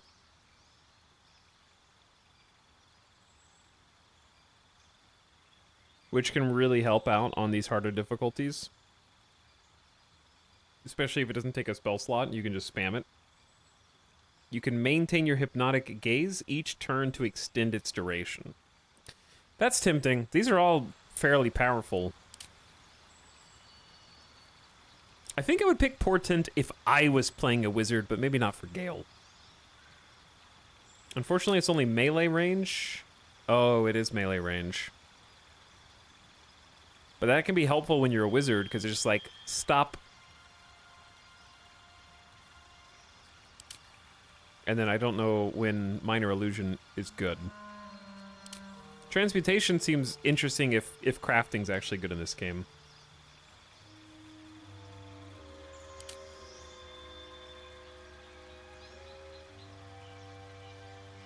Okay.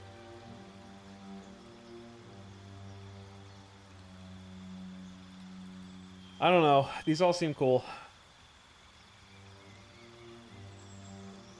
Can I change it again, or is this the only time I can change it?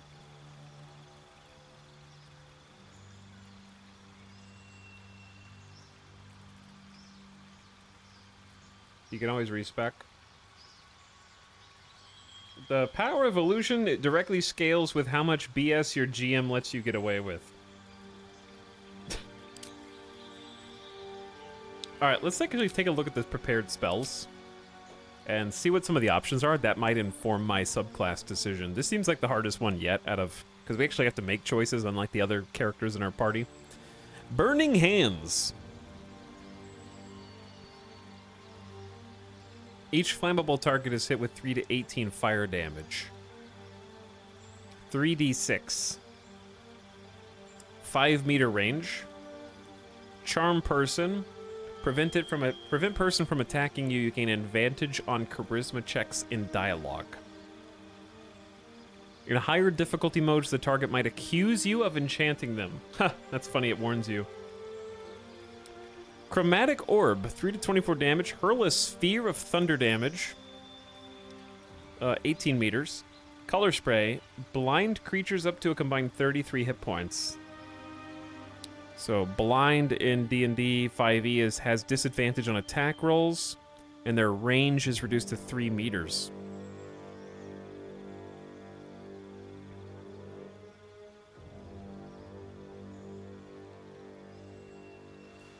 Disguise self, magically change appearance. Expeditious retreat, gain dash immediately, and as a bonus action on each of your turns until the spell ends. Requires concentration, which is its own thing in Dungeons & Dragons. You can only have one concentration spell active at a time, interrupted by taking damage. False life, necromancy, can have temporary hit points until long rest. Huh. You and nearby allies gain immunity to fall damage. Cool. Bonus action. Summon a familiar of Fey Spirit that takes an animal form of your choosing. Throw a shard of ice that explodes, deals piercing damage and explodes, leaving an ice surface. Triple a creature's jump. Increase a creature's move speed. Magic missile. You know, it's magic missile. Protection from evil and good.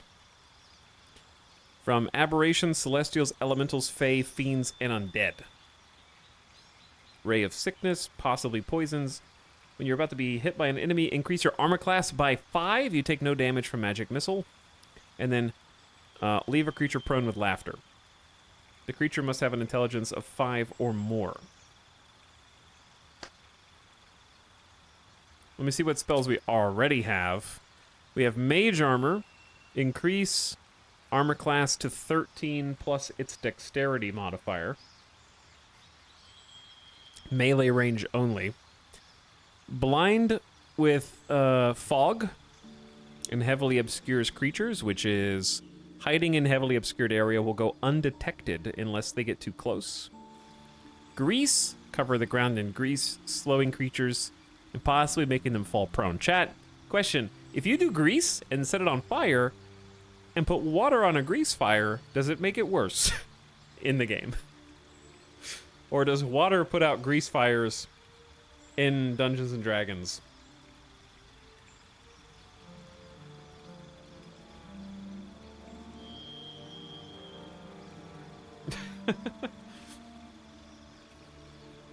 That is a good question. No idea. Put a creature into a magical slumber. Witch Bolt. Link yourself to a target with a bolt of lightning. Release a wave of thunder that pushes away creatures and objects.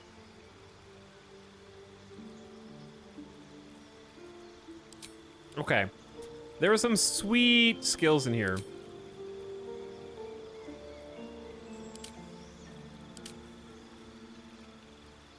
How cool, how good is Arcane Ward?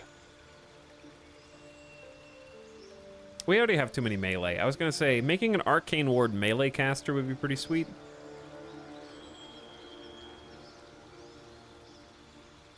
I never thought to do that. Step 1, grease. Step 2, fire. Step 3, water.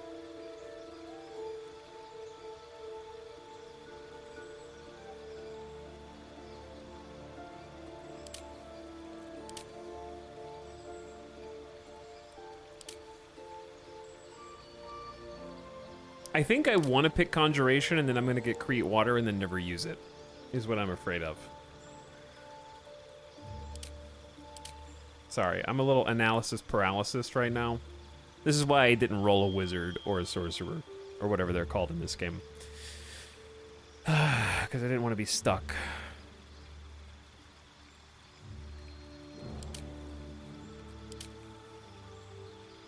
Because I think I want something different besides Evocation. I think it looks really strong, but I kind of want to try something else. I just don't know how to use... Like, I feel like for Grim Harvest to be any good, you have to go really heavy on temporary hit points. Like False Life and other things. And then you have to have a lot of spells that you can cast, because you have to get a kill with a spell. Which sounds even harder.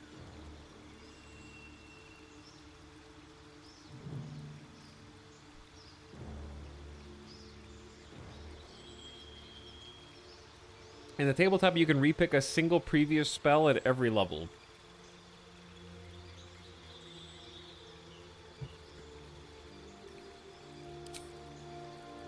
Okay, I think my choices are actually... Enchantment sounds fun. Conjuration sounds fun. Like, just being a water boy. Divination sounds really fun. But I have to, like, I feel like that would have to be my character.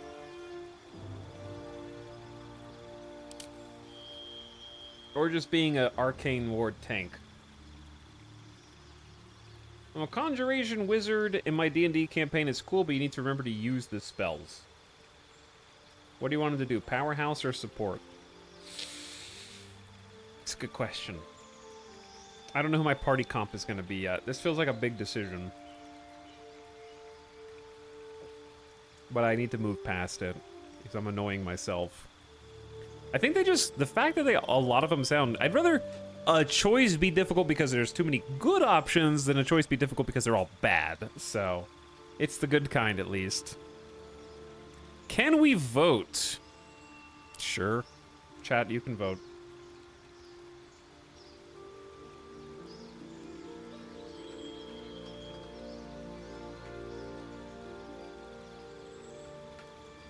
All right.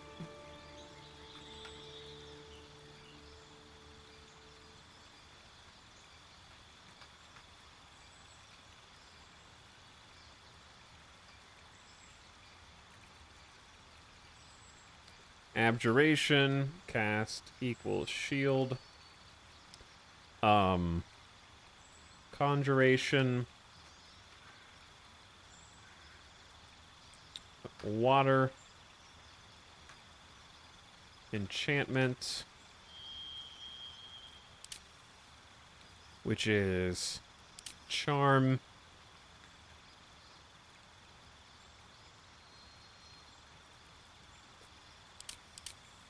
And then I guess we'll put in divination just for fun.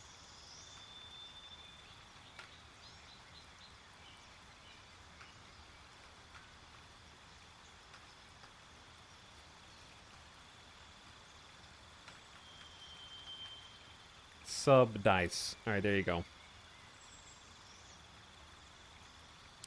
Chat, you can vote.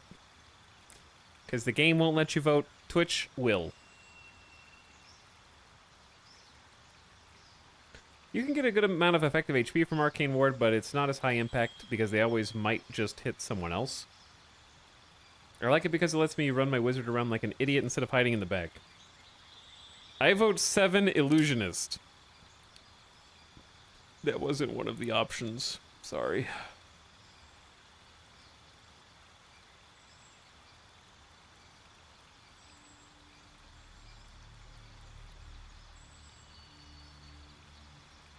I wonder if create water works for long rests and camping?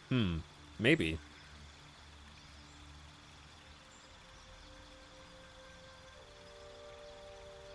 Can I vote to send you back to character creation? What do you think we're doing right now?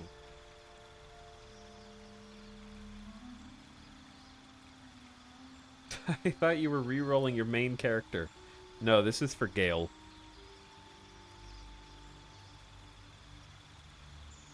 Not my character. Still character creator, though.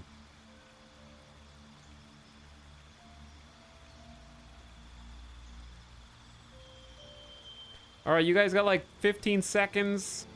Every vote counts.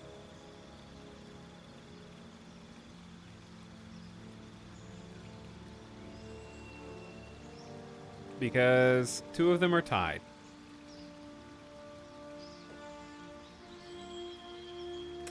And if they end up tied, then I'm just gonna pick what I want to pick. Which is probably what I was gonna pick the entire time anyways.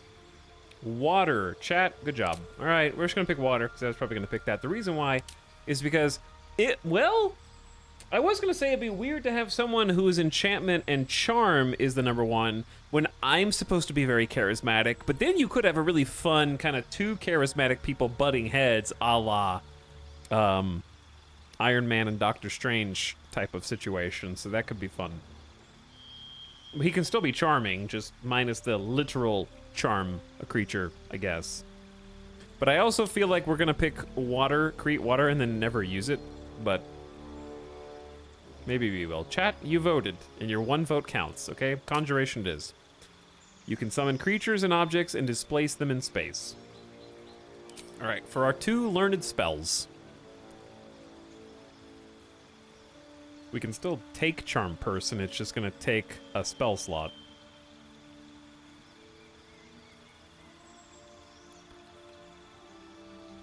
Blind creatures, I don't know, this actually, like, having a utility blind sounds really good. Just because sometimes there's really annoying ranged characters. And giving them disadvantage and reducing their range to 3 meters sounds cool. I'm into Color Spray, and it's an illusion spell, which is what... I guess we're doing Conjuration, not Illusion.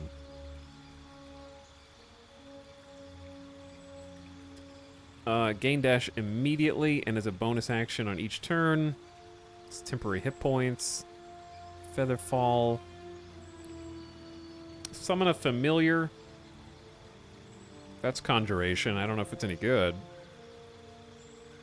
Ice Knife is Conjuration. I think having some ice would be not bad.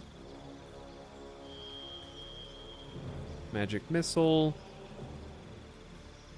Ray of Sickness. Armor class up by 5. I'd say chat picked Conjuration, so where is the... Are there any other Conjuration spells? It's pretty much just that right now. These 2. Icy Knife, throw a shard of ice, it does 10 piercing and explodes for up to 12. It leaves an ice surface as well. On miss, the shard still explodes.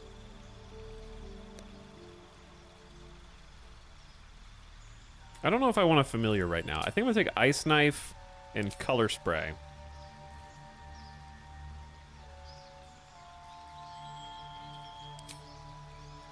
And then for my prepared spells,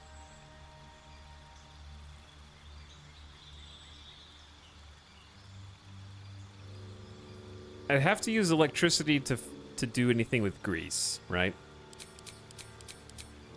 All right, well, I definitely want Ice Knife and Color Spray, because that's why I picked those. But we need, this is good damage, and it's what? It's only 2 meter range? Ooh, that's close. Wait, is it 18 meters, or is it you can throw it 18 meters, but it explodes for 2 meters? Is that it?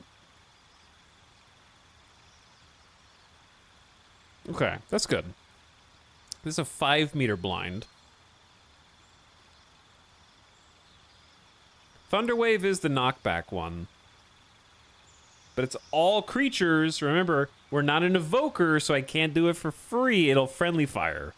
Because we're not picking evoker. So they have to be by themselves. Put creatures into a magical slumber. Select targets up to 24 hit points. Different from blinding creatures. I don't think I want to do the traditional grease fire area. I think I want sleep.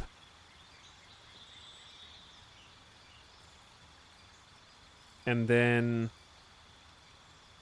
Why would I take Witch Bolt over... Link yourself to a target with a bolt of lightning. Deal an additional 1 to 12 damage each turn by activating it. Here's a question. If I activate the spell, is that also my action on the follow-up turns?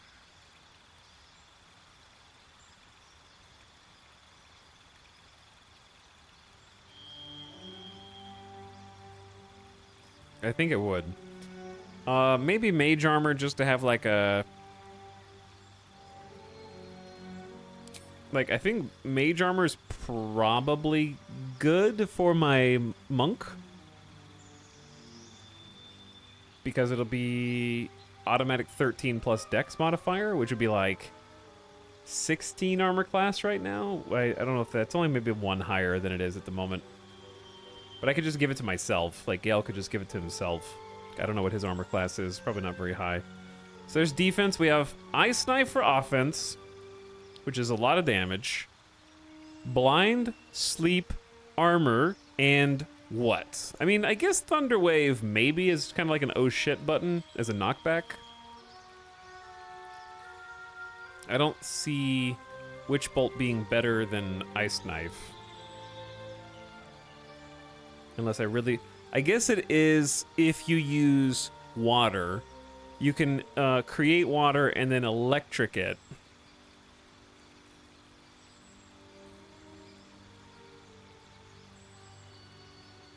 Right? Chain to them you don't miss. I guess that makes sense.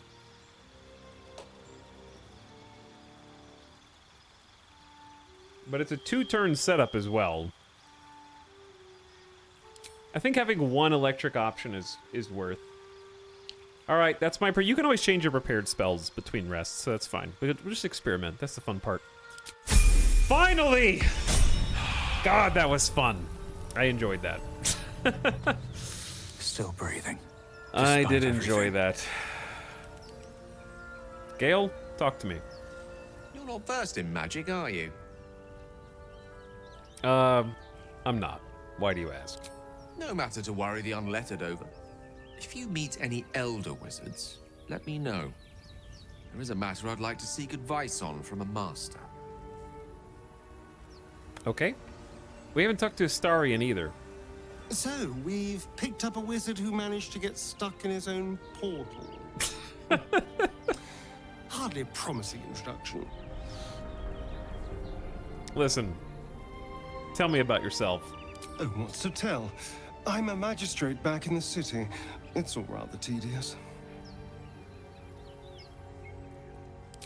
Okay. Shadowheart? I've heard you can't get blood from a stone, but apparently you can get a wizard from one. Gale seems interesting.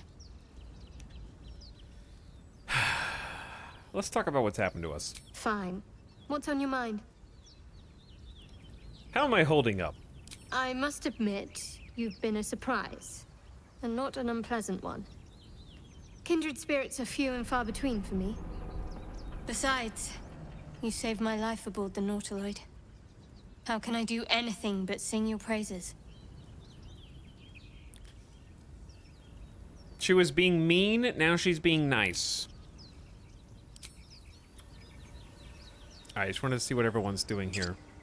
Can't slow down.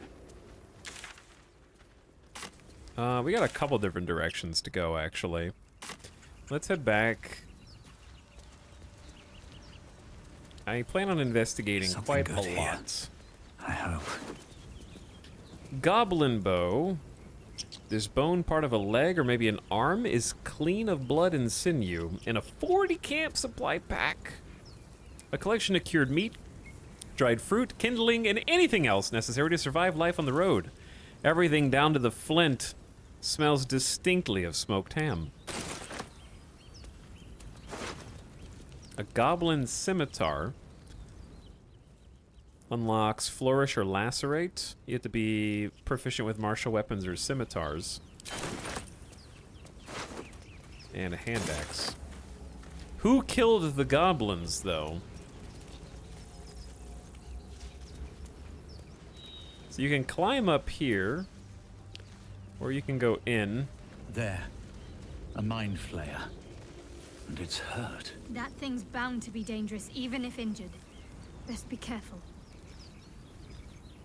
A wounded mind flayer. Over here?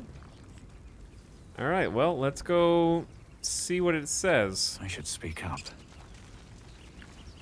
You approach the dying monster.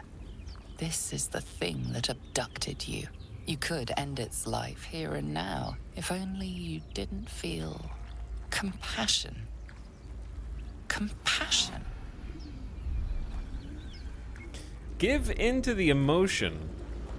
This isn't right. Step away. You should be furious, shouldn't you? Yes, you feel hate. And you deserve to be punished for it. You should be whipped, made to bow before this creature in shame. It's possessing your mind, forcing you to love it. But then the feeling slips. The creature's mind seems to focus elsewhere. Intelligence check. Concentrate on its thoughts. This is not a good idea. Let's do it. I can at least add a guidance bonus. I just need a 10.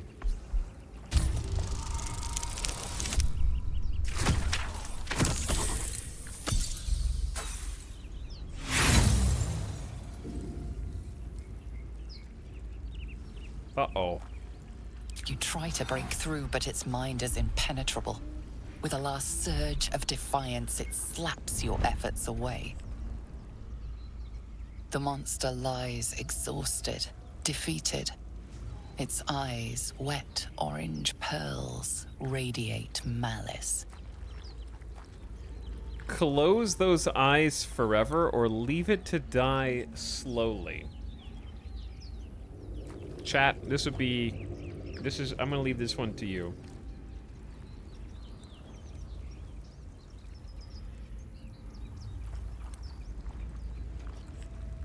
I would have you vote if the community poll was actually working.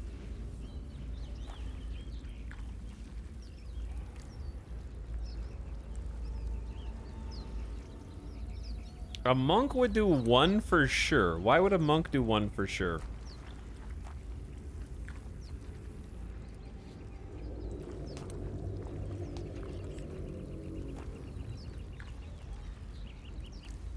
Monks love curb stomping. It's a mercy kill. I think if you do this though, you have to decide whether or not you are Batmaning. Like, this is a important decision because there is a way to RP like I don't kill people. Like it's a trolley problem, in a manner of speaking. Do I throw the switch or not?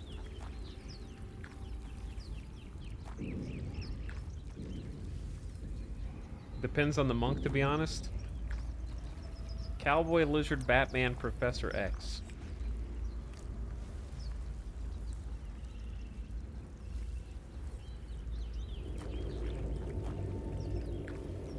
Because, yeah, it could be like... It could be a situation where I am trying to rise... Am I a monk that's trying to rise above the senseless death and destruction that permeates our world? Or am I bitter, reactive, and emotional? I think if you're good, you pick one. I think the leave it to die slowly is implied that it's gonna die, but I don't know if it's guaranteed that it's gonna die. But anyway, I also refuse to give into the trope where I only kill people who aren't named characters. So I've already killed other creatures, so it doesn't make sense to suddenly draw the line just because this is like a boss. So, close their eyes forever.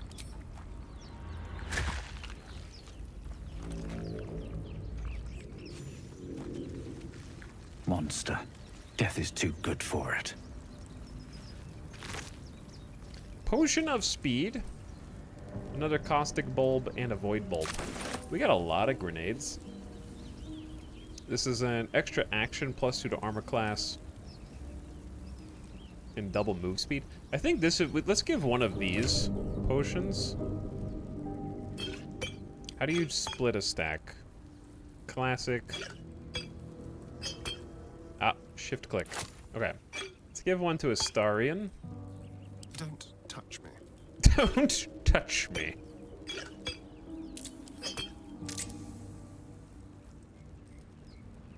Potions. Probably don't need grease bottles, but putting them on the hotbar is wise anyway. Ready and willing.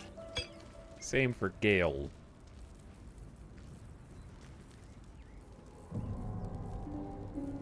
I think I want to give Gale a void bulb. Good sound effects, man. yet. Okay, there's so many different places to go right now.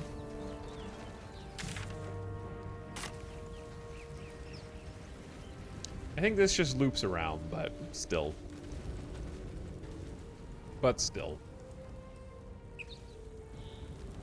Alright, we can double back, or we can go climb up here and look around. This is a whole area. Let's go double back real quick. This way.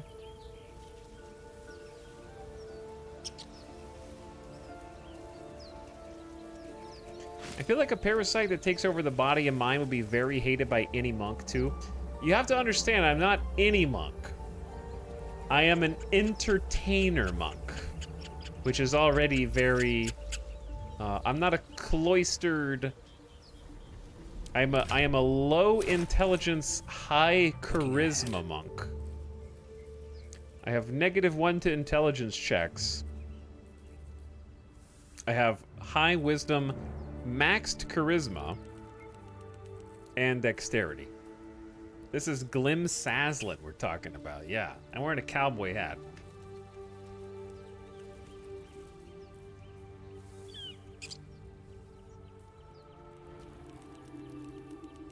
So, he's like a party boy. He's not like a party boy. Right now, he is on a quest to become a master of hand-to-hand combat, potentially also the world's strongest man. May or may not be, a little bit of Mr. Satan in his DNA. Breathe deep and move. He talks a big talk, and he never backs down from a challenge. But he's also not afraid to accept a challenge and then slink away if it gets too difficult, and using his charm, talk his way out of a terrible situation that he's found himself in.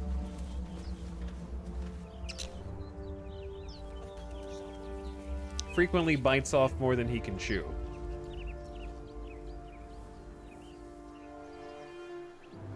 But I will say, won't instigate a fight for its own sake. But maybe, if he's, it depends on who. Depends on the who.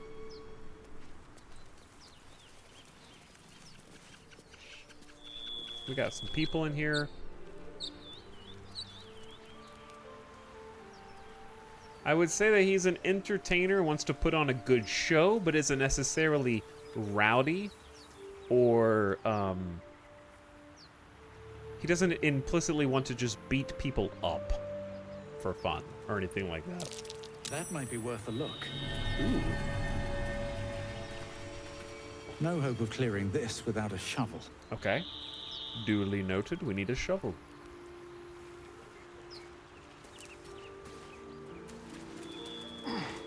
I have no idea where I'm going. But there is a hatch here. And it's locked. With a flick of the wrist. Am I better at this than Asterion is? 20 difficulty?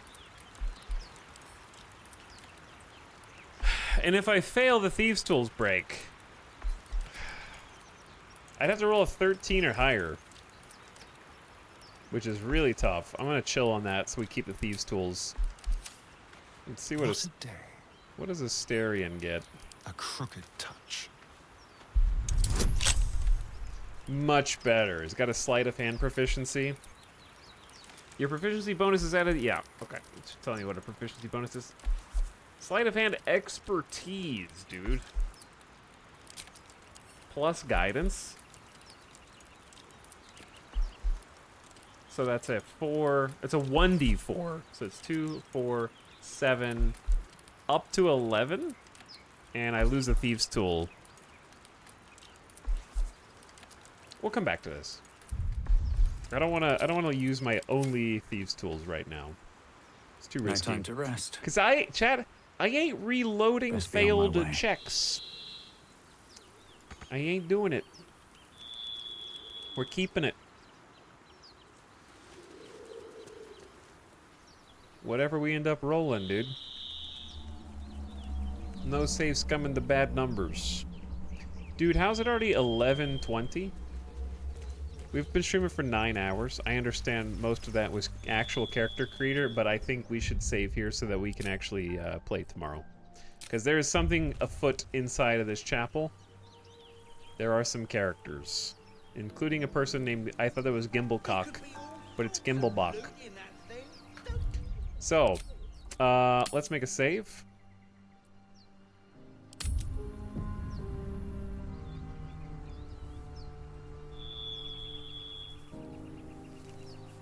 Thanks for streaming, E-Dog. What's up, Sim? How's it going? Dude, Baldur's Gate has been amazing. Chat got to see 5 hours of character creator today and a little bit more with the other characters.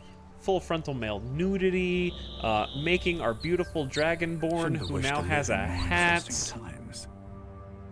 And it's a gorgeous hat. Dragon nudity. You know, it's just been a really exciting stream. How's it going, Sim? Thanks so much for 56 months, dude. I really appreciate you. And also, P-Lord, thank you for the 1.5 years and for sharing the Prime. What is up? I've been having a great time in this. Let's keep it going tomorrow. I'm going to try and start early tomorrow so we can get a ton of gameplay in. I'll try and start realistically earlier than we did today by certainly 2 p.m. Pacific, if not earlier than that. I'm going to try, let's just say between 1 and 2 p.m. Pacific, and it'll be around that time. I think that's best I can do.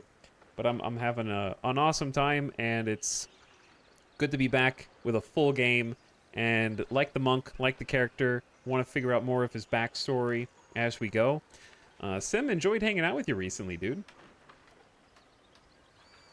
And thanks for 56 months. Also, chat, if you haven't already given Sim a follow from one of our mini raids, that'd be a great time to do that. Sim, do you like CRPGs or RPGs in general? I don't know how you feel about them. You can turn off nudity in Baldur's Gate, by the way. I feel like you would enjoy a game like this. I don't know, I just feel like Sim would enjoy every game. I don't think there's a limitation there. But yes, it's very late, and there's a weird... I can't really raid someone else playing Baldur's Gate because I don't want to spoil myself on my own playthrough that I'm going to be picking up tomorrow.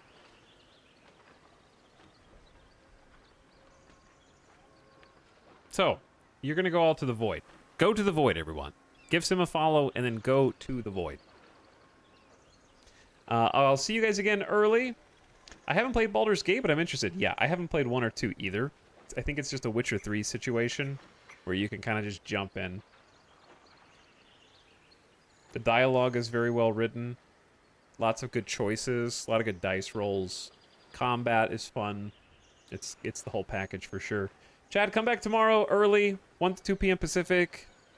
Depending on how early I can wake up, because I woke up super late today. I woke up at 1 p.m. today by mistake. I blew past both of my alarms. I saw Barbie last night and was like, I had a dream that I was in a movie. I was in like an action thriller movie with aliens. There were aliens in it. Seriously, I was in like I am in a movie and the movie's about aliens, and it was like weirdly political also, which I couldn't understand. Like I was on some kind of moon base or planetary base where you could kind of see space, you know, like there wasn't an atmosphere, like the darkness of space with all the stars, and like in my mind I was in a movie, but the movie was also real, and there were like there was like a human colony, and suddenly there was like an alien attack, and 2 of the tiny sections of the settlement got blown up out of like say 7, like out of nowhere. Boom, ships. They blow up the little sections of the settlement. Everyone's scrambling, running, trying to get to cover. And then I did some investigation with whoever the other main characters were and figured out that actually it wasn't aliens. It was like the higher ups in the governmental structure who were trying to systematically eliminate refugee camps and blow them up. And I was trying to uncover the plot so that I could stop them from doing that. And then actual aliens showed up as like a third twist. And that's about when I woke up. Like shortly after I got isolated with the actual aliens and somehow absorbed them. Yeah, I know, it's a dream. I'm telling you about a dream. It doesn't make any sense. This needs a congressional hearing. Write that down, dude.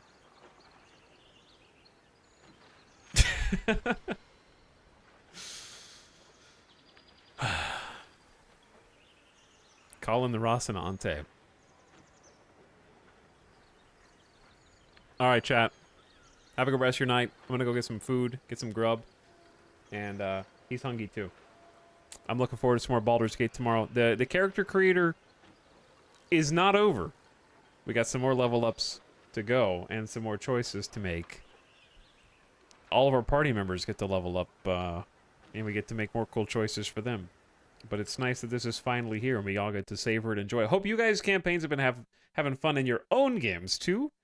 And I thank you so much for watching. Thanks for making this a really fun stream today.